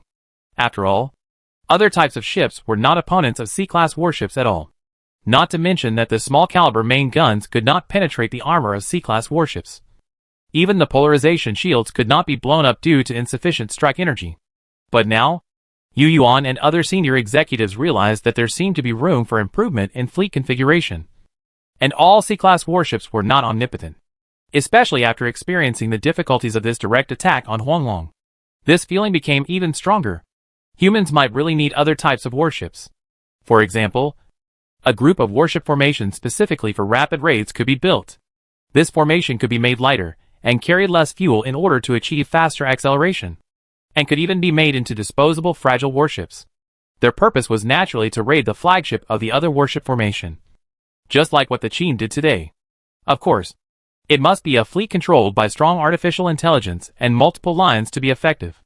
As for the guard warships with the Tianqin flagship, they can be built with thicker skin and thicker armor according to their guard functions. Well, some motherships can also be added to the guard formation. But these motherships are not responsible for attacking like before, but for assistance. Some engineering ships can be stuffed on the motherships. When the Tianqin has a major malfunction in the war, or the propeller is damaged like the fleet on one side of the interstellar trading market now, these engineering ships can be dispatched to install the parts of the unmanned warships by dismantling them, so as to achieve the purpose of rapid repair. Nano-repair robots are not competent for this kind of large-scale repair. The fastest way is of course to replace it. It just so happens that humans are very proficient in mechanical technology and can achieve modularization in most parts.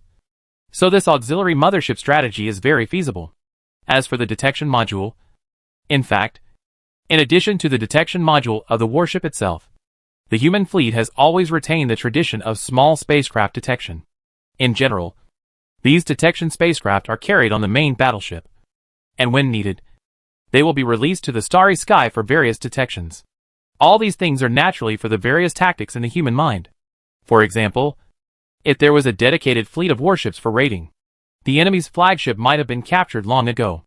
Of course, the so-called attack and defense are integrated. Humans can think of this, and other third-level civilizations, as long as they are not as poor in the art of war as the Nair civilization, can probably think of it. Therefore, they also need to take precautions in defending their flagships from being raided. In fact, although this fleet configuration of the third-level civilization has great advantages, and can avoid the problem of excessive casualties of individuals in the civilization during the war, it is indeed easy to be targeted. Once the flagship is destroyed, it will be like the ancient wars. The army will be scattered after the commander is killed. You can't have your cake and eat it too. You have to choose between the two, unless you create a strong artificial intelligence that can replicate itself, like the Mockstar civilization that humans have only heard of. But that form of strong artificial intelligence is too dangerous. No one can guarantee that there will be no problems with the thousands of copies. Even if there is a thought imprint, there is no guarantee that there will never be problems during the replication process. There is also the existence environment corresponding to that form of strong artificial intelligence. That is, the requirements for supercomputers must be lowered. There is no doubt that this is a strong artificial intelligence technology different from the current one. And this technology is not currently mastered by humans and the interstellar trading market. Maybe we can get something from the silver mist consciousness. But now the silver mist consciousness has disappeared. It happened so fast that when Yu Yuan was still brainstorming, he suddenly heard an excited voice on the channel of the Tianqin. Ha ha! Hit it! Explode! Explode! We destroyed that flagship. Victory belongs to us. Hearing these voices, Yu Yuan immediately regained his clarity of mind, and his pupils refocused on the projection screen in front of him.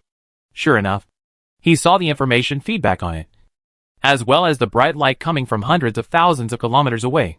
It was also at this moment that from the perspective of the detector, it could be seen that the interstellar civilization fleet that was originally entangled with the human fleet instantly fell into a state of stagnation. Their weapons stopped firing, their movements slowed down, and their positioning was flawed. Although this stagnation would not last long, the unmanned warships that were reactivated no longer had the previous flexibility and precision, and no longer had the perfect coordination with each other. Seeing this, how could humans not know what went wrong? The flagship must have been destroyed. Without the control of strong artificial intelligence, these unmanned warships activated the emergency system, which was taken over by a series of intelligent programs. For a moment, the battlefield situation suddenly reversed. Those warships that lost the control of the strong artificial intelligence were like headless flies running around in the same place. Although they still knew how to fire at human warships, their accuracy and judgment in dealing with human flexible movements had already dropped several levels, and the ability to predict and fire more human shots through exquisite coordination and movement now seemed to have become a joke. As a result, these unmanned warships that were originally under the jurisdiction of the strong artificial intelligence were killed one by the human fleet. And the starry sky once again bloomed with more bright fireworks than before. Those unmanned warships interspersed in the human warship formation have now become batches of lambs to be slaughtered. In the starry sky in the direction of the Tianjin warship cluster to the Beihai warship cluster, the battle showed a trend of one-sided defeat. And thousands of unmanned warships were destroyed by humans in just a few hours. In this case, there is no need for humans on the Tianjin to give orders. And human strong artificial intelligence also knows what to do. Chapter 475. The North Sea battleship cluster also obviously noticed the abnormality of the battleships on the interstellar trading market. So a torrential rain of attacks instantly fell on the battleships that were originally fighting fiercely with them. One after another, the polarization shields lit up. And then under the rapid and precise attacks, the overload was broken. Then, the armor of the battleships turned from red to white. And then large holes appeared. The nano-repair robots on these unmanned battleships came to the edge of the large holes to repair them according to the established procedures. But because of the higher hit rate, their repair speed was not as fast as the damage. Explosions followed one after another, and warships were reduced to floating iron lumps under the attack of the human fleet. Of course, this situation only occurred in this fleet. The fleet that had fought with the Tianjin did not have any chaos. Obviously, they were all driven by intelligent life as humans had guessed. Or in other words, each formation in that fleet had human-driven warships. And seeing such a change in the war, the reaction of the main fleet of the interstellar trading market was also very interesting. After they found that their strong artificial intelligence was killed, they did not rush towards the Tianjin, but took advantage of the two human fleets still concentrating on destroying the warships with only intelligent programs left, and turned around and began to withdraw from the battlefield area. They didn't seem to have the intention to fight hard and destroy the Tianjin battleship. Perhaps they knew that this task was not easy, or they thought that the battle was over, or they were very decisive. Indeed, when the strong artificial intelligence was killed by humans, the interstellar trading market would not be able to win the battle. However, it does not mean that they have no chance of winning the war, because this battle is just one of the battles in the war between two civilizations. The interstellar trading market still has many planetary bases. As long as they are given enough time, they still have the possibility of winning, especially when their commander-in-chief ordered to speed up the research of alloy technology provided by humans. At this moment, an intelligence officer reminded General Yu, "The other fleet has begun to retreat. Don't pay attention to it. Our current task is to clear these remaining warships." Yu Yuan nodded. He wanted to take this opportunity to counterattack. But at this moment, both the Tianjin battleship cluster and the Beihai battleship cluster had no spare strength. The problem of fuel and supplies may make the two fleets that catch up become the souls of the enemy's guns. Don't take risks. Moreover, although these remaining unmanned warships are already trapped, they still have a certain combat power, and it will take some time to destroy them, since the human warship cluster has no energy to stop them. The main fleet of the interstellar trading market can easily leave the battlefield. But this also means that the fruits of victory in this battle will eventually be won by humans. After thinking about it, Yu Yuan said to the communication department in the channel, "Immediately notify the third fleet and tell them that the battlefield on the 13th planet has won the victory. The enemy's main fleet has begun to return, and there are probably more than 8.3 million ships. Let them pay attention to the time, and don't be dragged there by their returning fleet." Understood. After responding, the Tianjin continued to destroy those unmanned warships. In this battle, the interstellar trading market dispatched a total of 24 million warships, including 10 million unmanned warships, and about 14 million warships driven by intelligent life. Among them, the unmanned warships were completely annihilated because of the destruction of strong artificial intelligence. Of course, there are still some that are completely destroyed now, but they are also being destroyed, and the outcome is determined. The loss of manned warships is about 6.7 million. If the 5 million warships that were deceived by the human fleet to the third fleet for destruction are counted, if these warships are also driven by intelligent life, then in this battle, the loss of personnel on the side of the interstellar trading market has reached at least 35 billion. Well, this is measured by humans based on their own technology, and each of their warships needs about 3,000 crew members. rather than the actual situation of the interstellar trading market. In fact, humans have not yet known what the life forms of the interstellar trading market look like, and whether they are individual lives in the same form as humans. So this value is just a rough estimate. It can be used as a reference, but it cannot be regarded as a criterion. As for the human side, the losses are also very serious. The Tianjin battleship cluster can be said to have been crippled, with less than 1 million battleships left. The Beihai battleship cluster suffered even more losses because it started fighting with the opponent's strong artificial intelligence fleet. So far, there are only more than 1.3 million battleships left. The main loss point was naturally the time when the Tianjin led the Guard's warships to launch a surprise attack. The Tianjin battleship cluster and the Beihai battleship cluster belong to the First Fleet of Mankind. That is to say, so far, the First Fleet of Mankind has lost more than 3.7 million warships in this battle. At the cost of more than 3.7 million warships, more than 15.7 million warships in the interstellar trading market were annihilated, and the overall loss ratio was 1 to 4.24. Such a record is enough to make mankind proud. But humans also understand that this is the case when the opponent's strong artificial intelligence is killed. Otherwise, the outcome of this battle is really hard to say. Perhaps the remaining 8.3 million warships in the interstellar trading market also saw the fierceness of human warships, and found that they could not defeat the more than 2.3 million warships of humans with their remaining warships. So they evacuated decisively.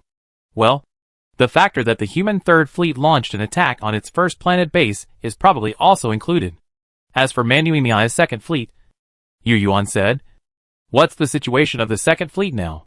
As soon as the voice fell, a communication staff member put the information that had not been sorted out because he was busy destroying the other party's strong artificial intelligence flagship to the work terminals of each person. At the same time, he also answered in the channel, "Commander Yu, according to the intelligence of the Third Fleet, it is in the star field 63 astronomical units away from the battlefield of the 13th planet, and it is encountering a fleet full of interstellar pirate style. According to comprehensive intelligence analysis, that interstellar pirate is actually a fleet of the interstellar trading market, with about 9 million warships. The Third Fleet of humanity was still intact before the launch, with 5 million warships. 5 million versus 9 million. Based on the First Fleet, where the Tianjin was located. As long as the Third Fleet could also achieve a loss ratio of 1 to 3, it would be a sure victory. Yu Yuan still believed in Manuimiai's ability. Otherwise she would not have been the fleet commander for so long. So when they heard this, everyone on the Tianjin was relieved. But the next words of the intelligence staff made them frown. According to the latest intelligence, the Third Fleet is currently at a disadvantage. The other side's 9 million warships seem to be manned. And after a period of fighting, its commander seems to have discovered the weakness of our Third Fleet being controlled by a strong artificial intelligence, and has developed a special countermeasure. Hearing this, Yu Yuan personally looked at the battle record of the Third Fleet. When communication allows, the situation of the 3 human fleets will be sent to the Tianjin in the form of a battle report every once in a while. The main purpose of this is to allow the leadership on the Tianjin to grasp the overall situation of the entire war, so as to formulate corresponding strategies. Yu Yuan saw that after discovering the situation of the human Third Fleet, the commander of the interstellar pirate-style warship adopted the fleet direct raid tactic. The entire fleet was divided into 2 fleets. And then, they made a big turn in the starry sky and raided from 2 directions of the human Third Fleet. The target is naturally self-evident: the flagship of the human Third Fleet. Due to the time delay caused by the distance, the Third Fleet could not split the fleet into 2 parts to intercept the enemy's fleet, and was also dragged by the other part of the enemy's fleet that was charging for close combat. So it was unable to leave the battle and face another squadron, like the Tianjin battleship cluster did. This caused the Third Fleet to fall into a passive position at the beginning, before a few rounds of volleys were fired in the long-range confrontation. It was suddenly attacked by the enemy. The current situation is that the 2 fleets are still fighting in close range, and the current loss ratio is about 1 to 2. The human single-ship combat power is still stronger than the enemy. But if the flagship is killed by the enemy like on the battlefield of the 13th planet, then the human Third Fleet will be finished. The situation is not very optimistic. After thinking for a moment, Yu Yuan said, "Order the Beihai battleship to transfer the command of the unmanned battleship cluster to this ship, and immediately return to the orbit of the 13th planet to take over the base production of the Nehai battleship. At the same time, ordered the Nanhai battleship to immediately lead its 100,000 guards to support the Third Fleet. The Beihai, like the Tianjin, had experienced a war and could not rush to help due to the fuel problem. Only the Nanhai could go, and only the 100,000 battleships were originally in orbit to guard the various facilities in the orbit of the 13th planet. At present, only these battleships have sufficient fuel. Of course, 100,000 warships can't make any waves, but Yuan's goal is not to let them make waves. In fact, even if there is a close-range melee with the opponent, the Third Fleet still has a chance of victory overall. As long as the flagship is not killed, and the 1-to-2 loss ratio is maintained, it will eventually win. So the South China Sea went there to prevent such a thing from happening. Or even if it happened, the strong artificial intelligence on the South China Sea could take over the unmanned fleet, so that it could turn the tide. However, the flagship of the Third Fleet needs to hold on until the rescue arrives. Don't die. Looking at the intelligence from half a day ago, Yu Yuan muttered silently in his heart. Chapter 476. In war, anyone can die. If the Tianjin is destroyed, Yu Yuan will die as well. He said this just as a prayer in his heart. As an old comrade in arms for many years, he naturally did not want Manuimei to die. So after learning the news, he immediately mobilized the forces that could be mobilized to support. Of course, this support was ultimately for the overall consideration. Whether the Second Fleet was destroyed was related to the victory or defeat of the entire battle, and affected the fate of human civilization. Therefore, whether it was Manuimei or Yu Yuan's own life or death, it was a small matter, as long as humans could win in the end. After the arrangement, Yu Yuan once again joined the people on the Tianjin to annihilate the remaining interstellar trading market fleet. After the command and control were handed over according to the order, the number of Tianjin battleship clusters increased to more than 2.3 million again. And then, a devastating annihilation war was staged in this starry sky. This was a refreshing annihilation war, and the human fleet did not pay too much price in the annihilation war. This is when the difference between strong artificial intelligence and a mere program is reflected. In the annihilation war, it can be seen that almost every group of human warship formations cooperate very well. It is often thought that a salvo hits no enemy ships, but when the salvo firepower arrives, it just happens to hit the warship that suddenly turns around. It's as if this warship ran over and caught the laser energy beam with its face. This seemingly random salvo of laser energy bottles is actually calculated based on the previous round or previous rounds of electromagnetic railgun strike range, possible surroundings of enemy ships, and other parameters.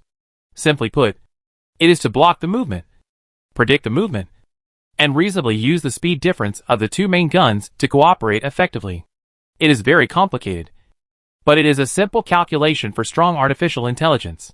As the saying goes, even if there are 100,000 pigs, it will take half a year to kill them. The same is true for the attack of the Tianjin battleship cluster on the battleships that lost core control on the interstellar trading market. Therefore, in the next period of time, this starry sky is still in war, while the annihilation war is in full swing. Another battlefield has entered a turning point in the war. The support of the Nanhai battleship has arrived. The Second Fleet, which had received the support notice long ago, quickly assigned nearly half of its warships, or 1.5 million warships, to the Nanhai when it arrived at the battlefield. The reason why the human Third Fleet was at a disadvantage was actually because the fleet could not be divided into two fleets to deal with the opponent's fleet attacking from two directions. Now with the addition of the Nanhai fleet, this situation was immediately alleviated. The warships that were originally unable to leave the Third Fleet's flagship Hanhai too far due to distance and control delay immediately moved closer to the Nanhai at this moment, forming a new battleship cluster before the opponent's commander could react. In fact, the commander of this pirate-style fleet did not fail to react, but he did not realize that there was actually a strong artificial intelligence control center in the mere 100,000 warships that came to the battlefield for support, and that it was so easy for humans to hand over battlefield command.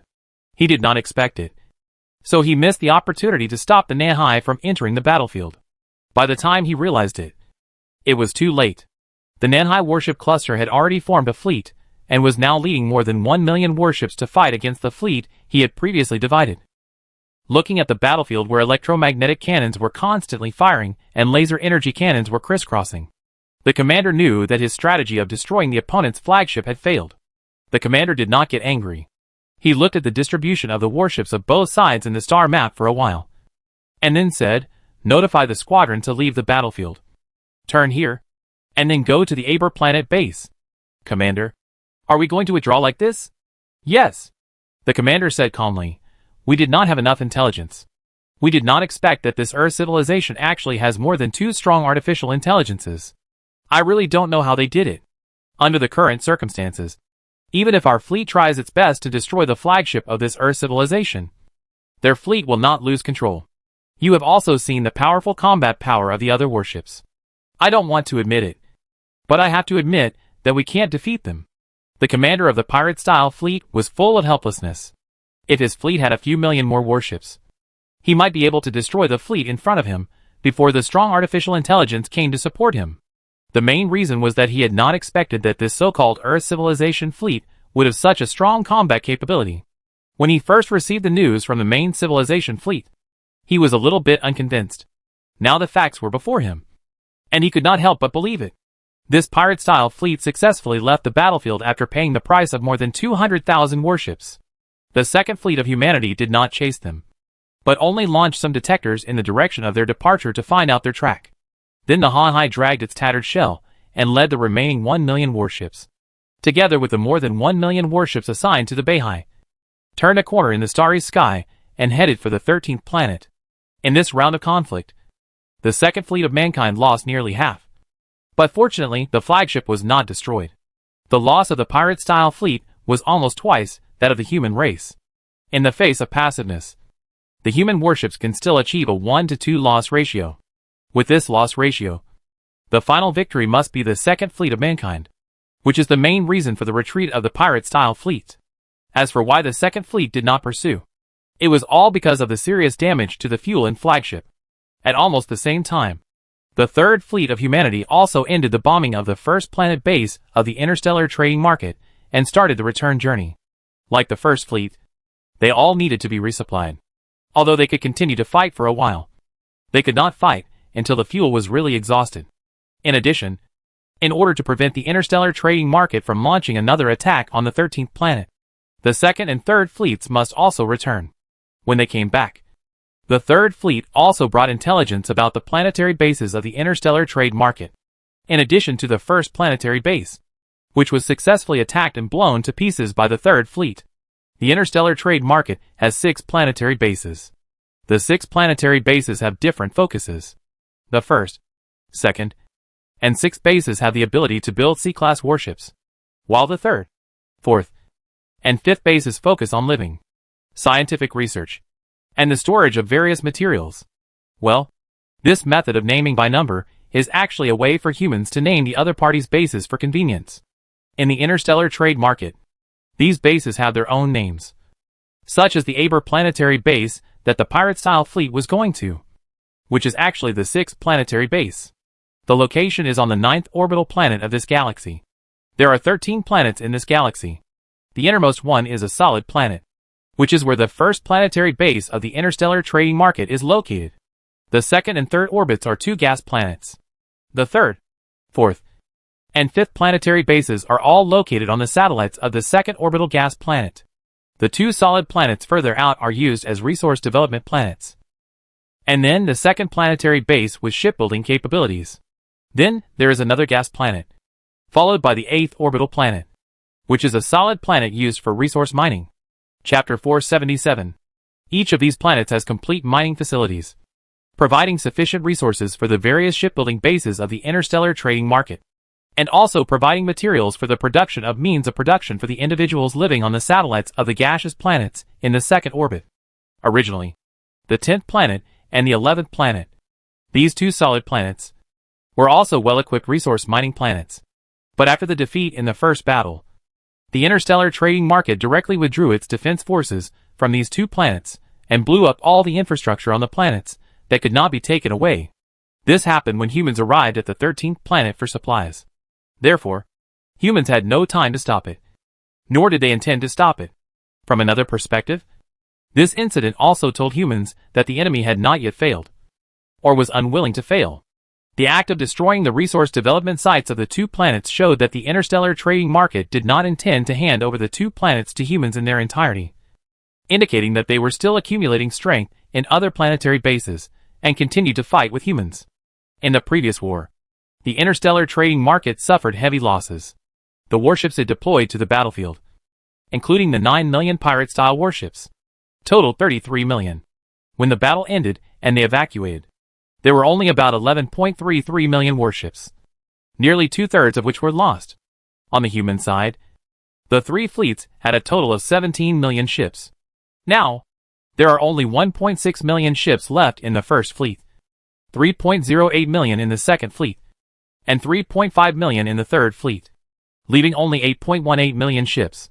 Many warships are still damaged. For example, the flagship of the first fleet, the Lyra, and the flagship of the second fleet, the Han Hai, have completely charred armor, with pits and dents everywhere, and the traces of nano-repair are extremely obvious. Only the flagship of the third fleet, the Deep Sea, is better, but it won't be able to fight again in a short time. So after the several battles that took place in different places, although the number of human warships is not inferior to that of the interstellar trading market, it will be difficult to go out again without several years. Of course, it is still possible to piece together a complete fleet from these warships, and humans have already done so when they are replenishing supplies. Since the flagship of the third fleet, the Deep Sea, was the least damaged, the flagship of this assembled, reorganized fleet is the Deep Sea. For this reason, the Deep Sea was given priority in the dock repair arrangement. The fleet reorganized by redrawing intact warships has about 4.2 million ships, and the remaining warships must be repaired with armor. Yes, that's right, armor repair. During the battle, although these warships used nano-repair to repair the large holes that were blasted open or decomposed by the opponent's nanorobots, the places repaired by the nano-repair robots were not number 2 alloy materials. So the armor repair here is to replace these damaged parts with number 2 alloy materials again in the space dock. The Tianjin is also facing such maintenance. During the maintenance period of these warships, the reorganized Third Fleet will take on the escort work, protect the 13th planet base of mankind to ensure that humans can produce warships here, maintain and repair warships. Although the interstellar trading market was also crippled, from the intelligence point of view, that was only their apparent strength. They should still have a lot of strength in each base. However, humans speculated that the reason why they did not come out in full force was because they were afraid that humans would have other fleets to raid their bases. At least when the Third Fleet raided their first planetary base, they noticed that the interstellar trade market had a large fleet on the gaseous planet in the orbit of the second planet, because it was found that the third, fourth, and fifth bases were on the satellite of that gaseous planet. Humans speculated that the fleet should be the fleet guarding the core area of the interstellar trade market. The spacecraft carrying the neutrino detector tried to approach there several times, but was discovered and killed by the opponent's small ship patrol formation. So humans still know very little about the number of warships in that star field. However, we did get some definite information. That is, that area is the core area of the interstellar trading market, and most of their life forms live in those three bases, or on several satellites of that gaseous planet, based on the number of their manned warships. The number of intelligent life forms, there is at least 100 billion, because according to human understanding, without this volume, they would definitely not be able to produce so many manned warships. Therefore, the next battle plan of mankind will be carried out with this star field as the core. Well, of course, the battleships must be maintained and repaired, and some of them must be replenished. Now this stage is the intermission of the war. According to the progress of the battleship repair, this time will last at least 5 to 10 years. During this period, mankind will not just defend blindly, but will still trigger batches of exploration spacecraft to explore the various planets in this galaxy to collect more enemy data. In addition, after the South Sea warship was repaired, the Deep Sea also led some warships of the Third Fleet to go out and harass the opponent's sixth planet base. The sixth planet base of the interstellar trading market is a base capable of manufacturing C-class warships. It is located on the orbit of the ninth planet. At this point in time, it happens to be the base closest to the location of humans, so it naturally becomes the best target for human harassment. Similarly, when humans launched a small-scale harassment attack on it, The interstellar trading market also adopted the same strategy, triggering a warship squadron of millions of warships to harass the human 13th planet. The main fleets of both sides calmed down. In the future, there will be no large-scale war like the previous one. But the battles between the fleets are constantly going on. The exploration ships of both sides have fought many times in this star system.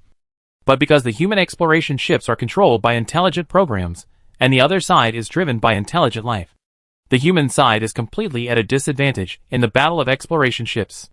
It can be said that during the period when both sides maintained the main fleets and produced new warships, there were ships fighting everywhere in this star system with bright yellow dwarf stars as the main sequence stars. The battles between the squadrons and the exploration spacecraft are the epitome of the war between the two civilizations. If a second-level civilization came here because of the interstellar trading market broadcast, then this second-level civilization would most likely be drowned in these peripheral battles. Now that the first powerful collision between the two sides is ended, it will depend on who has a stronger ability to repair and maintain warships, and who has a stronger productivity and can produce more warships in the shortest time. After the two sides failed to destroy each other in the first contact, the next competition was productivity. Of course, the number of planets controlled is also important, because the more planets controlled, the greater the breadth of resource exploitation. Simply put, the input of resources is greater, which can meet the needs of more space docks to start construction at the same time. Humans do not have an advantage in this regard. After all, so far, humans have only controlled one fully developed planet. In order to alleviate this gap, humans have also made some strategic measures during this period. For example, engineering ships were dispatched to explore and mine the resources of the 12th planet. Such actions naturally attracted harassment from the interstellar trading market. So small-scale battleship battles became more frequent. These battles were equivalent to battles between scouts and special forces on both sides. During this period, regardless of whether the planet was developed or not, dozens or hundreds of warships could be seen passing through the nearby starry sky every once in a while. These warship squadrons were either from the interstellar trading market or humans, and the two sides would fight without saying a word when they met. Chapter 478. The two sides continue to fight on a small scale, and large fleet battles will not occur for the time being. In this case, in addition to shifting the focus of work to things like warship repair and resource mining, the human side is also about cleaning up the battlefield after the war ends. Cleaning up the battlefield does not mean really cleaning up the wreckage of the warship floating in the starry sky, but finding some useful things from the wreckage, such as the other side's intact warship parts, and the storage information that may be restored in the warship's central computer, etc. Of course, the structure of the enemy's warships can also be scanned from these wreckages, so that their weaknesses can be better found in the next battle. This battlefield cleaning work is not only done by humans, but also by the interstellar trading market. However, due to the distance, the battlefield in the 13th planet area is basically collected by human spacecraft. As for the interstellar trading market, the place where they obtain human warship samples is mainly near their first planet base, where there are many warship wreckages left by the third fleet of humans. Both sides tried to find something useful from the other side's warships, especially the interstellar trading market. They were eager to get armor technology as strong as humans. So after salvaging the samples, they immediately asked their scientists to do rounds of tests on the armor samples obtained from the wreckage of human warships. They also tried to reverse engineer the manufacturing technology of alloy number 2. Yes, in the transaction at that time, humans gave the interstellar trading market the parameters and samples of alloy number 2, but did not give the specific manufacturing technology. In order to obtain the 4th level civilization creation, humans did give them a set of specific manufacturing technology, but it was the manufacturing technology of alloy number 1. It is impossible to exchange with fake technology and fake parameters. After all, both parties of the transaction will conduct experimental verification. At that time, the interstellar trading market did conduct relevant manufacturing experiments and did not produce an alloy like alloy number 2.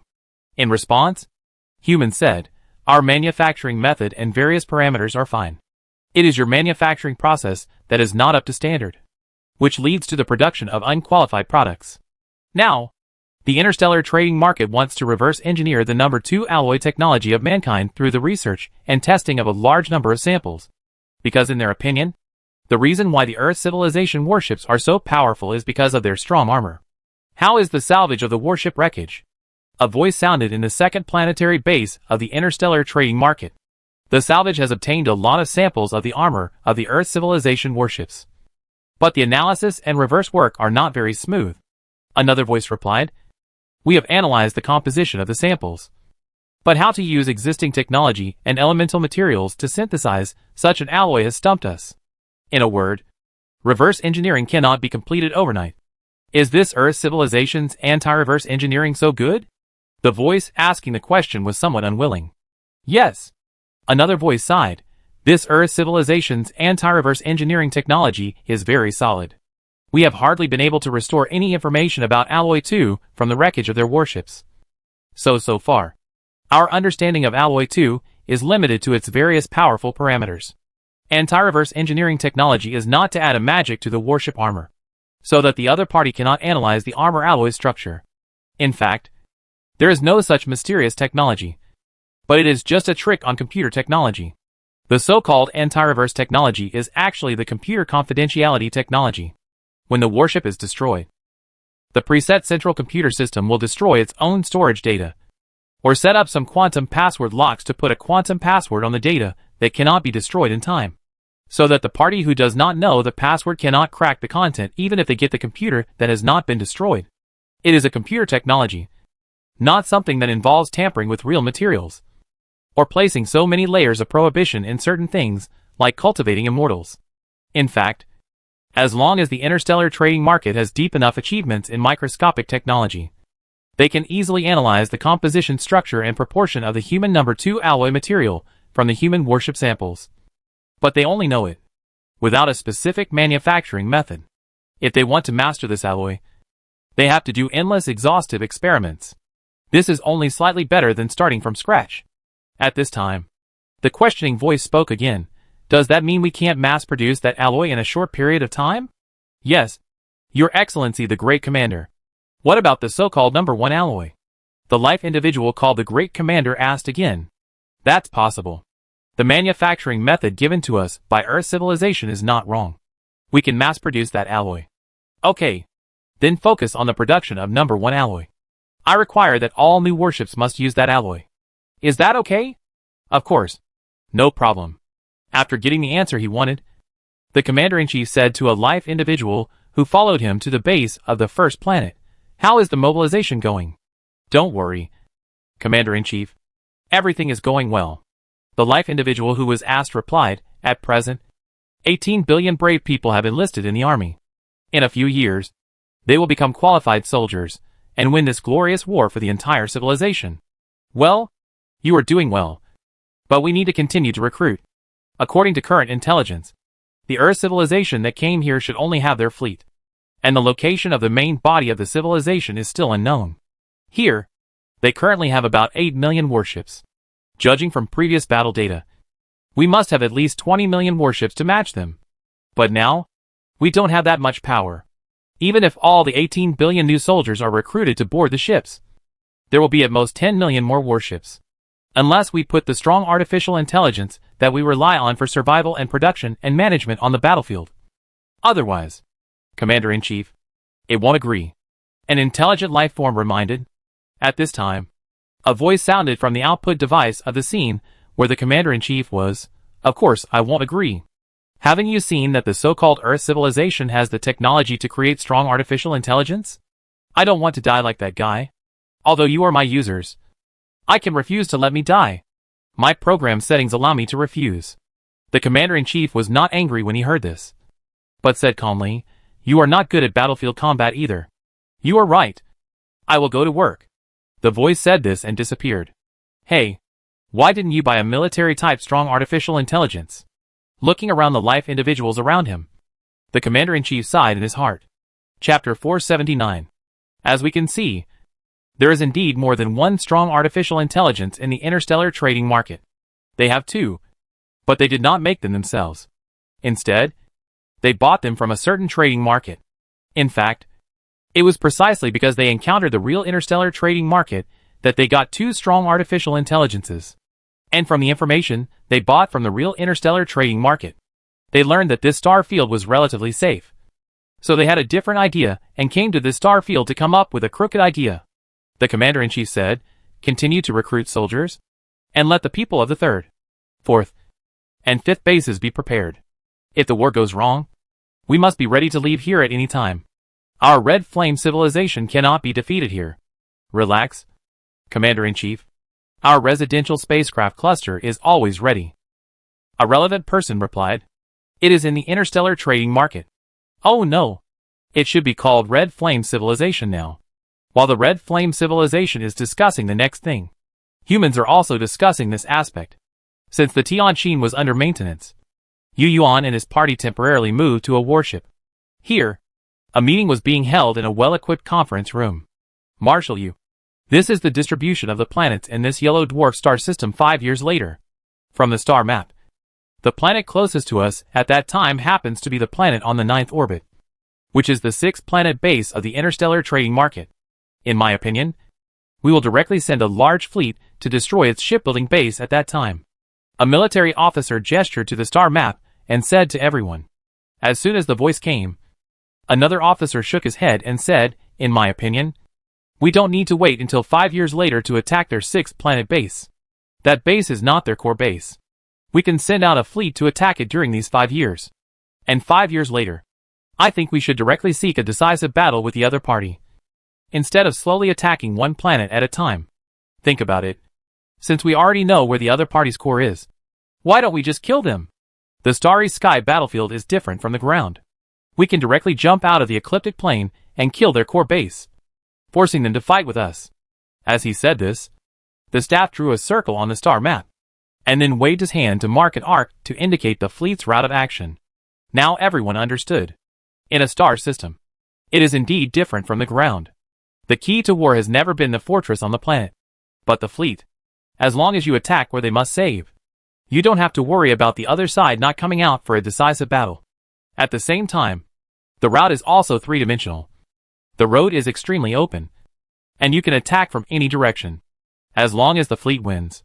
Any planetary base or ground defense turret is a live target. The star map shows that 5 years later, the opponent's 3rd, 4th, and 5th planetary bases have already moved around the other side of the star, with the gas planets on the 2nd orbit. But humans can completely jump out of the ecliptic screen and go around the z-axis to attack Huanglong. Of course, there is a disadvantage to doing this, which means that humans have to give up the defense of the 13th planet. If they cannot achieve success in one battle, they will have to leave this star system because they will lose the rapid supply base. The safer way of fighting was naturally proposed by military experts at the beginning of the meeting, using the 13th planet as a supply base, dispatching part of the fleet to destroy the enemy bases one by one. This was a tactical discussion meeting, and also a meeting to formulate war strategies afterwards. After determining the strategy, it was to discuss feasible plans and various emergency plans based on the determined route. It can be said that both sides are making various preparations before the next war comes. Time flies. 1 year later, the human side finally determined a steady battle strategy. At the same time, the warship maintenance and new ship manufacturing projects of both sides were also in full swing. In this process, the exploration spacecraft and warship squadrons of both sides were constantly fighting in the starry sky. In the interstellar trading market, the material transport ships between the planets of the Qian civilization were frequently harassed by the human warship squadron. It was also at this time that humans discovered that the speed of manufacturing new ships of the Qian civilization seemed to show different efficiencies in different bases. And the same was true for the efficiency of resource mining. The most efficient ones are naturally the manufacturing bases in the 3rd, 4th, and 5th star regions, where the resource extraction speed is the fastest, while the relatively slow one is the base on the 6th planet closest to humans. This is the situation detected by the exploration spacecraft after years of fighting with the other side. Based on this situation, human experts believe that it is a manifestation of whether there is strong artificial intelligence. Their guess is very accurate. The Red Flame civilization does have a strong artificial intelligence serving them, but it is limited to the direction of production and manufacturing. In terms of combat, the strong artificial intelligence they bought has been destroyed by humans. Of course, humans don't know this situation yet, and they still think that in the future battles, they will encounter the situation where the opponent's fleet is controlled by strong artificial intelligence. For this reason, the human side has also specially formulated many countermeasures. For example, they developed an observation program specifically used to calculate the location of the opponent's flagship, detection spacecraft, etc. Another point that must be mentioned is that in the years of war buffer, humans not only built new warships, but also produced some engineering motherships in a targeted manner according to Yuan's previous ideas. These engineering motherships will be incorporated into the fleet flagship's guards to ensure that the flagship's key large components can be replaced in time when they are damaged, equivalent to battlefield medical ships. However, they are not used to treat personnel, but warships, so they are called engineering motherships. The engineering motherships that perform maintenance work are not equipped with weapons. They are only used as a platform for important parts of warships and various engineering ships. The experience gained from the first large-scale battle allowed humans to make corresponding adjustments in the fleet structure. The purpose of this adjustment is very clear. That is, to do our best to eliminate the weaknesses of the strong artificial intelligence fleet. 3 years later, due to the strong execution ability of the strong artificial intelligence, the repair work of the human fleet was basically completed. So far, the humans in the 13th planet base have officially entered the new ship manufacturing work. In terms of war, due to the completion of the fleet repair work, the previous small-scale conflicts have gradually increased, and the frequency of human warships has also increased. There was even an incident where more than 1 million warships were dispatched to attack the opponent's planetary base. And the same was true for the Red Flame civilization. The war is gradually escalating. This is a signal. Both sides know that the next war is not far away. However, what the Red Flame civilization could not have imagined was that humans actually dispatched a fleet of 3 million warships to launch a surprise attack on their 6th planet base 2 years earlier than they expected. Because of the distance, the main fleet of the Interstellar trading market, which is the Red Flame civilization, could not provide timely support, so that after a battle, its 6th planet base was once again paralyzed by rounds of orbital bombardment by the human fleet. This raid also allowed the Qian civilization to understand the general strategy of humans to advance steadily. For this reason, they felt much more at ease. In fact, they were really afraid that humans would attack Huanglong without hesitation and kill the 3 core bases. Time quickly came to the 6th year after the first war. Well, 1 year longer than originally planned. This year, the Tianqin, which had been repaired, appeared in the starry sky again, accompanied by a mighty fleet of 6 million ships. Chapter 480. The fleet directly passed the destroyed 6th planet base and rushed towards the 2nd planet base in a step-by-step manner. The 2nd planet base of the Interstellar trading market, at this time period, just formed a 97-degree angle with the main sequence star and the 6th planet base. So the course of the first fleet of mankind is not directly towards the main sequence star, but draws an arc route in space like the orbit of a planet. The relative positions of planets change with time. If it is a few years later, this 2nd planet base will be on the back of the star. Of course, the so-called back refers to the 13th planet where humans are. General Yu. It is discovered that the reinforcement fleet of the Interstellar trading market has a number of about 3 million ships. It is currently accelerating from the back of the Yellow Dwarf to its 2nd planet base, counting the number of fleets stationed on its 2nd planet base. The number of enemy battleships in this battle is at least 14 million. During the voyage, the personnel in charge of the probe discovered new situations. Humans do not know that the Interstellar trading market is the Red Flame civilization. So in daily addressing the enemy, they still refer to it as the Interstellar trading market. Well, 6 million versus 14 million. The advantage is mine. It has not really entered the combat state yet. So at this moment, Yu Yuan looked at the star map information on the big screen with his hands behind his back. Paused for a while, and asked, "Have you checked the satellites of the gas planet in the orbit of the 7th planet?" We checked and found no hidden fleets or resource development bases.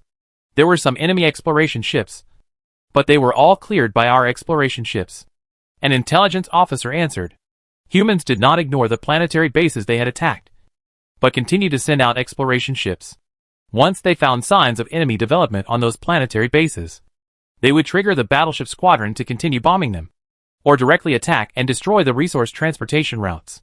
The purpose is obvious, which is to compress the opponent's resource mining area as much as possible. Report. Direction coordinates, 0125. Special attention 26. Another large enemy fleet was found at position Z5687. Judging from its scale, there are at least 9 million battleships. Judging from its course, if it does not turn midway, the target should be our rear area. At this time, the person in charge of the detector just now spoke again. At the same time, the large screen in front of Yu Yuan also refreshed the star map. In the star map, he could clearly see the location where the new fleet appeared. At this moment, the star map shows that the 13th planet where humans are located and the 12th planet are on the same side of the star, while the planets on the 10th, 9th, and 6th orbits are on the right side of the star facing humans. The left and right here are determined by the left-hand rule. The direction of the planet's rotation is the same as the direction of the 4 fingers on the left hand, which is clockwise, and the direction of the thumb is the direction of the main sequence, star's north pole. The universe is not divided into up and down, front and back, but left and right. The second planetary base of the Qian civilization is on the 6th orbital planet. The first, second, and third orbital planets are now on the back of the star, and the fleet that appeared in the report now came out from the left side of the star. Although the direction of this fleet is the rear of mankind, it cannot be ruled out that it is coming to attack the first fleet of mankind. Seeing this situation, Yu Yuan immediately asked the communicator to notify the 13th planetary base and let the second fleet be ready to attack at any time.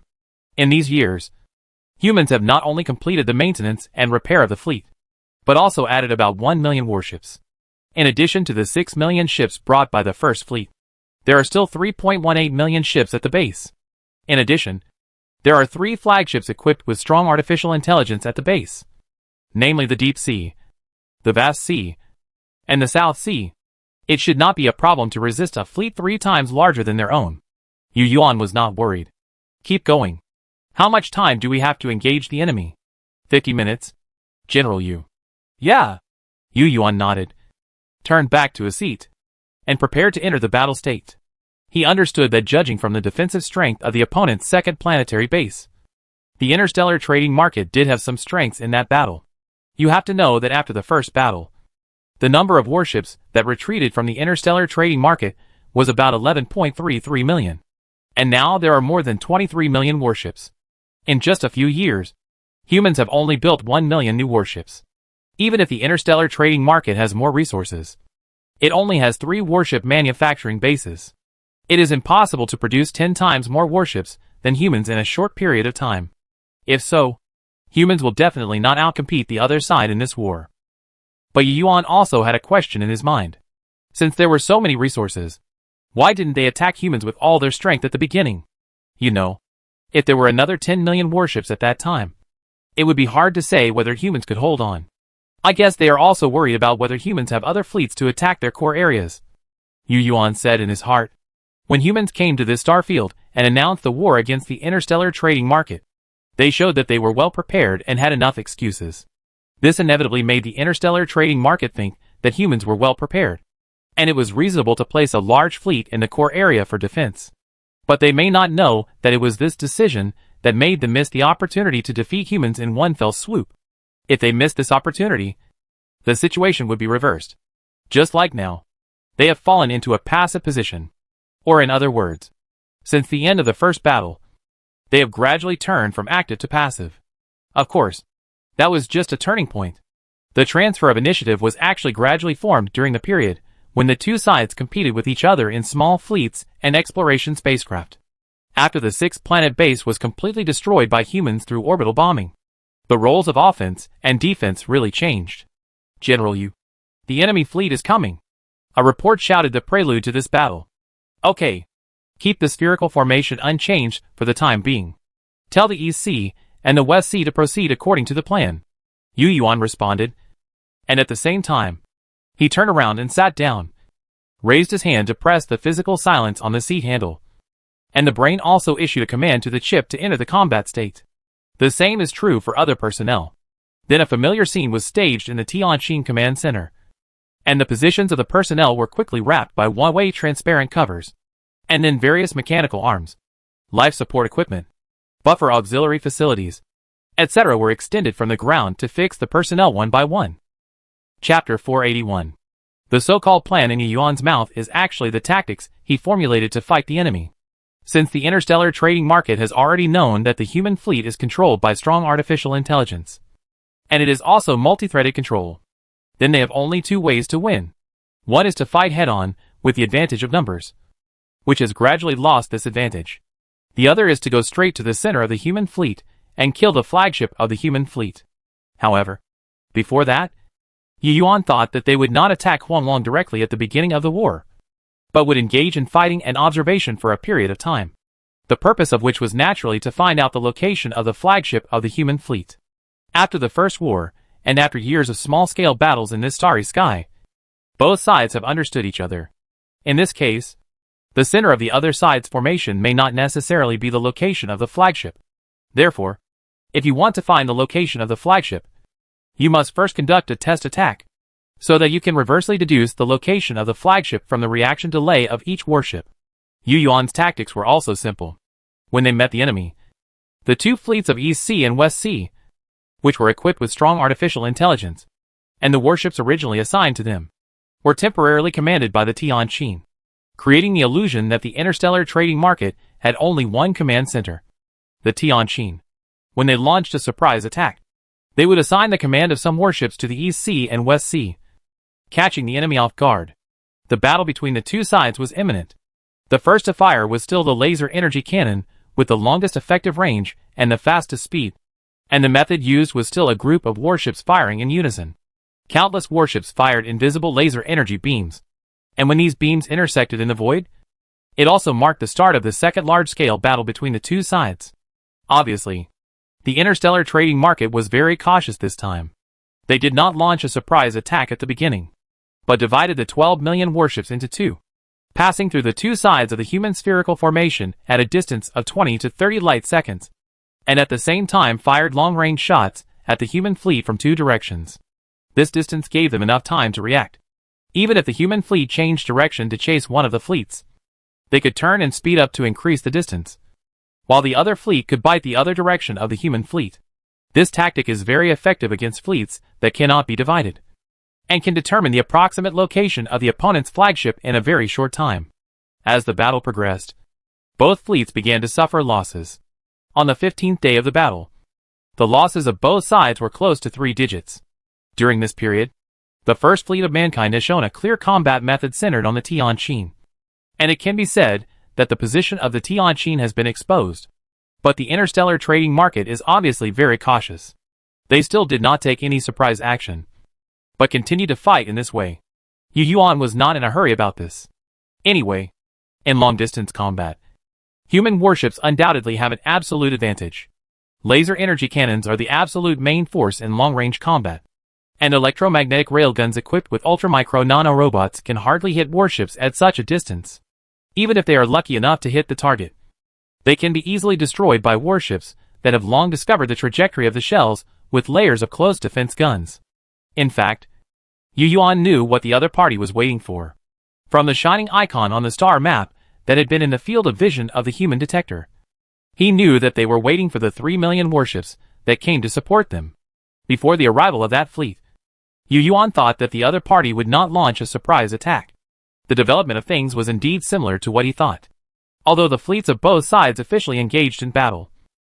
For a long time afterwards, the strategy of the interstellar trading market was still mainly to pull, knowing that the other party would not be so easily fooled. Yu Yuan was also very patient. Under his instructions, the East Sea and West Sea and the First Fleet were like two unmanned warships, accepting the command of the Tianqin's strong artificial intelligence. The entire fleet was like a strong artificial intelligence, being pulled back and forth by the two fleets of the interstellar trading market, with no intention of splitting up the fleets to pursue separately. 1 day later, the 3 million warships finally arrived at the battlefield and attacked the First Fleet of mankind from another direction. At this time, the First Fleet of mankind was attacked from 3 sides. However, even so, the First Fleet of mankind still did not show any intention of splitting up the fleet to deal with the enemy in each direction, but only let the entire fleet shoot at the enemy fleet in one direction, and then turn around and shot at the enemy fleet approaching from another direction, looking like it was being teased.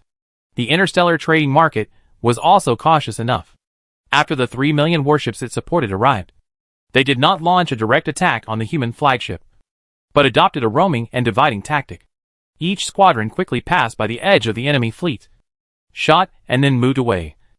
Then made a big turn in space, and waited for an opportunity to wait for their own squadron to perform the same action on the human fleet from another direction. So that the human fleet adjusted its posture and turned its guns around before launching a second round of cutting attacks. The 3 squadrons were like 3 flies flying in and out of a dung bowl. Very annoying. However, relying on their advantage in long-range combat, humans were not in a hurry and just kept wasting time with the other side. General Yu. The other side doesn't seem to be fooled. I think we should just let the East Sea and the West Sea attack directly. 3 hours later. It will be a good opportunity. The second mate of the Tianjin was a little impatient and couldn't help but suggest. The opportunity he mentioned refers to the moment when the human fleet chases the squadron in a certain direction of the interstellar trading market. And then another squadron on the side of the interstellar trading market accelerates to approach the human fleet from another direction.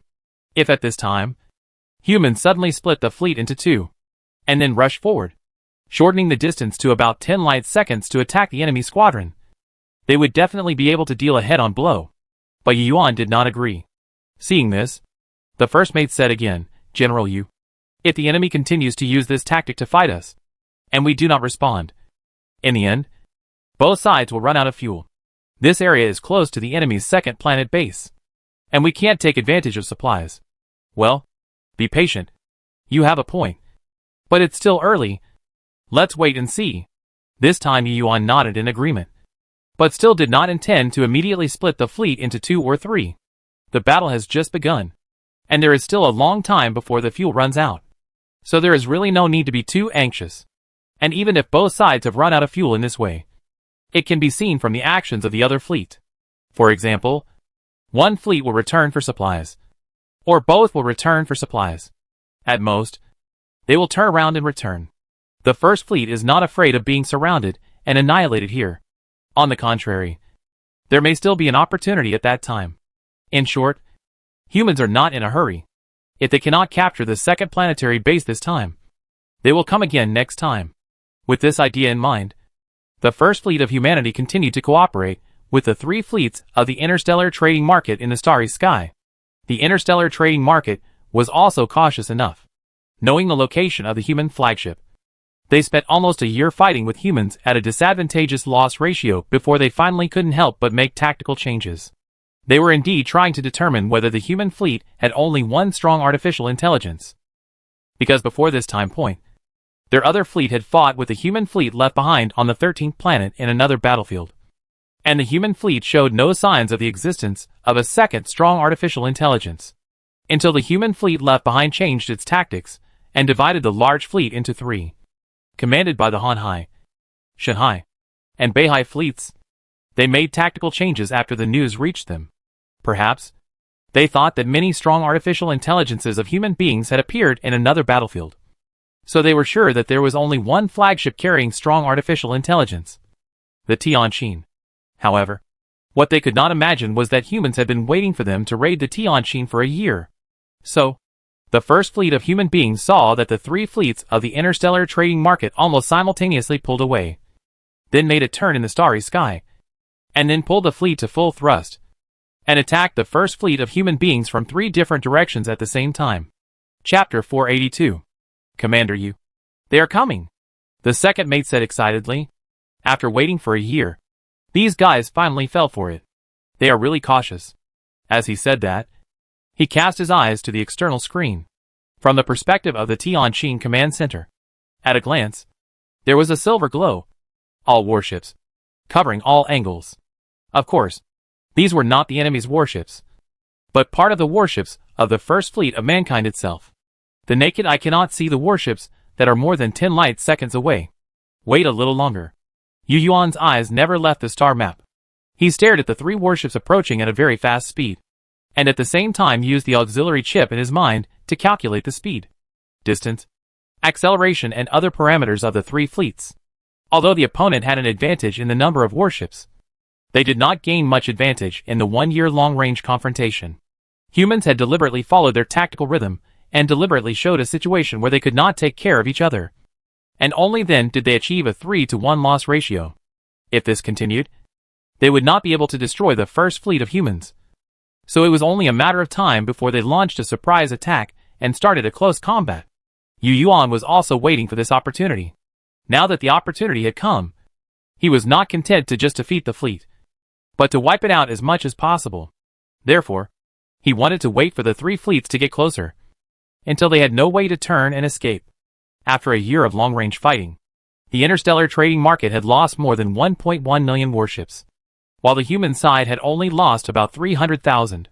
Even if they were forced into close combat, as long as humans could maintain the previous loss ratio, they would still have more than enough to defeat the other side.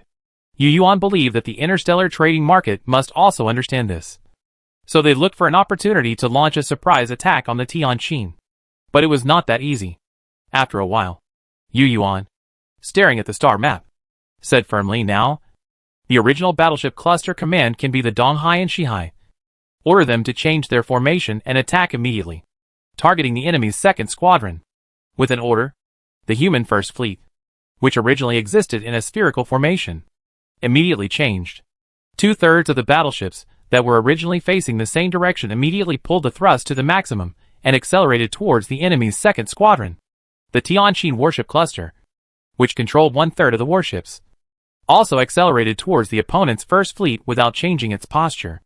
Of course, it did not meet it head-on, but formed an angle with its forward direction. The purpose of this is self-evident, which is to avoid close combat.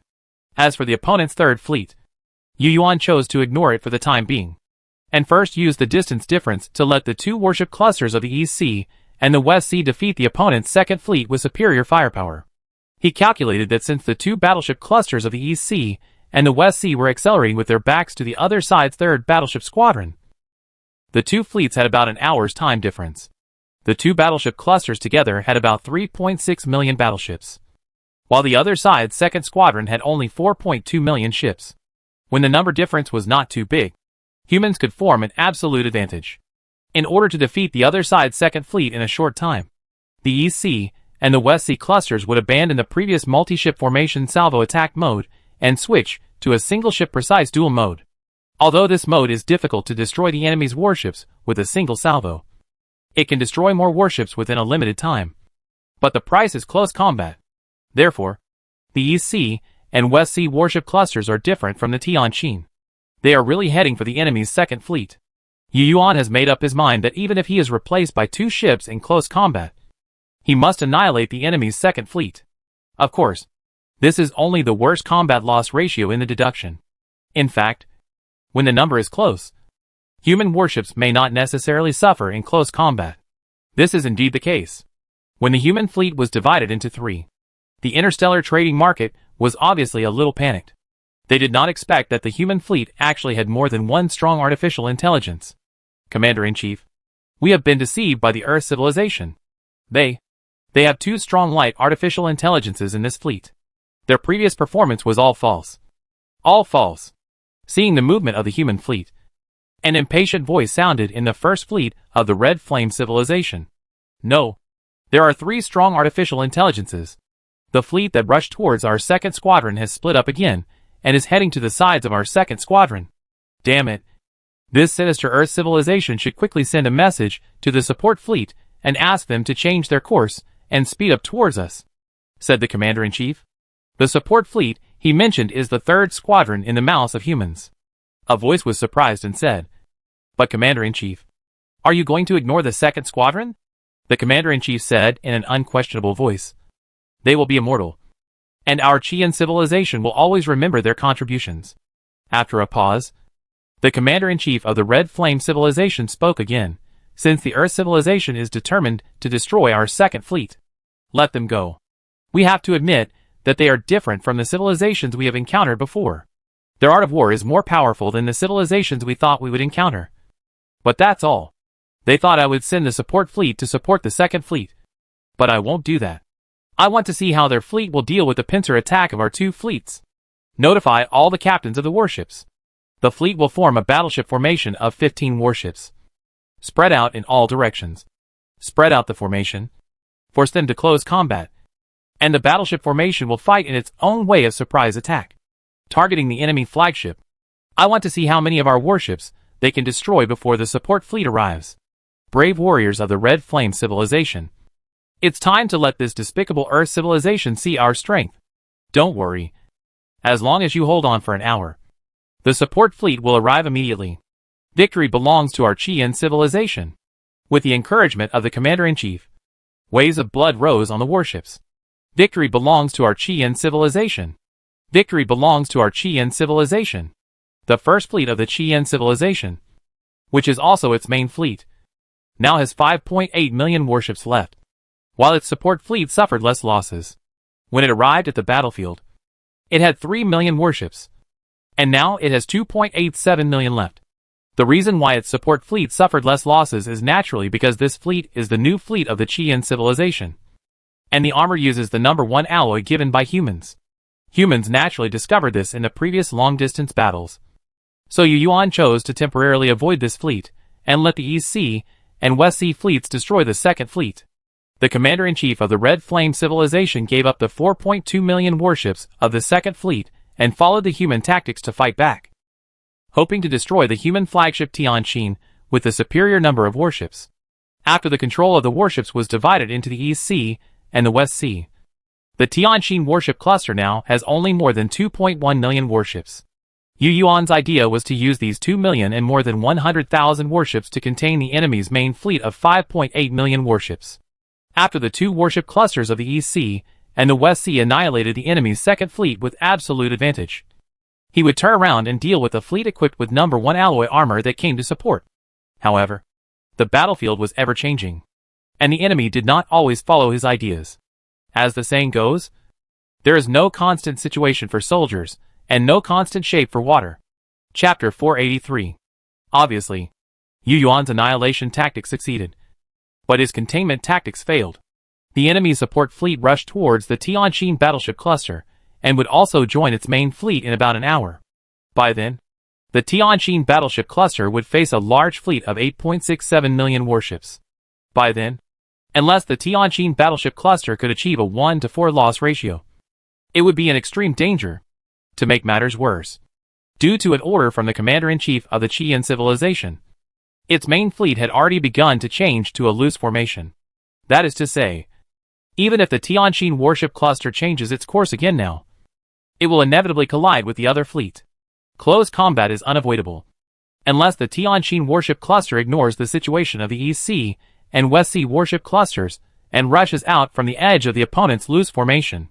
But if it does so, the Chian civilization will definitely seize the opportunity to turn the fleet around and go to support its second fleet. Then, the previous wait will be in vain. At this moment, the Tianqin warship cluster has already exchanged fire with the opponent's main fleet. From the detection feedback of the Tianqin, it can be seen that many warships have begun to report the tolerance of the polarization shield system, and the front warships have also begun to use electromagnetic railguns. General Yu, the enemy warship formation is desperate. They completely ignore our warships and rush straight to our ship.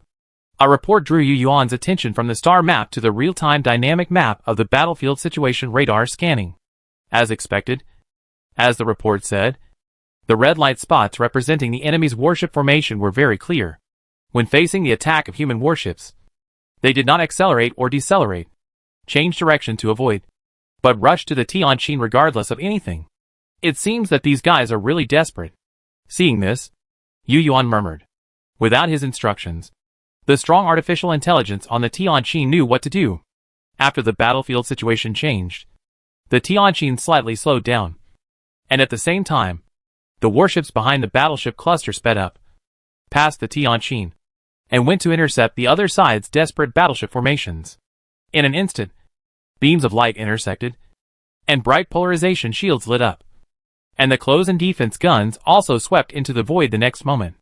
In the dark starry sky, there were flashes of explosions, some of which were explosions from the successful interception of electromagnetic railgun shells, some from the destruction of the warship itself, and more of which were the lights of the polarization shield taking effect. At this moment, the starry sky was as bright as day. Looking out of the exterior porthole of the Lyra, these lights have surpassed the yellow dwarf stars in the distance. The far end of the sky is like the shining stars in the sky in the BL pictures. The difference is that the source of the light here is not natural light, but from technological creations. The light of technology is beautiful, but it is also a gift of life. Relying on the perfect coordination of warships, the front warships of the Tianjin warship cluster blocked wave after wave of attacks and destroyed one local warship formation after another. However, the already crazy Red Flame civilization main fleet did not give up. At this moment, they showed their incomparable bravery and courage, and were ready to die. Gradually, the scattered charge tactics of the Red Flame civilization finally began to show results. Those originally scattered warship formations began to rush towards a target from all directions. Like moths to a flame, all the warships had a momentum of not giving up until the Tianjin was destroyed. Such a desperate fighting style also made the Qian civilization pay a heavy price. At one point in such a close combat, the Tianjin warship cluster had a 1-to-4 combat loss ratio. However, they seemed not to care at all. On the contrary, at this moment, cheers rang out from their warships, because a fleet of warships had successfully rushed to the range of more than 100,000 kilometers of the Tianjin. At such a distance, these warship formations frantically poured artillery fire on the Tianjin.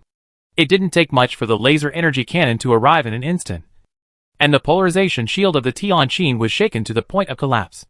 The electromagnetic railgun shells with ultramicro nanorobots have reached the best threat distance. Thousands of shells crossed this short distance and pierced the Tianjin. A single battleship formation that broke into such a distance obviously could not pose any threat to the Tianjin. These electromagnetic railgun shells were quickly swept away by the Tianjin's close defense guns one by one, and several battleship formations were also turned into ashes under the attack of the Tianjin and its guards. However, if there is one, there will be two. The fact that a battleship formation rushed to such a distance already shows that the defense interception of the Tianjin battleship cluster can no longer stop the battleship formation that is ready to die. As expected, after just over 10 minutes, the second, third, and fourth fleets rushed to the face of the Lyra. However, as the flagship of human civilization, the Lyra was not a pushover. After withstanding more than 70 laser energy cannons, it successfully sent all the enemy warships to hell and intercepted all the electromagnetic railgun shells. The Lyra is about to start the full power, full thrust acceleration and deceleration evasion combat mode. All crew members are ready to start the human overclocking mode. 1 minute countdown. Faced with this situation, the Tianjin finally stopped holding back and turned on its strongest state. Every component on the Tianjin is the highest crystallization of human technology. Although its magnetic thrusters are similar to other warships on the surface, they are extremely durable. The magnetic thrusters of ordinary warships cannot last long when the thrusters are overloaded, but the Tianjin can. Its main thrusters and auxiliary thrusters are all made of the strongest materials and the most advanced technology, and can work for about 1 hour in overload mode. In this mode, the acceleration of the Tianjin will be greatly improved, and the time for speed change and turning will be greatly shortened.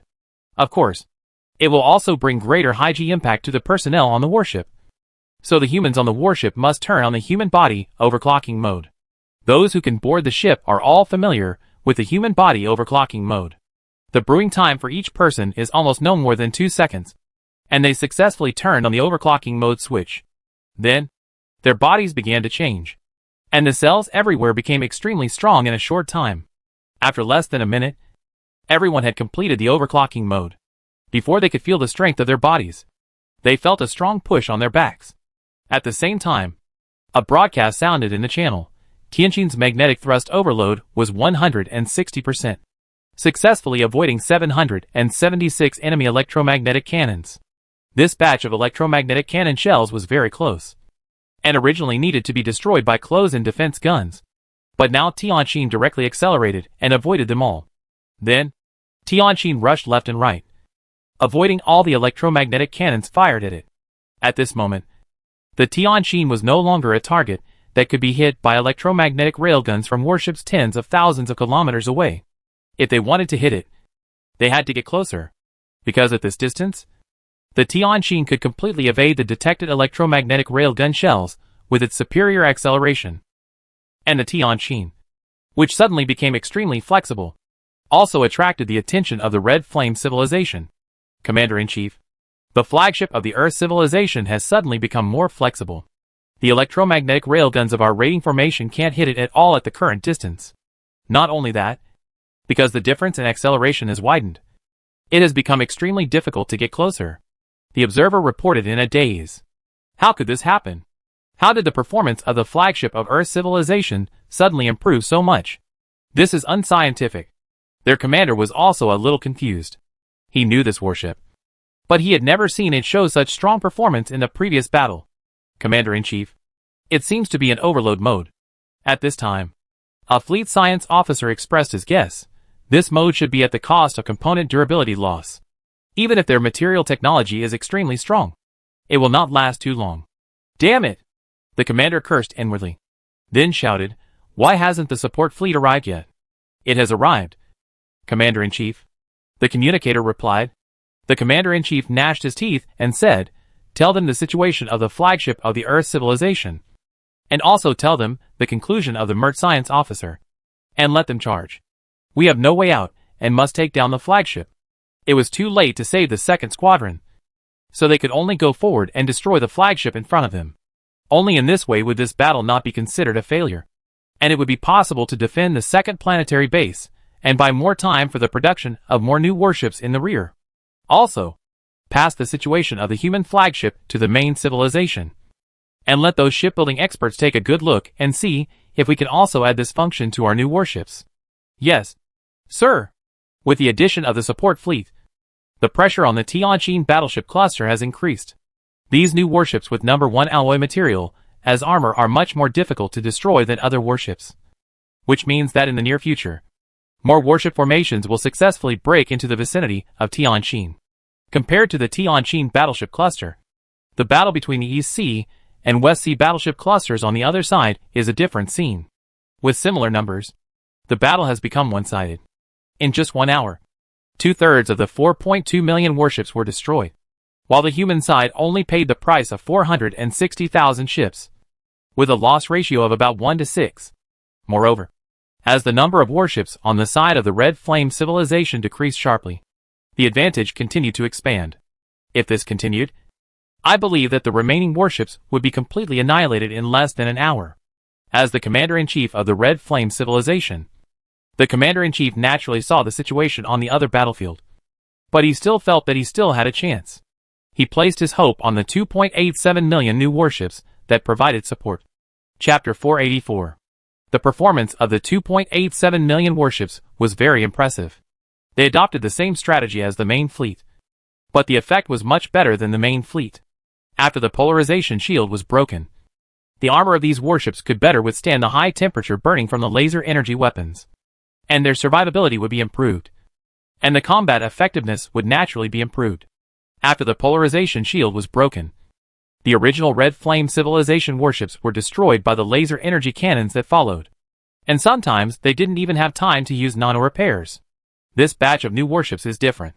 After their shields are broken, they can often use their armor to withstand some laser energy cannon attacks, which creates time for nano repair.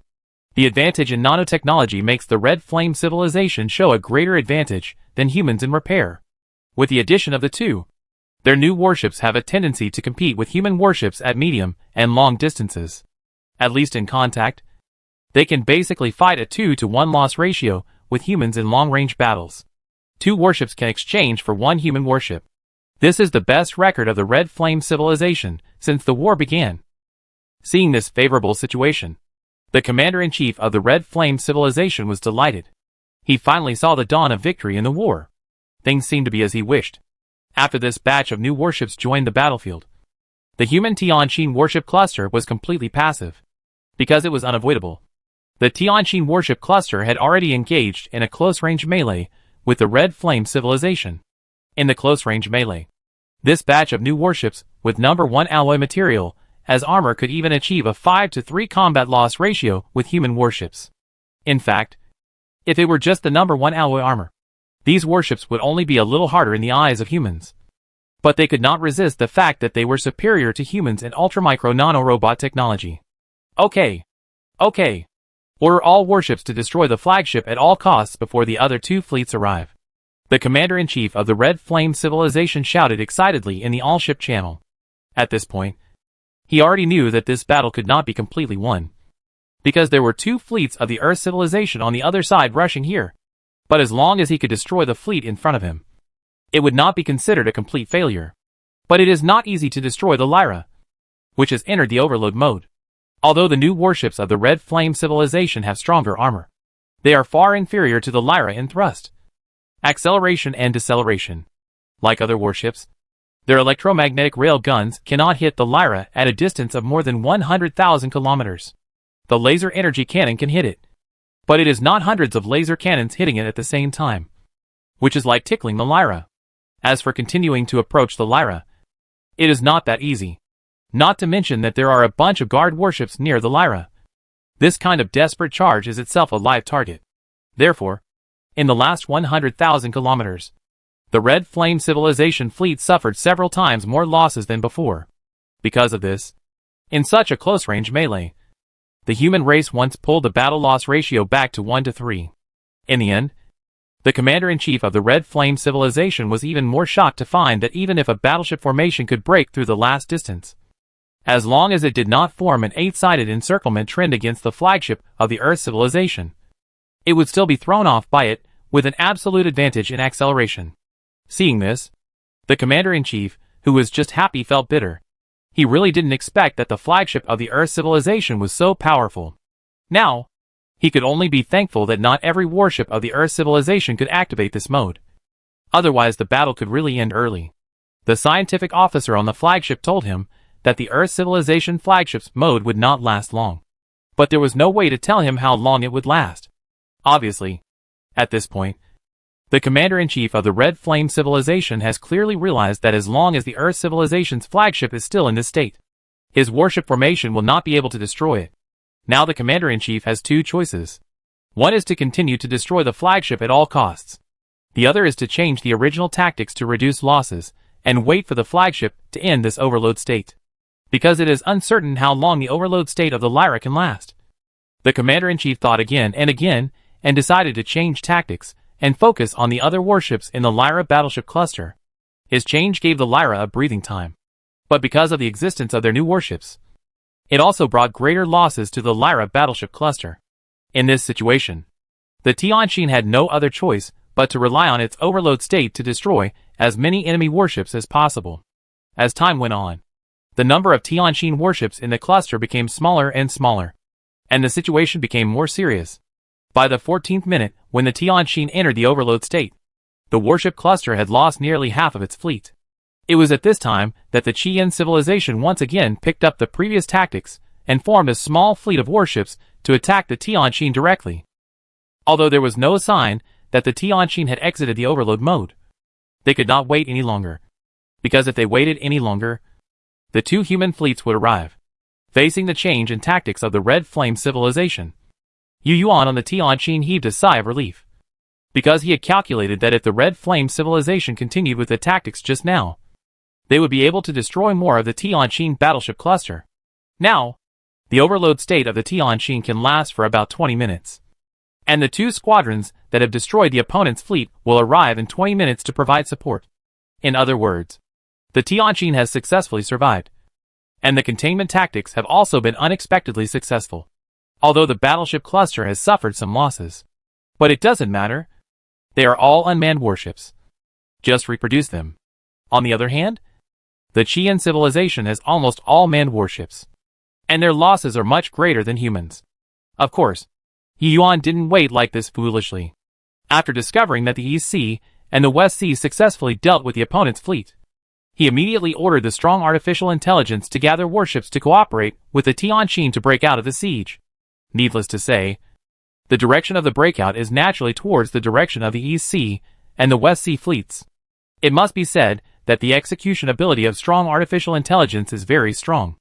Not long after the order was issued, Yu Yuan saw that the warships that were originally surrounding and protecting the Tianjin, as well as the warships that were fighting fiercely with the other side, all coordinated with each other's artillery fire, looking for opportunities to break away from the fight and turn around, and then consciously cross-coordinated with each other, moved around, and created a relatively empty path for the Tianjin in the melee. Chapter 485. Of course, this road to breakout was not open directly, but as the Tianjin moved, the warships of the battleship cluster would appear at nodes in a timely and planned manner under the control of strong artificial intelligence. opening up new space roads for the Tianqin. This is like a person wading through a river, and the river automatically gives way in front of the person.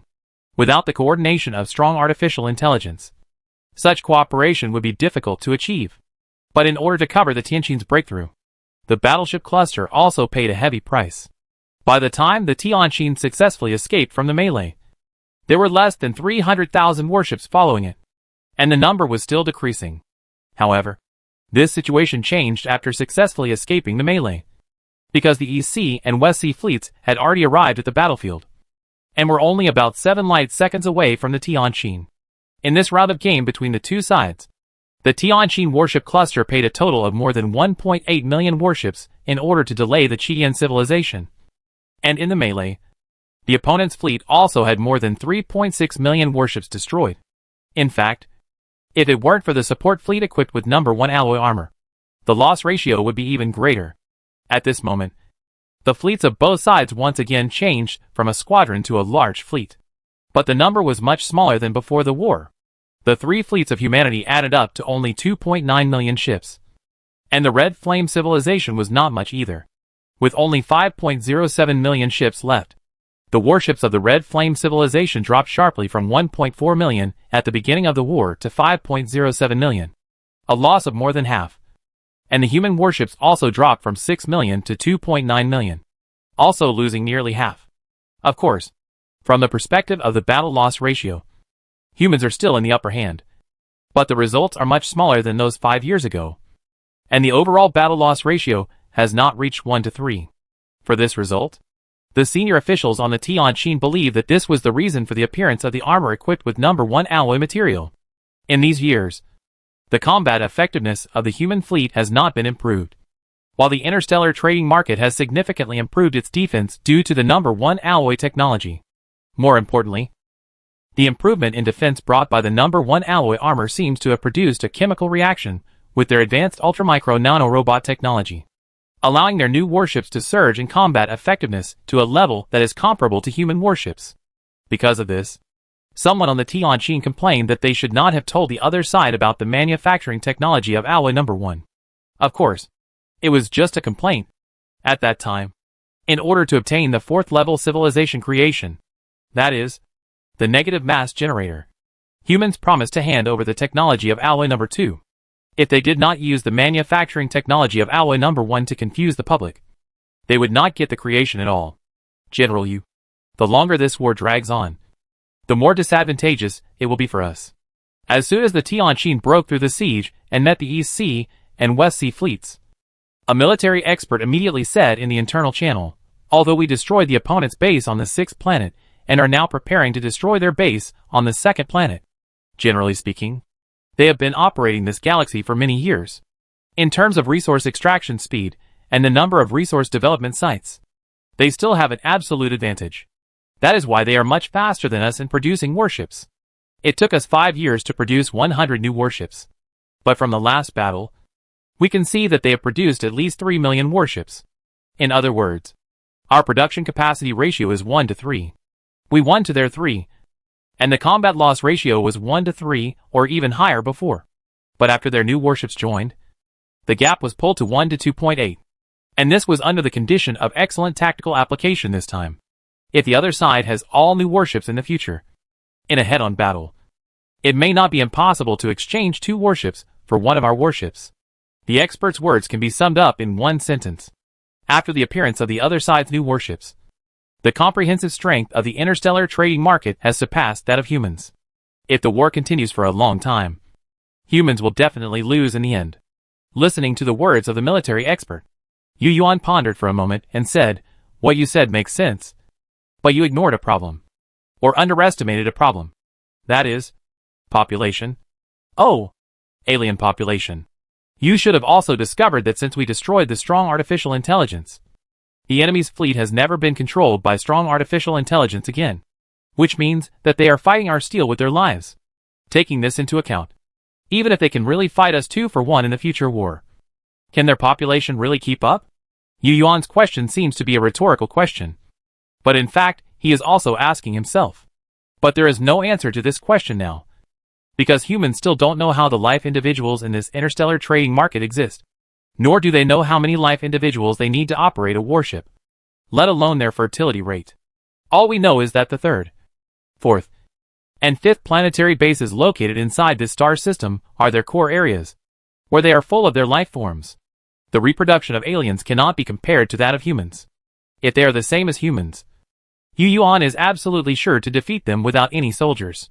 I am afraid that they will lay eggs in the tens of thousands, or even billions like fish. If so, the longer the battle drags on, the more disadvantageous it will be for humans. Of course, there are ways to deal with it.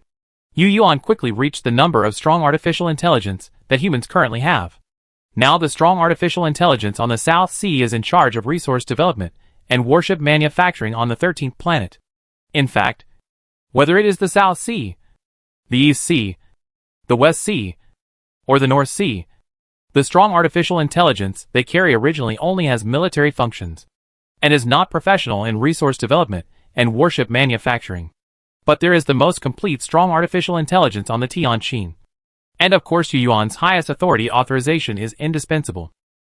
The reason why the South Sea is competent for this work is because Yu Yuan uses his authority to let the strong artificial intelligence on the Tianqin share this knowledge and experience with it. It can be said that as long as Yu Yuan is willing, he can let the other several ships equipped with military-specific strong artificial intelligence also transform into strong artificial intelligence that takes into account mining and production. In this way, humans can also develop multiple resources on other planets, and then use machines to manufacture machines, greatly improve production capacity, and then directly surpass the interstellar trading market in terms of productivity. In this way, the war will be won. It is better to think of ways from the resources you have than to pin your hopes on the individual life reproduction patterns of the other party, whose details you don't know. After thinking this through, Yu Yuan already had the answer in his mind. But now it is not the time to implement it, because the fleets of both sides have started a new round of confrontation at this time. Humanity has 2.9 million warships. The other side still has 5.07 million, which means that humans have the advantage in numbers. If they really continue to fight in the starry sky, humans have a great chance of winning. Obviously, not only the human side saw this, but also the commander-in-chief of the Red Flame civilization. So this new round of confrontation did not break out on a large scale like before. After the Red Flame civilization fleet discovered that the Lyra had successfully escaped from the melee, they only pursued for a while. After the vanguard met the two fleets that came to support the humans, they did not continue to advance, but consciously fired from a distance while slowing down. Then, at the moment when the Lyra completed its turn, they made a detour in the starry sky and headed towards their second planetary base. Obviously, the Red Flame civilization knew that they could not gain an advantage in the starry sky, so they hid near the planetary base for joint defense, trying to use the various artillery batteries of the planetary base for defense. A very wise choice. If humans enter the planetary orbit to fight them, they will inevitably face attacks from the planetary base, orbital artillery, satellite defense base, and other defense facilities. In the past, with the current number of warships, humans were really not afraid. But now there are 2 million new warships among the 5.07 million warships, and humans cannot take risks.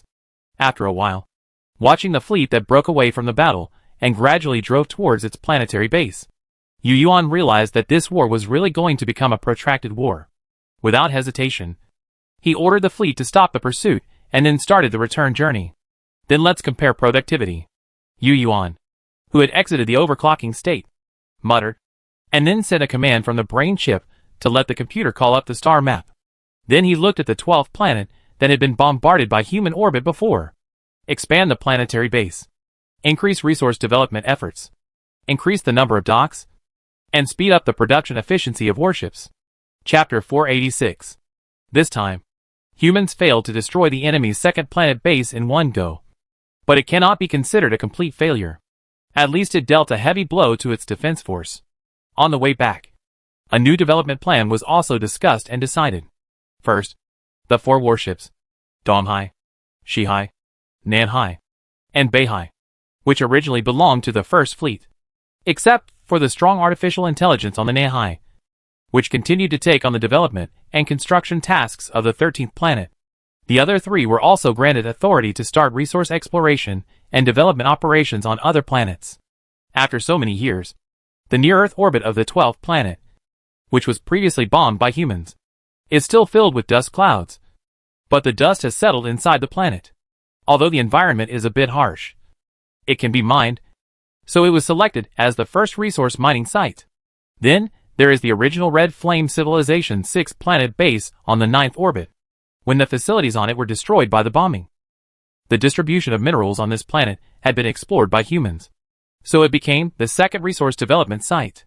The remaining two are located on the two satellites of the giant gas planet of the 7th planet. The current location of this planet is on the left-hand side of the 13th planet of humans. As time goes by, it will slowly turn to the direction of humans. In the next 50 years, the geographical conditions are good.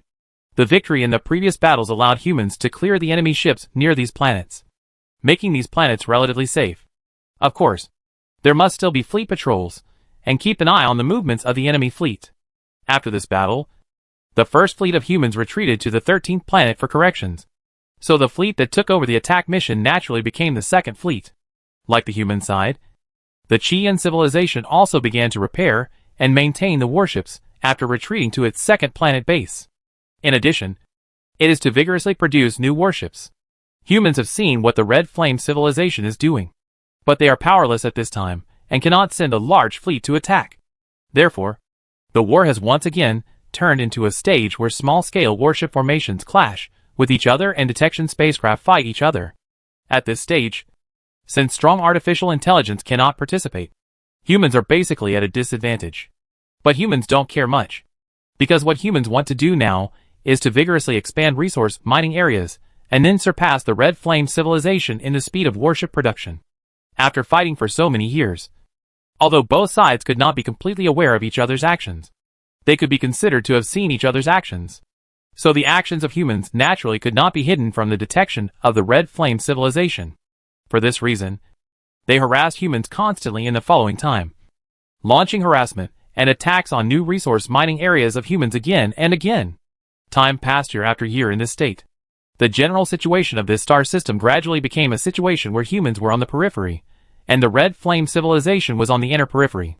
Both sides are trying to destroy each other and develop themselves at the same time. It was also at this stage that humans discovered that there seemed to be a lot of individual lives on one side of the interstellar trading market, or that their reproductive ability was really strong. When they produced new warships, they could always fill up the personnel in the first place and then form combat effectiveness. At the same time, an interesting phenomenon was also discovered. That is, their rapid resource collection and rapid warship production seemed to only occur in the 3rd, 4th, and 5th planetary bases. Yes, after so many years, the Chian civilization has also enabled these 3 bases to have the ability to build ships. As for this phenomenon, human experts believe that there should be a strong artificial intelligence in the interstellar trading market, but it seems that it can only be used in production and manufacturing. Not to mention, it was really guessed by humans. Similarly, almost at the same time when humans obtained such intelligence through consuming various detection spacecraft, the Red Flame civilization was shocked to find that humans' resource mining efficiency and warship production efficiency seemed to be better than their own, especially after taking into account the 3 newly developed bases. Humans' efficiency in obtaining resources has increased, which has brought about an increase in warship production capacity. Commander-in-Chief, the situation is not optimistic. Now that Earth civilization has successfully expanded its resource sources, their shipyards are no longer limited by the amount of resources. At the same time, they have also built many new space docks in the orbits of those planetary bases. According to the data sent back by the probe, 8 years ago, they could only produce about 200,000 warships per year. But now this number may quadruple. At this moment, such a conversation is taking place within the Chian civilization. Are you saying that Earth civilization's warship production capacity has surpassed ours? When did it happen? Has this news been confirmed? Yes, Commander-in-Chief. We spent millions of exploration spacecraft to conduct close-range exploration. These data are the result of comprehensive analysis by experts based on the exploration situation. There is no mistake. That's troublesome. I thought I could kill them with the advantage of the number of warships. But I didn't expect that this Earth civilization actually has so many strong artificial intelligences for production. It seems that the previous speculation is still a bit flawed. The Earth civilization not only has the technology to create strong artificial intelligence, but can also produce strong artificial intelligence in the absence of the main civilization. Well, Commander-in-Chief, the scientific officers have different opinions on this. They believe that the manufacturing technology of strong artificial intelligence is too complicated. Even if the Earth civilization has this technology, they cannot produce so many strong artificial intelligences in a short period of time without being separated from the main civilization. Based on this, they concluded that the new resource development sites that the Earth civilization has expanded now actually use the strong artificial intelligence they originally brought with them. There is a 90% chance that it is the strong artificial intelligence they used on the battlefield at that time. They use technology that we don't know to transform those artificial intelligences to make them suitable for production. Is there such technology? Yes, Commander-in-Chief. Our Chief Scientific Officer has confirmed with our strong artificial intelligence that this technology can be realized in some civilizations that are proficient in computers. That's difficult. Who would have thought that such a civilization that is good at war would exist in such a remote star field? It would be great if we knew where the mother planet of this Earth civilization is. Don't worry, Commander-in-Chief. The latest news is that our great scientists and engineers have made some progress in the field of magnetic propulsion miniaturization technology. In 50 years at most, we will have miniaturized magnetic thrusters. And then we can manufacture special assault motherships. By then, with our advantage in nanotechnology, it will not be difficult to destroy their flagships. Mr. Political Officer, you did a good job. Victory will definitely belong to us. And glory will always belong to our Red Flame civilization. In 50 years, we will give this Earth civilization a big surprise. Chapter 487. Of course, the Commander-in-Chief of the Red Flame civilization knew about the raid on the mothership, and he had participated in the seminar on new military weapons. In the minds of weapons experts, as long as they had the technology to miniaturize magnetic propulsion, they could move the magnetic propulsion to small spaceships. And these small spaceships were designed with small mass, large acceleration, and large ammunition load. This was specially designed for the flagship of the Earth civilization to enter an overload state. In fact, the weapons experts of the Red Flame civilization originally wanted to install the magnetic propulsion on the electromagnetic gun shells to turn them into electromagnetic gun missiles. But they were obviously fanciful. Even if the magnetic propulsion was miniaturized, it could not be that small. So they could only settle for the next best thing and design a small unmanned assault spacecraft, which can also be called a small assault ship, because it is designed for the human flagship. This small assault ship has only the basic fuel tank of magnetic propulsion, and the rest are all ultra-micro nanorobots. Under the pressure of war, the research centers of the Red Flame civilization are all leaning towards military industry. It is precisely because of this sense of urgency that they have burst out with previously unimaginable potential. In this context, the magnetic propulsion miniaturization technology has been put on the fast track from the original slow research, making the technology that was originally said to be possible to break through in 1 or 200 years possible to be realized in 50 years ahead of schedule. War undoubtedly brings endless pain to civilization and causes tragedy of loss of life. However, in some cases, it will also promote the development of science and technology. Of course, it is not all science and technology, but some countries concentrate their science and technology development resources because of the need. The basis of this progress is still the basic science and technology of this civilization, and at the cost of lagging behind in other aspects.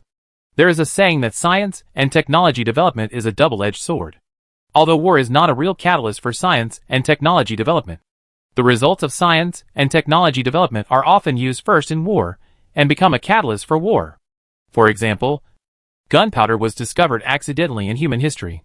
The difference between it and the current Red Flame civilization, and even the various technologies in human history that have been vigorously supported and developed due to the needs of war, is just unintentional and intentional. This relationship has been like this in human history, and it is still the same in the alien civilization today. Just as the Red Flame civilization has stepped up its efforts to promote the research of magnetic propulsion miniaturization technology in order to win the war, similarly, the human side has also made corresponding changes in the construction of new warships. It's not that the Qian civilization hadn't developed the miniaturization of magnetic propulsion before humans knew about it, but after fighting many battles with the Qian civilization, humans reflected on the results and tactics of their fleet. As Yu Yuan mentioned before, the structure of human warships is too simple and cannot cope with various emergencies in war. especially when there are some special tasks and emergency repairs. Therefore, in the newly built warships, in addition to adding engineering motherships dedicated to maintenance, humans also added dedicated warships for raids, which humans call assault ships. There is no word small in front of it, because humans have not mastered the technology of miniaturization of magnetic propulsion. Not only that, unlike the Red Flame civilization, which has a main civilization here, humans do not have many people in this star system, let alone starting to study miniaturization of magnetic propulsion. So humans have to find another way and work hard on the design. The assault ship will be designed as a single electromagnetic railgun main gun warship, and the shell type will also abandon the nanorobot warhead and replace it with armor-piercing hydrogen bomb warhead. This design is naturally aimed at the new warships of the Qian civilization. The armor of the new warships of the Qian civilization uses the human number 1 alloy. The human micro-nanorobots can indeed disintegrate them. But when the ultra-micro nanorobot technology is not as good as the opponent, the efficiency of this artillery warhead is very slow. It is better to directly use armor-piercing bullets to penetrate the enemy's armor and then explode internally. It just so happened that when humans sold the number 1 alloy to the Nair civilization, they specifically developed this kind of armor-piercing bullet. In addition, in order to meet the high acceleration flexibility requirements of the assault ship, the assault ship also directly abandoned the nano-repair robot in the design, and the fuel tank was reduced as much as possible. It was basically designed for a disposable warship. Even the armor did not use alloy material number 2, which is difficult to produce, but instead used alloy number 1, which has a larger output. The corresponding tactics are of course the main battleship to cover, and then let the assault ship fight in close combat, and strive to achieve 1 assault ship for 1 enemy main battleship, which is enough. On the surface, it is a 1-for-1 exchange, but from the perspective of production cost, humans have the advantage. In fact, humans have also thought about making an assault mothership, and then carrying a small assault ship on the assault mothership. This is the same idea as the Red Flame civilization, but there is no magnetic propulsion miniaturization technology. This is the core technology that can make the assault mothership concept a reality, without magnetic propulsion miniaturization. Using the traditional secondary civilization's propulsion technology, the small assault ship cannot catch up with the opponent's warship. The Red Flame civilization only proposed this plan after the possibility of magnetic propulsion miniaturization became feasible. Of course, that will be 50 years from now. And now, facing such a situation, humans can only work on optimizing the fleet structure and production capacity. The failure of the first fleet to capture the opponent's second planet base in one go has proved that humans need to make changes. From past wars, we can also see that war is not static, but will make corresponding adjustments as the war develops, as new technologies emerge, and as new problems are discovered. If this war really lasts 50 years, humans will naturally see the situation where the Red Flame civilization uses small magnetic propulsion technology on the battlefield, and thus come up with countermeasures in the future. Similarly, during the battle, both sides will gradually understand the technology mastered by the other side as time goes by, and then find ways to master the other side's technology. Reverse engineering by salvaging the wreckage of the other side's warships is possible in civilizations of the same level. Of course, this requires a long process and more advanced computer technology than the other side. Time flies, and 20 years have passed unknowingly. During this period, humans relied on abundant resources and the efficient production of strong artificial intelligence in 4 bases to create 7 million assault ships and 4 million battleships. It was also in this year that a large-scale battle broke out between the two sides. It was also the human side that took the initiative to attack the second planet base of the Red Flame civilization, led by the Second Fleet. In this battle, the Red Flame civilization was surprised to find that they could fight against the human warships in a 1-to-1 loss ratio. However, the surprise did not last long, because they found that the number of human warships was basically the same as theirs, and their advantage in the number of warships was reversed this year. When this news reached their main civilization, the leaders of the Qian civilization realized that they really could not defeat the Earth civilization. However, they did not give up, but narrowed their defense line again, focusing all their defenses on the core star field, hoping to delay for another 30 years. As the saying goes, 30 years in the east, 30 years in the west. When the magnetic propulsion miniaturization technology is realized, it will be their time to turn the tide of the war. Chapter 488. However, Ideals are often full, but reality is skinny. Humans don't know that the Red Flame civilization wants to delay the time to 30 years later. And it stands to reason that the longer the time is delayed, the more beneficial it is to humans. Because from this year on, the human warship manufacturing capacity has surpassed the Red Flame civilization. But the human side does not intend to drag it on like this, and does not stop to develop for several years or more than 10 years after fighting a war like before. Instead, after a year or two of slight repairs, it will lead the large fleet again and head towards the next target. Humans no longer have extra strong artificial intelligence for production, for bases are already the limit. Although dragging on will give more and more advantages, it is also accompanied by unknown risks.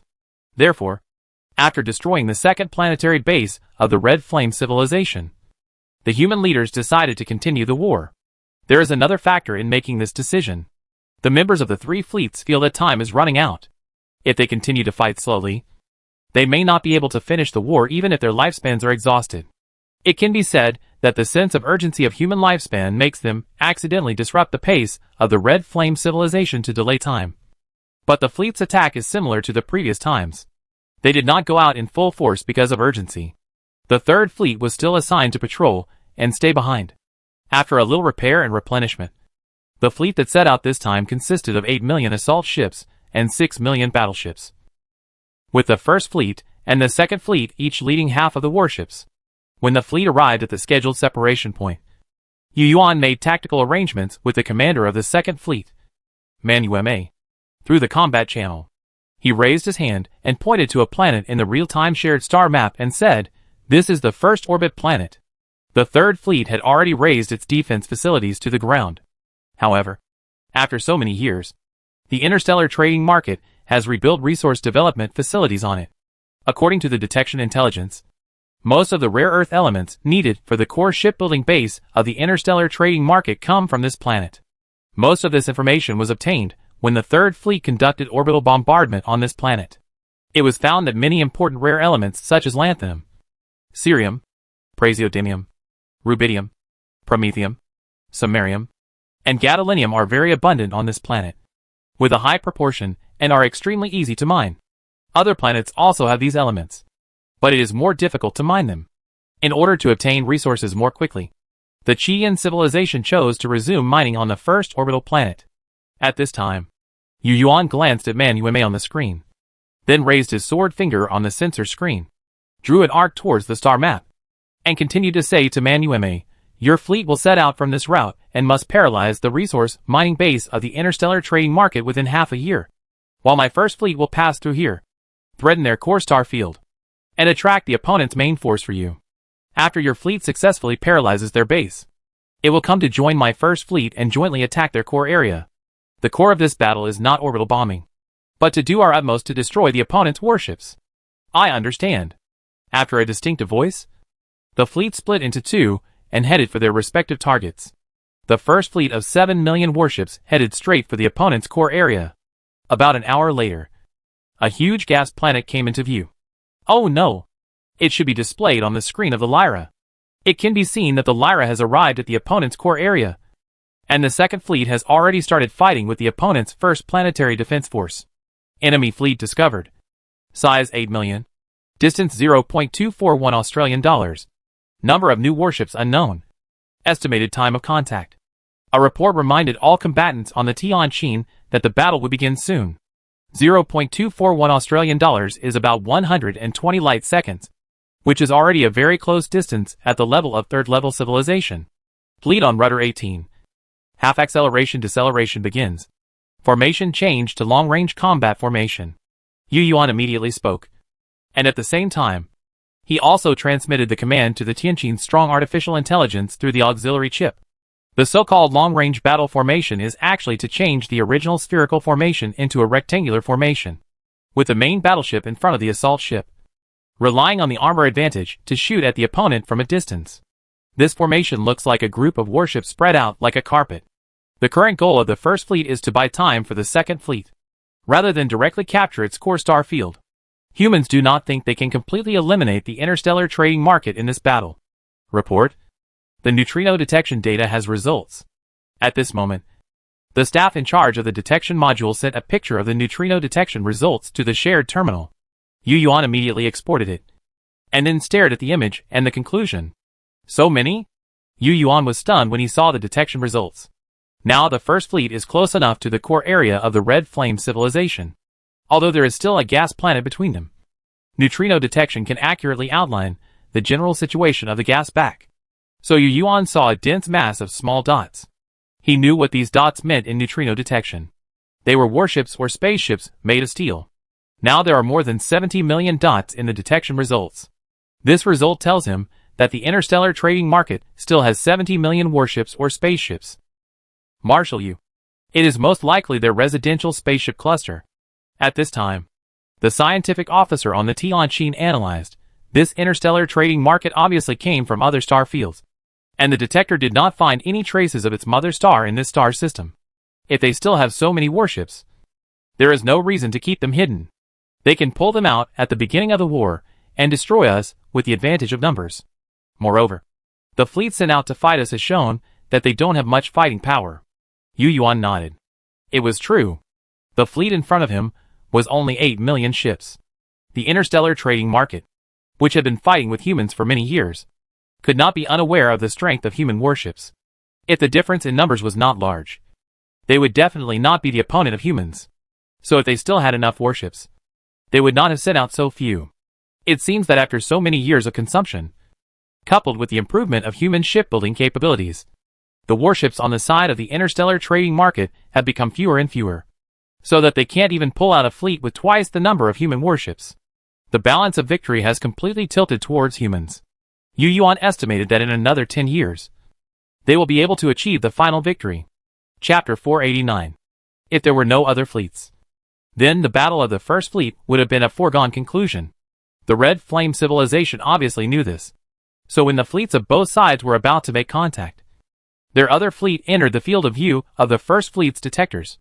It was a fleet with 5 million warships. Judging from the area where they appeared and the original direction of action, they were supposed to support their first planet's defense force.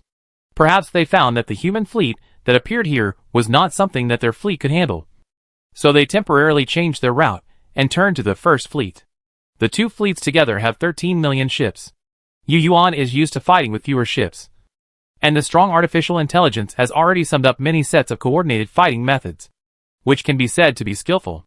The Red Flame civilization naturally knows the human tactics, but they have no better way to deal with it, with less than twice the number advantage. If they want to win, they must conduct a close combat raid and destroy the human flagship. Otherwise they can only gradually fall into a greater disadvantage in the long-range consumption. So the moment the fleets of both sides just entered the effective range of the laser energy cannon, the humans began the kite tactics, maneuvering and fighting at the same time, trying to keep the distance beyond 15 light seconds. As soon as the two sides started fighting, humans had a huge advantage of a 1 to 4 loss ratio. However, this tactic changed slightly as another fleet of the Red Flame civilization joined the battlefield from another direction. The desperate charge of the Red Flame civilization made the first fleet of humans unable to rely on maneuvers to maintain distance. Many of the warships that were originally in the front echelon were already stuck in the quagmire of close combat. Yu Yuan was not surprised or afraid of this, because in the long-range consumption that just ended, the opponent had destroyed more than 2 million warships because of the eager charge, while his first fleet had only lost less than 400,000 battleships. Of course, judging from the feedback from the attack, humans also discovered that these destroyed warships were not their new warships, because they were too fragile. Indeed, the new warships of the Red Flame civilization were all in the rear echelon, and the purpose was self-evident. They wanted to use the relatively powerful armor of the new warships to attack the core of the human fleet and then destroy the Lyra. The tactics were good, but the effect was not very good. These new warships did withstand the long-range firepower of humans and successfully rushed into the first fleet of humans. But what they were facing at this moment was not the human flagship Lyra, but the assault warships that were originally in the rear. After discovering that the new warships of the Red Flame civilization had successfully penetrated the fleet cluster, the human main battleships consciously turned to avoid them, and the assault ships in the rear charged instead. At first, when the commander of the Red Flame civilization saw the human assault ships charging, he was quite happy. But when he saw the acceleration of these warships, and the fact that they did not fire a single laser energy cannon during the charge, he felt something was wrong. However, when he saw that the enemy's assault warships were hit by several electromagnetic railguns from his new warships, and then destroyed by the ultramicro nanorobots in the warheads of the shells, he felt that he had thought too much. It was not until the fleet commander saw his new warship's armor penetrated by the enemy's electromagnetic railgun and exploded internally that he realized that he had made a mistake. But it was too late. He could only watch his proud armor being pierced, and new warships being destroyed and explosions from the inside. Damn it! Inform the headquarters that Earth civilization has mastered a technology that can penetrate the armor of new warships. Although I don't want to admit it, we have failed. Tell the main civilization to run while there is still time. We don't have 30 years left. We can't hold on until then. I will use my life to buy as much time as possible for evacuation. After conveying the order to the communicator, the commander immediately opened the communication of the entire fleet and ordered, cancel the subsequent new warship raid order. The fleet stops charging, and the rear fleet immediately turns and distances itself. Long-range combat? Sir Cox Sterling, do you know what this means? The commander of the fleet, who came to support the Red Flame civilization, questioned. The commander called Cox Sterling was silent for a while. I know that our two fleets will be buried in this starry sky, but at least this can buy the main civilization 3 months. If we engage in close combat with this Earth civilization fleet, or even raid their flagship at all costs, we can certainly destroy their warships faster and more. But in contrast, our two fleets will also be destroyed faster. Mr. Corkin, you need to know that at this distance, neutrino detection can already illuminate our spacecraft hidden on the back of the gas planet. By then, if the Earth civilization knows that we don't have many warships there, our people will be finished. So, while they haven't discovered it yet, let's buy some more time and let the new leader lead our people to run away. If the commander-in-chief hadn't died in the previous battle, with his decisiveness, he would have left with the main body of civilization 10 years ago, instead of hesitating and waiting until now. Perhaps you are right, Lord Sterling. Ultimately, our Chian civilization is too careless.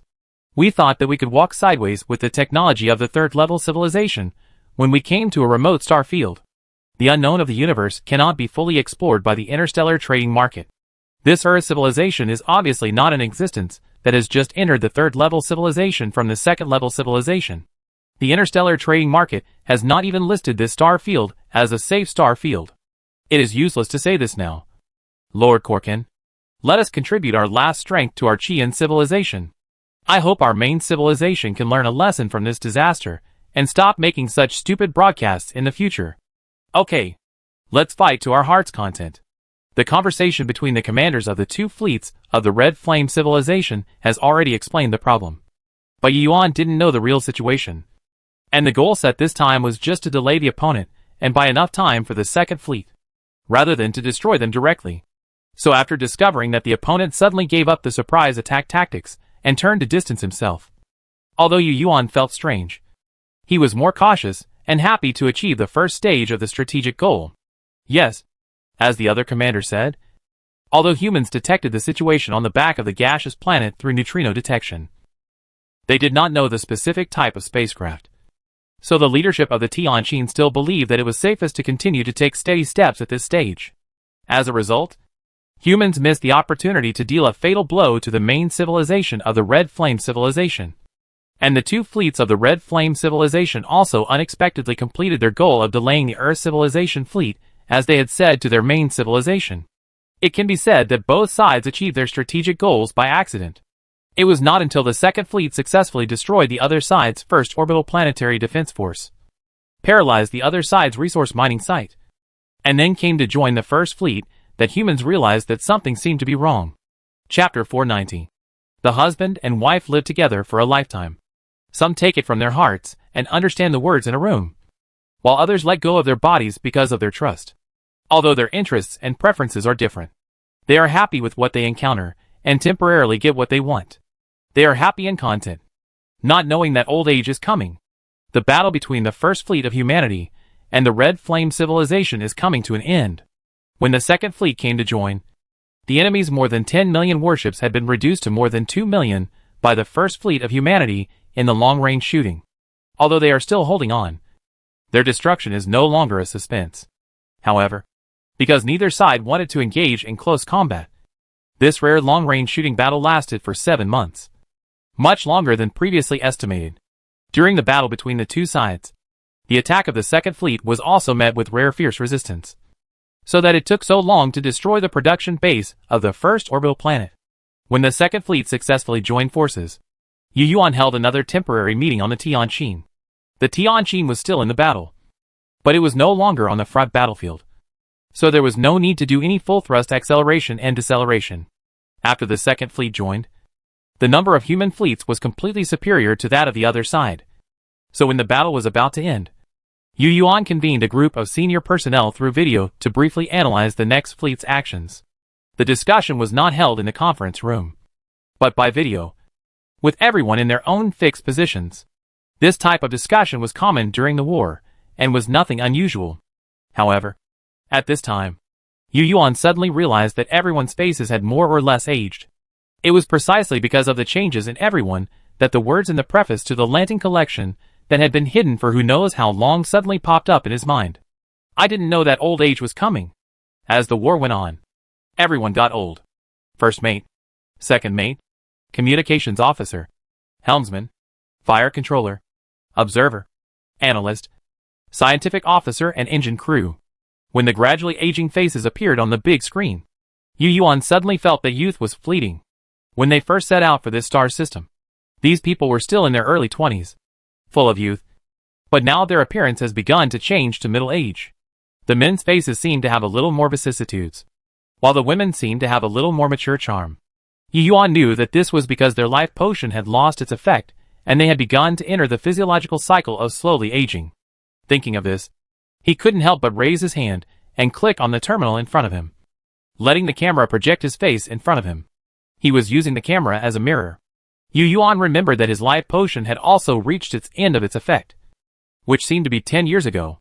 However, after a glance, he was surprised to find that he seemed to have not changed much, and still had the handsome face he had 10 years ago.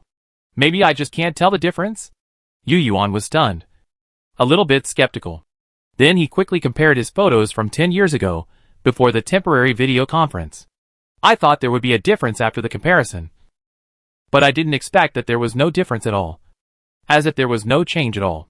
Yu Yuan, who didn't believe in skepticism, also used electronic scanning to scan his current appearance and 10 years ago, and then compared them.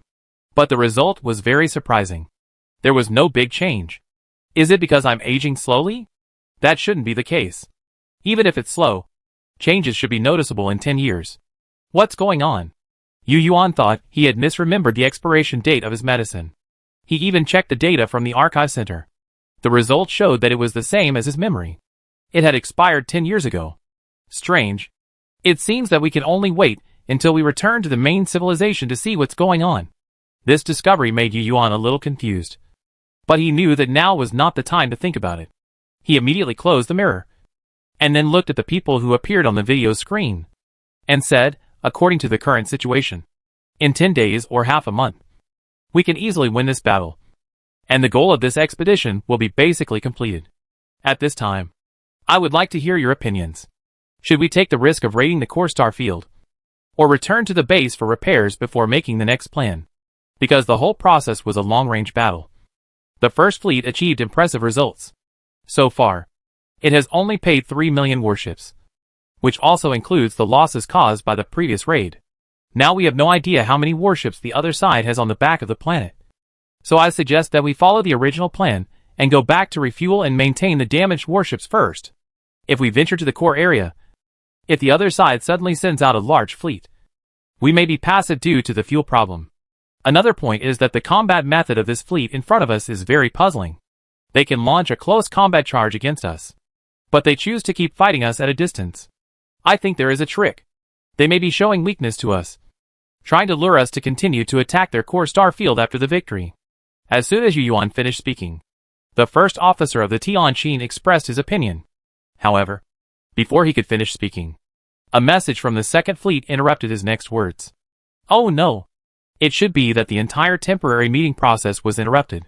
The communicator said, General Yu, the commander of the Second Fleet, is requesting communication. Access. Yu Yuan realized that there must be something wrong with the communication request at this time. So he asked the communicator to access the signal without saying anything. As expected, as soon as the signal was connected, Man Yume appeared on the screen and said straight to the point, "Commander Yu, there is a situation. Neutrino detection information. The large fleet of the interstellar trading market has moved and is accelerating at a very fast speed. The conclusion of our ship's experts' analysis is that the interstellar trading market is going to run away." Run away? Yu Yuan was stunned at first. And then he thought of the abnormal performance of the fleet on the opposite side. It could have fought hard with humans to achieve a higher loss-to-battle ratio, but inexplicably chose a combat method that was not advantageous to itself. At that time, he still felt strange. But now that this news appeared, Yu Yuan instantly figured it out.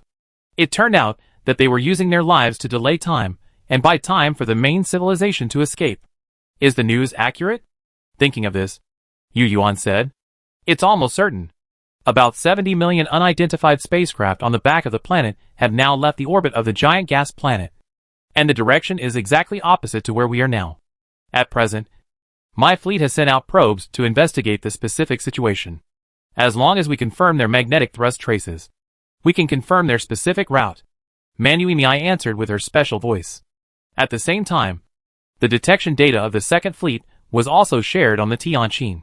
Yu Yuan saw this and waved his hand to distribute the data to every expert and scholar on the Tianqin. Not long after, these experts and scholars came to their own conclusions, which were roughly the same as the views of Man Yume's second fleet. The interstellar trading market has indeed begun to run away. Then Yu Yuan ordered in the channel, the intelligence department should immediately arrange a detailed detection of all satellites of the second orbit gas planet.